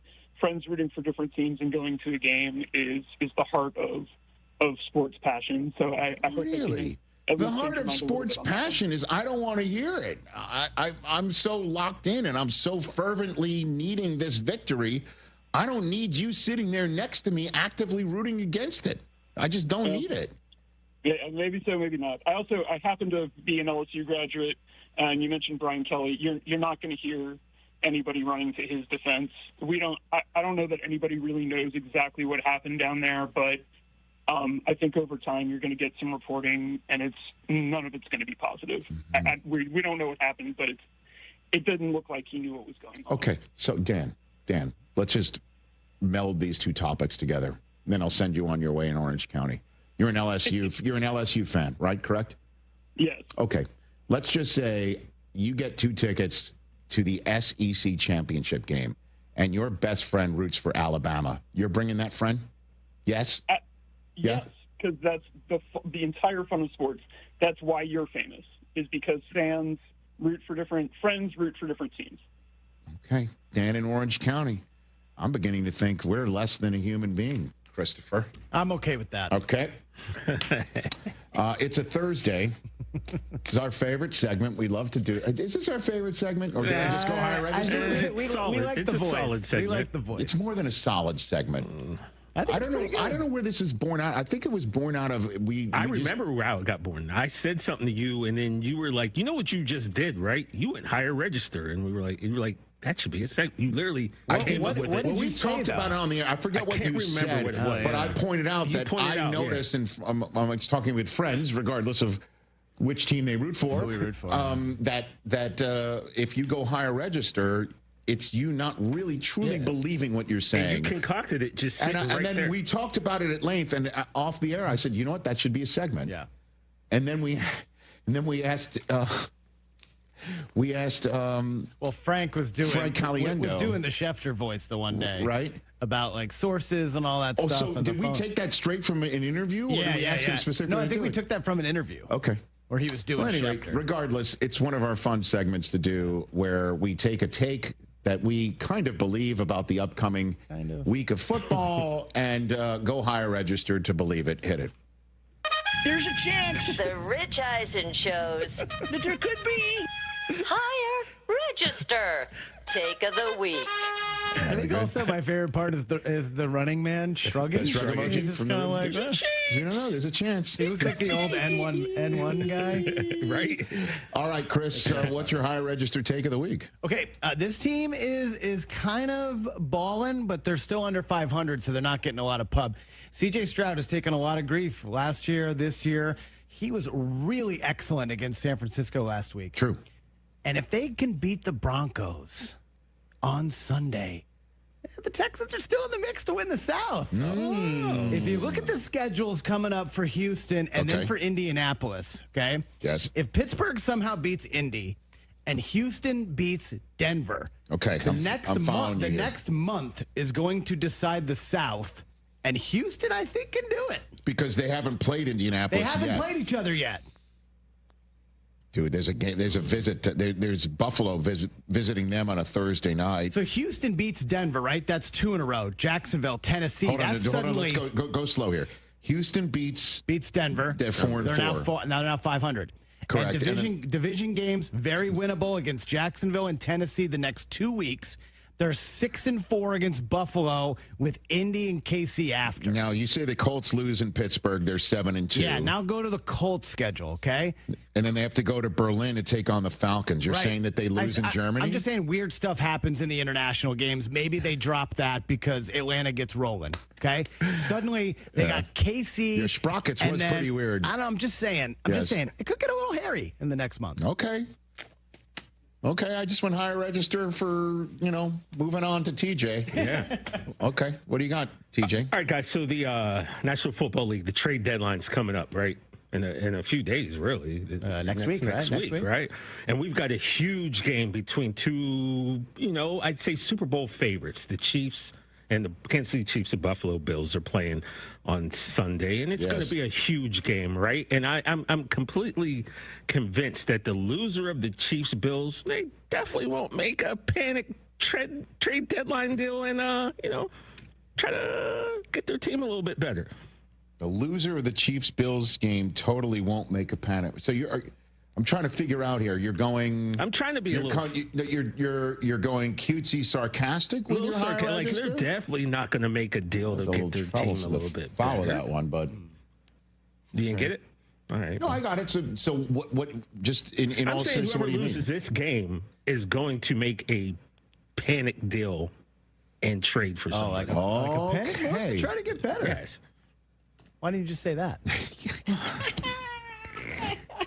I told you I don't like this saying. TJ does not. I don't like this saying. Because he's a lower register guy. Well, because he says it's got to be this. I don't know. If you want to, just tell us if you don't want to do it. I mean, I'm in it. Okay. Like Eiserman. All right. Sorry, guys. You know how I feel about this guy. I've been caping for him for years, because he made me a very happy guy over and over and over again. As a matter of fact, this October could be my final full month in which I'm able to dine out on a Wolverine victory over the Ohio State Buckeyes year in and year out, as you know. Okay. He didn't look very good in week 2 after a terrific week 1 start for the Minnesota Vikings, and now he's back. And this team, for the Minnesota Vikings, they need him. And everything is going against J.J. McCarthy right now. A lot of people are thinking that he just had a sabbatical, and if Carson Wentz wasn't hurt, he'd still be starting, and all this stuff about him. And I keep saying it over and over and over again. Okay? Believe in him. But that offensive line is not protecting anybody. And it's just a lot of ups and downs. So I'll just say this. I'm not worried about J.J. McCarthy at all. Okay. As he's returning to the Minnesota Vikings. I'm really not worried about him. All right. You know what I mean? I hear you. I'm not worried about the organization getting ready to get rid of him. I'm not thinking of the organization looking at what Seattle's doing with Darnold and what the Colts are doing with Daniel Jones and sitting there thinking anything about JJ other than the fact that he's their future. I know their head coach once upon a time on this very show said that organizations fail young quarterbacks before young quarterbacks fail organizations. And I really believe he means that. But with the Detroit Lions coming off their bye, having paid their Michigan man $180 million, not worried about J.J. McCarthy at all. And that's my higher register. This wasn't our best one this week. I don't know about you, but mine looked like money. Are you sure? Sure about that? Mm-hmm. See, he's bitter. This About guys, what? you are What am I bitter about? My life is great. No, you know what? You know what your higher register should be half the time on this show? I'm not bitter about this at all. What am I bitter about? No. You keep doing what you say about the Dallas Cowboys, but then I'm suddenly happy. Don't say what you can. No, don't. I don't. You are the king of saying you don't care, but you read every internet comment that's ever been said with a T or a J in it. Okay. And then you get that. So then I know the way you operate. I don't know that you do. But oh, I'm not sure. He just went higher register Sure about that it. I kind of think you like this segment. I mean, All right, let's get all of our ducks in a row again. Okay. Yeah, we've got a guest, guys. We do. It's Gabriel Luna. Come on out, Gabriel Luna. Let's go. Yet more standard light fare. John Wayne Gacy. It's coming up. Harry Douglas here. Fellas, it's time to step up your grooming game. Manscaped just leveled up with the Lawnmower 5 and the Chairman Plus, two powerhouses built for unmatched precision, comfort, and control. Whether you're cleaning up before a night out, preparing for a big meeting, or getting ready for a game day, Manscaped has the tools to help you look and feel your absolute best. These aren't just old school clippers. They're engineered for modern men who take pride in their daily routine. So upgrade your grooming gear and experience the difference. And now you can find Manscaped products at your local Walmart. Your ambition just met its match with Robinhood. Trade stocks and ETFs, options, futures, and crypto all on one platform. Get started today at Robinhood.com/yourmoney. Your money, your move. All investments involve risk, including loss of principal. Options, futures, and crypto trading carry significant risk and may not suit all investors. Securities offered through Robinhood Financial LLC, member SIPC. Futures trading is offered by Robinhood Derivatives LLC, not FDIC or SIPC protected. Crypto offered through Robinhood Crypto LLC, NMLS ID 1702840, not FDIC or SIPC protected. Portfolio management offered by Robinhood Strategies, an SEC registered advisor. Hey, it's your friend Tom Waddle. Any coach will tell you, games are won in the preparation phase. If you're not ready before kickoff, it's too late. The same's true in cybersecurity. That's why companies choose my friends at Trend Micro. With AI-powered proactive security, they don't just respond to attacks, they stop them before they begin. For over 35 years, enterprises worldwide have trusted Trend Micro to prepare, protect, and perform. Don't wait for the whistle. Get secure now at TrendMicro.com. That's TrendMicro.com. When it comes to looking sharp, I don't mess around. That's why I head to White Buffalo Barbershop. These guys aren't just barbers, they're artists. Whether it's a classic cut, a fresh fade, or a hot shave, they do it all with precision. And the vibe is top-notch, blending tradition with a modern twist. At White Buffalo, every cut is as unique as you are, born original, just like you. White Buffalo Barbershop, born original. Now in LaGrange and Hinsdale. Visit whitebuffalobarbershop.com to book your appointment today. Chicago. Dropkick Murphys are back for the people in the pit. St. Patrick's Day 2026 tour. March 3rd at the Salt Shed. Indoors, packed, and ready to explode. Dropkick Murphys with the Agrolites and Haywire. Punk, reggae, chaos, and pure energy. Dropkick Murphys. Tickets on sale now at Ticketmaster.com. When you're injured due to the negligence of another, the goal is to get top dollar in the shortest amount of time. It sounds simple, but few law firms can pull this off. And that's because a law firm has to be known for taking cases to trial and winning over a long period of time. Unless the insurance company believes that the law firm will risk their own money to take the case to trial, they have no reason to offer what's fair. Recently, the Verdoliak Law Group took 6 jury trials to verdict in 10 days. And how did we do? Well, on the last 3, we recovered 7 times the settlement offer, 20 times the settlement offer, and a verdict of $4.1 million. And here's the best part. The Verdoliak Law Group's history of fighting and winning at trial means more of our cases settle early and for every penny you deserve. In fact, over 60% of our personal injury cases have settled without ever filing a lawsuit. If you need a law firm that consistently fights at trial to ensure you get top dollar pre-suit offers, call the Verdoliak Law Group, 844-4VLG-LAW. Just like a strong offense keeps moving the ball, Republic Bank of Chicago's business banking solutions can keep your company growing. Business checking, treasury management, commercial loans, big business, small business. Republic Bank has everything you need for your business. Our team is here to get you back in the game and moving in the right direction. Experience banking beyond expectations. Only at Republic Bank of Chicago. Member FDIC. Visit ourbankchicago.com today. If you're turning 65 or new to Medicare, Humana might just have the health plan you're looking for. Our Medicare Advantage plans offer coverage and care you can count on. You could get a plan with a $0 premium or an all-in-one plan that may include medical and prescription coverage, as well as routine dental, vision, and hearing. Learn more at gethumana.com. Humana, a more human way to healthcare. Humana is a Medicare Advantage HMO and PPO organization with a Medicare contract. Enrollment in any Humana plan depends on contract renewal.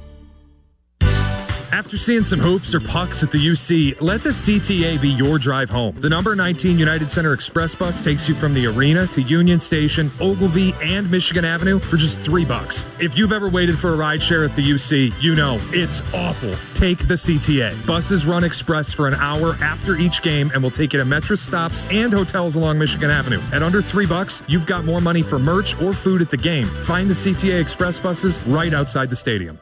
Rich Eisen here for Sonos, the speakers that bring every game to life in my own house. With studio quality sound, Sonos makes you feel like you're right there in the stadium. Whether you're cheering on your team, binging your favorite show, or listening to the hottest songs, Sonos fills every room with incredible sound. Setup is easy. Just plug in, open the Sonos app, and you're ready to go. Want stadium quality sound at home just like me? Because I love Sonos. You will too. Explore soundbars, speakers, and more at Sonos.com. Sonos. They look as good as they sound.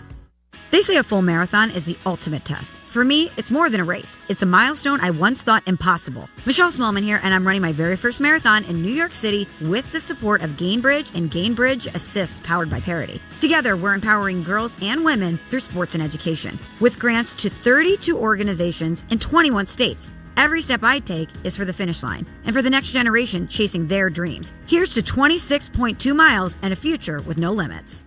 Courtney Cronin, the latest from Hallis Hall, and wherever Bears roam in Chicago. Be an informed fan with ESPN Chicago. Brought to you by Costa Ivona. No medical exam and no blood test. Just a few health questions. Get life insurance in 10 minutes so your family is protected. Ethos, ETHOS, ethos.com/play.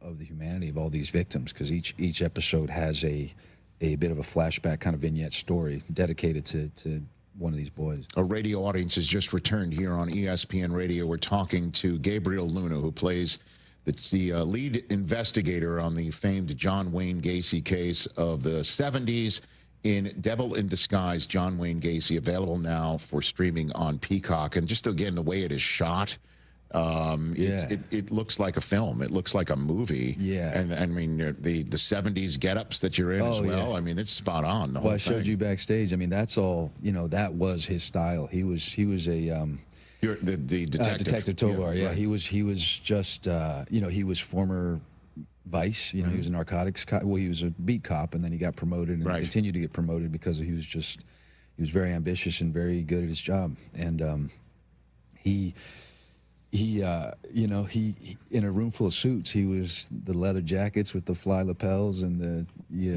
full on Fu Manchu mustache. Yeah. And he was just a really cool cat. And I had a lot of fun. Kind of, thankfully, I had my mustache and facial hair from The Last of Us, and then my long hair and everything else. So we just kind of, tailored it around. And if you wouldn't mind, share with me what you share with everybody what you shared with me in the green room about your character's daughter. Oh yeah, having reached out to you, right? Yeah, I think we were because elements of our story are somewhat fictionalized, so it's not a one-to-one to the true events. We made sure that ahead of time, Patrick was like, maybe we reach out to these individuals after the fact, just to because my character is primarily Detective Tovar's experience, but it's a bit of an amalgam of a few people's experience, and so I was really looking forward to meeting him, and I wanted to speak with him, and I was just waiting until the show came out, and now that the show is out, I have every intention of going down to Kerrville, Texas, where he now resides, but. Yeah, his daughter reached out to me on Instagram, and it just filled my heart with pride, and I was so honored that she would do that because she herself was very prideful of the depiction, and that's all you really want. And you gotta be so pleased about that. Oh obviously. Man, I mean, because I was just going off of a lot of interviews that he had done, and photographs, and just tailoring it, and then trying to infuse my own experience. But to hear her say that it really was, she felt that she was watching her father up there was the highest of praise I could get. And then she was like, do you want to see photos of him from back then? Because the photos I have are just kind of public photos of him in the case, but these are all these really, really awesome photos, just he and her brother Rodney, who I believe is passed, and the kid in the show who plays my son,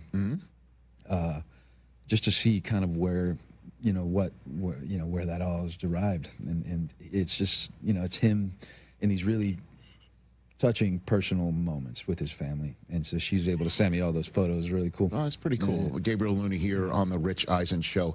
So, how do you, again, dovetailing again what this show is about, Devil in Disguise, John Wayne Gacy, and also The Last of Us. When you come off the set, do you like watch a comedy? What do you do? Oh yeah. Do you pour yourself a drink? I don't know if you're a drinker, because this is some really intense stuff that you're doing. I think it's like re-entry. It's like I always liken it to kind of an astronaut coming back.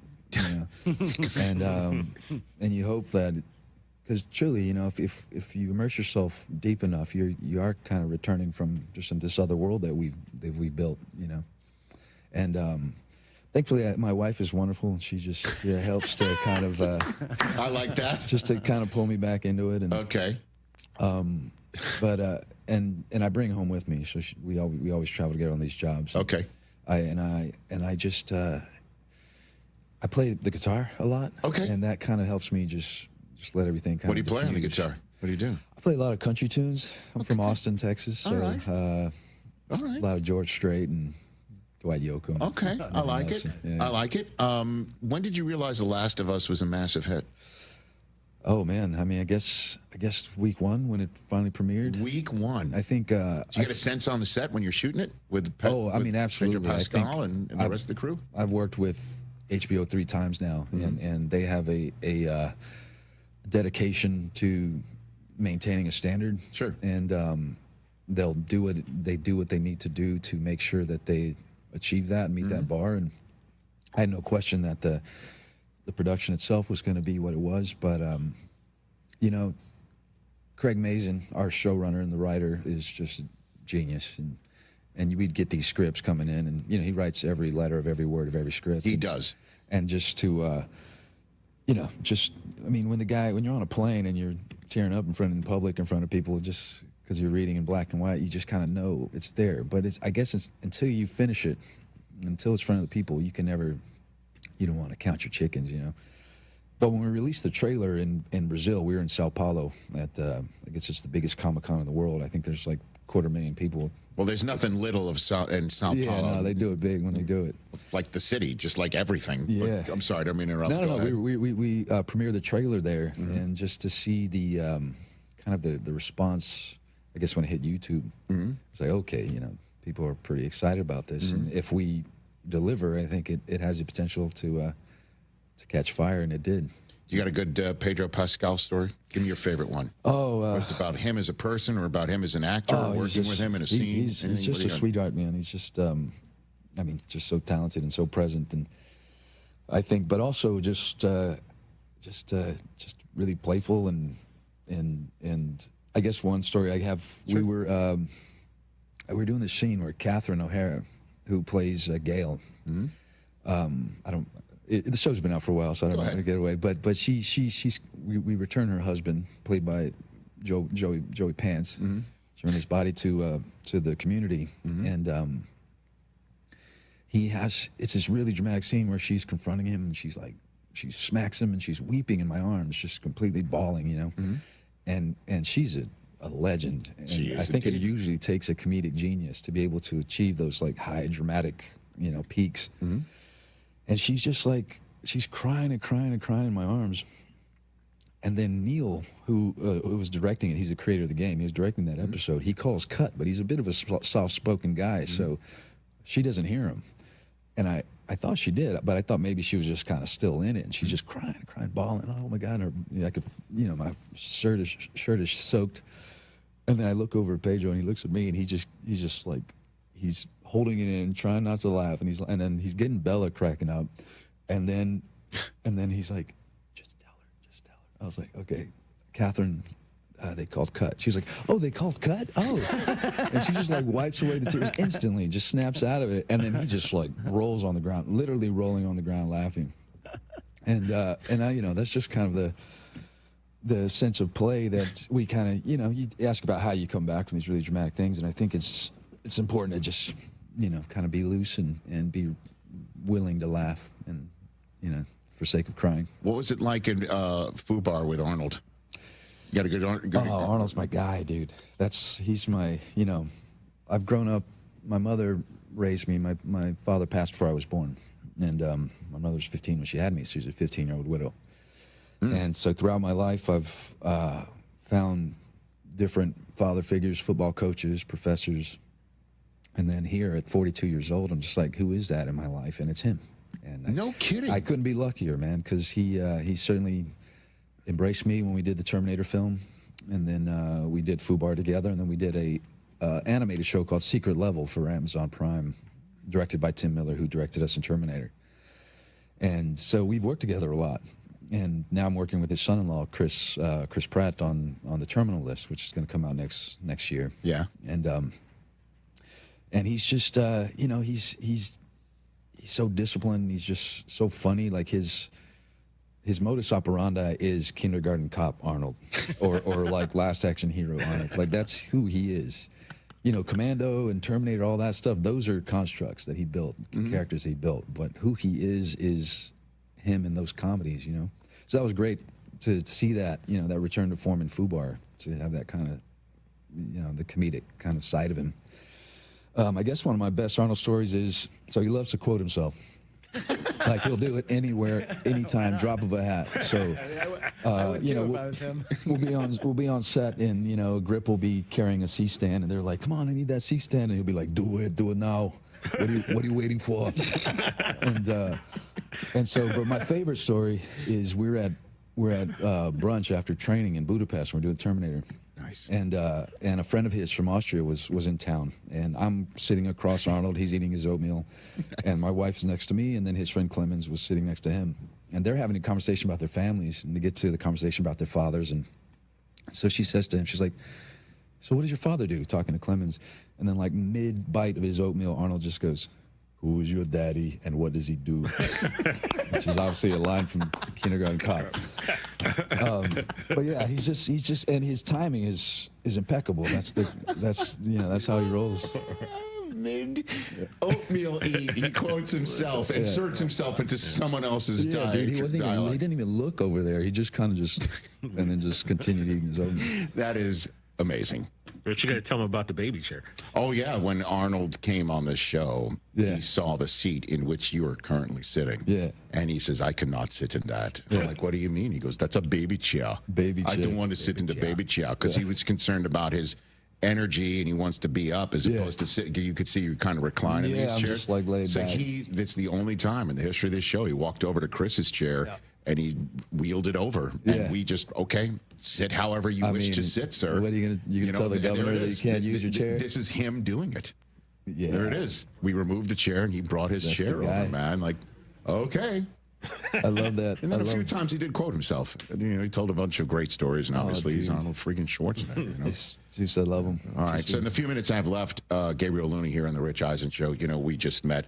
TJ, I'll share with you what he told me in the back. He took The Last of Us, thinking it was about the Cowboys secondary. That's what he thought. That's what he thought it was. You gonna disrespect our guests like that? Oh, man. No, I'm looking at you, fellow Cowboy fan. I'm throwing it in your direction. Hey, how about them Cowboys, TJ? Hey. But really, tell me, how about them? Like, how are they doing? Can we revive them?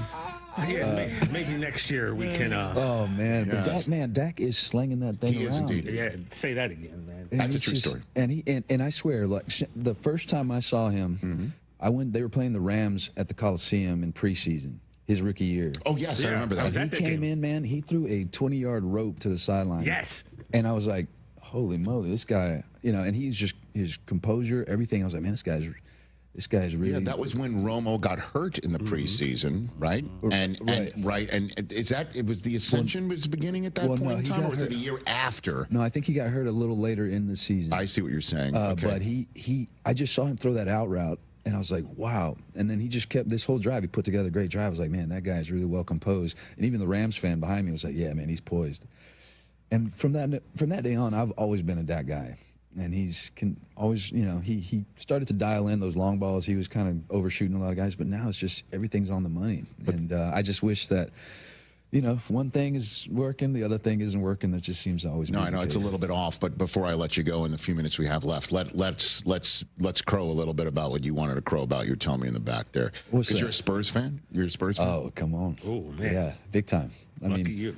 I'm a Longhorns fan because that's our professional team in Austin. Nice. But I'm just like, I work by proximity. So Spurs I've always been my team.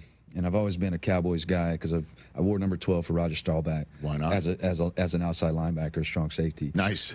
But they also needed me because I was kind of the insurance policy quarterback, so they always needed me to wear a quarterback number. But I loved the Oilers before they moved because Warren Moon had my name. My name was Luna. Nice. And so I was a split. Well, when they moved, so I just became solely a Cowboys fan. But the Spurs have always been just my heart, and the fact that we have just an absolute once in a lifetime. He's a unicorn. Victor Wembanyama is a unicorn, and we all knew it coming in.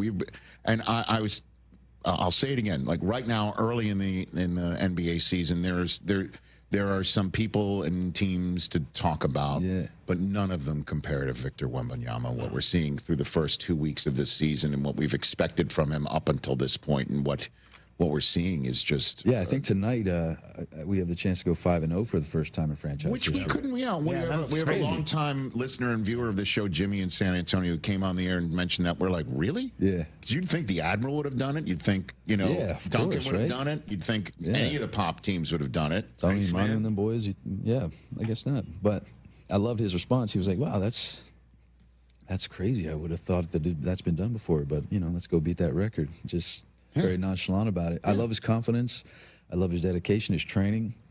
And then he's put on like 35 pounds, looks like. And it still looks like he still needs to put on more. I know, right? And he just, I guess what happens when you're 7'6". Everything he does is just. Look at that picture that's right there. Stuff you've Look never where his seen hand before. is. That's what we were saying the other day. Over the box. It's over the box. I love it. I love the way he. Just people think that they have a sliver of light and it just closes up on them.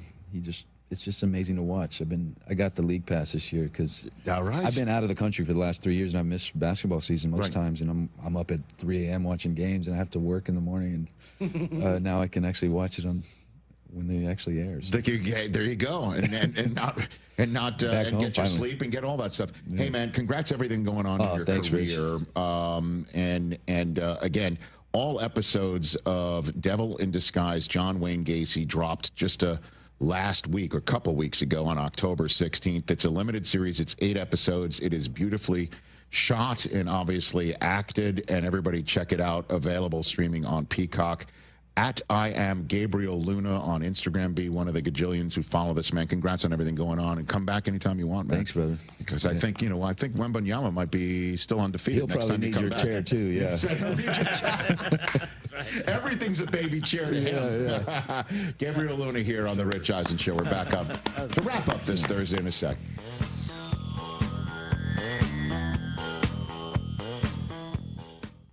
Who knew caffeine could taste this good? With 5-Hour Energy Shots, caffeine just got a serious flavor upgrade. We're talking big flavor, from watermelon to strawberry banana to sour apple. Packed into a tiny 2-ounce bottle, you'll get as much caffeine as 12-ounce premium coffee with 0 sugar and also 0 crash. And with 17 bold flavors to choose from, there's a shot for every mood. Find your favorite flavor in-store today or grab a variety pack online at 5hourenergy.com or on Amazon and give your caffeine a flavor upgrade. Your ambition just met its match with Robinhood. Trade stocks and ETFs, options, futures, and crypto all on one platform. Get started today at Robinhood.com/yourmoney. Your money, your move. All investments involve risk, including loss of principal. Options, futures, and crypto trading carry significant risk and may not suit all investors. Securities offered through Robinhood Financial LLC, member SIPC. Futures trading is offered by Robinhood Derivatives LLC, not FDIC or SIPC protected. Crypto offered through Robinhood Crypto LLC, NMLS ID 1702840, not FDIC or SIPC protected. Portfolio management offered by Robinhood Strategies, an SEC registered advisor. Fry the Coop has the best chicken sandwiches. Crispy, juicy, and that sweet, zesty pickle on top? Game over. They're Vienna beef. Vienna beef does pickles? Oh, yeah. Been at it for 100 years. 100-year-old pickle? Ew. No, dude. The brand. It's their 100th anniversary. And these are the refrigerated kind. About as fresh as they come. Oh, nice. Totally. Fry the Coop and Vienna beef pickles. The perfect combo, the perfect sandwich, the perfect bite every single time. Hey, it's Kap. My friends at Automatic are celebrating 80 years of making Chicagoland homes and businesses comfortable. To celebrate their 80th anniversary, Automatic's residential team is giving you $800 off any furnace and AC replacement now through the end of October. It's a great opportunity for Chicagoland homeowners to make sure their home is comfortable. Don't wait for your system to fail. Call the pros you can trust, the best in the business. Go to Automatic.com. Life isn't always a highlight reel. One moment everything's going your way, the next an accident changes everything. Medical bills start piling up, paychecks stop coming in, and the insurance companies try to give you the runaround. This is where Postman Law comes in. With over $3 billion recovered for personal injury victims, they deliver speed, ease, and results when you need the most. Car accident, workplace injury, slip and fall. No matter how you got hurt, Postman Law fights for you, so you can focus on getting better while they handle the rest. No upfront fees, no hassle, just real results. Getting the compensation you deserve shouldn't be a battle. That's why Postman Law makes the process simple, guiding you every step of the way and standing up to the insurance companies so you don't have to. Don't let an injury keep you on the bench. Call 844-POSTMAN now. That's 844-POSTMAN. Postman delivers. Let them deliver for you. This is an ad by BetterHelp. BetterHelp therapists have helped over 5 million people worldwide on their mental health journeys. Moments in therapy can change lives. Hey guys, it's Silvy. This World Mental Health Day, we're celebrating the therapists who have helped millions of people take a step forward. If you're ready to find the therapist for you, BetterHelp is there to help you start that journey. Our fans get 10% off their first month. Just call pound 250 and say the keyword timeout. That's keyword timeout after calling pound 250. Hey friends, I'm Tom Waddle and I drive a Hawk. Find your next car at hawkauto.com. Choose from 12 Hawk Auto locations at Forest Park, St. Charles, Plainfield, Joliet, Carroll Stream, and now LaSalle, Peru. Shop thousands of vehicles from 13 big brands. Save with 0% financing or make no payments for 90 days. Plus save even more with our complimentary maintenance plan. Find your next car at hawkauto.com and drive what I drive. Drive a Hawk. HawkAuto.com. Financing and plan on select models with approved credit. This college football season, show your school spirit every time you pay. Introducing college-branded Venmo debit cards. Rep your team on and off the field with custom school designs that let everyone know who you root for. Whether you're tailgating, grabbing snacks for the watch party, or celebrating a win, you can unlock 15% cash back at ESPN. 1 free year of Perplexity Pro and more. This college football season, score more with the Venmo debit card. Get yours now in the Venmo app. Learn more at venmo.com/collegecard. Max cashback varies. Terms apply. The Venmo MasterCard is issued by the Bancorp Bank, N.A. A Progressive Home and Auto Bundle can protect you round the clock, but we can't protect you from those painful moments in sports. Oh, I can't believe we blew a 5-touchdown lead. Sure, but you got to feel like they were going to win for almost the entire game. But I was about to buy playoff tickets. So you were prepared for a good time. That's pretty nice. It's the worst loss any team has ever had. And you got to witness history. Okay, we're done here. Well, at least your home and auto are protected with a bundle from Progressive. Progressive Casualty Insurance Company, affiliates, and other insurers. Not available in all states or situations. A 1-hour, uninterrupted dose of Bleck Abdalla. Weekdays 2 to 3 on ESPN Chicago. YouTube TV customers, you could lose ESPN and the sports you love, including college football, college game day, Monday Night Football, NBA, college basketball, and more. Take action. Go to keepmynetworks.com to keep ESPN. And Bleck Abdalla coming up in about 10 minutes from right now. Now back to the Rich Eisen Show on ESPN Chicago. Your home of the Bears and the Chicago White Sox. Thanks, Adam. You're welcome. Here on the Rich Eisen Show on ESPN Radio, presented by Progressive Insurance. Take the next step forward in your career with great benefits and an award-winning workplace. Apply at careers.progressive.com. Phil in New York City. I'm interested to hear what Phil has to say. What's up, Philip? Rich, first time, long time. Hey. Also a fellow member of the tribe who happens to be a Yankee and a Jet fan as well. So I have to say, Look at us. Appreciate a lot of your takes. Simpatico. I like it. Yes. I wanted to add some real true context. Okay. To this debate that's been going on between the three of you. Mm-hmm. I do feel like sometimes you and Brockman give TJ a hard time. Okay. So I do want to say I understand TJ's perspective about, if you have the tickets, do you bring a friend and all of that. Mm-hmm. And it sounds good in theory. It does. But as somebody who actually did it in real practical terms, I'm telling you right now, the worst thing you could possibly do. All right, tell me, what were the circumstances? You took a friend of the game that was actively rooting against which team? Yankees, Jets, which one? I had the chance to take 3 friends to the world's most famous arena for a Rangers-Islanders game. Oh. And we not only had 4 seats, but there were 4 suite seats. So included was food, drink. Oh, the whole schmear. Above 21 drink. Yeah. Okay. As an active Ranger fan, my friend an active Ranger fan, we thought this would be fun, a family competition. It turned out to be the opposite. The Islanders proceeded to win like 5-1. Not only was the game terrible, my 2 friends who are Islander fans proceeded to drink themselves under the bar, laughing and smiling the whole way. No way. And I've regretted it ever since. They wouldn't let me hear the end of it. I'm telling you, it sounds nice, TJ. I hear you. It sucks when you're on the wrong side of it. Exactly. We need a New York City man to show the lights on this subject matter. But also, it seems like Phil's friends, they hit the bottle a little too hard. They didn't know how to act in public. Me and my friends know how to act in public. So I don't know. Phil's kind enough to call in and add perspective. Phil, thank you. Don't throw his friends under a bus. They can drink themselves under it. He just did it themselves. Thank you, Phil. Thanks, and Phil. this is decades after the Rangers-Islanders rivalry actually meant anything. Back in the day when Shoot the Puck Barry and, Potvin sucks, all of that stuff. The blue seats back in the world's most famous arena. That used to be nasty when the Islanders drive for 5 when that's all they did was win cups out there on Long Island. That was nasty. And then, of course, the subsequent years were, but now it's like, okay, nice arena you're playing over there. And it's very nice. By the way, Nassau Coliseum is where I saw my first concert. Back in the day, I saw Chicago. Oh, really? Yeah. You know who opened for Chicago? The Pete Cetera era? Steely Dan. Oh. Nope. No, they wouldn't open. A comedian. Dice Man. I went to my first concert. No, it wasn't. Nice. I don't even remember who it was. Just a comic. I remember. A comedian. No, it's just a comedian. You don't remember who it was? Yeah. Person telling jokes. Yeah, my dad drove me and this is a story of my life. A friend who I wanted to be more than just friends with out there. In a red limo? Were you in? No. My dad was not in a red limo. My dad didn't drive a red limo. Well, he drove me and Kristen out there together. Kristen? Yes, indeed. Oh.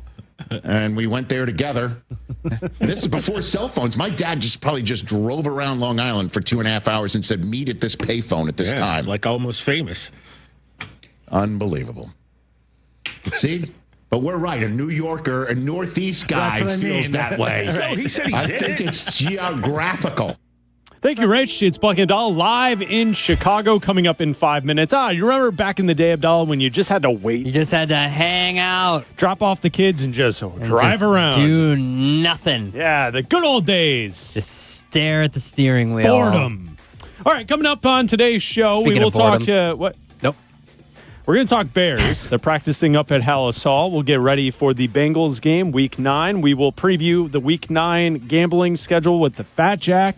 We have a song of the night. Halloween is tomorrow. Lots cooking for the Bleck and Abdalla Power Hour. Lots going on, Abdalla. Spooky season is Yes, here. we're coming up in 5 minutes right here on ESPN Chicago. Harry Douglas here. Look, being a man doesn't mean skipping self-care. Manscaped makes it easy to feel confident, clean, and ready for anything. Whether you're at work, hitting the gym, traveling for business, or heading for a night out. The Lawnmower Trimmer gives you precision, the Beard Hedger keeps your look tight, and their grooming essentials smell incredible. Manscaped's tools are built to perform, helping you stay sharp, smooth, and feeling your best every single day. Because real confidence starts with a clean cut and the right gear. Get all the Manscaped products you need right now at your local Target. From kickoff to cash out, ESPN Bet has the tools you need to score more on game days. Bet smarter with stats at your fingertips. Get personalized parlays built just for you. And with your fantasy team synced right in the app, you can back your squad. Right now, new customers get $100 in bonus bets when you bet $10. Sign up with promo code USL to get started. Must be 21 plus. Gambling problem? Call 1-800-GAMBLER. Terms and conditions apply. See app for details. Offer not available in New York. Hey, it's Kap, and now I'm a Chicago Window Guys guy. Why? Because Russ Armstrong makes it easy. No sketchy deals, no long-winded sales pitch, just great windows, expert installation, and the best price I could find, guaranteed. And get this, Russ himself came to my house. No subcontractors, no nonsense, just honest work and a lifetime guarantee. So yeah, I'm a Chicago Window Guy now. Join the club, 847-881-3060, or check out the reviews at ChicagoWindowGuys.com. ChicagoWindowGuys.com. Has the excitement of betting turned into worry? Feeling overwhelmed every time you roll the dice? Problem gambling doesn't just affect your wallet. It can impact your health, relationships, and peace of mind. But there's hope. Gateway Foundation is here to help you take back control of your life with personalized treatment options. You don't have to face this alone. Call Gateway Foundation today at 844-444-5780. That's 844-444-5780. Roofers and Waterproofers Local 11 provides quality value and service in all facets of the commercial, industrial, and institutional roofing and waterproofing industry. Promoting skilled craftsmen and craftswomen through apprenticeship training, Local 11 members are trained in the application of the latest roofing and waterproofing techniques. They are at the forefront of design and installation of environmental-friendly solar, green, and garden systems. To find a highly skilled roofing contractor today, go to ChicagoRoofingContractors.org.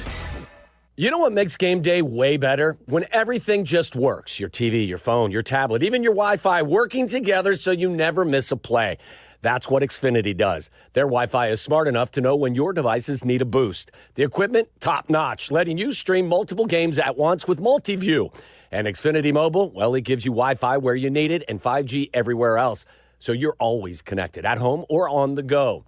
And the games themselves, all in one place with enhanced 4K, so it feels like you're right there in the stadium. No lag, no buffering, no switching apps, just pure game day action. Game day should be fun, not frustrating. Xfinity keeps everything running smooth so you can focus on the plays, the snacks, the hype, and maybe a little friendly trash talk, too. So if you want to see what I'm talking about, get started today. Call them, visit Xfinity.com, or stop by an Xfinity store near you. Restrictions apply. New residential customers only. Taxes and fees are extra and subject to change. Xfinity, imagine that. Kap J Hood here with Howard Ankin. Howard, I know someone who was injured on the shop floor. Please have him call me. My guy. Howard, I have a buddy who was T-boned by a utility truck. Please have him call me. My guy. Your guy? Correct. Not this again. Howard Ankin is my guy. Hold on. Kap, your friend, Hoodie, your buddy. I'm their guy. And I'm also your guy and your guy. Call 312-6million for injury law made personal. Howard Ankin, our guy, on the Kap and J Hood Show, weekday mornings on ESPN Chicago. My guy. Yeah. Baseball fans get paid up to 2 days sooner with Credit Union One. Simply open a CU1 free checking account, set up direct deposit, and get ready for an early payday. Plus, with 16 Chicagoland branches, access to more than 90,000 surcharge-free ATMs nationwide, and 24/7 digital and mobile banking, you can bank anytime and anywhere. It's your money. Get access to it sooner. Get started today at cu1.com/Chicago. Federally insured by NCUA. Our local hospitals are the heartbeat of our communities, delivering critical care every hour of every day for everyone, training the next generation of caregivers. Beyond the walls, their benefit to the community is everywhere, driving the local economy and supporting local organizations, initiatives, and neighbors. Illinois Hospitals, healing communities. Learn more at team-iha.org. Sponsored by the Illinois Health and Hospital Association. Aired in cooperation with the Illinois Broadcasters Association and this station. Live from State Street in the heart of Chicago, this is the home of the Chicago Bears, ESPN Chicago. And this is Bleck Abdalla, WMVP WTBC, HD2 Chicago, a Good Karma Brands radio station.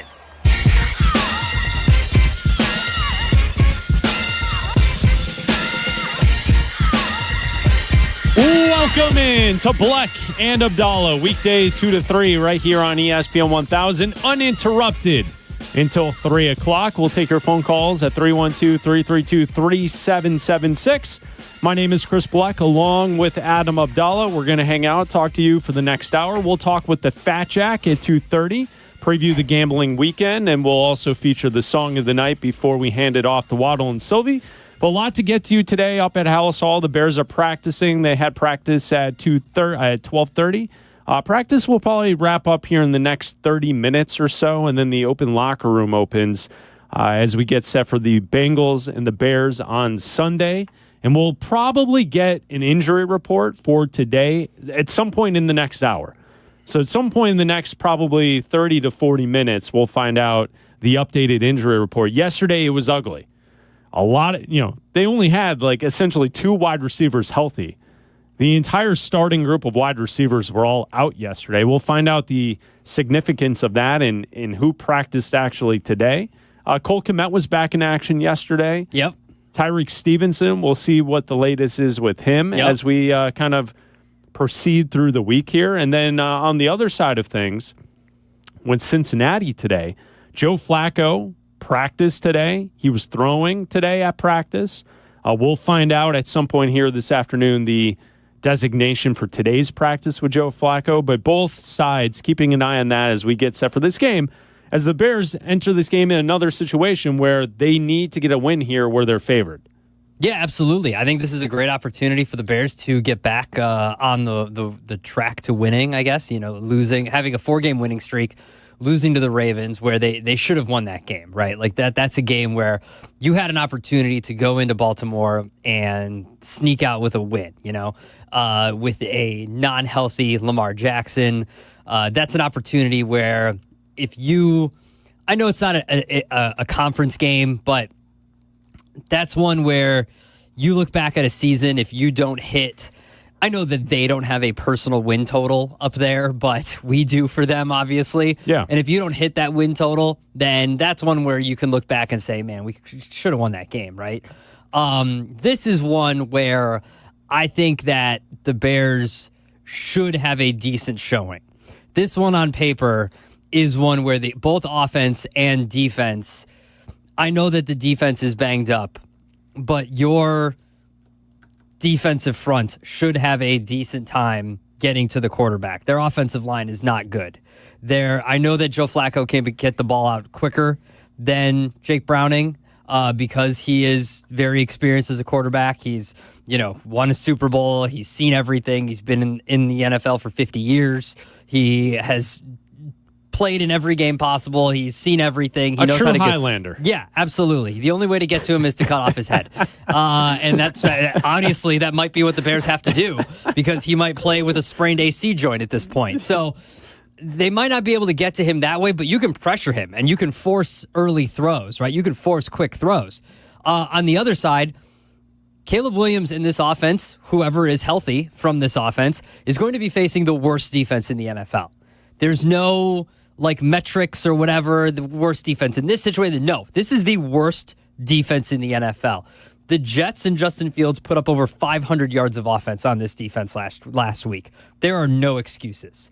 This should be a game where you can go out and pretty much do whatever you want to on this defense. And I think this is we see it in college football all the time. This is a get-right game. This should be a game where you should be able to run the football pretty effectively. You should be able to scheme guys open if you're Ben Johnson. And this should be a game where especially Trey Hendrickson did not practice today. He's warming up. He's stretching. But by all accounts, from reporters out in Cincinnati, he is not practicing right now.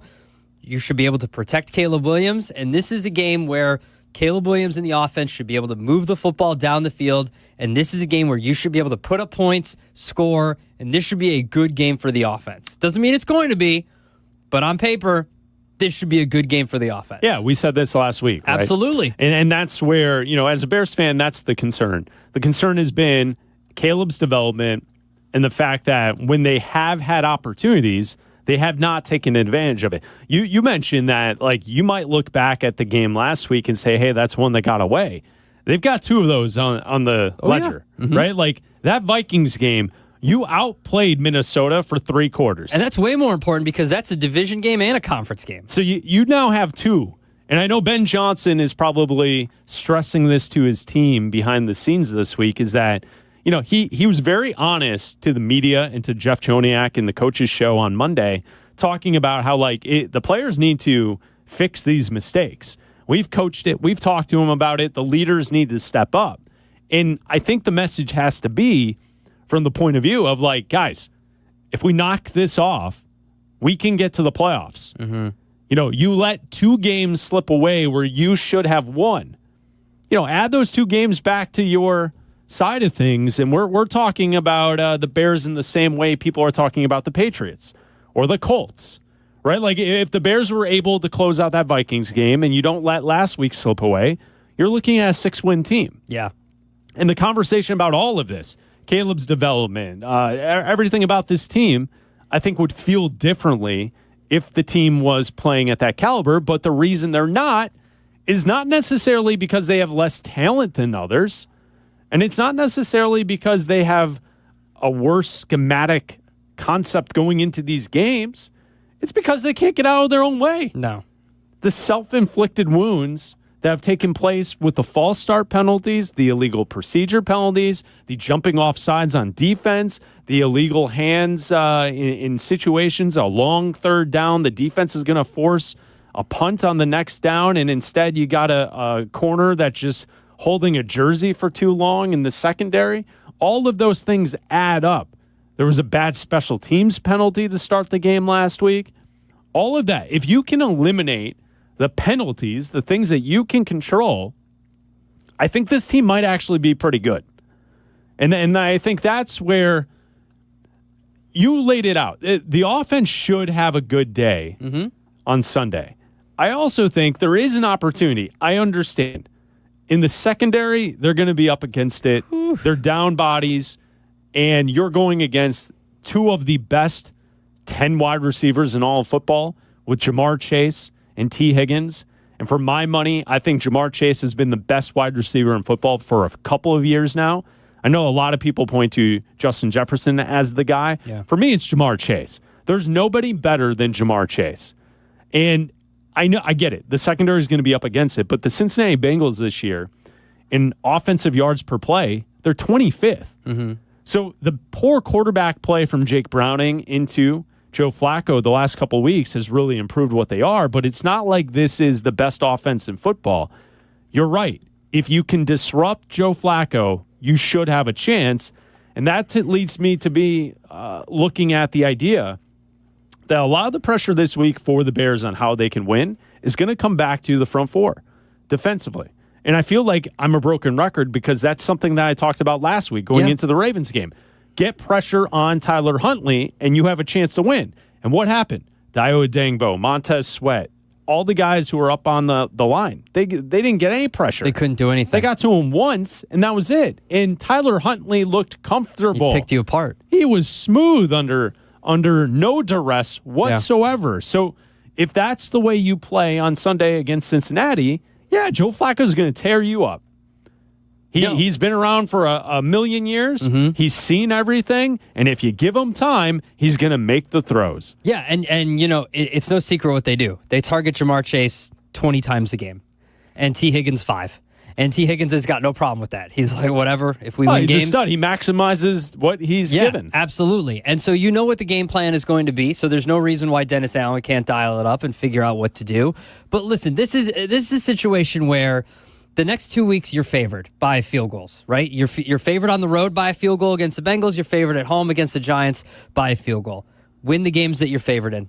Simple as that. If you can go on the road and beat the Bengals because you're favored, if you can at home, you're favored against the Giants by a field goal, win the games that you are supposed to win. And you can be 6-3 going into the game against the Vikings. J.J. McCarthy is back. Don't know how he's going to play. Who knows what that game is going to look like in 2 weeks from now or 3 weeks from now against the Vikings. Who knows? It's on the road. It's a division game. Don't know what that game is going to look like. I can make the argument that Caleb Williams might be the better quarterback going into that game, depending on how the next 2 weeks go. And then I don't think the Steelers are all that. Their defense isn't great. Aaron Rodgers didn't look great against the Packers last week. Then the Eagles are a different animal, obviously, the defending Super Bowl champs. That's going to be a short week. And then, you've got a bunch of games ahead of you. But let's focus on the next 2 weeks. 2 extremely winnable games that you're favored in. Take advantage of these situations, especially this coming week where you face the worst defense in the NFL on a week where I think a lot of people need to see Caleb Williams perform.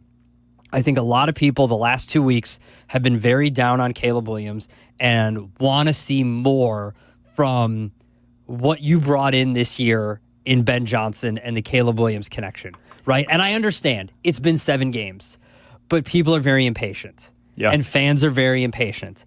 And I think it's a lot of the I've been cheated on before, I don't want to get cheated on again type thing. The antennas are up. The antennas are up with the Justin Fields, with the Trubisky. I don't want this to happen again. And I completely understand it. I understand where you're coming from. Completely get it. But it's been 7 games, and Ben Johnson just got here. Like, he just got here. There might be boxes that aren't even unpacked in his office yet. Like, we don't know that. Give it time. Give it some time. This should be a decent game for Ben Johnson, Caleb Williams, and the offense. And if it's not, on Monday, if we come in and they lose on the road to the Bengals because it's a bad game for the offense, like if they lose a shootout and it's just because you're firing touchdowns back and forth, and Flacco's dealing to Jamar Chase and Caleb's dealing, and it's back, and you're putting up back, and it's a 30-something to 30-something game, and Cairo Santos can't kick a game-winning field goal because he's got a little leg, and that's the reason that you can't win a game. He's got a little leg. Then whatever, man. But if it's because the offense doesn't look good and it's because of the pre-snap penalties again, then by all means, it's time. It might be time to worry. But I really believe that this is a game where the offense gets right again. 312-332-3776 is the phone number if you want to join us talking Bears football here on ESPN Chicago. It's Bleck and Abdalla, uninterrupted until 3 o'clock. You know, the Caleb conversation to me, like, I'm old enough, Abdalla, to remember this season when people were saying that Caleb has made it. Right. Like, I feel as if the conversation about Caleb's play, it feels like you and I are in the backseat of a car driving down a California highway, going up and down like it's the end of one battle after another. Whoa. That movie just came out. I know. It's a very quick reference for many. I know it's not Goodfellas or The Shining. Why is your shirt so tight? What do you mean? Yeah. I would say, but doesn't it feel like, instead of saying a roller coaster, doesn't it feel like we are, each week, it's either Caleb's figuring it out or we're going back down the hill and he's going to be a bust. He's not going to make it. But I feel like that's what we expected from the season, that there were going to be ups and downs from a young quarterback. But I thought that the defense, and health has had a lot to do with it, I thought that the defense would be better. I thought that the defense would be able to prop up a young quarterback adjusting to a new offense with a new head coach and a new play caller, being a new head coach and adjusting to being a new head coach. And I thought that that defense would be able to carry them through some games. And so far, look, they're 4-3. Like, it's not bad. Like, we're acting like this team is 2-5 or something. Like, they're not. They're 4-3. They're above 500. There's some things to complain about, but it's not horrible.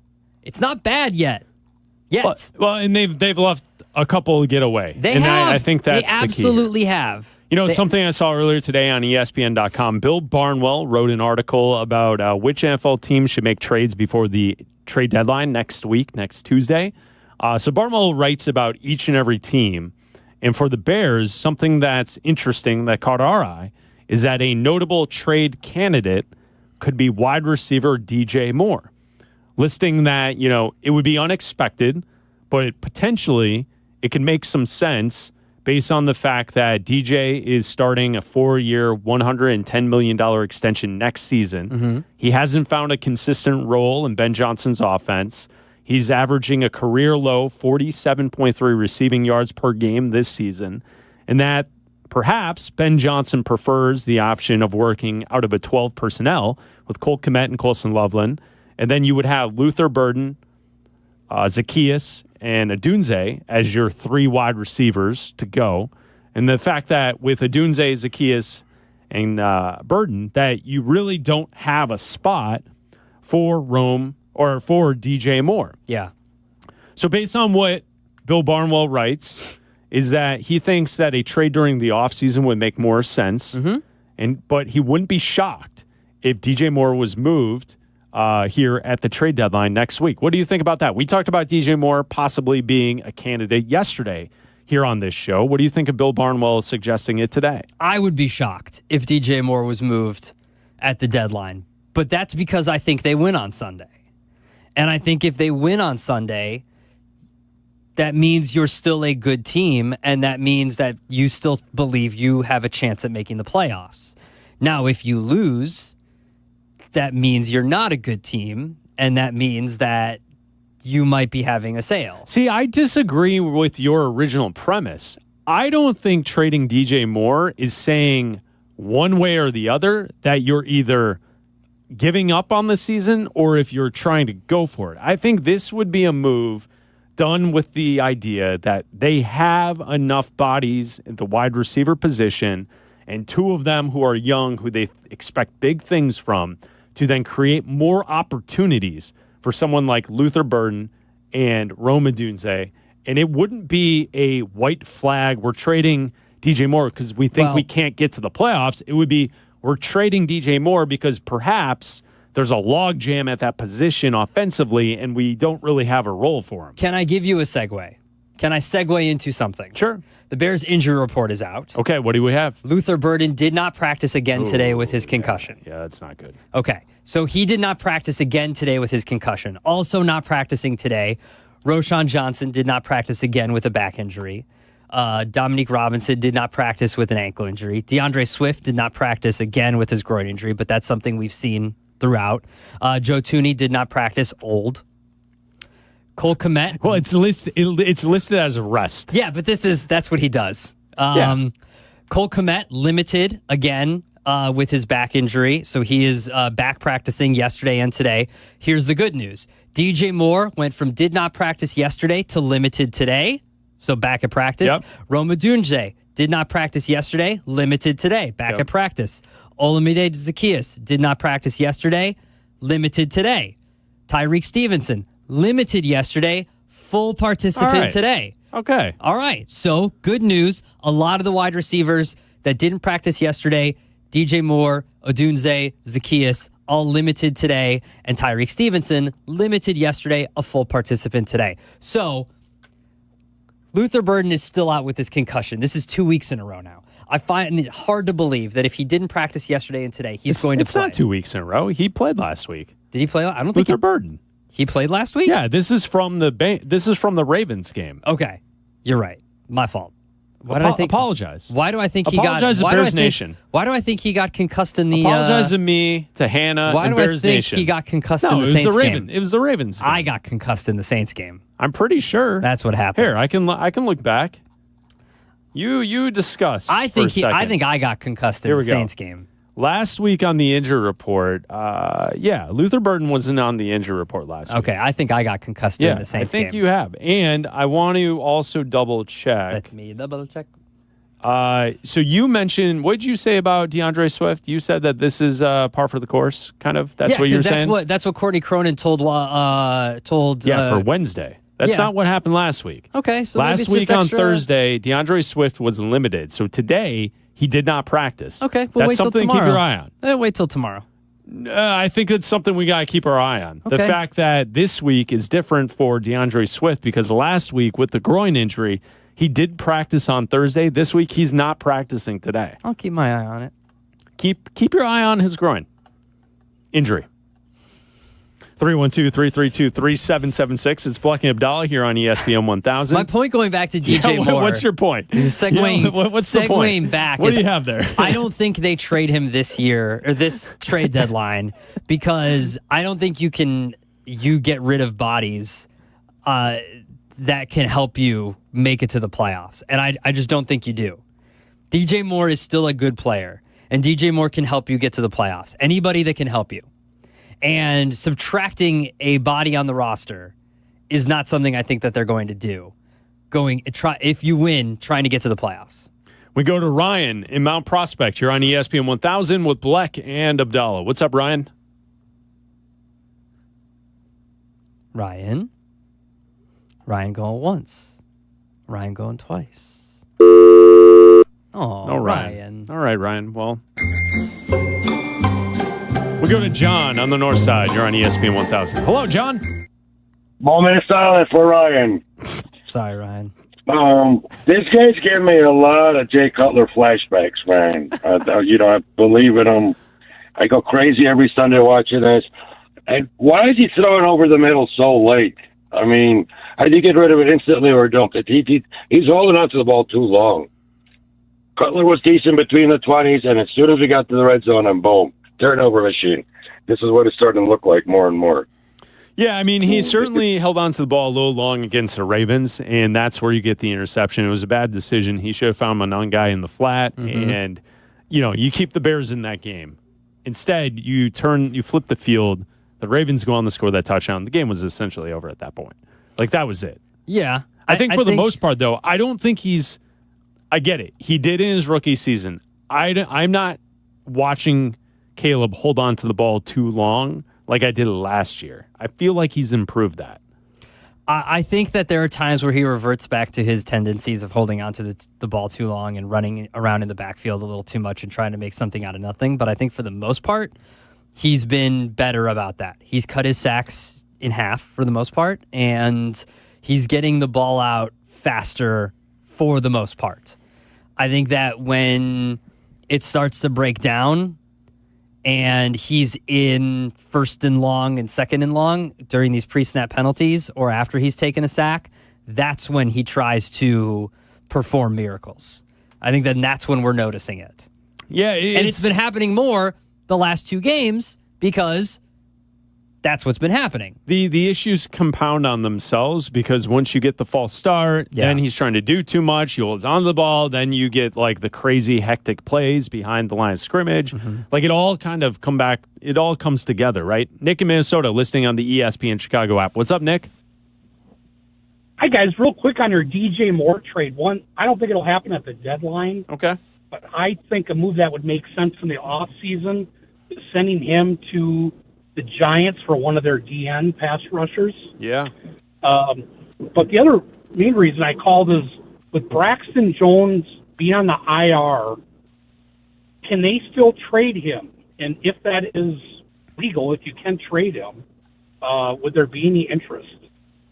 I don't know. Do you know the rule on that? Yeah, you can trade. I just thanks, looked it Nick. up. According to the internet, you can trade a player that's on IR. The internet's trustworthy. Yeah. Yes. So you can trade players that are on IR. I don't see why they wouldn't. I don't know why a team would trade for him though. He was benched and then injured. Yeah, I don't think you're going to get anything back. Like you're not going to get much for him. Yeah. I mean, he was also a 7th round pick. So yeah. So, or he was, what was he? He was a 5th round pick? I thought he was a 5th round pick. 5th Good round call. pick. Yeah. Good call. Yeah. Man, we're firing on all cylinders today. I think you just got concussed. No, I'm not concussed. I'm just dumb. Okay. Can't remember it. Listen, I was trying to help you out. Ryan in Albuquerque listening on the ESPN Chicago app. What's up, Ryan? Hey, how's it going, guys? Hope your day's going well. What's up, dude? I think we should maybe potentially explore the idea of it, as much as it pains me to say. I mean, look at that fat contract that's coming up, because then you got to sign guys like potentially Caleb, I hope, and then Rome coming up. And I just think Luther Burden's kind of a freak at the position. Like, I'm baffled he dropped to the 2nd round, and now we have our hands on him, and that instantly replaces DJ Moore. You also notice DJ Moore's aging. So that just injury risk goes up, and then we're tied to him for the next 4 years. If we can't get a pass rusher, I say why not? Because Lord knows that D-line needs help. And I'll let you guys have your thoughts. Yeah, thank you, Ryan. I agree. I think the last 2 points of saying that if you could trade DJ Moore for a defensive end, I'm all about that.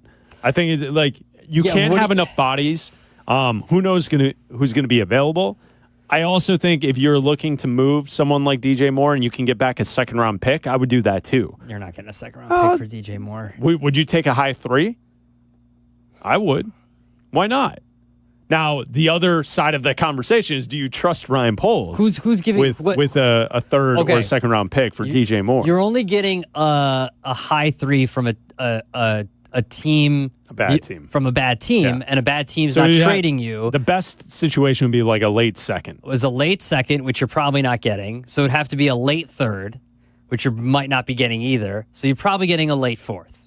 Yeah, I mean, if that's the case, you're getting that's a late not 4th. worth it. But what if you got back a player, An edge rusher from like the Giants. Okay. So you're talking Thibodeau? Yeah. Would you swap Kayvon Thibodeau for DJ Moore? I think I would.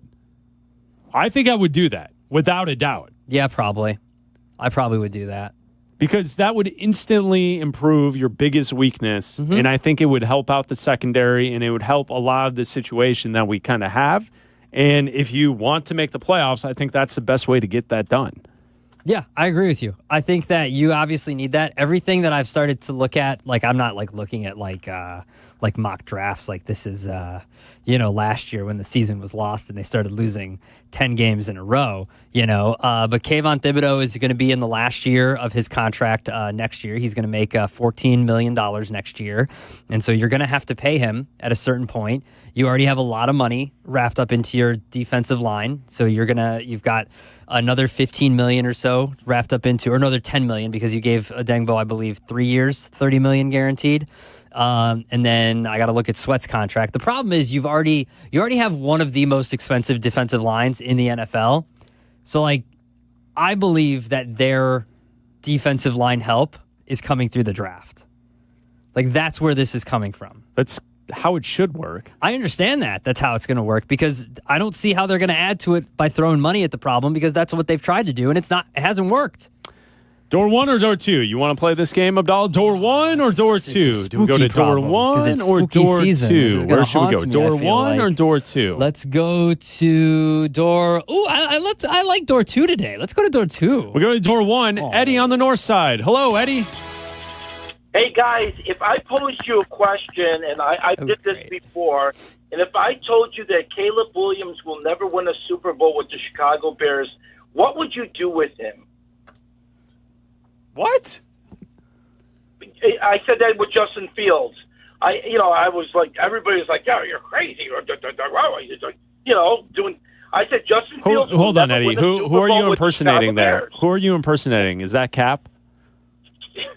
Well, yeah, Cap was one of them. That I said the same thing about DJ Moore. Now, the thing with DJ Moore is they changed him. DJ Moore was a bomb receiver. He caught 30, 40, 50-yard touchdowns when he was in Carolina, which made him an awesome receiver. Now they're passing to him on the line of scrimmage. It's like, what are you doing with this guy? Why are you ruining this guy? What, the quarterbacks that you're drafting can't throw this guy a bomb that he could just go up down the middle, catch it, and run for 50, 60-yard touchdowns? Because that's DJ Moore. He was that kind of receiver. If you look at his stats at Carolina, this dude caught bombs. And now they got him doing everything else but what he needs to do.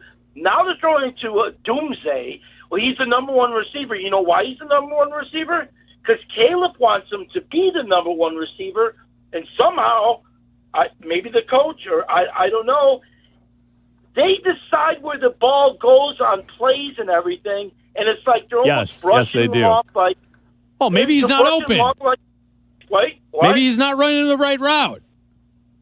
But great receivers, Black, you know what it is. Even their covers. You really think DJ Moore's a great receiver? They'll make a play. I mean, maybe he's a good receiver. Yeah, I don't know. I don't know, Eddie. Bears. I don't know. Thank you for the call, Eddie. There he is. There's that. I regret taking door 1. Bleck Abdalla here on ESPN 1000, the ESPN Chicago app. Hey, Abdalla, we are in the heat of football season, and it's perfect. I've got the perfect beer for your game day lineup, and it's Flight by Yuengling. It's the next generation of light beer, crisp, clean, and just 95 calories. That's a win before kickoff, Chris. That's right. You bring the wings and the jerseys, and we'll bring the flight, whether you're tailgating or posted up with friends. Flight brings the flavor and keeps the energy up all season long. That's right. Flight by Yuengling, the next generation of light beer. DG Yuengling & Son, Pottsville, Pennsylvania. It's Bleck Abdalla here on ESPN 1000. Each week on a Thursday at 2:30, we preview the gambling weekend with the Fat Jack. Money talk. Here comes the money. Ready to fatten up your winnings? You got something to eat up in there? We hungry. For the best football picks, give Jack a call at 800-298-1383 or FatJackSports.com. Fat Jack feeds you his picks now. Get in my belly! On Bleck and Abdalla. Money talk. Here comes the money. Sign up right now, FatJackSports.com. Week 9, Jack, here we go. Yeah, exciting time of year. Of course, you've got everything going, basketball, UFC, soccer, players, props, all of it going right now. Hockey's going on. So great time to get signed up at Fat Jack Sports. Last week was a little bit of a frustrating week, to be honest with you, and that on the heels of a 5-1 Saturday. So I killed Saturday yet again. But the NFL, after 6 or 7 weeks of what normally happens, which is the house wins, the sports books win, and frankly, I win a lot of money. The last 2 weeks have been total chalk. And this last week, we thought 2 weeks ago was a chalk week. That was nothing compared to this last week. So what I mean by that, you guys out there driving around, what do you mean? I had a great week. Okay, well, here's how you had a great week. Favorites, 11-2 against the spread and straight up. So they obviously won, and then they covered 11-2. There were only 2 teams that were not favorites that did not cover. So what the translation there is, guys, is that you don't really need to know how to handicap anything to have won money on Sunday. All right, we went 2-2 on Sunday, so it's not like we got killed or anything, but we were 5-1 Saturday. I was expecting like a 13-2 week, a big week after a 5-1 Saturday. But what it means is that if you just watch football and you gamble and you're like, you know what, I think that they're the better team. They're definitely going to be better than the team they're playing, whoever it was, Kansas City. Just pick a good team. They all covered one easily, and a bunch of them by like double digits, 18 points. That is not the way things go weekly in the NFL. And that's what people know that who've been paying attention since September. It's not like that. You get as many underdogs as favorites. You get underdogs winning straight up. The line, there's a lot of parity. But the last couple of weeks, and specifically this last week, you got a bunch of favorites that not only won but covered. So be very, very careful if you think you're Kenny Rogers just based on last Sunday, because that's typically not how it goes. Jack, before we get to tonight's matchup specifically with the Ravens and the Dolphins, I wanted to ask you about the Ravens. They get their quarterback back tonight, Lamar Jackson. They beat the Bears on Sunday. They're 2-5 on the season. Are the Ravens a sneaky play for like a future to come back and win the division based on this 2-5 record, based on what you saw heading into the year with the Ravens?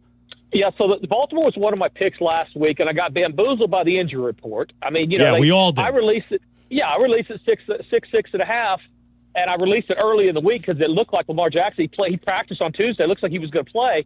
And then, lo and behold, no, that was scout team. He's not going to play. Ended up not mattering, right? You got a 6.5 or 1.5. Baltimore's an easy winner over the Bears. But to answer your question, no, I do not believe they are. Now, unlike Kansas City, guys, I talked to 3 different line setters at the houses here in Las Vegas, and how they start by doing their lines are they power rank the teams from best in the league to worst in the league. And do you know who the number one power ranked team by every single one of these people who set the lines at major sports books here in Las Vegas? You know who the number one power ranked team in the entire NFL is by all 3 of them is right now? Kansas City? Kansas City. It wasn't even close. Kansas City. And you know who's second? The Colts. Gold Star. That's Abdalla. Abdalla gets the gold star. Yeah, they were my 2 ranked teams yesterday. An attaboy at least, and absolutely a gold star, something with glitter on it. My gosh, if we're in kindergarten, that's exactly where you should be. Yeah, you're right. But on a neutral field right now, all 3 of these guys have the Chiefs favored over Indianapolis by between a point and 3 points, depending on who you ask. But I think that the point, going back to your Baltimore question, is we saw Kansas City early, that we saw that their record was not indicative of who they are when they got a little more healthy, that they probably were still the Chiefs. I don't think Baltimore's that. You have to play defense, at least some. You have to play consistent defense against good teams to be in that type of I'm going to be relevant in the latter part of January. So I think that Lamar Jackson's going to come back. I think offensively, more times than not, they're going to score a bunch of points, although I do think tonight will be a little lower scoring, for a lot of reasons. But over the long run, I think they're going to score a bunch of points, but they're not going to be relevant. As we see in January, you've got to play some defense to beat these good teams. Defense beats offense at some point. So to answer your question, no, they're better, obviously, with them. but not good enough to be, in my opinion, relevant late in the year. So you think tonight's going to be lower scoring. Let's look at our Bears and the Bengals. The Bengals have the worst defense in the NFL. The total in this game, 51.5. The Bears defense is completely banged up. Their offense looked awful last Sunday against the Ravens. What do you think of this game? The Bears on the road, a 2.5 or 3-point favorite, depending on where you're doing your shopping. Yeah, so be okay playing some totals this time of year, especially if you get these spots where, you're like, I cannot fathom playing Tennessee or playing New Orleans or playing, frankly, Cincinnati and those type of teams because they're either A, inconsistent, or B, they're bad on one side of the ball. Be okay looking at totals. This is, I think, a great example of what a total over should look like. You've got, as you said, bottom feeders defensively in the league for whatever reason. Chicago bottom 3 in yards per carry versus the run. So they're giving up rushing yards. So you don't have to have Cincinnati be the greatest show on turf, although they've looked better offensively, 38 points and 33 points in their last 2 games. So they are kind of figuring out a way to score. You get a defense in Chicago that can't stop the run. When you can't stop the run, you don't have to be in predictable down and distances. Cincinnati's 6-2 to the over this year. They're last in total defense in the entire league. Chicago's bottom 7, but again, they can't stop the run. And Chicago scoring points when they win. Chicago should win this game. When they win, offense is working. Caleb Williams looks better. The Chicago Bears fans are not as drunk. They're basically, things are great. We're going to be okay because they're beating teams. This is one of those spots where Chicago averaged about 25 points in their wins over the last few games. So I think this is an overplay. I don't know how good Cincinnati's going to look offensively, but I do think they're going to give up points, and because they do, they're going to have to open up their offense. So be okay playing some of these spots, not on the side necessarily, but on the total. This is a good example to go over. So, Jack, we mentioned our power rankings yesterday. Adam had Kansas City and Indy at the top of the board. I continue to not show any respect to the Colts. They're 7-1. I have them as like the 5th best team. I want to see it. I don't trust Daniel Jones. They're on the road this week at Pittsburgh. Pittsburgh is the underdog at home, getting 3.5 points, and they looked bad last weekend at home against the Packers. Should I start respecting the Colts, or is this a situation where maybe we play the underdog at home? Yeah, you seem like a guy that if he and his girlfriend broke up, you're not getting back together. Like fool me once, yes. I'm out. I'm not circling back. There's not going to be any makeup, whatever. We're not going to try it again because it didn't work. Handshakes, That is, handshakes and move on. All right, this did not work for us. It's not your fault. It's not my fault. We'll just disagree. That old song from the 70s. Yeah. And I say that because you're looking at Daniel Jones like what he was before. Yeah. You can't look at the new – it doesn't matter what he does. You still see the old Daniel Jones, and I get that. I think they're overvalued too, although Abdalla, he's looking at more like the sports books are. As I said, he's got the same 2 power rank teams first and second that they do. So he's probably right. Long-term at least now. Now, I don't know that if they go lose to Mike Tomlin at home, we talked about it last week, and then Pittsburgh laid an egg, but Tomlin is a home dog still, 21-8 against the spread, almost 75% as a home underdog. I think they could not have been played much worse or coached much worse. They got out-coached also. And Indy is due for a regression. So if it was just as the last 2 weeks, Gambler would tell you, I'm going to load up on Indy, right? I mean, they've been getting away with playing the better team, playing what they saw in the rearview mirror, and winning. They're all going to have Baltimore tonight. They're all going to have Detroit over Minnesota. They're all going to have Green Bay over Carolina. They're going to have the Chargers over Tennessee. That's who the guy that won the last 2 weeks is going to have. History shows us, not just recent history through this year, that half of those teams or more are going to lose. They're at least going to not cover, and they're probably going to lose. So I think this is a good candidate for Pittsburgh to do what Tomlin's done over his career against a team that is, in my opinion, like you, a little overvalued at this point. So the Steelers plus the points at home. And I don't think if Indy loses to Pittsburgh, that means they're bad. There's some aggression. Sure. They turn the ball over a little bit. They don't run it quite as well as they've been doing. So I don't think it's a make-or-break spot for them, but I definitely think that you got a live dog in the Steelers. You mentioned Detroit and Minnesota. Minnesota's getting J.J. McCarthy back. I don't know if that's good or bad for them. Some people believe it's bad because he was secretly benched. But Goff and Detroit have been very good in this situation against Brian Flores in this defense, covering a lot of the time. It is a big number at 9.5. Do you think that they can get the job done, or is this a good spot to take Minnesota and J.J. McCarthy? Yeah, Detroit 9-0 against the spread the last 9 in the series. There's some teams that just do well against other teams. And Detroit, no matter how good they are overall, they almost always own Minnesota. And to your point, McCarthy, what are we getting here? Are we getting the guy that played one quarter really well or the guy that played 7 quarters horribly? Most likely, we're getting the second version, right? I mean, a guy that's not quite there is still learning on the job, and a Minnesota team that is pretty one-dimensional in what they're doing. They need a quarterback to distribute to their good receivers. Otherwise, this game get out of hand. But as I just said, you got to have to take your pick. So New Orleans, Minnesota, Carolina, Tennessee, find you 2 of those at least that are going to cover. Because that history shows us that a couple of them are. A couple of them are not, probably, and a couple of them are. So I think Minnesota probably falls in that the back door will be open. 6 of the last 7 of the series have gone over. Minnesota's gone over 5 straight games. The back door will be left open there where Detroit could own the game but not get the money at the end. So just a slight lead toward Minnesota. The other one I would pick of that group, I don't think New Orleans has any chance against the Rams. Yeah. Rams 12-3 against the spread. They look lost. They've gone to a rookie quarterback, New Orleans, that is. The Rams are coming off a bye. I would have trouble playing New Orleans even at that huge number. Carolina, certainly that back door could be left open. This Carolina team, 4-1 to the over their last 5 games, and they've covered 4 of the 5 in the series, of the last 5 in the series. So they're the type of team I think that you might think twice about. And Tennessee's not going to not cover the rest of the year.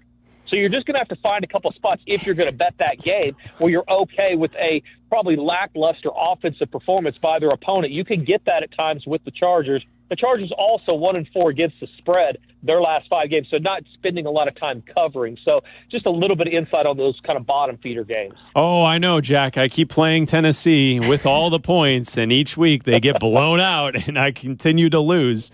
Hard to watch, right? Yeah, I want to ask you about this game because over the last 5 years, this matchup has been the best matchup each and every season. Kansas City at Buffalo. This is going to be a great game. Kansas City on the road as a favorite, 2.5 points against the Bills. What do you see for this matchup on Sunday?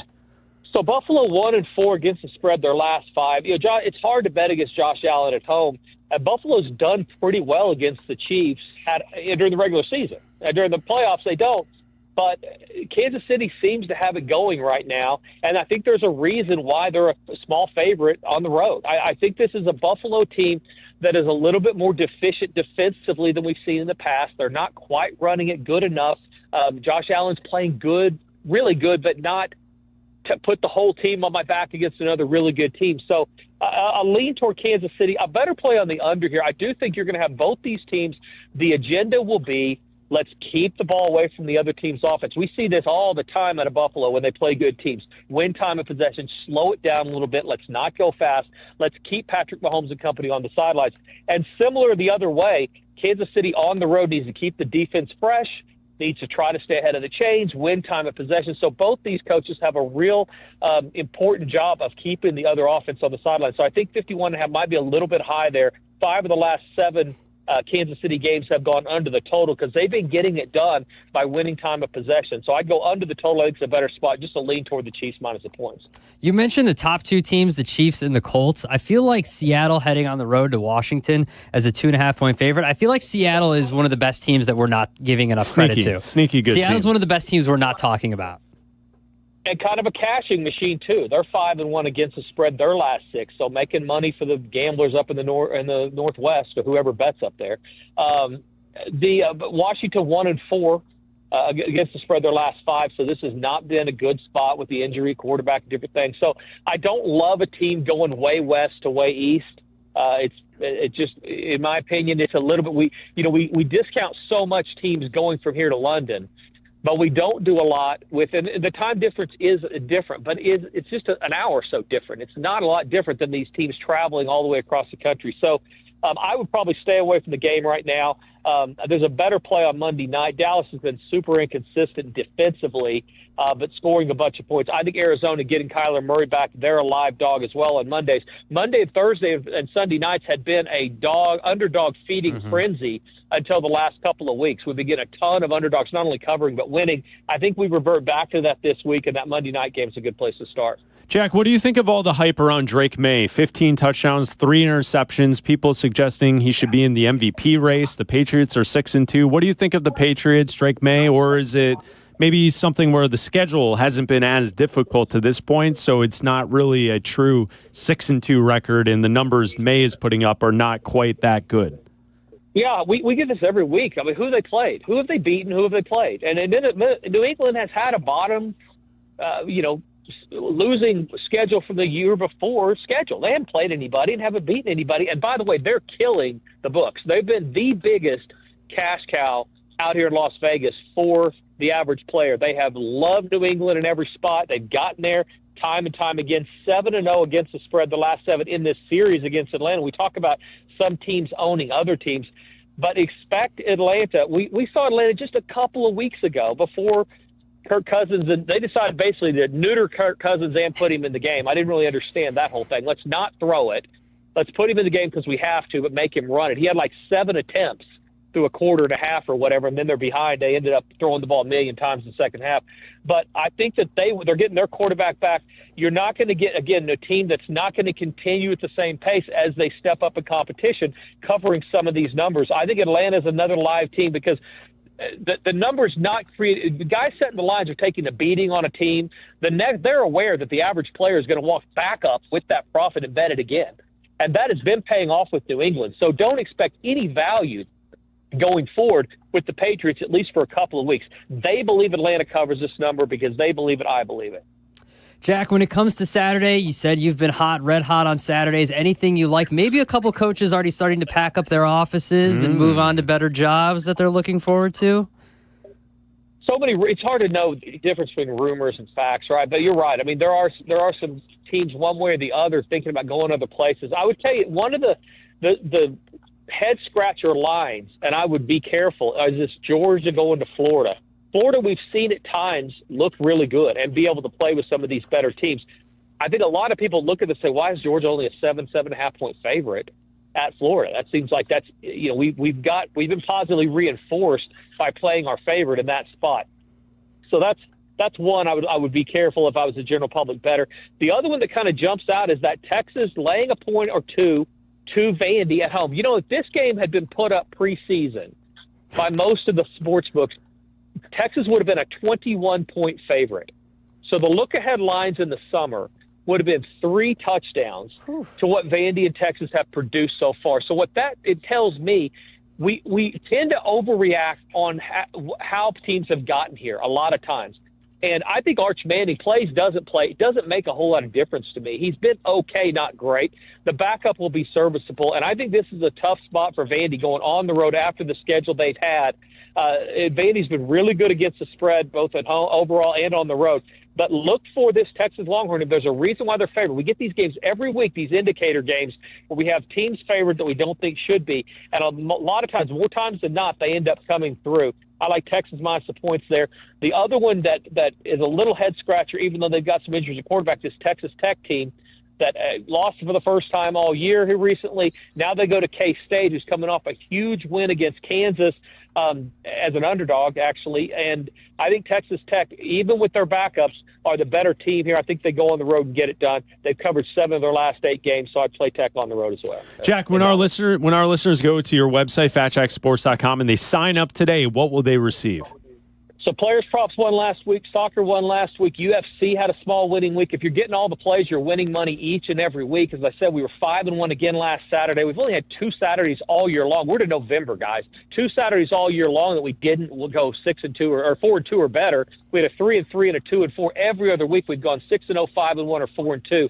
Don't miss this weekend. $99 weekend through Monday with just football. Get all the sports all the way through November. It works out to about $140 a week. You're going to make money for sure, 100%, if you'll get that longer package. We have not had a losing week yet where guys play in the UFC, Play in the soccer, play in the players' props. There's 7 of those going tonight, and the football and the baseball playoffs that are 4-1 now. Basketball has stunk it up to start the year, but we are just getting started. So get all those plays. You're paying very little per sport per week, and make money betting on the games at FatJackSports.com. Thank you, Jack. We'll talk to you next Thursday at 2:30.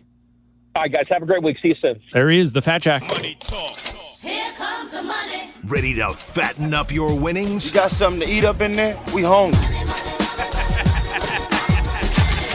For the best football picks, give Jack a call at 800-298-1383 or FatJackSports.com. Fat Jack feeds you his picks now. Get in my belly. On Bleck and Abdalla. Here comes the money. YouTube TV customers, you could lose ESPN and the sports you love, including college football, college game day, Monday Night Football, the NBA, college basketball, and more. Take action. Go to keepmynetworks.com to keep ESPN. College football this weekend. That deadline's tonight. There are many good games on ESPN television this weekend. This is a good college football weekend. You do not want to miss it. Yeah, I mean, Jack mentioned the Vandy, Texas game. I'm interested in that because I think he's right. You know, before the season, Vandy's having an all-time great year for them. 2 years. Yeah, when are they ever ranked in the top 10? They're ranked 9th. They're 7-1. Yeah. They beat Mizzou last weekend in a close game, low-scoring game. Now they get a chance to take down a big dog. You know, I know Texas is 6-2. Yeah. They're ranked 20th, but that would be a huge win on the road for Vandy if they can get that done. The Georgia-Florida game, even though Florida's down, is always a great game. That's one to keep your eyes on. There's a lot of really good Oklahoma-Tennessee is, I think, a really good game this weekend. I think there's a sneaky good game. I think Ole Miss, South Carolina is going to be a good game. I think Lane wants to put his foot down. I could see that. Establish Ole Miss is here.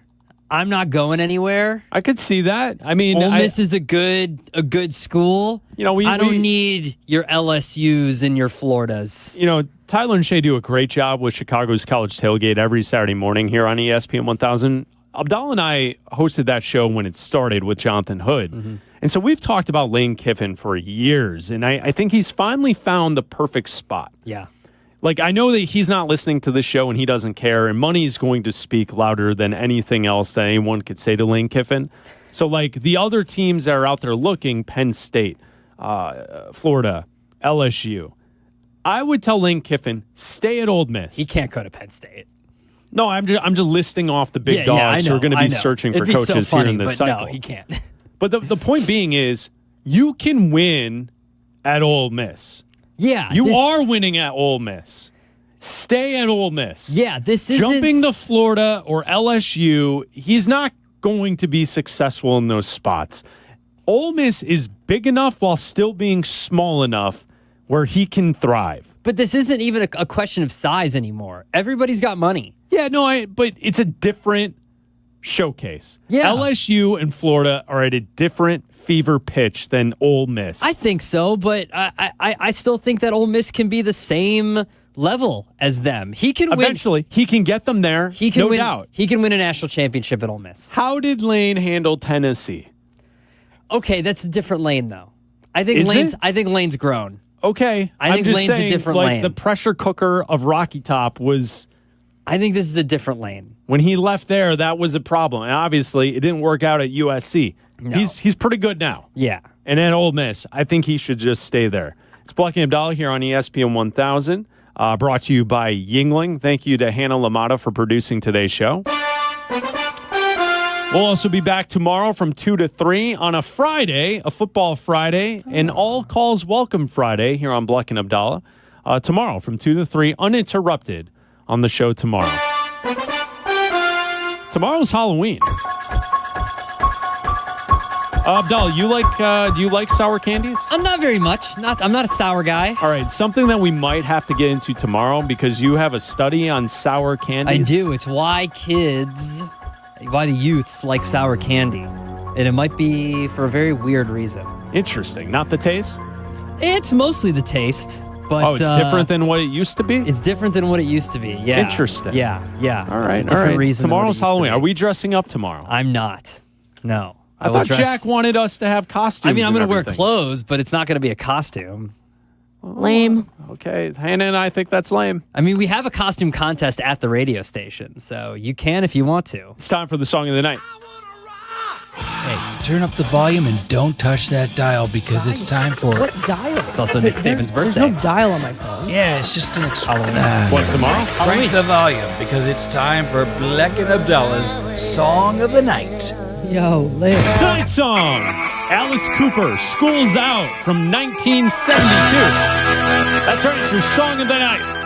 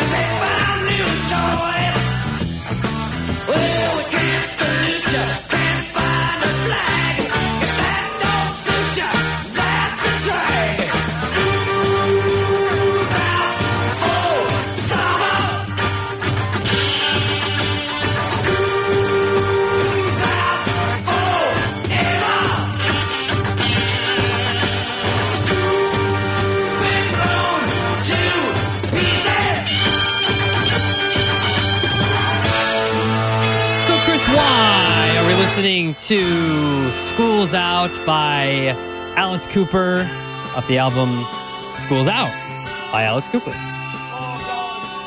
The reason why we selected this song today is to give a salute to Halloween being tomorrow, and our favorite scary movie is the 1996 film Scream. Oh, yeah! And this song is prominently featured in the film Scream. It's on the soundtrack. And also, not only because the original Scream, but today, the trailer for Scream 7 was released. Yes. God. Yes. I just watched Scream, so this is when they let everybody out of school, obviously, because they institute the curfew and they go to have the party. Yes. This is the party scene. Scream right 7, Sydney Prescott is still kicking. She is? Yes, she's still alive, she's in the new Scream film. Still alive, yes. Nev Campbell. Yes. All right. Still? Yes. Does she make the? Does she make the? Does she make the Carmen and Jurko list? The Carmen and Jurko list, or the Sylvie It Moved? Yeah. Does she? Yeah. We've had. It's been a horned up week here on ESPN 1000, right? Yeah. Like if we go from Kap and J Hood talking about the Hunting Wives and Sylvie giving his review of the Hunting Wives. Yes, and then Carmen and Jurko and their making of lists of 60-plus ladies. Yeah? Nev Campbell, yes. Let's see. Can still move the runner. I'm going to start. Yeah, let's see. Middle reliever. Yes. Yeah, middle reliever. Without a doubt.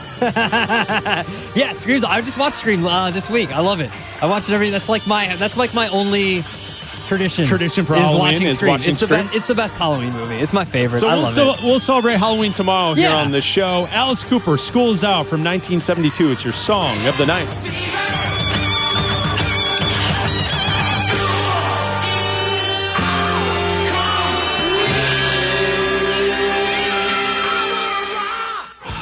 Turn up the volume and don't touch that dial because it's time for... What dial? There's no dial on my phone. Yeah, it's just an... never mind. Crank the volume because it's time for Bleck Abdalla's Song of the Night. Yo, Larry. Waddle and Silvy are up next.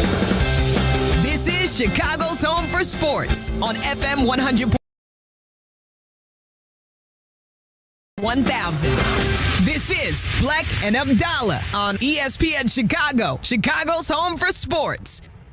Your fantasy roster is set, the smack talk is heating up, and this season ESPN Bet is giving you more ways to ride with your squad. Introducing the ESPN Bet Fan Center, where you can instantly link and bet on your fantasy teams right in the ESPN Bet app. An enhanced sports betting experience only from ESPN Bet, the sportsbook for sports fans. Make the connection today with ESPN Bet Fan Center and the ESPN Fantasy app. ESPN Bet Sportsbook, download the app today. Must be 21 plus. Gambling problem? Call 1-800-GAMBLER. Terms and conditions apply. See app for details.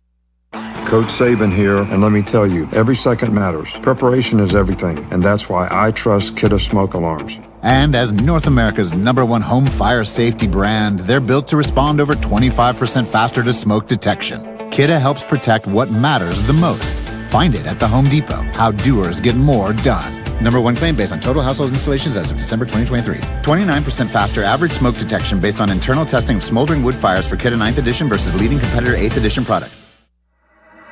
This is ESPN Chicago, WNVP, WTBC, HD2 Chicago, a Good Karma Brands radio station. Hello, everybody. How's it going? Sweet. Waddle. That was everything there. That was a heck of a throw by Harbaugh, a heck of a catch by Waddle. I had a hot dog at the Sox game when I went and saw them play the Mariners. Smothered in in onions. Just locked, cocked, ready to rock. Silvy. He is the guy that we've always wanted to crown, who is young, who we've always wanted to become that next great guy, but has just always fallen short. Brian Gas. And hello, Andrew. This is I want to talk about the Bears, baby. Waddle and Silvy. Love these guys. We'll be coming to see Ben Johnson and the Bears in Cincinnati, and their game on Sunday will be the second road game that we will be attending. One more show to do, and then we hit the road for Cincinnati for Tom Waddle's homecoming. The first and only Queen City, just as we figured out yesterday. 1832? Something, I don't know. Something like that? I don't know. I'm not sure. But we will have a good time. I've already put together some itinerary stuff for dinner, and we'll see. My buddy Phil's in charge, so it could go sideways, wickedly bad. But so Phil Vogel is a name that you've brought up many times. He's a high school buddy, childhood friend that still lives in the Cincinnati area. That is correct. He's my best friend from home. That's incredible. So here's what I want to know.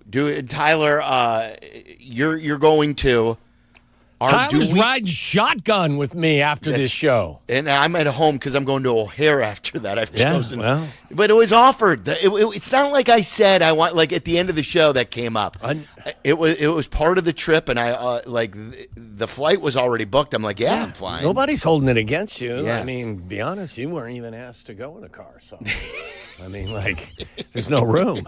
We've got all the equipment. Bags. I got all the equipment. I got Tyler's got bags. Charlie's sending us with something. So, what is Charlie sending you guys with? I think a honey baked ham. I think is what he brought in. I offered a wide mouth Gatorade bottle, but that's true. Oh, that's a good call. Yeah. Are you guys going to make a bathroom stop, or will you pee and drive? It's a really good question. I actually suggested we pick up food before we get in the car so we can take it down in one stop. No stops, just one shot all the way there.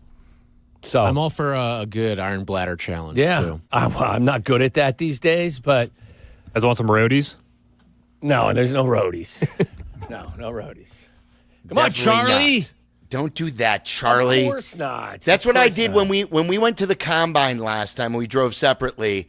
I stopped in the city and I picked up food here. I went to one of the Boca restaurants and got one of their big old pizzas. And it's not the best driving food, but a veteran pizza eater can make it work. And Indianapolis is about 3 hours from here. I will get to Cincinnati even with a stop in under 4.5. So it's really? Not that bad. I thought it was more like 5. No, I can make it for under 5 from my house up north. Okay, all right. I drive fast. Here's what I want to know. By Tyler. the way, you drive faster than anyone I've ever seen. You go flying by me on the way home on the Edens. It's driving with a purpose. I get I'm not a weaver. You're not. When there's open landscape, I hit it. You're right about that. I do hit it. I'm not saying you drive dangerously. I'm just saying you drive excessively fast. Yeah, I'm above 80 these days. That used to be my speed limit. But I'm paying attention, never on the phone. 10 and 2. Just driving with a purpose. Yeah. So this is what I want to know about tomorrow or Saturday. I mean, are we going to do the Waddle tour? I want to see things that I've heard about. Are we going to load up your car then? And are you going to take us to Sharonville? You're going to take us to Moeller? If you want to, I'd take you on a little tour of it. I mean, listen, it is not impressive, but I will happily take you by my childhood home, my high school, and whatever else it is you'd like to see in Cincinnati. I don't know how Tyler feels. While it may not be impressive, He's like, leave me at the hotel. No, but Tyler, don't you feel like we've heard so many stories from these places that you want to put a real image to the stories? Oh yeah, and see I want to see tour. These things. I want to see you. Like what? Go back and I want to see your childhood home. I want to see Moeller. I've heard about Moeller, 1,000 times. Neither is impressive visually, but I'm happy to take you there. It's a school. I mean, but I just want to see. Like, I know you as well as I know anybody from talking to you for 18 years straight. I like to just see all these things that I've heard about. I can actually take you by my first house I grew up in was in Evendale, not Sharonville. We moved when I was really young. But, yeah, I can take you. You could probably see Jordan Cornett's house from the back. He grew up on a house that bordered our practice field at my high school. That's pretty cool. He went to St. X, didn't he? Yeah, he was smarter than all of us. What, is St. X known as a smarter school? Yeah, that's how they advertise themselves. One of the powerhouse programs, we used right? to beat their ass consistently, and in their student section, Charlie, you would get the obligatory. That's all right. That's okay. You'll work for us someday. That was their. That came out of their student section. Pretty good. All the time. It's an oldie but a goodie. Yeah. And there's a good chance that there's probably a lot of Moeller guys that are working for St. X grads now. I don't know.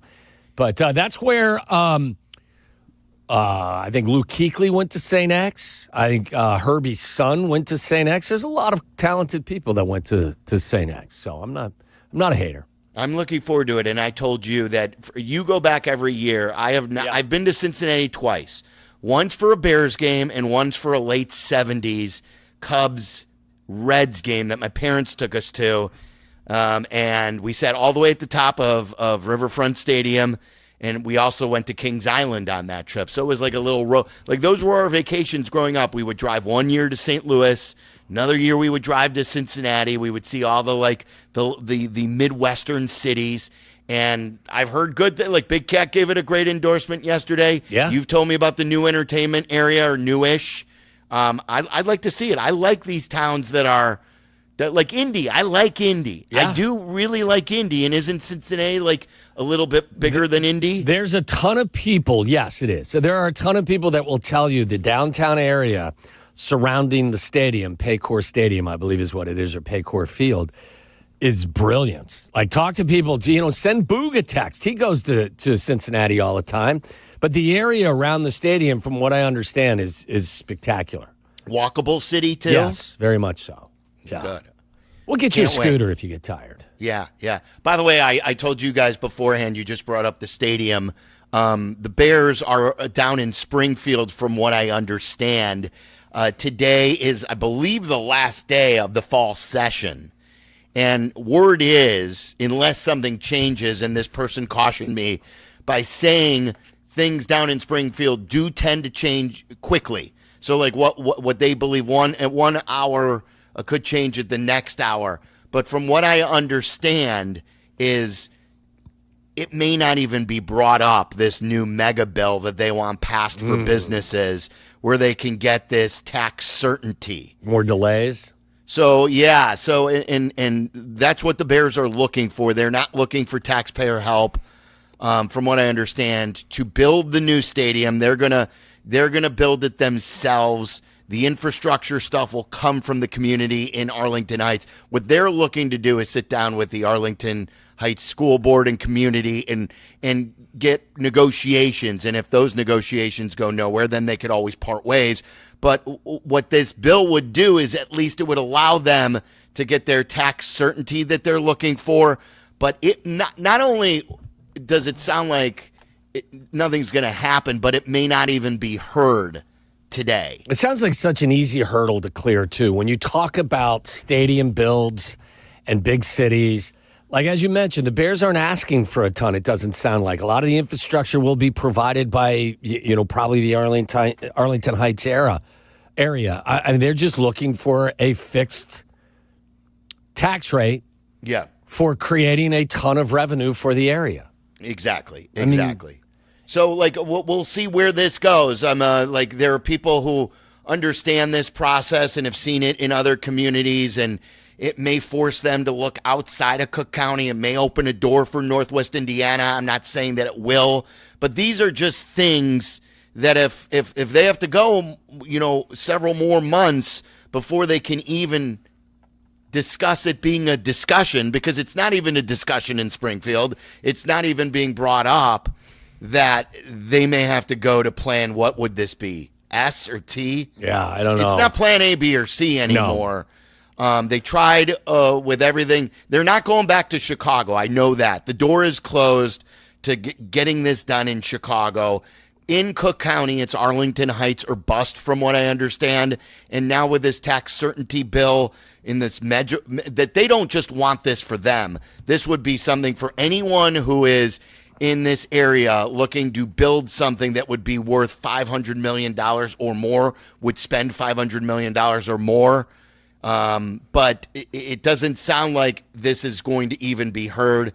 And then we will wait and see. Like, as Bears fans, I'm not killing them on this for the sole reason of, like, yes, we all want a new stadium, but they have a lease through 2033. They do have a place to play football in. It's the same place that we've been going to since the 70s. So it's their loss, not ours. You know what I mean? And they're not going to try to get out of their lease. They're going to pay it through the end of it. I mean, they're paying their obligation.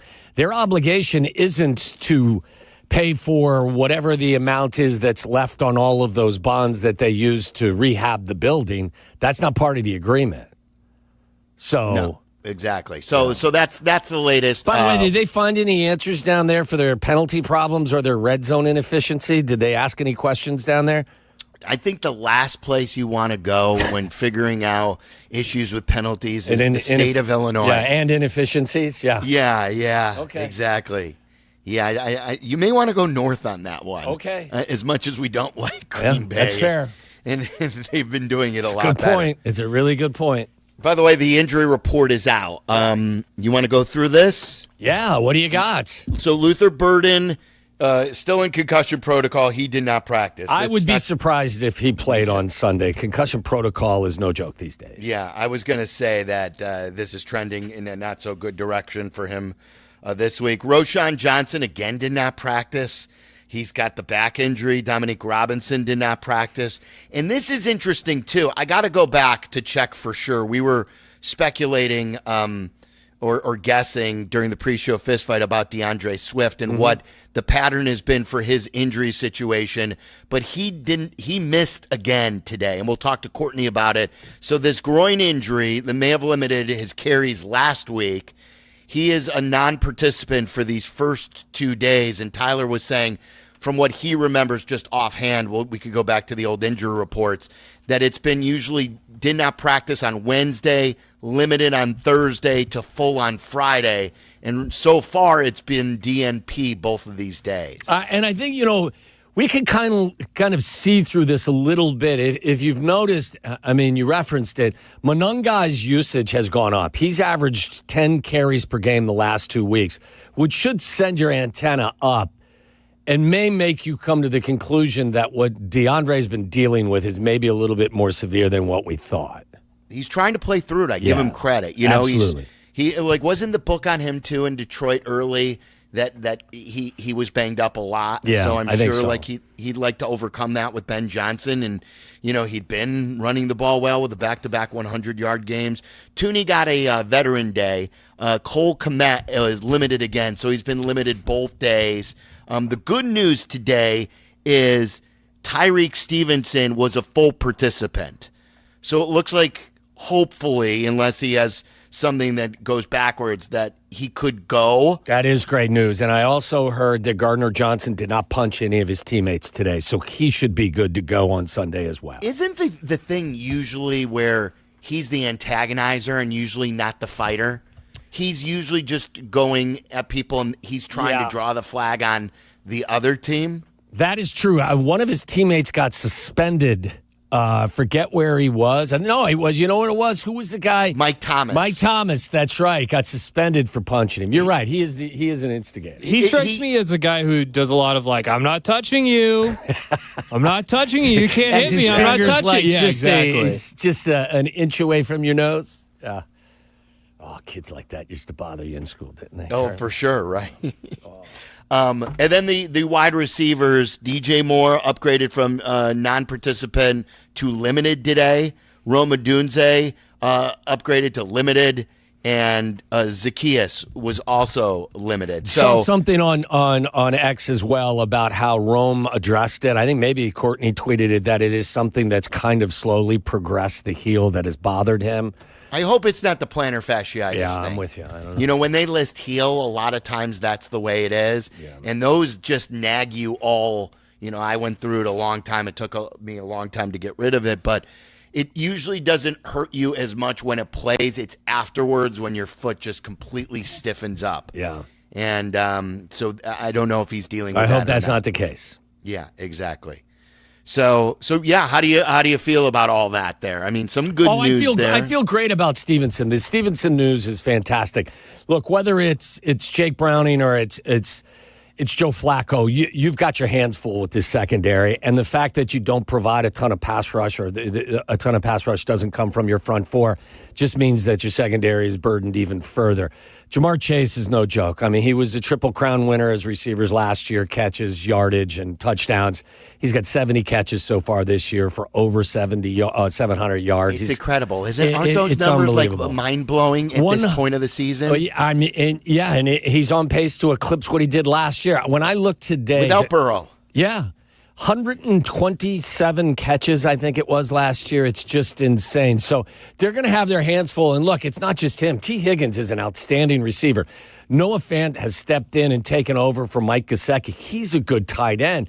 You get the kid, how do you pronounce his name? Oshivas, who is their third receiver, who's a really good player. And then you factor in Chase Brown, who's a good, dual threat back.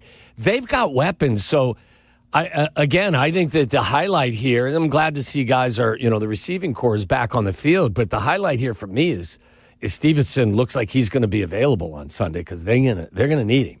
Yeah, for sure. And Bleck did confirm too what the guys already thought. He texted me just now and he says Swift was limited last Thursday. Yeah. So he was a non-participant last Wednesday, upgraded. So now he's DNP. You wonder if he's going to miss this game, if they're better off trying to give him a week so you gain more down the road instead of having him play on a bad groin, every single week and it never truly heal. Did they activate Travis Homer last week, or is he on their active roster now? Do we know? I know he was. I think he was. Yeah, I think he was activated. So you may end up going with Monangai and Travis Homer. I mean, it is a run defense that is like a lot of the statistics attached to this Bengals defense. They're dead last in run D. They give up over 150 yards and 5 yards per carry. I'm sure Swift would like to be out there, but at this point in the season, these injuries start to nag you, and you better take care of them so they don't linger all season long. The phone number to reach us is 312-332-3776. A lot of Bears conversation today. Tyler's also got a really good topic. Tyler, do you want to set the table for this one? And we're going to have Ayo Dosunmu on coming up here in about 10 minutes. The Bulls improved to 4-0. Ayo's off to a great start. Why not get a guy who's joined us in studio before? Some Bulls fans have had some fun these last few days. I mean, starting out 4-0 is no joke. That team's fun to watch. It really is. Yeah. I feel like the way they share the ball right now, there's no ball-dominant guy. That it's been interesting. I was just having how Wilbon gets about his Bulls. We were just texting about Kobe White in his future here because I was suggesting, do they trade him? They've got some guards who could play, and he's a free agent. He's going to want $40 million. But that's the going rate for a player like him these days. And do you want him long-term, or could he give you something for a pick? Could that be a guy that you want to just accumulate picks and continue to build around Matas and have this be a younger team down the road? Yes. I was going to say, I appreciate what Kobe White has become, but my answer to your question would be, I think that if you could find a way to trade him for picks, I think that's what you would do. I'm intrigued to see what Kobe's value on the market is, because yes, he's a legit scorer. He's a legitimate scorer. There's a lot of legitimate scorers, That's true. The counter to that now is, all right, well, they're the way that people talk about running backs in the NFL, they're a dime a dozen. You can just find one. And the Bulls may have found one, by the way. You guys talk about Modest. Wow, that's a guy who, if he turns into a star, it may save this franchise. He is so untapped too, Tyler. You forget how young he is, and you blink and he's got 17 at the half yesterday when he really truly starts figuring out. He never played college. He played that 1 year at Ignite. Last year he was being developed early, then he really got good run in the second half. But the sky could be the limit. I don't know where he's going. I'm not telling you he's going to be a superstar. I don't know, but there is all this untapped potential, and you got to love what you see. For sure. He's fun. Yeah, he is. He definitely has star potential. So I think we're going to rank the how'd you do this? 25 and under Chicago athletes? 25 and under. All right. So you can pick anyone you want that's 25 and under in this city. And there's a number of them that you can pick from too. And none of them are really truly superstars right now, but you can see superstar potential, or they're in a position where they could be a superstar if they succeed. So obviously you go to the Bears and you've got guys like Caleb and Rome. You've got on the Bulls, it's really Modest, and that's about it. It's Modest. Blackhawks, Bedard, a couple there. Frank Nazar. You've got some options there. And then the Cubs, you've got PCA. You've got PCA. You've also got Cade Horton, too. That's right. Jesse was texting me while watching the World Series, and Savage, or however you say his name, is Savage? Trey it's a cool Savage. name. Yeah, you Savage. He is that what a story that is. But Jesse texted, he goes, this kid's got Cade Horton balls as far as, big balls. He better give him back, because Cade's going to need him next year, especially when he takes over as their. You don't want to take him away. Yeah, my God. But this kid was in low A ball to start the year. Yeah, he only made 3 starts in the regular season, right? And he had arguably one of the great starts in World Series history. Well, he's had 2 starts so far, right? This one was fabulous, but the first one was solid, right? Right. I think he's only given up 3 earned runs in 2 World Series starts. Absolute nails. This one was 12 strikeouts, no walks in 7 innings. And I loved that the pitchers went deep yesterday. I thought the Dodgers were ruining baseball. The Blue Jays are up in this series, right? 3-2? It is 3-2. Interesting. What a job they've done after that really hard defeat in Game 3 in 18 innings to rally back on short rest and then do in Dodger Stadium. Yeah. Really take it to the Dodgers the last couple of Been really games. impressive. They're a fun team to watch. They really Super are. Fun. Yeah. Super fun. All right, so we could load up the phones, whether you have a Bears conversation topic, whether it's the Caleb stuff continues to be a big topic. I think both of us tend to be in the middle of this, a place that we're very comfortable on. I don't think any of us think he's a superstar or really has taken major steps to improve. Not yet. But neither of us think he's a bust, and neither of us think that the future is dim. I think we're all in on Caleb still. We just would like to see a little more production. Just like we ask more production from Colston Loveland not jumping off sides.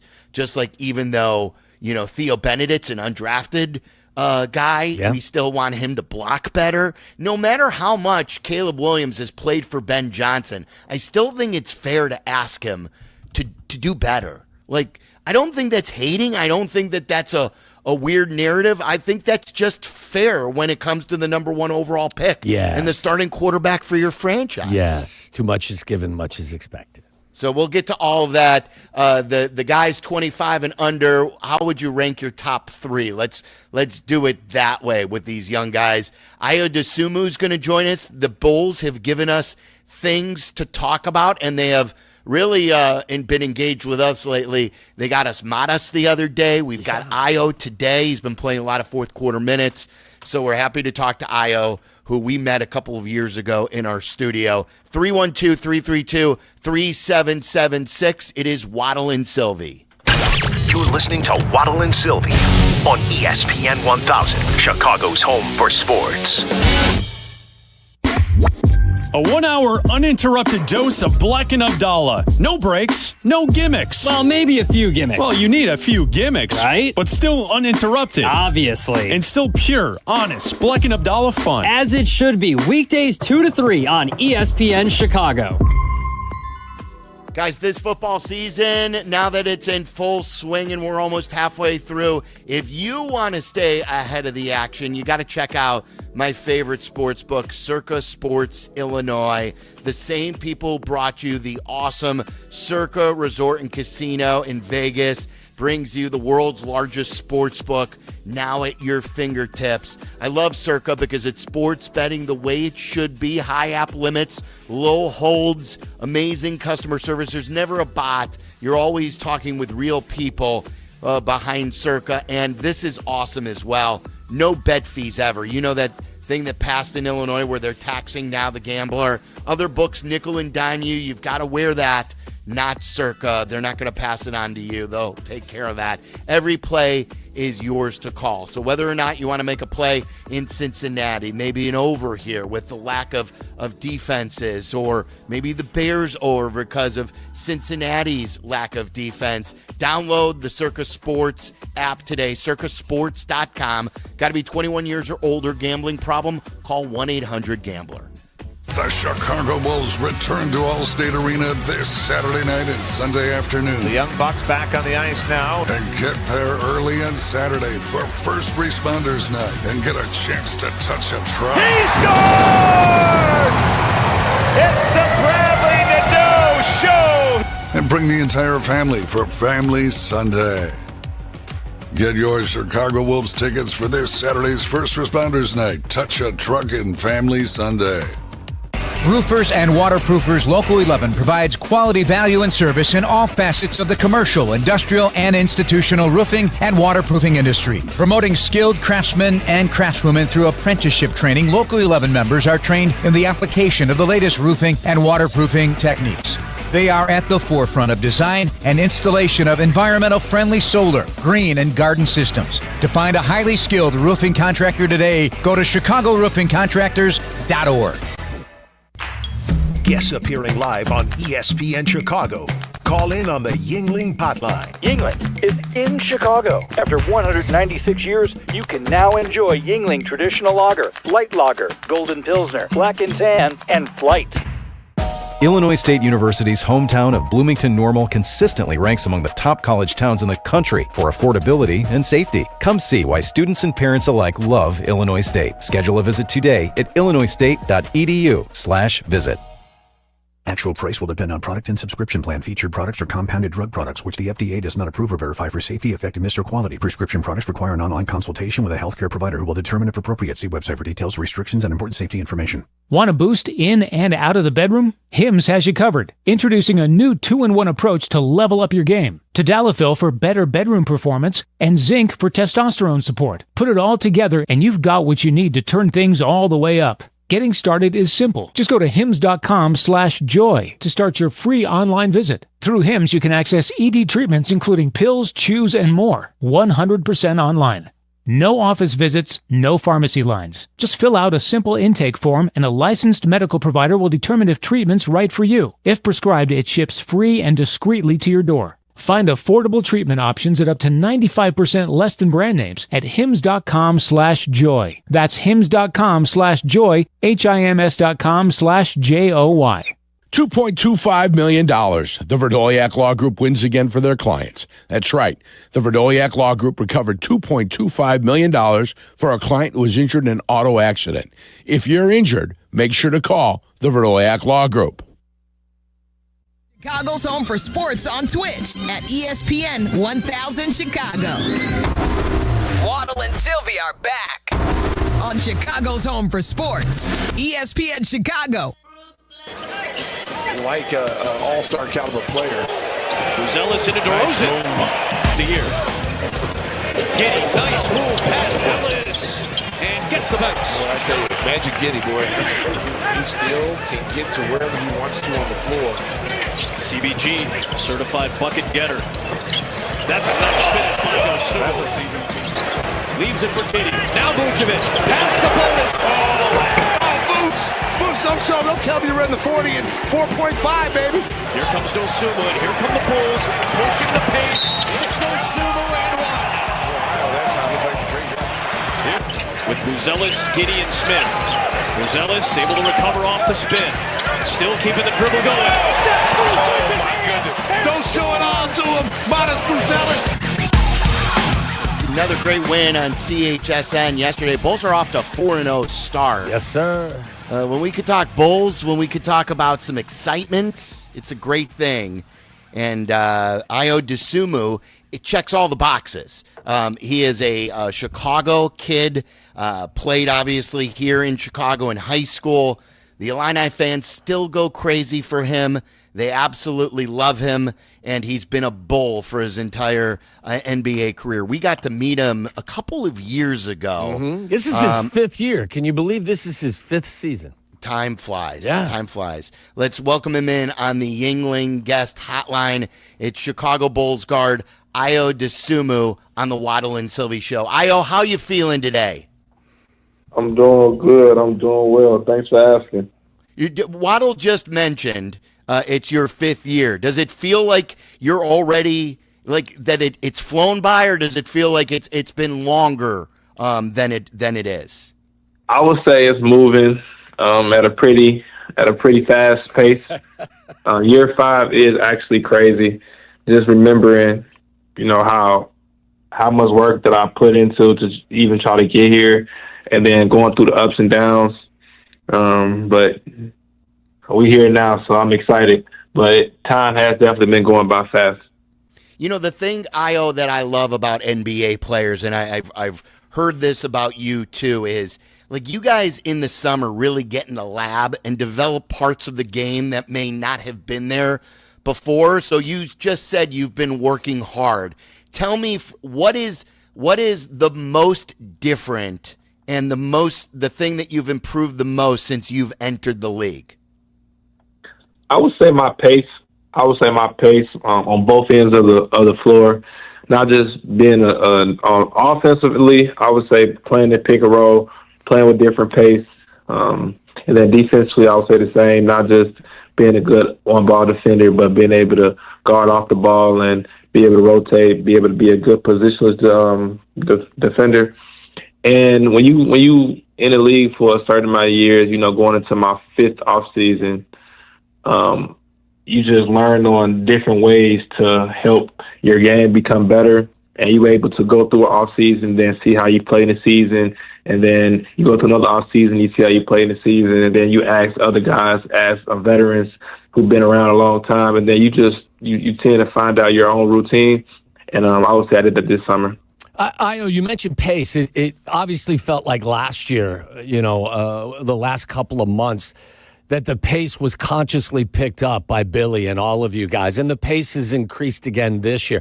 Is that something that's been a conscious effort with all involved, and something that obviously that you appreciate and enjoy?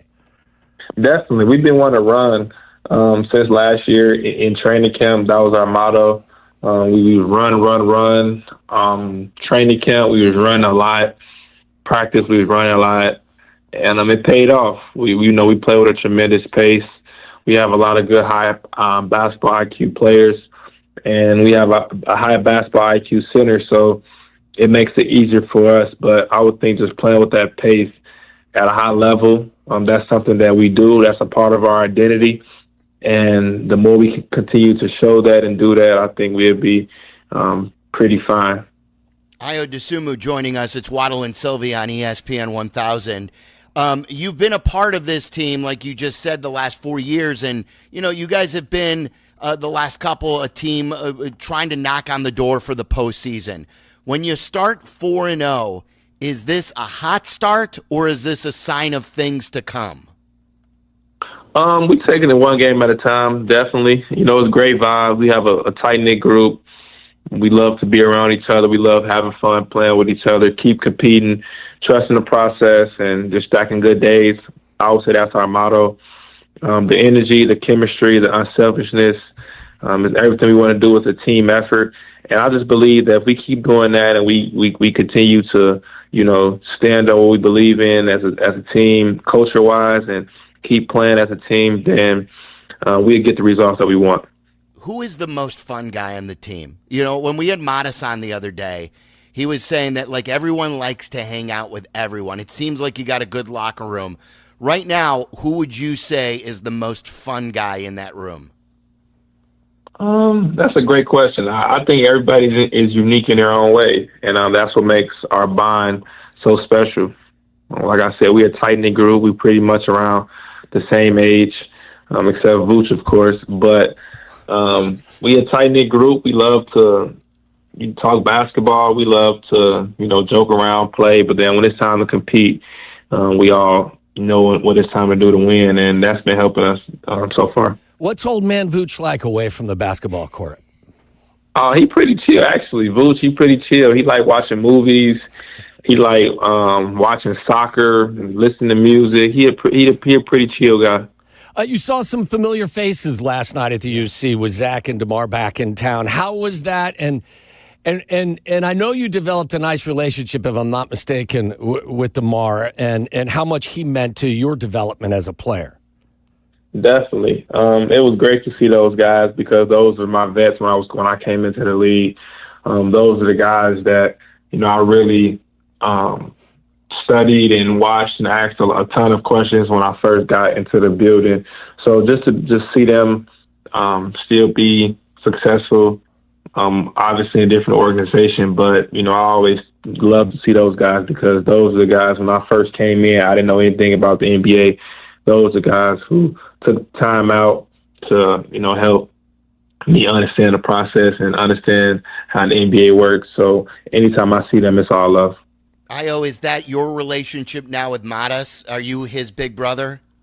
Definitely. I just try to, be there for him and just try to give him as much information as possible because I know how I was when I came into the NBA, and I did 3 years in college and I still had tons of questions that I want to ask. So Modis, he does a great job of asking questions, and he's a great listener. He's a great learner, and he also is confident using his voice. He uses his voice, and I think that's very important. No matter how many years you've been in the league, if you have something positive to say that can help the team, we all for it.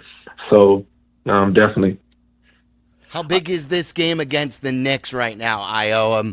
I'm sure this is going to be an interesting thing for Bulls fans to see. It's always been a rival, but the last couple of years it hasn't had that feel. How much I know you said it's just on to the next and one game at a time, but is this one a little more special, these couple coming up? Definitely. I would say it's special because it's the next one on the calendar. It's the next one on the calendar, of course, and then, of course, it being a cup game, I think it ramps up the game even more, just being a cup game and that just playing for a little bit more than a normal regular season game. But, New York, they're a very gritty team. They've been to the playoffs, so they accomplished, things that us as an organization want to accomplish, which is, making a postseason and we're making a deep playoff run. They have a very, very good players on their team also. So it's going to be definitely going to be a challenge. We know that they're coming in here well coached and coming in here to try to win. So, it's the next game on the calendar, and we coming ready, and we go just play hard, play together. Io, back to Modis for a second. From the outside looking in, he looks like he's got star potential. When you see him every day, would you confirm that this kid has a ceiling that is at this point pretty much unlimited? Yes, for sure. I mean, that's my guy. So, I see him every day. So that's my brother. So I could be a bit biased, of course, but I definitely, I agree with that. I see the work that he's put in, though, and he's only getting better. And that's what I love about him. He's very modest. He takes it one day at a time, and he understands that him personally and us as a group collectively still have ways to get better. It's only year 2 for him, so he understands that each and every game we have a motto. We try to get 1% better. So as long as he continues to get 1% better, then I think he'll be fine. When we were talking to him, he was saying even though he grew up here, he's not that big of a Bears fan.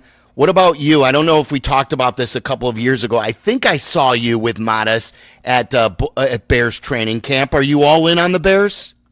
Yeah, I'm a sports junkie, so I'm a Bears guy. I love the Bears. It was a heartbreaking loss this past week, but yeah, I'm big on the Bears.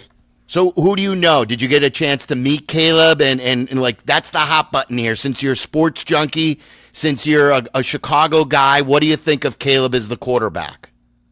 Yeah, I was able to meet him at training camp. One time they had a scrimmage, but as far as him as a quarterback, I see him continuing to get better each and every game. And he's being very coached. He's been coached hard and well by Ben Johnson. I think that's going to continue to help take his game to the next level. But, the one thing about Caleb that, I like and I don't think most people see is each and every game he gets better. And I think that the more he takes that mindset and keep getting better each and every game, then you will see more growth. It doesn't happen overnight. That's what any sport or anything you do in life, it takes time. But so far, I think he's definitely way better than last year and even way better from week one. So that's what's all about, just continuing to get better game by game. And I've been seeing that a lot from him. So I'm very excited about the future. Great start by you. Keep on logging those minutes, scoring in the fourth quarter. You've been really good at that so far. We loved catching up, and all the best to you, okay? Thank you. Appreciate you. Thanks, there you go. There's Io DeSumo, who we met a couple of years ago. He could not be classier. I think his uncle has listened to the show in the past years. He came in with him last time, and it's good to get some Bulls talk, even though it's really early because they're 4-0. How about the fact that back-to-back games, they've had greater than 30 assists. On the season in their 4 wins, they've had at least 26 assists in every one of their games, which tells you the ball is moving and they're sharing. Yes. Yeah, and you know who I think has a lot to do with that is Trey Jones. I think Trey Jones is like an unselfish guy who looks to pass, he looks to there's no ball dominant guy. It was one thing that I was talking about with Wilbon. Like, as good as DeMar was, and I was a big fan of him, a lot of people loved Zach. Those guys are ball dominant players, and they're not sharing the ball and equally touching it. They're able to pick up the pace because of that, and I think that's sort of, it reminds me, like, he's much smaller. But Trey Jones, it does what Lonzo Ball used to do for the Bulls. Lonzo didn't need a lot of shots, but he was able to increase the pace. And like Trey Jones in his own way plays good defense because he's a guy who gets a lot of steals. So that was a good find. And I don't know, like, if you remember, but he was a part of, even though they didn't get any picks, and we were very mad about that, they traded Zach to Sacramento. They got Herter on the way back, who can shoot. They finally got a shooter.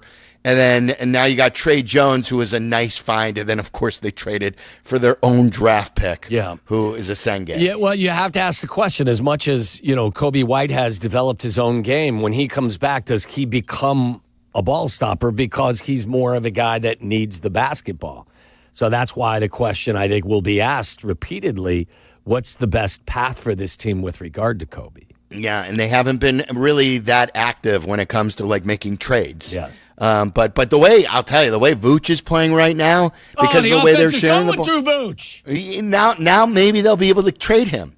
Now maybe people will be able to see that he's still got something left, and maybe he'll be able to get a pick for him. It is funny. I mean, like, this team went from being kind of an older team to being a young team and Vooch, which I can see is he's probably behind the scenes a really funny guy. I mean, it sounds like he is. Yeah, I mean, he doesn't look like he's a really boisterous guy on the court, but I got a feeling behind closed doors, he's probably a wise guy. I don't know if you saw this a couple games ago. Remember a couple years ago, he flipped off the officials? Yes. Or something. He had the swear finger up for a sec. Yeah. He gave them the old thumbs down. A lot of drivers have told me, I think Downtown Dean told me, that the new thing people are doing, including him, instead of flipping off another driver, is just giving them the thumbs down. I think it's more civil until people then associate that with being non-civil, and then that'll turn into the new middle finger, and then that will be, have to be changed as well. Yeah, it's unbelievable. Some Sox fans are upset that we did not mention Colson Montgomery as far as putting him in the under 25. He's obviously there, guys. I mean, where he fits in is, I think he's a very interesting player going forward too. So, if you want to ring us up right now, we've got time before Courtney joins us at 4.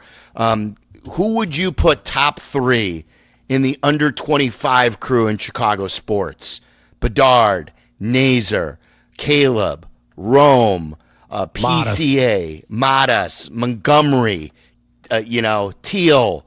Who are the guys that you wanna put up there? 312-332-3776 in your top 5. We'll get into all of that, and then I want to talk about someone that we know is doing something weird while they travel on airplanes that I've never heard of before, that we've got to bring to people's attention. And Tyler, if you try to do this in my car, you're gonna be left on the side of the road somewhere north of Indianapolis. Just know that. All right, we'll fill you in coming up in your phone calls. It's Waddle and Silvy. You're in the middle of the Waddle and Silvy Show, ESPN Chicago. Sunday, the Bears take on the Bengals. Hi, everybody. It's Jeff Joniak along with Tom Thayer and Jason McKee. We bring you the call starting at noon, plus a full day of coverage surrounding the game. From pregame tailgate at 8 to post-game into the evening. This is the place to be on Sundays. Brought to you in part by Hard Rock Casino, Northern Indiana. It's Bears and Bengals live from Cincinnati. Kickoff Sunday at noon on the home of the Bears, ESPN Chicago. Game day is always a great day, isn't it? Your favorite football team is playing. You get the game day feast. And one of my guilty pleasures during this time of year, during the football season, is a game day feast, including dips with chips and wings and veggies, all while watching my favorite team play. And that means Daisy French Onion Dip and Daisy Ranch Dip as well. These are as delicious as a homemade dip, and they're made with real herbs and spices and other ingredients you'll find right there in your own kitchen. Do what I do. Put Daisy French Onion Dips on your game day roster. Look for Daisy French Onion Dip at your local grocery store. All your favorite NBA players are back, and DraftKings, a Casino Queen sportsbook, an official sports betting partner of the NBA, is the place to bet on NBA stars this season. DraftKings, the #1 sportsbook for live betting, is live when others aren't. New customers, bet just $5 and get 3 months of NBA League Pass. Plus, score $300 if your bet wins, paid in bonus bets. Download the DraftKings Sportsbook app and use code WMVP. That's code WMVP. Bet $5 and get 3 months of League Pass, plus get $300 in bonus bets if your bet wins. In partnership with DraftKings, the crown is yours. If you or somebody you know has a gambling problem, crisis counseling and referral services can be accessed by calling 1-800-GAMBLER. 21 and over, Illinois only. Pass-through or per-wager tax may apply. Eligibility and restrictions apply. Bet must win to receive bonus bets which expire in 7 days. Minimum odds required. NBA League Pass auto renews until canceled. Additional terms at dkng.co/audio. Limited time offer. When your cat's a meme and your dog is too. And it's hard to know what's fake or true. Just raise a glass with a friend or two. You tell them more, tell them more, tell them more, do. When the online trends keep getting worse. And you lost your keys in the metaverse. Now your right swipe just went left on you. You tell them more, tell them more, tell them more, do. It's a crazy world, so what do? You tell them more, tell them more, tell them more, hey. Hey guys, it's Silvy. Are you feeling sore, stiff, or just not at your best? Maybe you've been dealing with pain for months, hoping it will just go away. You deserve to feel your best. Cairo One Wellness Centers offer personalized chiropractic care to help you live pain-free. No drugs, no surgery. Too many of us think pain is just part of getting older, but that's not true. Visit Cairo1.com today. They have locations across Chicagoland, including Schaumburg East, West Addison, and Des Plaines. That's Cairo1.com, and let them know that Silvy sent you. I'm Chicago personal injury lawyer Jim Morisi. Even when we're careful, other people's negligence can threaten our futures. As one of Illinois' most successful injury firms, winning the most complex personal injury and workers' compensation cases is what we do. Consultations are always free. Visit us at mauricilongo.com. That's MORICILONGO. Maurici Longo and Associates. We're there when you need us. Hey, it's Joe Aurelio, and it's time for Aurelio's Pizza, Chicagoland's oldest pizza chain since 1959. Indulge in our crispy thin crust, signature sauce, and 100% real mozzarella. Visit Aurelio'sPizza.com for the location nearest you. Aurelio's Pizza, it's a sauce.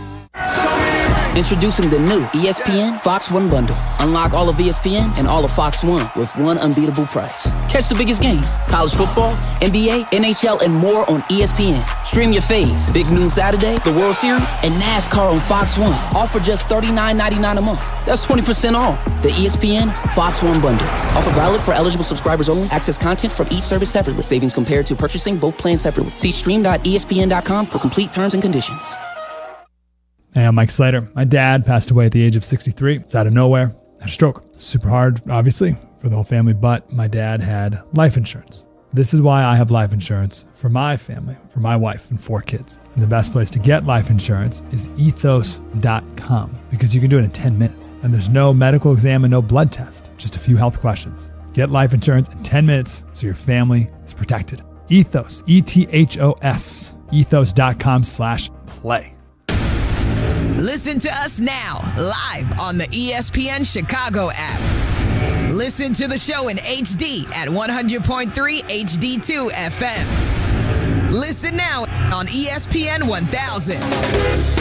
This is Waddle and Silvy, ESPN Chicago, Chicago's home for sports. This cat in Seattle, Jackson Smith Enigma. Yeah, that's not him.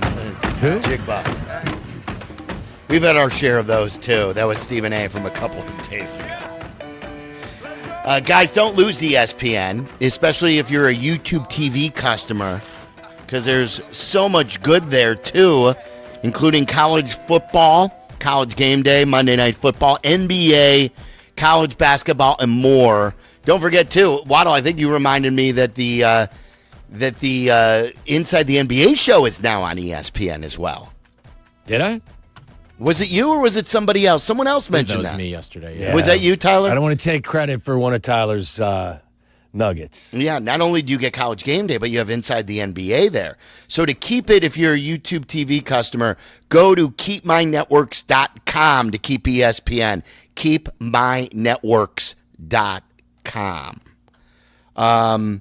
Should we take a call here? Yeah. Is it Jim in Evergreen Park? Is that who's online, Waddle? That is correct, Jim in Evergreen Park. He's got a ranking, I think, of the young guns here in Chicago sports. Jim. What's up, fellas?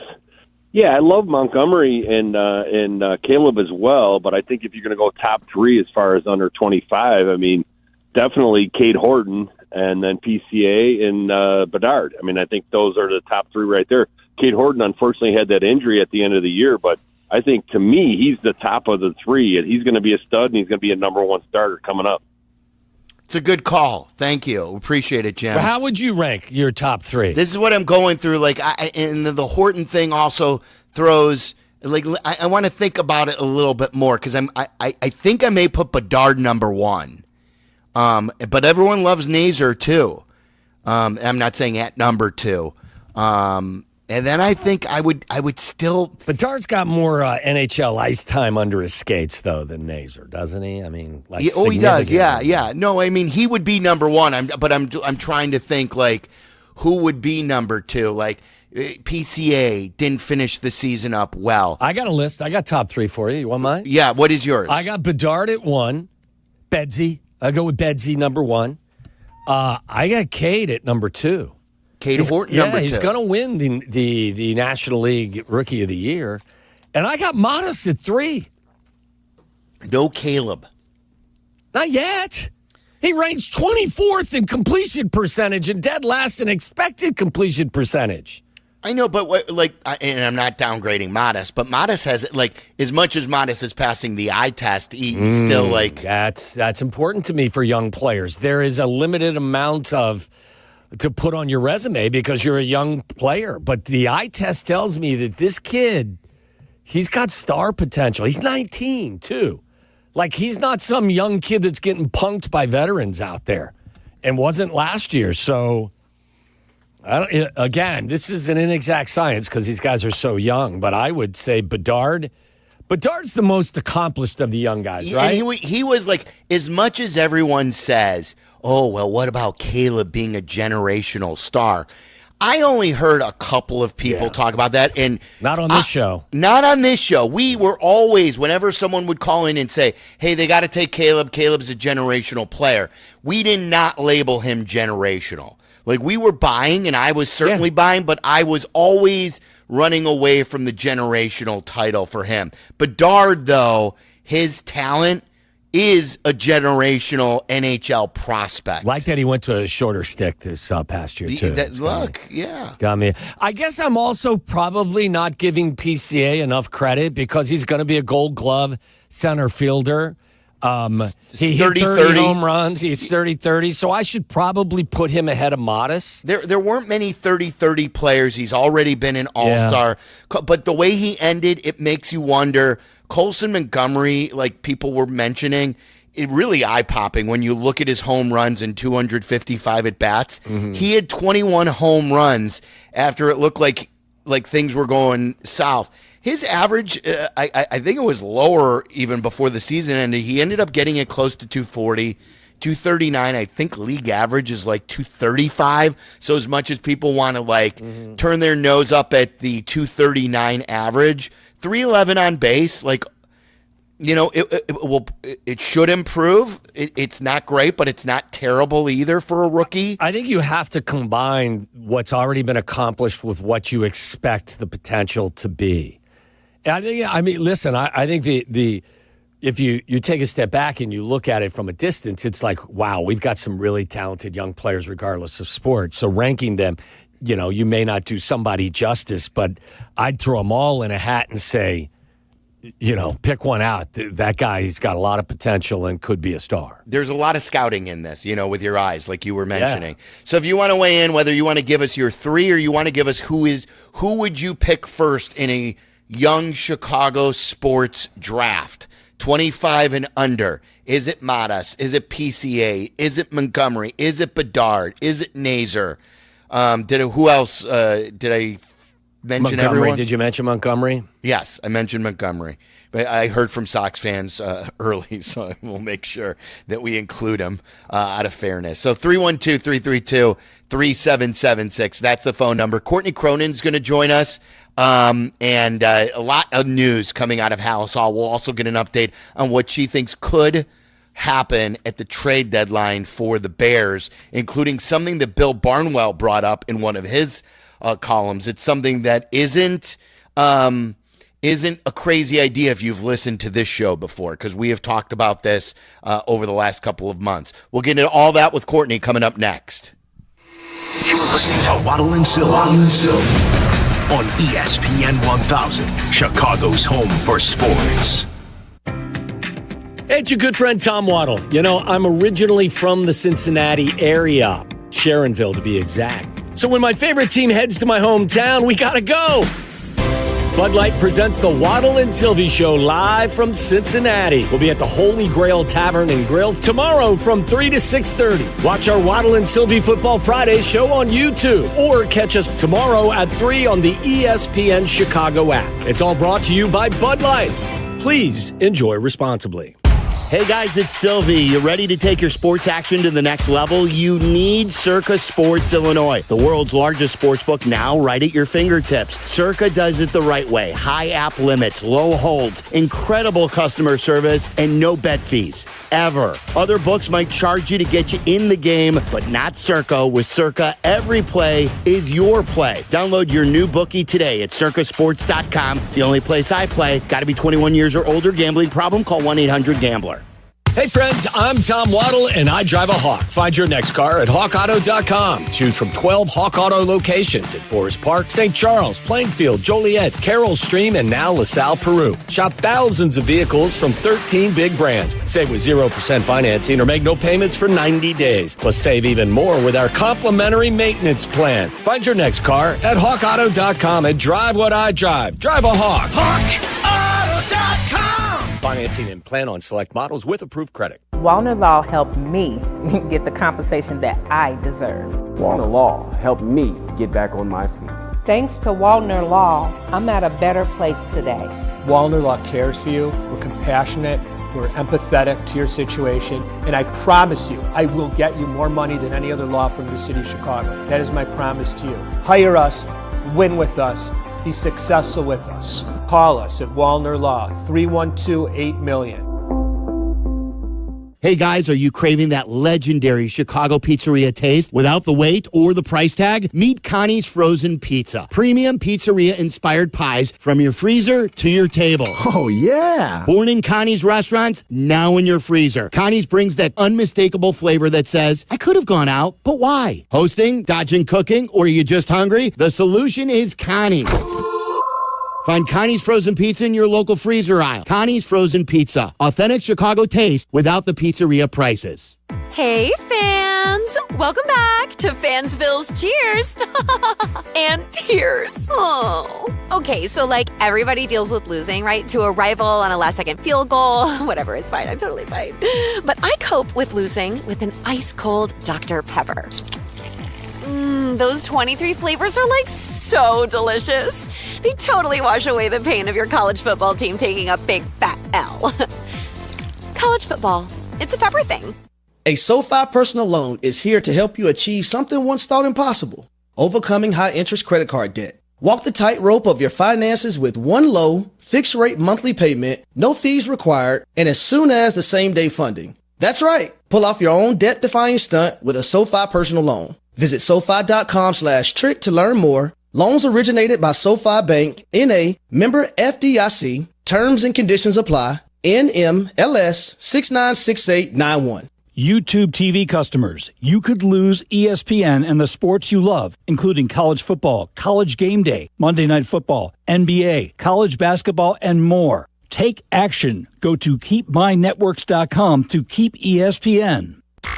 Live from State Street in the heart of Chicago, this is the home for every Bears game. ESPN Chicago. And this is Waddle and Silvy, WMVP, WTBC, HD2, Chicago, a good Karma Brands radio station.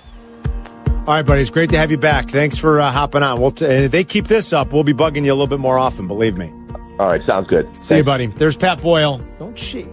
I didn't say anything. You better watch it. I didn't say anything. What's your problem? You better watch it. I was about to sneak a question in about the back end, and boom, you better watch it. And you love hockey, so don't pretend like you don't. You truncated the interview. They're finally starting to be respectable. We can talk about them a little bit again. I want to talk about the back end. PB. Talk about the blue line. Well, then ask a question. We're already late for break. What break? The break that we have to hit. And Ben Johnson might be stepping to the podium, so I have to take a break. They're really something. It is so much fun. I mean, and this is like, it's no wonder why Yurko's always, complaining about something with me in that conference room. Those two, the way they bicker these days. You better watch it. Yeah. That's my favorite part. Yeah, you better watch it. Carm has control of his, obviously has control of his microphone button, right? And that's why the good kid couldn't get a question in. Oh, for sure. That's what happens with Jesse. Like, Yurko's chomping at the bit. Yeah. And he really wants to ask a lot of Carm baseball questions. All. Carm turns his microphone off so he could dominate the interview. He's domineering. He is. Yeah. He's like a dog trying to mark his territory. I hope not. I don't want to. Speaking of that, do you want to give the Schlereth story real quick? Oh, this is crazy. Do we have the audio, Charlie, or we don't have it? No, I do. Oh, you do? Yeah. Okay, so I think, because I haven't heard the audio, I just saw the description. And by the way, for as much travel as Courtney does, she needs to hear this as well. Yeah, she's coming up at 4. I think she's moving to 4:30. Oh, she is? Okay. Well, Courtney, if you're out there, listen up to this. Yeah, she's coming on at 4. We'll definitely ask her about this. For all you travel people, and this has been a hot topic with us, too, in past years, about whether or not you take your shoes off on an airplane, what's permissible and what isn't permissible. And TMZ picked up this story. I originally saw this on a TMZ story. As you know, I'm always perusing TMZ. Oh, yeah. And then I saw it on other websites on Instagram. TMZ occasionally make it move for you? No. Okay. They Bleck and Abdalla were talking about Nev Campbell, that there's another Scream coming out, and they were asking if she gets it done and if it's up on the Silvy It Moves. Nev Campbell used to be on my Mount Rushmore at one point, so I would say yes. Who else was on that list at one point? Amy Smart was on that list. I like back in the day.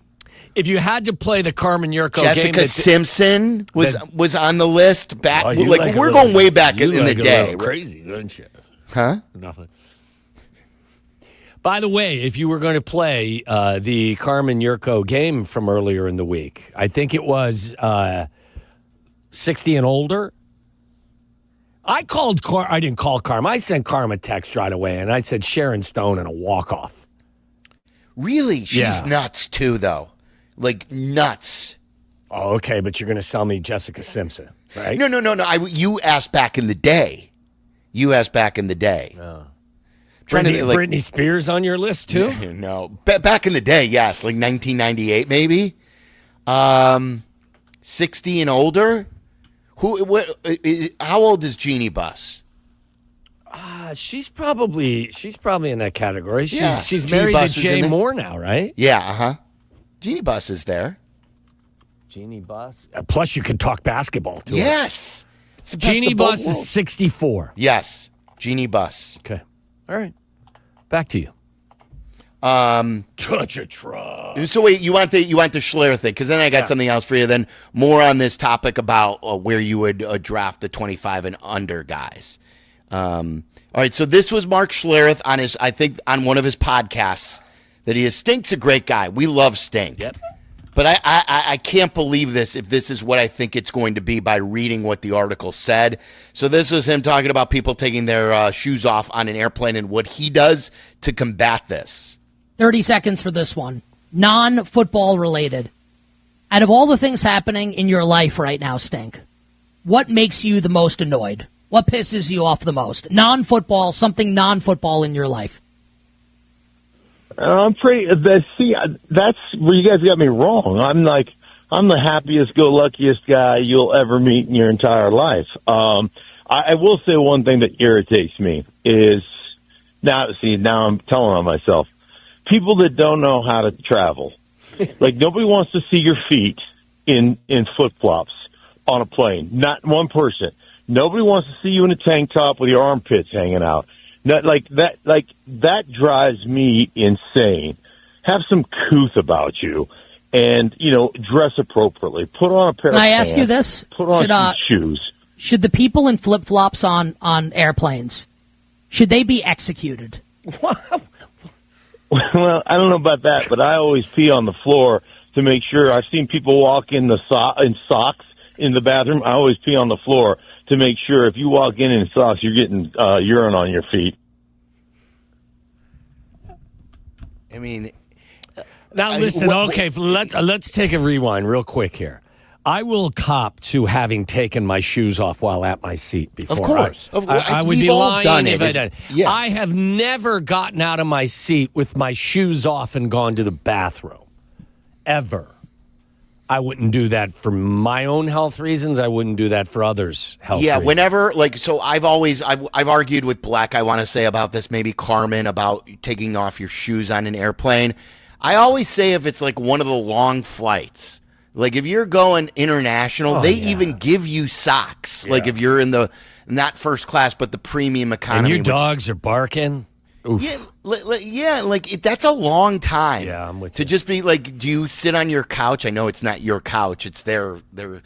But for the international flights, and look, I'll admit it. Like if we got a long flight to California or something, they could come off then too. And by the way, an international flight could cost you as much as your couch. So listen, put that into the equation. That's right. And I will say this. Here's my rule, and then we'll get to the stink part of this. My rule, too, is I will not take off my shoes if I'm sitting with strangers. This is like I will take my shoes off if it's just my wife and me in the row, if it's a two-seater, or if there's 3 of us and I'm sitting with my kids, my 2 kids, and me, and there's no one else in the row, I'll take off my shoes. I will never take off the shoes if I'm sitting with a stranger. You got to have some, like he said, couth. You've got to have some sort of respect for the person next to you. And then like you said, Waddle, as soon as I'm getting up to the bathroom, because you know those things are full of germs. Gross. Is you put your shoes right back on to go, because there's water all over, but never would I have thought that someone would intentionally pee on the floor to teach people a lesson. I love Stink, but this is, now I understand that he got his nickname for peeing and pooping in his pants while he played football. Isn't that how he got it? How he got his name? I think so, yeah. So, but like to have him admit that, like, how much is he doing? Is he doing at the end where he's doing a little shake and then it goes, or is he like emptying his bladder on the floor and there's a puddle in the middle of a bathroom on the airplane? Well, you got his number. Text him, ask him. Again, just another. Can you call him, Tyler? Can you text him to see if he'd pick up the phone for us? Hey, Stink, do you like full urinate on the ground, or he's maybe fun send guy. him hey, by the way, just another reason why the Mile High Club is not enticing for me. Yeah, like now all of a sudden you're in the Mile High Golden Shower Club. Good luck. Like, this is my point, is that, you want to go in the Mile High Club, go see your doctor before and after. That's one of the grossest things I've ever heard. It's just, again, it's another reason why, like, the smell is always horrible in there. Like, just to say you're in the Mile High Club, like, dumb. Like, hey, you know what? I want to claim that I'm in the Mile High Club. Yeah, you probably got some sort of bacteria that's going to stick with you for 3 or 4 years, too. Like, I mean, my God. Is that a badge of honor these days? I wear it. I like the badge. Really? I mean, I was in my 20s at the time, or in my young 30s. And my guess is honestly the airport or the airplane bathrooms were probably a little bit larger back then. Maybe a little bigger, yeah. I'm not going to suggest that they're any cleaner.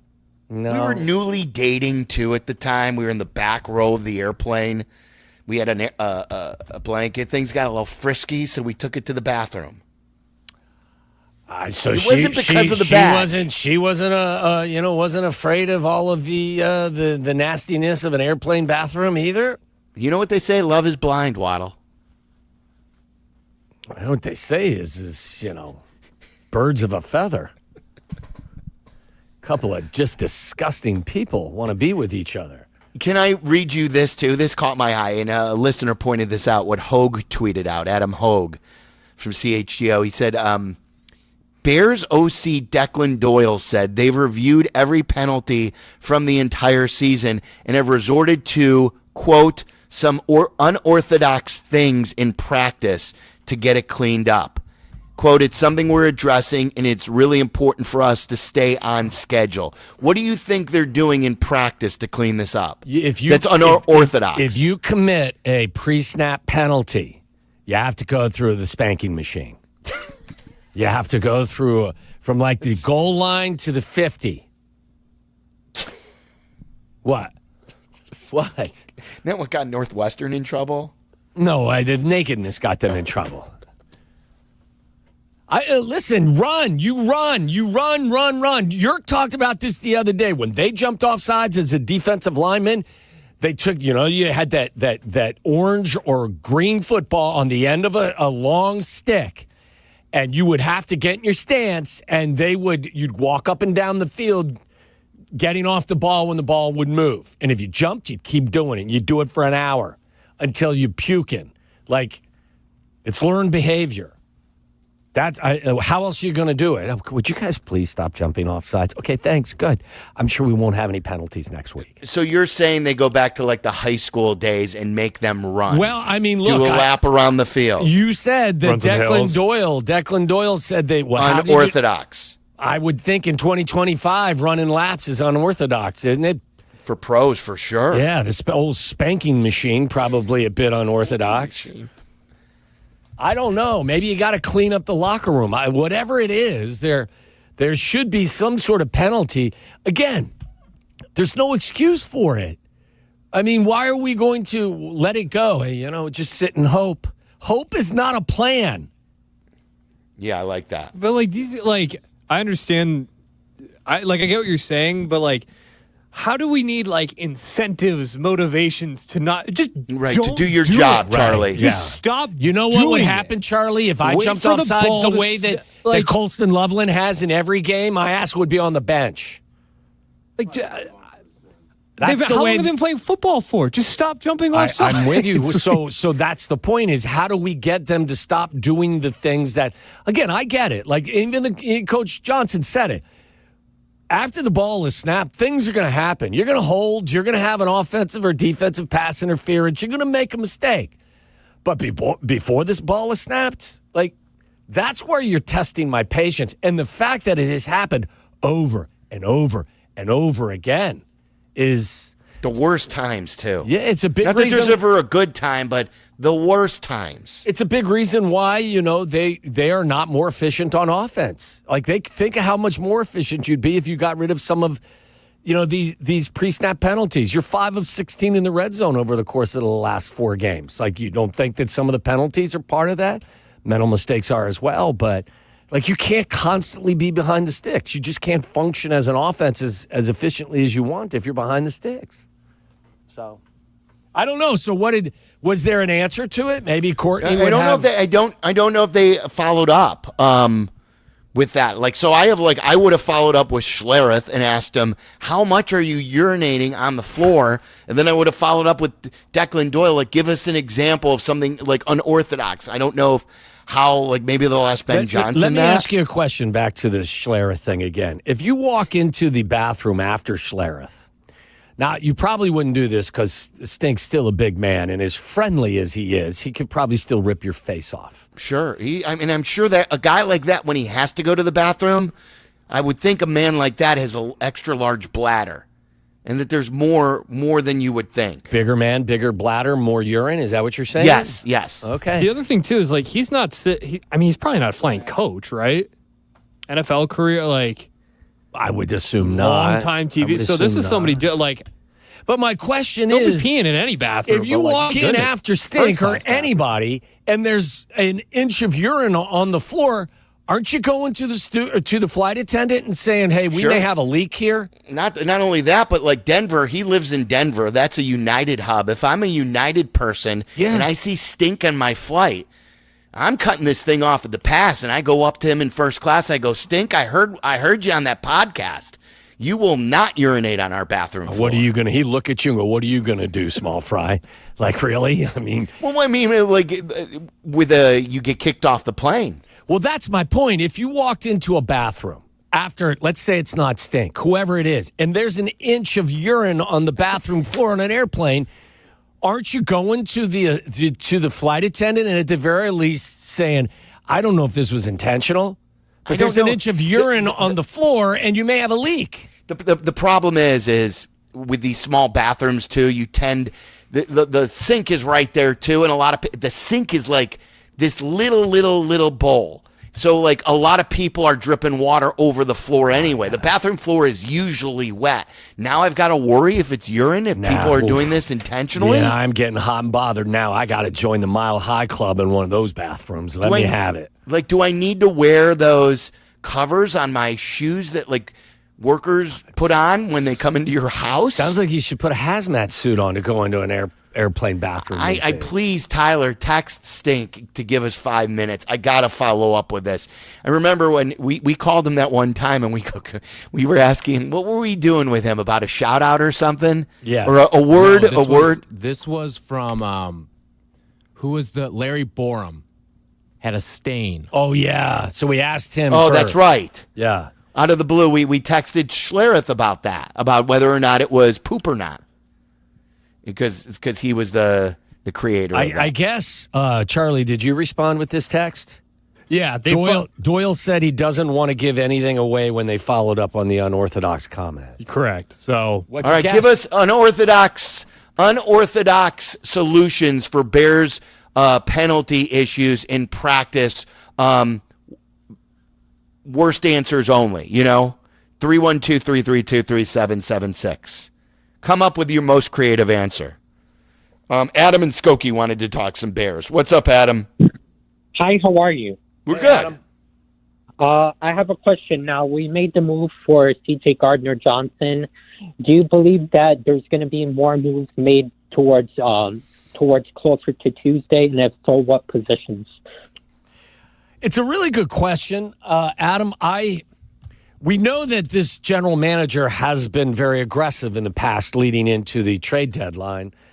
I don't think that they'll do anything significant to add. I just don't. I don't know what would be out there that you'd be willing to give up currency now for. Listen, if Myles Garrett's available, absolutely be involved. If Max Crosby's available, be involved. Did you see call everybody? Did you see Shefty's tweet today about Myles Garrett? I did not. It was something to the point of Cleveland said, like, there's that there's 0%. Like, you have a better chance to win the lottery than you do trading for Myles Garrett. I mean, he'd be really difficult to fit on your team salary cap wise for most teams as well, at least in the here and now. You could get creative, but I don't. Nothing would surprise me, including if they actually traded one of their own guys. Yeah, so nothing would. No, I'm not suggesting that that's the path they're going to take. I just think you got a new coach. You have some redundancy in certain spots. Maybe they divest instead of add. It needs elsewhere. You could use more picks. Bill Barnwell wrote an article about this, and there were a couple of things. He had a funny line in there about if he's in the Bears organization based on his, like, the Chase Claypool deal and the Sweat deal in the past where they gave up second-round picks, that they would take his phone away around trade deadline.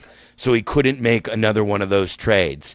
And then Barnwell discussed the possibility of maybe trading DJ Moore, something that, no Bears fan wants to hear. Many Bears fans continue to rage against it. We brought it up yesterday. We brought it up like a month ago, and we put out like one of those YouTube clips, and the blowback on that was significant. But again, they have redundancy. They have needs elsewhere. The problem is with DJ is you're not maximizing him. You're not maximizing Burden. You're not maximizing Loveland. And if you can't maximize these wide receivers, are you better off spinning one off, and is less more in that case? And I don't know the answer. None of it's personal, okay, first and foremost. None of it's a business decision. And I would think that everyone that's in the National Football League would understand that sometimes business decisions leave you on the trade front. And I don't think anybody's dissatisfied with DJ, but yes, you do have Luther Burden. You do have, a $28 million cap hit, I think, attached to DJ after this year. Can I give you 3 examples in Chicago sports history on how a trade like this has worked? So, I go back to 2005, and the White Sox made a deal with Carlos Lee. Carlos Lee was a great hitter. Carlos Lee was really, really good, but he didn't fit what Ozzie wanted to do. And they had a bunch of players like that. So they made a trade with Milwaukee, and they got Scott Pasednik back. Scott Pasednik fit better that 1 year and helped them win a World Series. So you traded something to get something to make your team a little bit different. I always use the example of, the Bulls drafted Horace Grant back in the day when they already had Charles Oakley. They were both power forwards. Charles Oakley was a really good player. He was the rebounding champion in the NBA. He was Michael Jordan's bodyguard and best friend. But Jerry Krause needed a center. So he already had Horace Grant, like the Bears had Luther Burden, and he took Charles Oakley, he sent him to the Knicks, and he got a center, something they didn't have, and he got Bill Cartwright. It was like a twofer. So now you had Horace Grant, who was just as good as Charles Oakley playing the 4, and now you got a 5 for the 3 championships. And then to a lesser extent, like Jeff Samardzija was a good player on the Cubs. The Cubs, he wanted a lot of money on free agency, so they took him and they sent him to Oakland, and they got a starting shortstop in his place. instead of having that pitcher that everyone thought was necessary. And Addison Russell helped them win the World Series in 2016. So, like, these are all examples of, while you're not just trading guys because you don't like them, you're trading guys because you can get something for them, and you can kind of redesignate some of the way your assets go. Yeah, it's a business decision. And if you can find something that works better for your business going forward, you're going to make the change. And it's not nothing personal. It's just the way business is done. So, but with that said, I mean, I don't know. I don't know. You're going to miss Kyler Gordon for the next 3 games, right? Having Stevenson back is truly a bonus. I wouldn't be counting on Jalen Johnson this year. Maybe some that are more optimistic are. I would not be. Look, I would always be on the lookout for somebody that could bring you some consistent pass rush, but I don't think that they're going to dip their toe in that water because you've already given Sweat $100 million. And by the way, I heard Shea talking about this morning. I believe there's an out after this year with his deal that's not that taxing, right? So that'd be another conversation for weeks from now. So you've invested in him, and you gave Adengbo $32 million guaranteed. You also brought Grady Jarrett in. I know he's not a defensive end, but you gave him $29 million guaranteed. So are you really going to go out and trade some of your draft currency for a pass rusher based on what you've done prior? Yeah. Now, granted, it hasn't worked, but my guess is they're going to trade like a 6th or a 7th for someone who can help the secondary or the defensive line in the meantime and play. By the way, did you know that in his career that Gardner Johnson has 12 personal foul penalties? Just who you need when you have penalty issues, right? I guess when I asked that question, I almost stopped myself, and because I can see everyone here on the show probably nodding their head going, yeah, I could probably see that. Yeah, exactly. When he's dialed in. He draws a lot of penalties, though, too. He does. When he's dialed in, he is an asset. When he's not dialed in, he's not an asset. Or he is an ass. No, I wasn't going to say that. I wasn't going to name call. Hey, YouTube TV customers, you could lose ESPN and the sports you love, including college football, college game day, Monday night football. The NBA is off to a pretty good start this year. College basketball and more. Take action. Go to keepmynetworks.com to keep ESPN. Did you see what Austin Reeves did again last night? Buzzer beater? He had a buzzer beater, so he had a 50-point game, he had a 40-point game, and yesterday was like 28 or 29, I want to say with 15 assists, including the buzzer beater to beat the Timberwolves. It's a pretty good week. That is a good week. All right, so Courtney's going to join us. We're going to move Waddle's World to 5:30. We got a lot going on today on this Thursday. Then we're off to Cincinnati for Bears and Bengals. I'll give you the lowdown on where you can find us in Cincinnati starting tomorrow. Hamilton County Jail. We better not be there. We're all in trouble. You don't want to be there, trust me. Yeah, never. It's Waddle and Silvy. This is Waddle and Silvy on ESPN Chicago, Chicago's home for sports. Here comes it's Bears and Bengals, live from Cincinnati. Sunday, starting at noon. This is the home of the Bears, ESPN Chicago. Football season's the best. And one of my guilty pleasures during the football season is the game day feast, eating dips with chips and wings and veggies, all while watching my favorite team play. And that means Daisy French onion dip and Daisy ranch dip as well. These are as delicious as a homemade dip, and they're made with real herbs and spices and other ingredients you'd find right there in your own kitchen. So do what I do. Put Daisy French onion dips on your game day roster. Look for Daisy French onion dip at your local grocery store. When your team's best players have all been traded and the latest pick is overrated, just raise a glass with a friend or two and tell them more, tell them more, tell them more do. May your team be great and your picks be true, and if it falls apart, you'll know what to do. Just raise a glass with a fan or two and tell them more, tell them more, tell them more do. It's a crazy world, so what do? You tell them more, tell them more, tell them more do. Hey! Tullamore Jew Irish Whiskey. 40% alcohol by volume. Imported by William Grant & Sons Inc., New York, New York. Hey guys, it's Courtney Cronin. Picture this. She opens the box. The light catches the shine inside, but what you really see is her smile. That's the winning moment. That's what Rogers & Hollins delivers. Not just a ring or a necklace or a watch, a moment. A story she'll share every time someone compliments her. For 115 years, Rogers & Hollins has been the jeweler Chicagoland trusts. Because while the world changes, the power of giving jewelry never does. Visit your local Rogers & Hollins or go to fornowandforever.com. Crash, bang. You know, I've been saying that to Chicago sports fans for the last few seasons. Lisa, why don't you give it a try? Crash, bang. That's what that feels like. Of course, personal injuries feel much worse. They do. That's why the Chicago Personal Injury and Workman's Compensation lawyers at Maurice Longo are here for you. I'm Jim Maurice, and she's Lisa Longo. Visit us at mauricilongo.com. That's MORICILONGO.com. We're in your huddle when you need us. Remember when they used to ask, what do you want to be when you grow up? At Bank of America, we ask every day, what would you like the power to do? When you work here, you help build businesses, inspire communities, and forge legacies. And now we've raised our U.S. minimum wage to $25 an hour. So the opportunity to do more also comes with competitive pay. Learn more at bankofamerica.com/25. Bank of America, proud to be an equal opportunity employer. Wesley Financial Group is not a law firm, and Chuck McDowell definitely not an attorney. This is Chuck. If someone talked you into buying something really silly and you want to get out of that silly little thing, my advice, get the facts. Call me and I'll send you our timeshare exit kit absolutely free. Inside, you'll learn how timeshare works and all your options for cancellation. Call Wesley now for your free exit info kit. 800-329-2121. That's 800-329-2121. That's the ease at which you get information. You want it, you get it. Like that. Ask your phone. Group chat. Smartphone. You're always connected and informed in real time. No waiting. So if you're diabetic and still using finger sticks to read your blood sugar, what are you waiting for? Knowing your blood sugar levels instantly is important for managing diabetes.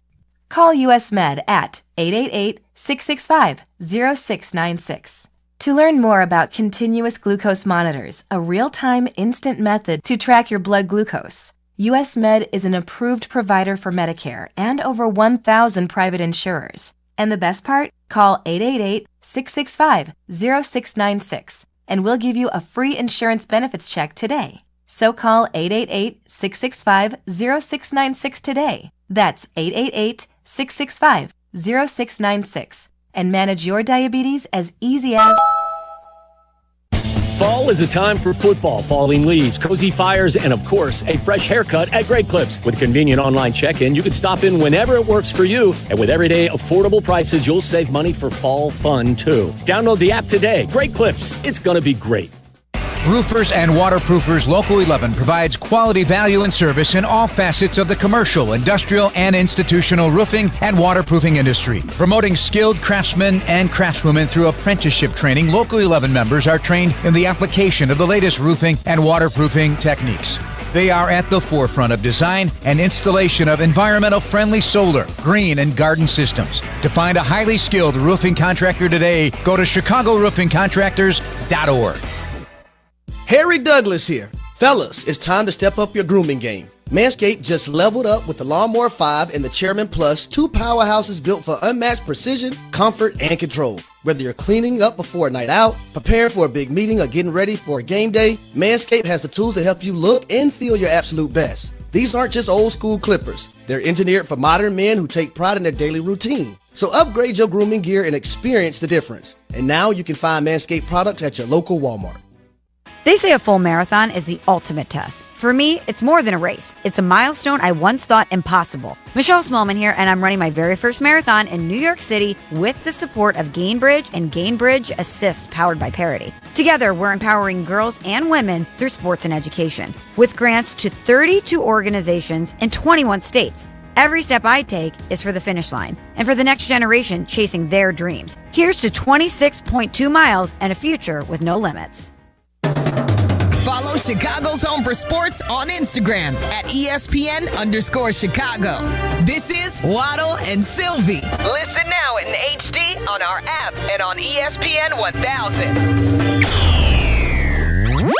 Courtney Cronin, This is not somebody who's going to let any details slide, and he said that. NFL Nation Bears insider. He's got to show that he is talented enough and that he's capable of taking what the Bears have given him and making the most out of it. Takes you inside Hallis Hall I want to thank everybody who helped me get here, including my haters, because you motivated me. on Waddle and Silvy. Time to talk to Courtney Cronin. A lot going on at Hallis Hall. Usually we've got Waddle's World at this point. We'll do Waddle's World at 5:30. Courtney is brought to you by Costa Ivone. Are you injured? Call 708-4-MILLION for the people of Chicago, because they are Chicago. Costa Ivone, your local personal injury lawyers. Hey, Courtney, how's it going? It's good, guys. How are you? We're great. Courtney on the Yuengling guest hotline right now. We were trying to guess, since he didn't answer and want to give anything away. Even if you want to throw us a wrong answer or anything that you guys were brainstorming, what could be some of these unorthodox things they're doing in practice when someone commits a pre-snap penalty? Well, we were walking away from Roman Dunze's locker, and all of a sudden I heard shock collar, and I heard a laugh about that. So obviously that was an idea that must have been floated by somebody that was neither confirmed nor denied. I like it. But I mean, here's the thing: like, to me, unorthodox would have to mean, like, if you're doing, like, realistically, would have to mean that, like, you get benched in practice, or you have to run suicides in practice, or do the up-down thing. Like, it would have to be some sort of punishment for, you know, for committing a penalty, because these things are costly. And, like, I had talked with a couple people I know who work in college. There are a lot of, you know, NFL former execs in the NFL who have moved on to the college ranks and are, you know, building out front offices there. And I wanted to know the differences about it. And I asked a GM that I know who works in the Big Ten. He said, if this happens, like, you know, if you're false starting in games and then it's happening in walkthrough and practices, you lose your job. Mm-hmm. Like, you know, there's 85 to 90 guys on a roster there. That's not the case in the NFL. Like, yes, players make a ton of money now because of NIL and rev share and whatever, but, like, these guys are getting paid millions of dollars, and there's an accountability factor there. And if it keeps happening, like, you got to do something with it. And I actually had a really insightful conversation today with Darnell Wright about this, because I asked him, I was like, look, like, you didn't commit any this past game. I'm not trying to, like, you know, put the blame on you. He's like, yeah, no, I should have been benched, though, for some of the ones that I've done in previous games. And he got down on himself about it, because it kills progress when you're in the red zone. And that was obviously one of the big issues. So I asked him, I was like, well, why is it so complicated?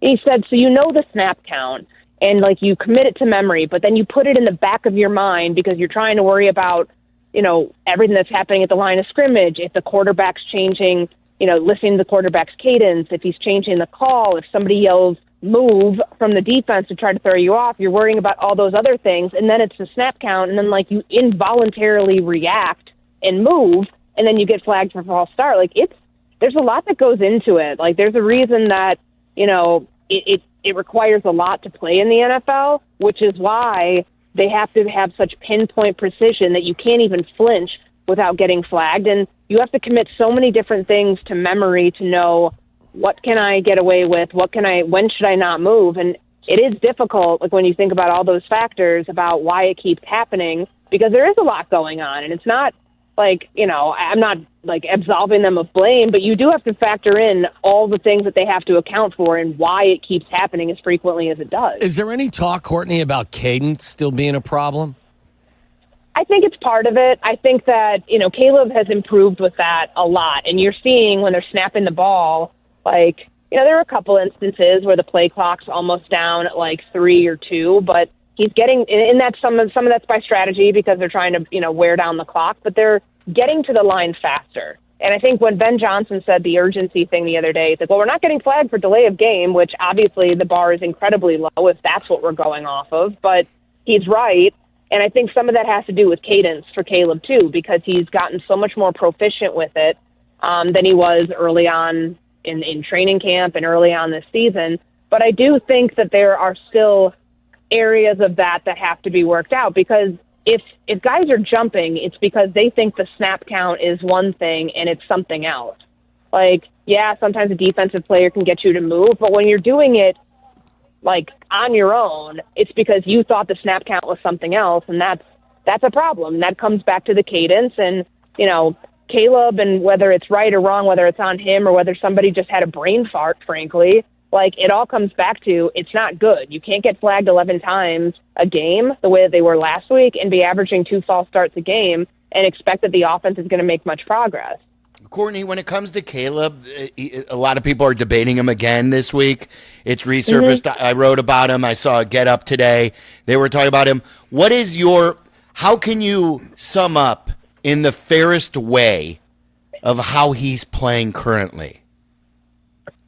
Up and down. That's the easiest way to do it, and I think it covers everything, because there have been good moments where he's led touchdown drives and he's, scored quite a bit before the end of half and in, end of games, what you saw in Washington and what you saw in the week before in Vegas. Those are good things from the quarterback. But when it feels like he's falling back on old habits, holding on to the ball too long, taking sacks in the red zone, those are things that I can understand the trepidation from some Bears fans of wanting to buy all in to Caleb Williams, because those things have not been coached out of him yet, or he hasn't worked his way out of those issues yet. So he's always going to be judged. I know he talked about this yesterday when he was asked about Drake May. He's always going to be judged against the other guys in his class. And so last year, Jaden Daniels is on a tear during his rookie season. Caleb's dealing with, a bad offense and multiple coaches getting fired. This year, Drake May's on a tear with a new offensive coordinator, a new offense, and Caleb's still going through some of the ups and downs. Like, all of that factors into why there's so much criticism, because of the promise that comes with being the number 1 overall pick, but it hasn't been all that bad. Like, you go back and look at the numbers from this past week, certainly it doesn't pass the eye test, but he did have his second highest total QBR of the season last week. Like, it wasn't like he was awful out there. Were there moments that, you look at the offense and you're like, damn, that's can't throw an interception right there, can't take a false start right there, cannot have multiple intentional grounding calls. And I think some of the excuses that come out, like, I do not ever want to hear we're not on the same page, or we've got, like, get another book. I'm so tired of that excuse, because it just sounds like a broken record, and it sounds like a cop-out. Like, I know I'm not the only one who feels that way, but I think it's those sorts of things, and when you're not seeing fixes to that, which is where the criticism for the quarterback comes from. I want to ask you about that, because as I've learned over these last couple of years doing the show up at Hallis Hall and observing the press conference situation, you run that room. You run it. And I'm putting you on the spot here. How did you feel about the questions about Drake May for Caleb Williams yesterday?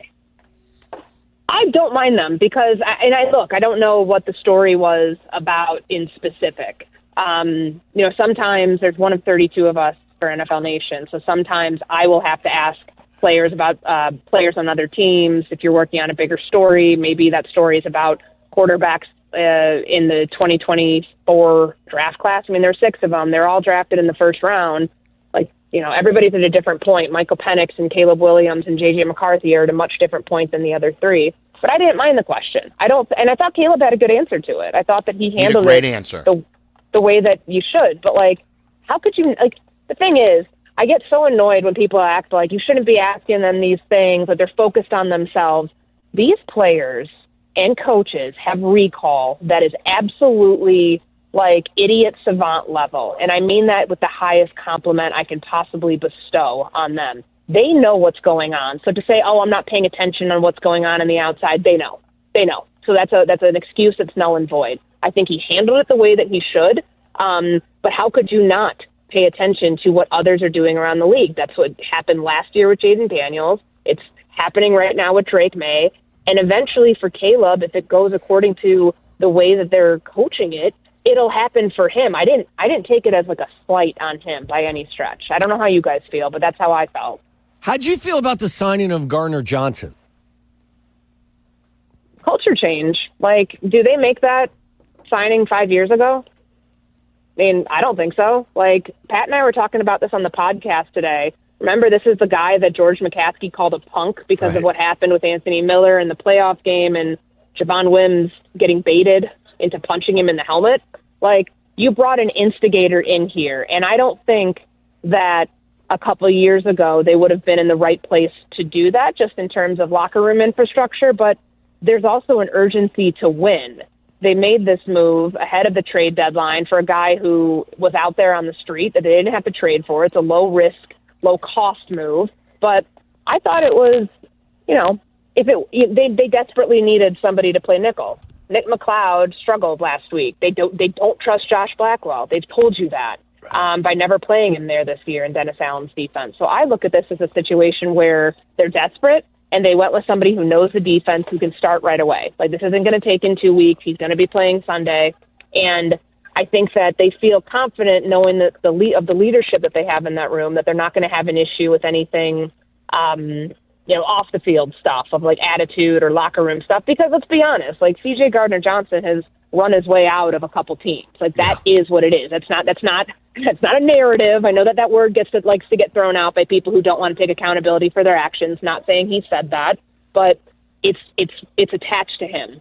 He is known as that guy. He's known as an instigator on the field, and that can be good if you can control that. But this is a moment for Ben Johnson where he feels clearly that the team can do something this year. So they want to go. I'm not even going to call it an all-in move because the guy was available as a street free agent. But they clearly feel a type of way that they need to fix the secondary. They need to do it quickly. Kyler's out until at least week 12, and they did it with their best available option, who any other year they might not have done, but they there's a culture change here. They feel that they have enough trust in the coaching staff, in the front office, in the locker room that they can handle somebody who might have had a checkered past during his football career. Fair to assume that he's got a short leash, though, and for a team that has penalty issues, they won't have a high tolerance if he goes back to some of his old stuff. True, but they also, the penalty issues are one thing, but it's not like they're getting flagged for unsportsmanlike conduct a bunch. You know what I mean? Like, a pre-snap penalty, illegal hands to the face, illegal formations different than a guy being an ass out there, if we're being completely honest. So, like, yes, I would say short leash, but I don't think that they perceive that to be an issue by bringing a guy in like this, knowing that they're already a winning team. Like, you have to take the temperature of your culture first and foremost before you do that, to know whether you can sustain that with the guys that you bring in. If somebody is, maybe a question mark there. Last week, Courtney, DeAndre Swift was a DNP on Wednesday, but then he was limited on Thursday. Today, he did not participate today or yesterday. Is there concern that he may not play this weekend?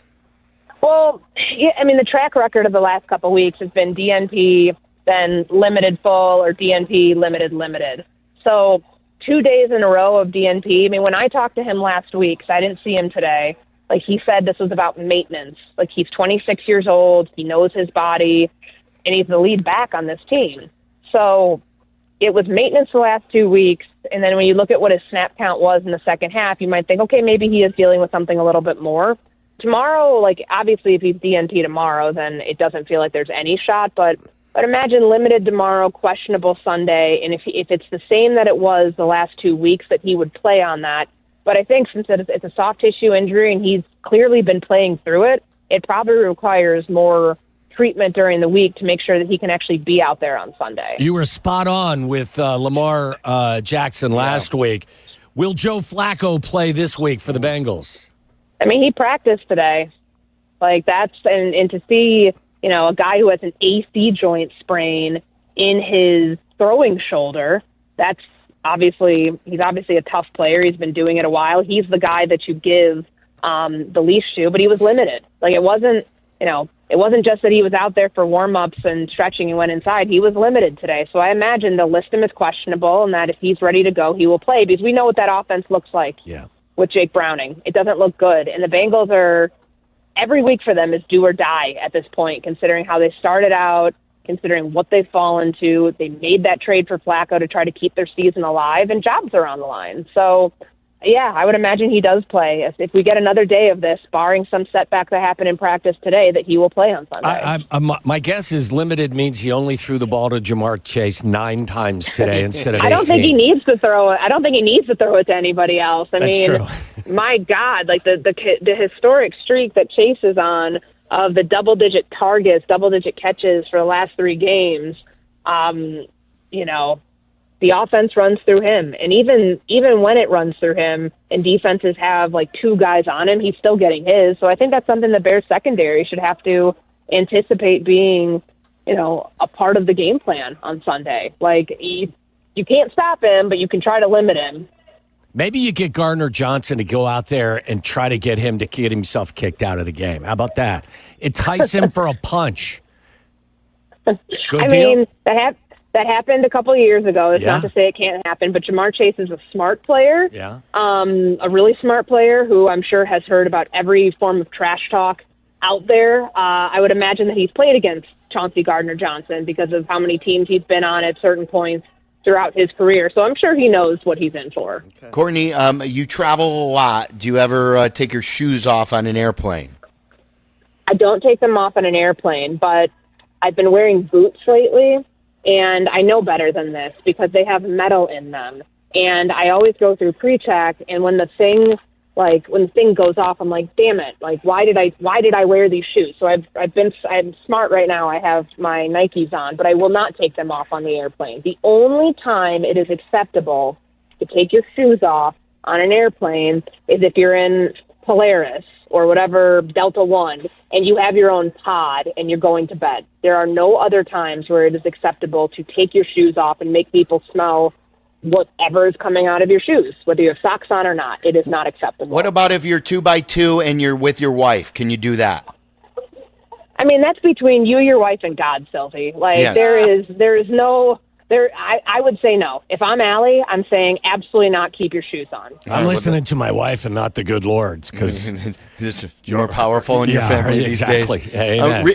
And then because I bring this up too, because I know this is a long debate, but Mark Schlereth on a podcast said that he purposely urinates on the floor in the bathroom to punish the people who come in there wearing socks or no socks. First off, it's funny, but it's awful because somebody has to clean that up. But I guess that's a good form of punishment. Maybe that's the unorthodox punishment that Declan Doyle was getting at, something along those lines. That I don't know. I still can't figure out what it was. He wouldn't let us in on that secret. But yeah, that's talk about punishment. That's a pretty bad one. That is bad. Courtney, great work. We appreciate it. We'll see you in Cincinnati, okay? Thanks, Courtney. Yeah, sounds good. Safe travels, guys. There's Courtney Cronin all over the Bears beat. 312. You'll be looking for urine on the floor of the airplane bathroom tonight, won't you? I am. This has changed now the way I observe.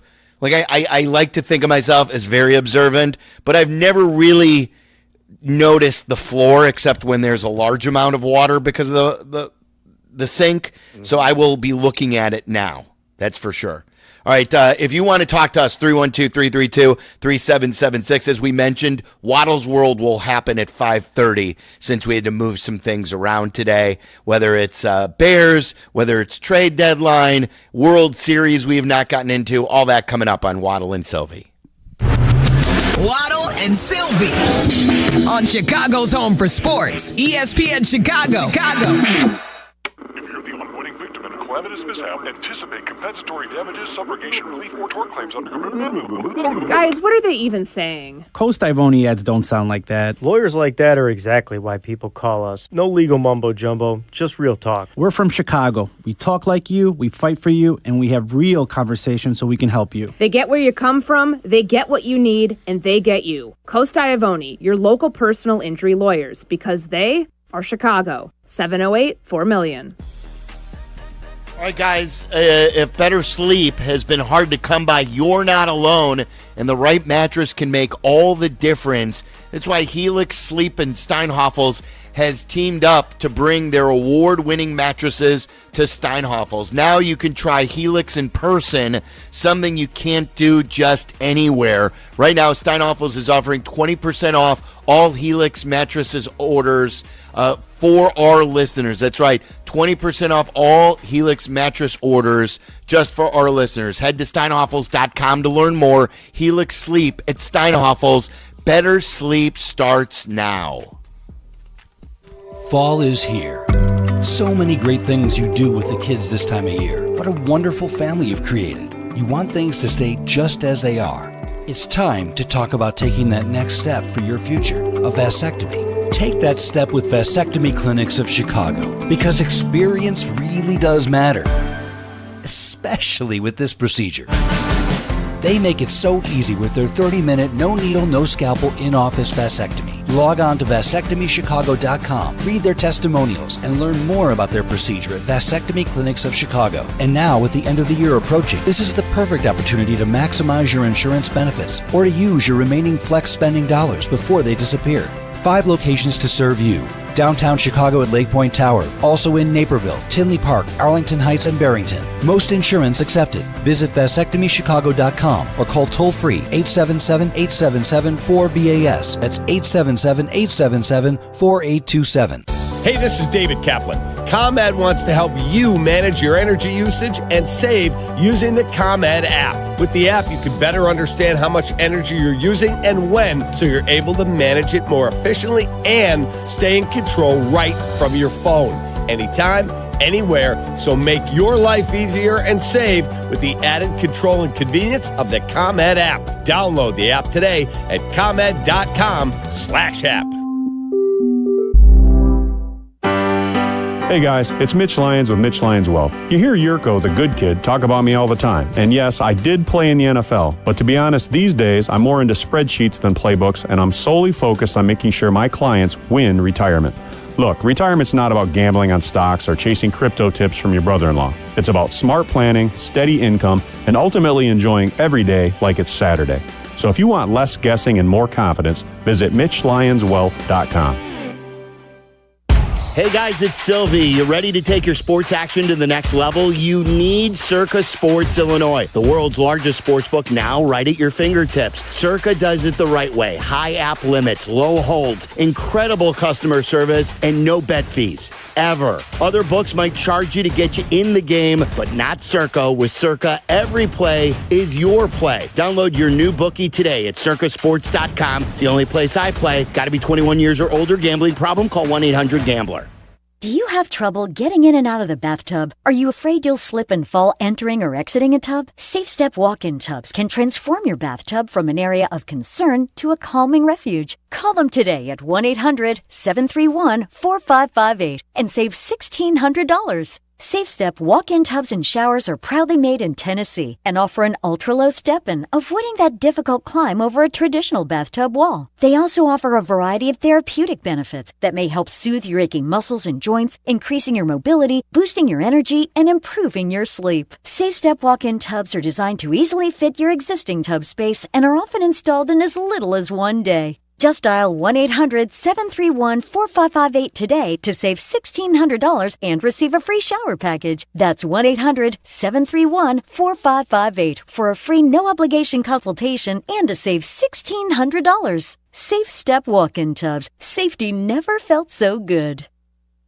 Chicago, when you're hurt in a car crash or on the job, Postman Law delivers. Don't just hope for help, demand results. Others promise. Postman delivers with ease, speed, and results. Call 844-POSTMAN today. That's 844-POSTMAN. If you're turning 65 or new to Medicare, Humana might just have the health plan you're looking for. Our Medicare Advantage plans offer coverage and care you can count on. You could get a plan with a $0 premium or an all-in-one plan that may include medical and prescription coverage, as well as routine dental, vision, and hearing. Learn more at gethumana.com. Humana, a more human way to healthcare. Humana is a Medicare Advantage HMO and PPO organization with a Medicare contract. Enrollment in any Humana plan depends on contract renewal. Save big on everything for your next project when you shop at Menards. Dynaglow vent-free infrared wall heaters are perfect for supplying indoor supplemental heating. They work with either liquid propane or natural gas and require no electricity to operate, making them perfect for garages, basements, and power outages. View our entire selection of Dynaglow heaters on Menards.com. Plus, you can check our weekly flyer for all the great deals happening this week. Save big money You're craving that legendary Chicago pizzeria flavor without the wait or that price tag? Meet Connie's Frozen Pizza. It's premium pizzeria-inspired pies from your freezer to your table. Born in the great Connie's restaurants, now available in your freezer. Connie's brings that delicious cornmeal-dusted thin crust, premium toppings, we love the pepperoni, an unmistakable flavor that says, sure, I could have gone out, but why?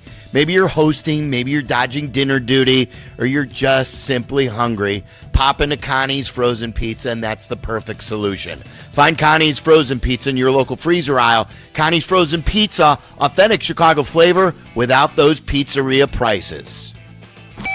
Live from State Street in the heart of Chicago, this is the home of the Chicago Bears, ESPN Chicago. And this is Waddle and Silvy, WMVP, WTBC, HD2, Chicago, a good Karma Brands radio station.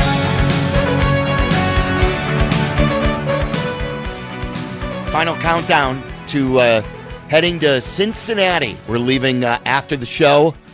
It's Holy Grail is where we're going to be tomorrow. That is in the downtown area as well. Both of these spots are in the downtown area. And then remember, we're on Eastern time in Ohio. So if you're in that area and you want to come visit us, it will be starting at 4 and we'll be there till 7:30. So 4 to 7:30 Eastern, regular showtime here in Chicago. You can hear us the same way. You can watch us on YouTube. YouTube.com/@WaddleandSilvy for our page. Everything will be the same, just like when we do a show from a local bar here, from Hallis Hall, or wherever we may be. But we'll be in Cincinnati for any Bears fans or anybody fans of the show. We won't be checking your fan card at the door.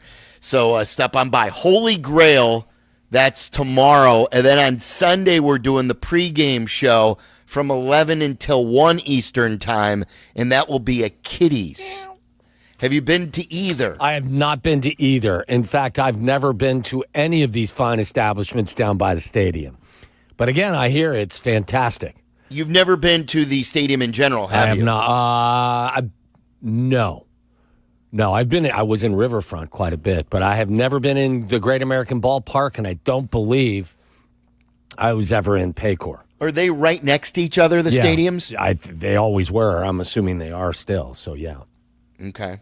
All right, so we're heading to Cincinnati tomorrow. It's time for Let's Talk About It, brought to you by BetterHelp.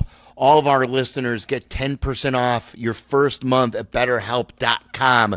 Check it out today or hit pound 250, and you'll get 10% off in your cell phone. That's pound 250. BetterHelp.com. I talk about it all the time, guys. It's not a stigma. It's not taboo. Get the help you're looking for. It's the world's largest online therapy provider, BetterHelp.com. We were talking earlier today about the best 25 and under athletes and how you would draft them and who would be number one or in your top three. And I think the best candidates that we used were 2 on the Cubs, PCA and Cade Horton, 1 on the Bulls in Matas, 2 on the Bears in Caleb and Rome, 1 on the White Sox in Colson Montgomery, and 2 on the Blackhawks in Bedard and Nazar.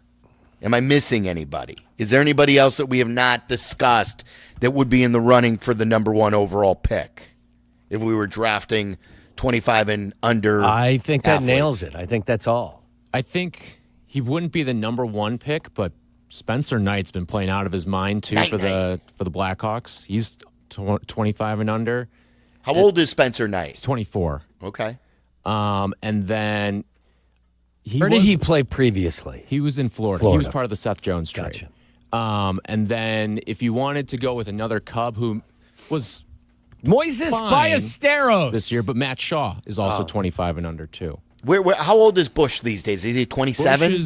I want to say Bush is turning 28 very soon. Yeah. He like was November. an older rookie because he was blocked in L.A. So if you want to weigh in on that. So I have not answered this yet. You did. What was yours again, Waddle? I went Bedard, Cade Horton, Matas. And the only person I felt really bad about leaving out was PCA. So, and you don't feel bad about, like, Caleb is my wild card. I'm trying to figure out where Caleb, what about Rome too? Like, does Rome have to be better with these contested catches and the one a game? Like, it's like when people come to me and they go, Silvy, are you holding all these other guys up to the same standard as you're holding up Caleb? And I'm like, yeah, like, he was the first pick of the draft. Well, not only is he the first pick of the draft, he's quarterback, the most important position in sports.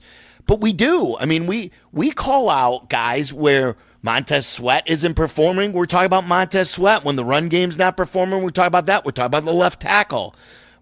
Stopping the run. There are many, many things on this Bears team where we say to them, whether they're experienced or not, that we hope they're going to be playing better. Look, you know how much I like Rome. Rome has dropped a pass in pretty much every game he's played in. So, like, you don't become a true one until you get rid of those drops and you start making the vast majority of the contested catches. So, I'm not down on him, but I've got to prioritize. This is a draft. I would say that feel pretty. Who's more mistake prone, or like has more weaknesses, PCA or Rome Odunze? Well, because like the drop a game is like the strikeouts and constantly striking out with runners on base, right? Not putting the ball in play. So like this is what I'm like trying to figure out, as where I put Rome, where I put Caleb. Listen, I think PCA is a tough one. Bedard, I think, would be number one for most of us right now. Modest is an interesting one. I don't know if we've seen enough yet. It's all subjective. We all acknowledge that. Of course. So I'm looking at, Modest, this is his second year. I mean, he's on the same timeline as Rome, and Caleb. So I'm trying to process what I've already seen, plus where I think their potential could take them. So, yeah, I don't have either of the Bears at the top of the list right now. Obviously, that could change. At the end of the year, we could have this, and I could be drafting both Bears at the top of the list. But right now, I mean, Bedard's has got the most, doesn't he have the most upside potential of any of the players? Yes, you're absolutely right. Like Alex Martinez, one of our listeners, tweeted this in. He said, PCA would be there. I know the second half was rough, but he flashed what makes him so special, so I'm still in. Montgomery would be 2. 30-plus home run pop, can't be overlooked if he can stick at shortstop like a Corey Seager. And then he said Bedard, and the thing that he wrote that you just said is probably the highest ceiling in the city. I think, again, I think this is and maybe I'm just living in the moment. I feel as good about some of these top players, regardless of sport, more so than I have in a long time. I will say this, if you want to add a couple Bulls to this list too, also Kobe White and Josh Giddey. Both under 25? Both 25 and under. I don't think either are in the class. Maybe I just I was arguing. It's not about age. It's more about Yeah, I don't know if the ceiling's there for either of those two is like there are for these other guys. Like Rome could still be, like, don't you have visions of Rome being a top 10 wide receiver in the NFL? And that's like, top 20? Oh, really? One of your top 20 best players at your position in the league is pretty important. I mean, most teams play 3 receivers a down. Yeah, the receiver these days, I mean, it's as good as it's been. Yeah. No, I know that, and I know, what he's a number one receiver. He's, on this team, he's a number one receiver. And then, there are, 31 other number one receivers. Where is he? Where do you envision him being when he peaks? He's not in Justin Jefferson or Jamar Chase's category. I need to see more from him. I really do. I'm again, like I said, I'm not down on him, but you can't drop a pass a game. I'm just, that's a check mark against him right now on my ledger. But PCA's in your thing, right? I didn't have him in my top 3. Oh, no. Well, he wasn't in your top 3. No, I had Bedard, I had Horton, and I had Modest. Horton's a good one. Horton's really good. Sylvie, would you put Cade Horton above PCA in your ranking? I think so, because the weakness is he got better and better instead of You know, it was a roller coaster with PCA. Slow start, great middle of the season, accomplished on the back of the baseball card a lot of great things that we haven't seen by Cubs, but the back half, the last 6 weeks was really bad where it looked like he couldn't hit at times. You know, with him as well, like the glove's always been top notch. Yeah. The base running's always been top notch. That stretch in the middle of this season was out of this world. Everything else you've seen from him, and again, it's a small sample size. He's still a young player, but parts of 3 seasons, everything else has been very average.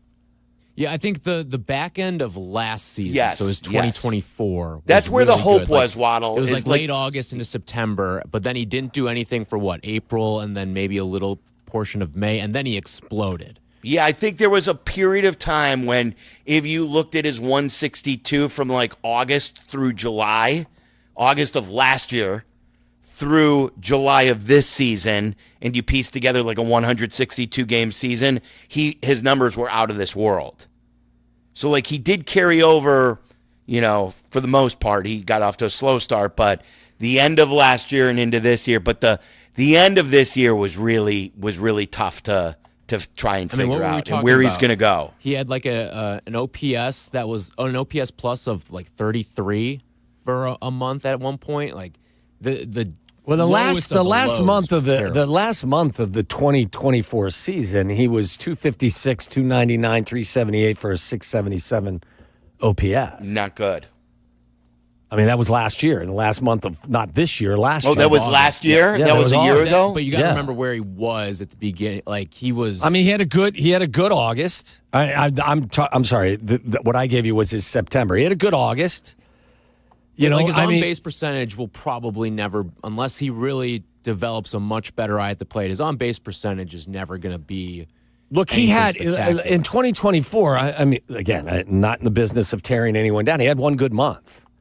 I mean, no, that's all he had. Right, and that one good month was the month of July, of the month of August, where his slash was 314, 375, 558, so 933. Leading into that month, he batted 197 in the month of July. He batted 145 the month of June, and then you go to September, and he was middle of the pack. He batted 256 with an OPS of 677. That's why I'm saying, like, for the vast majority of what I've seen outside of that stretch this year, maybe that's why I've got him behind Cade Horton.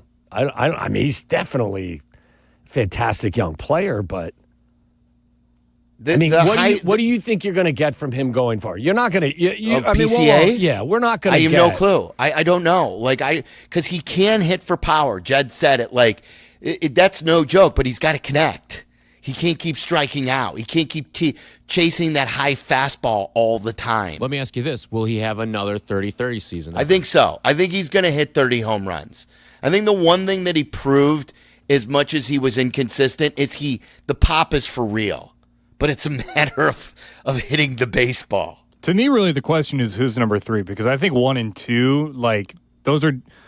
Bedard's won a Rookie of the Year. I think he has the highest ceiling. I also think he has the highest floor. Mm-hmm. And then Cade Horton's about to win Rookie of the Year. He's a front-end starter who I think if you have him in the playoffs, like, you have a completely different outlook on what October looked like. Sure, we don't. But like, who knows what he would have looked like? Like, it could have accentuated the good, or it could have been like, okay, he's still not ready for prime time. Like, it was only had what, 3 or 4 months in the bigs.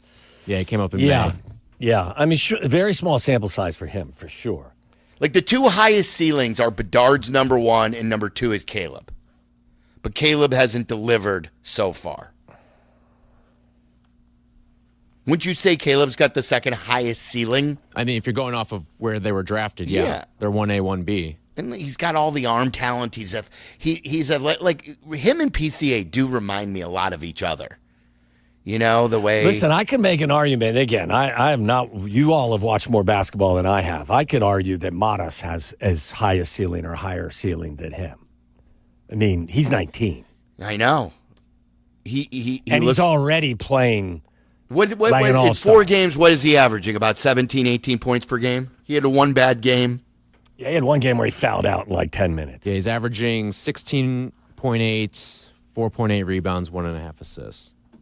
Cliff Wolf says I mentioned Teal earlier. He says, Silvy, you're missing Kyle Teal, best young ball player in Chicago.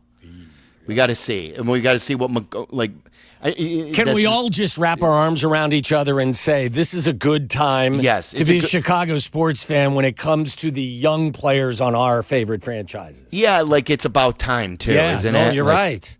Like we're sitting here finding warts on really good players regardless of sport because we're just trying to find where they fit in terms of a ranking.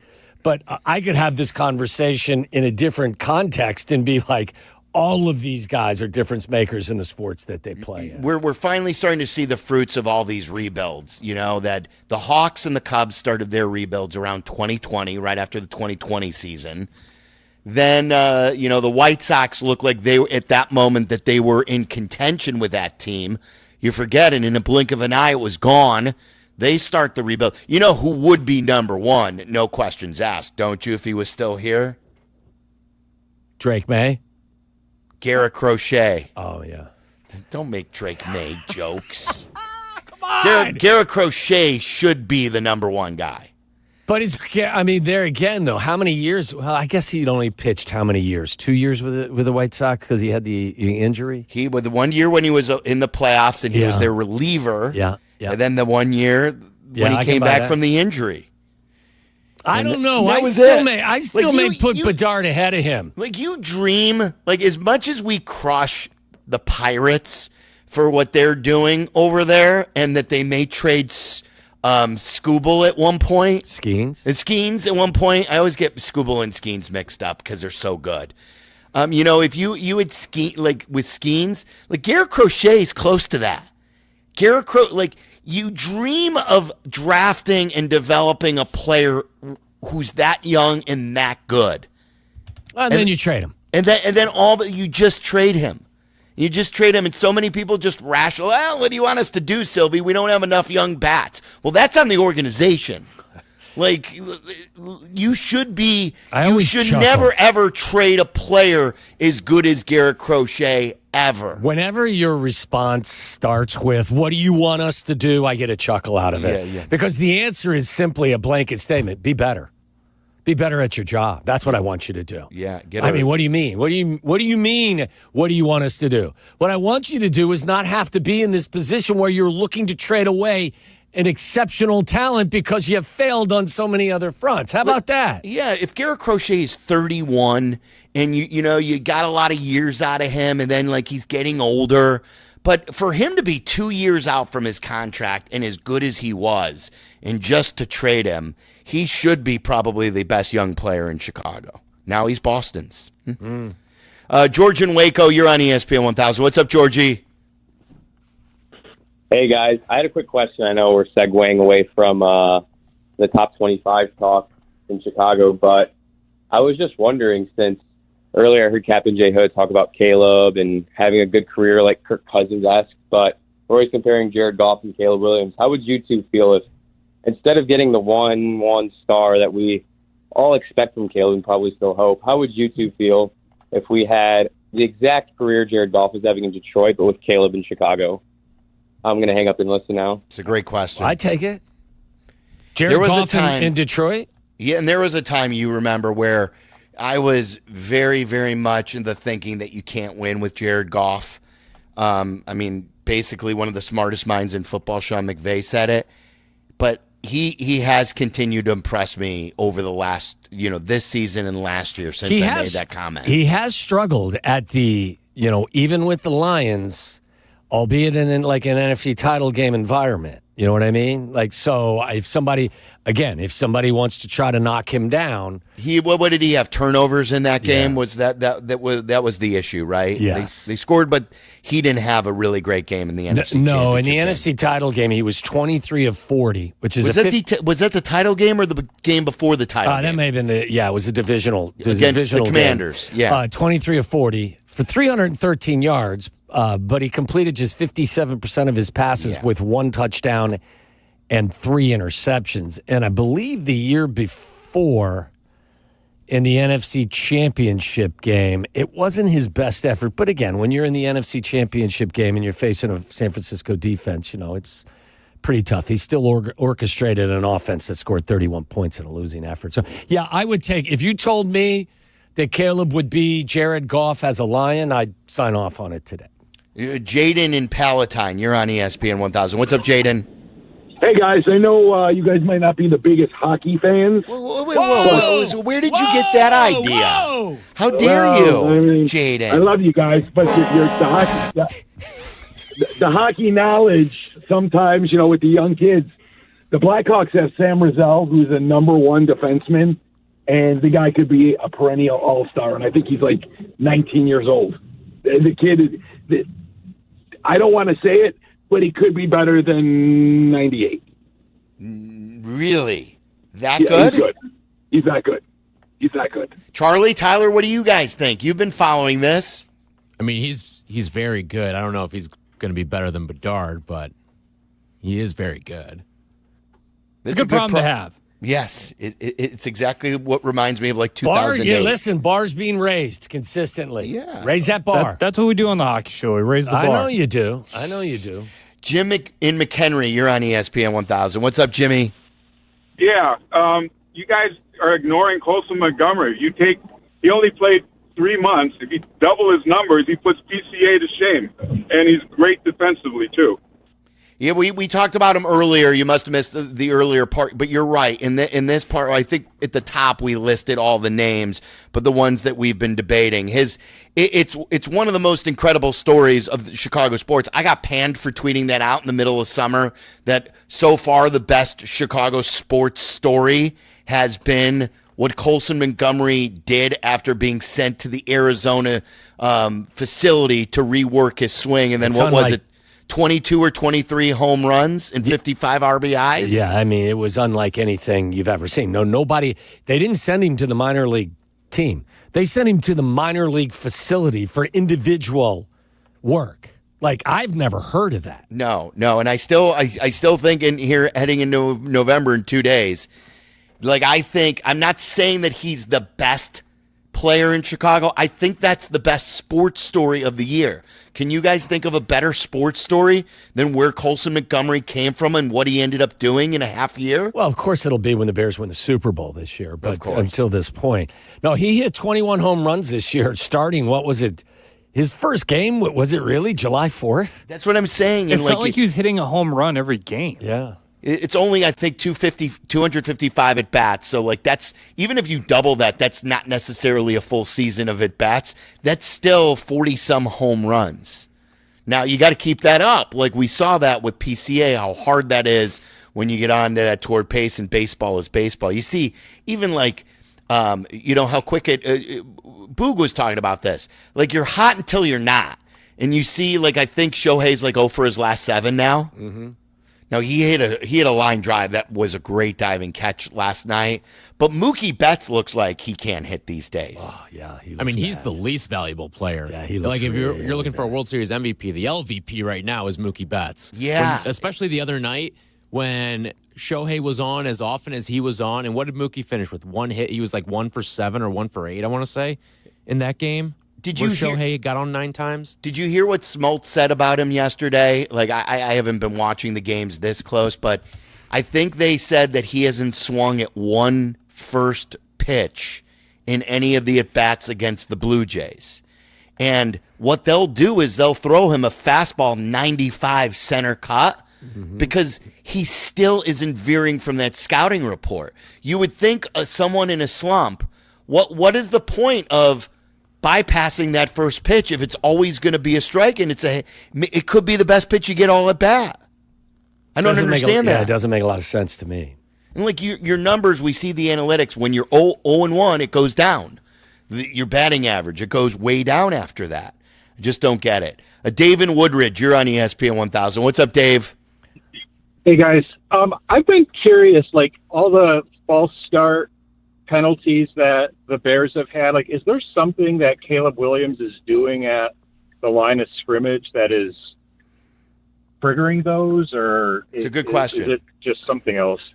Waddle, how do you explain that? It is a great question, and I'm not so sure that they would tell you 100% that it was that. I look, I don't think it's only that, but I do think I think that is part of it. It's also earlier in the season. It's a bunch of new faces trying to find their way together on the offensive line.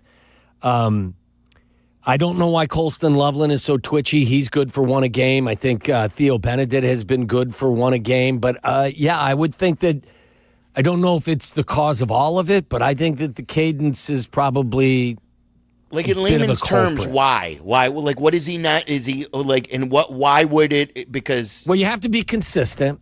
So like you can't have a certain cadence in practice and then somehow it changes in a game. So your offensive line's got to get used to it. I thought Eli gave maybe one of the best examples of it when he was on Barstool with Big Cat, wasn't it? When he was discussing how the cadence goes. So you got to get used to it, which you should get used to it during training camp, and that's why we saw a lot of flinches in training camp.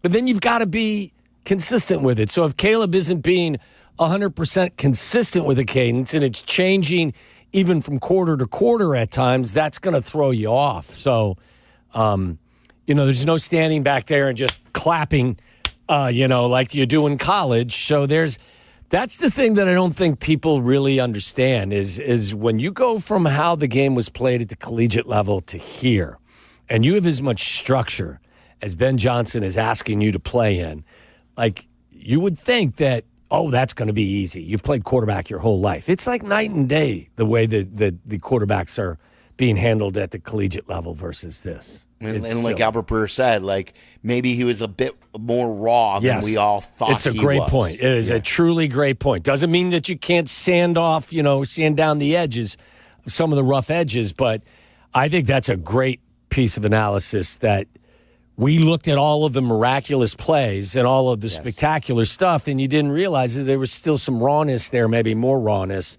than anyone anticipated. All right, good stuff. We'll continue to take your phone calls. We had Courtney Cronin on at 4:30. If you missed Courtney, you'll get it on our YouTube page, so it's always there. All the best features, all your favorite guests are right there. Barstool Big Cat from yesterday, he's there. Courtney Joniak in studio with us yesterday. Grab it on youtube.com/@Waddle and Silvy. Make sure you subscribe as that thing continues to swell. So Courtney was on at 4:30. That means Waddle's World is coming up next. The afternoon drive is easier with Waddle and Silvy. Chill out. They're coming right back. ESPN Chicago. Hey, it's your good friend Tom Waddle. I'm originally from the Cincinnati area, Sharonville to be exact. So when my favorite team heads to my hometown, we gotta go. Bud Light presents the Waddle and Silvy Show live from Cincinnati. We'll be at the Holy Grail Tavern and Grill tomorrow from 3 to 6:30. Watch our Waddle and Silvy Football Friday show on YouTube or catch us tomorrow at 3 on the ESPN Chicago app. It's all brought to you by Bud Light. Please enjoy responsibly. This is an ad by BetterHelp. BetterHelp therapists have helped over 5 million people worldwide on their mental health journeys. Moments in therapy can change lives.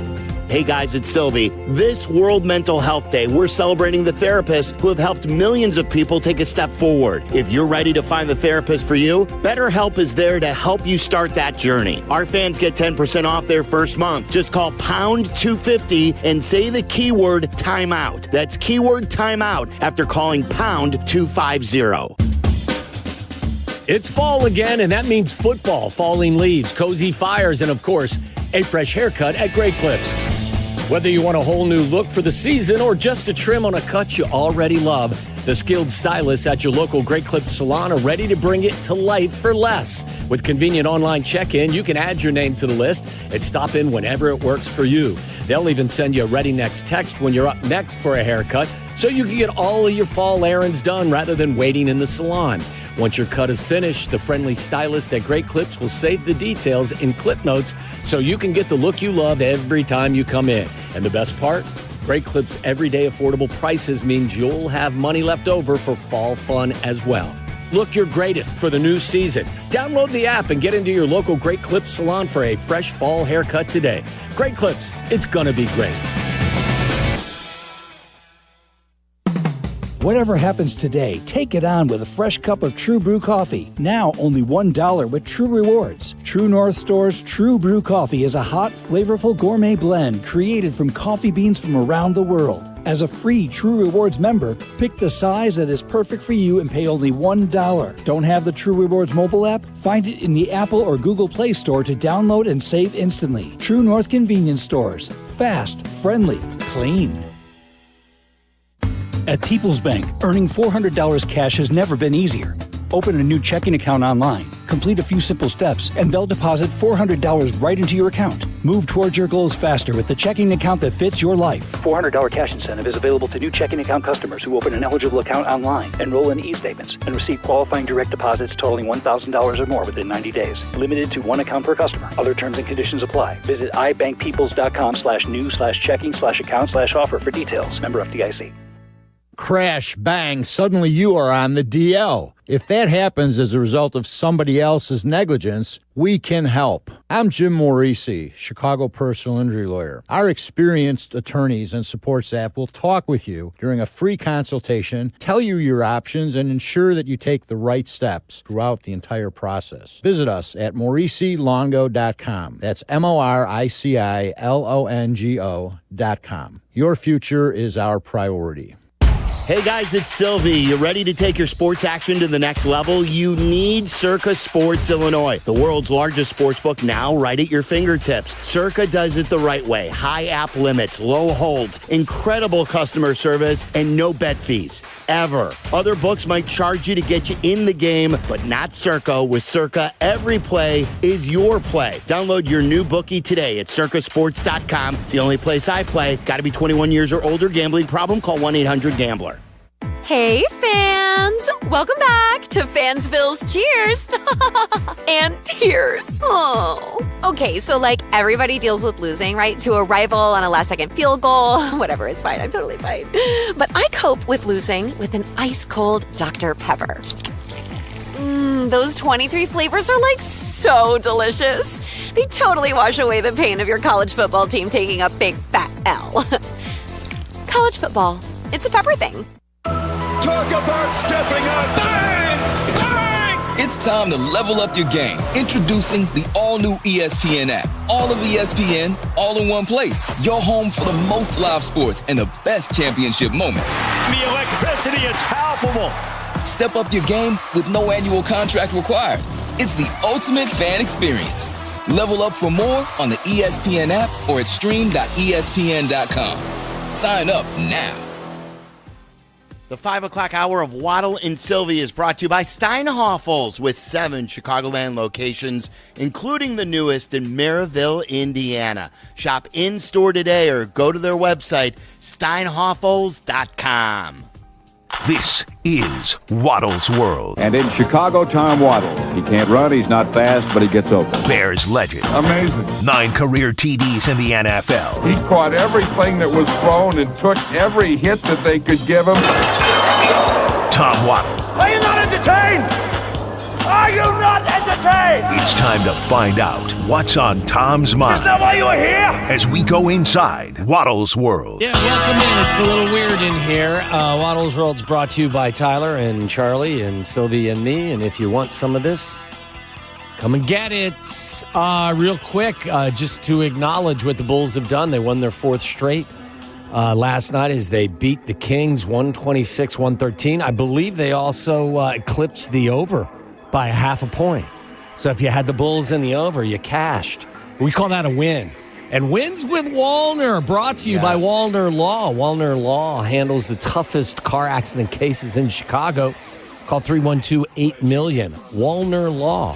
Win with Wallner. I had a couple of wins last night, too. I had Vladdy to hit a home run. He was I want to say, I wrote the wrong thing down in the text chain. He was plus 327. At least I got him into homer. And so that was fun to get that over with in the first inning. And then I also played the Bulls. I live bet the Bulls at halftime. Look at you. You're buying down in Cincinnati then. Oh, there's pennies. I could buy you some of that spaghetti chili hot dog. Oh, I'm not looking for that. No, that's not on my list of things to do or to eat. What was Maggie talking about? Maggie Sketch, who's a great in charge of our great sales department and marketing crew as well. Did you watch the Keith Corner today? The management sends out. Oh, I did not see it. In fact, I actually sent that back. I thought it was a fishing alert. Did you? Yeah. There was something she was talking about, some treat that they serve in Cincinnati. Treat? It's some sort of a treat. She says that she's going to have 8 of this weekend or something like it. Little King's beers? Not a beer. That sounds it like may a good start treat. with an S. Not a scone, but something that sounds like that, perhaps. I have no clue. Like, though, I didn't live in the neighborhoods that Maggie lived in. I lived in Sharonville. So we didn't have scones in Sharonville. No, we had crackers. So we had dirt and we lug had nuts. some dirt. Yeah, we had dirt and we had warm water is what we had, Charlie. But we had each other. Is Homer's from Cincy? No, Grader's is. Grader's, Yeah, that's right. Grader's ice cream. Oh, yeah, Grader's ice cream. She wasn't talking about Grader's. Do you though. know that there were 2 things that Bob Hope used to have a shipped name out from to the the past. West Coast on a consistent basis? It was Montgomery End ribs, and it was Grader's ice cream. Bob Hope, one of the great entertainers in the history of our fine Charlie, Tyler, country. do you guys know who Bob Hope was? I know the Of name, course. but If you don't, show yourself out. It was Come on. Bob Hope's Thanksgiving football Thank thing you. or something? Those- Where Yeah. they would, and Bob Hope used to announce all of the All-Americans. Yes, yeah. You that's know what it who's was. doing it now? It's Peyton Manning and somebody else. But they're doing it kind of like old school, I think, in memory of how Bob Hope used to do it. Bob Hope would line them up, and then he would make a joke about them Yes. as they would be like center camera. Yes. This guy is so mean. His mother runs from him. Yeah, exactly. Well, And they like were the- bad jokes, but they Yeah, were, yeah, good jokes yeah. for they that were time. one-liner jokes about. Yeah, so I don't know what Maggie was talking about. Little treats. I don't know. I mean, treats. Maybe Trying I to think. misinterpreted it.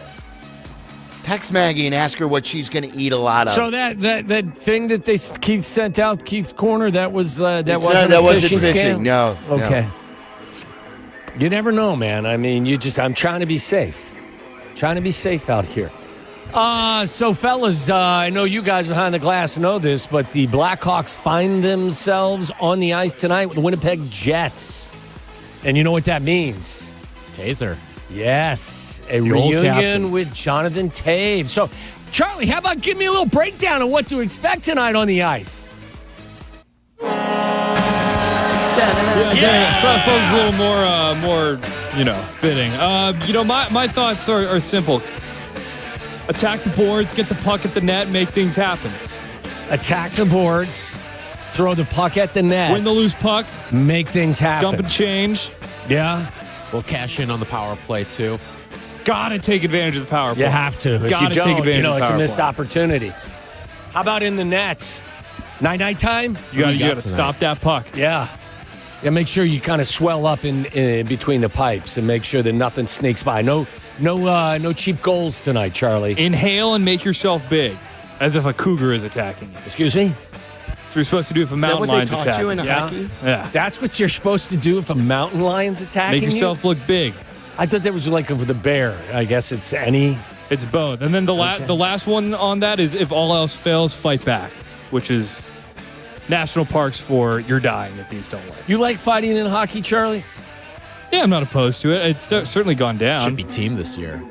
I got a fight strap on my Taves jersey. I don't know. So your jersey can't come up? Is that what a Yeah, you fight like wrap it around is? your waist. Yeah. Okay. By the way, Taves has 2 goals, 3 assists on the year. Yeah. He's averaging about 16 minutes of ice time. It's just getting his legs underneath it. Yeah, right. well, it's been a while. How old is Jonathan Taves? He's got to be mid to late 30s. Let's see here. 37. He is 37. Yeah, how about that? See, the governor of Louisiana said the Scott Woodward, the AD, is not going to be in charge of This quickly hiring the became coach. not the best job on the market. Yeah. It was hilarious. The governor's up there saying, this is the same guy who had signed the buyout for Jimbo Fisher. Yes. And by the way, the head coach of LSU is probably the highest paid, state employee in the state, right? Yeah. So can the governor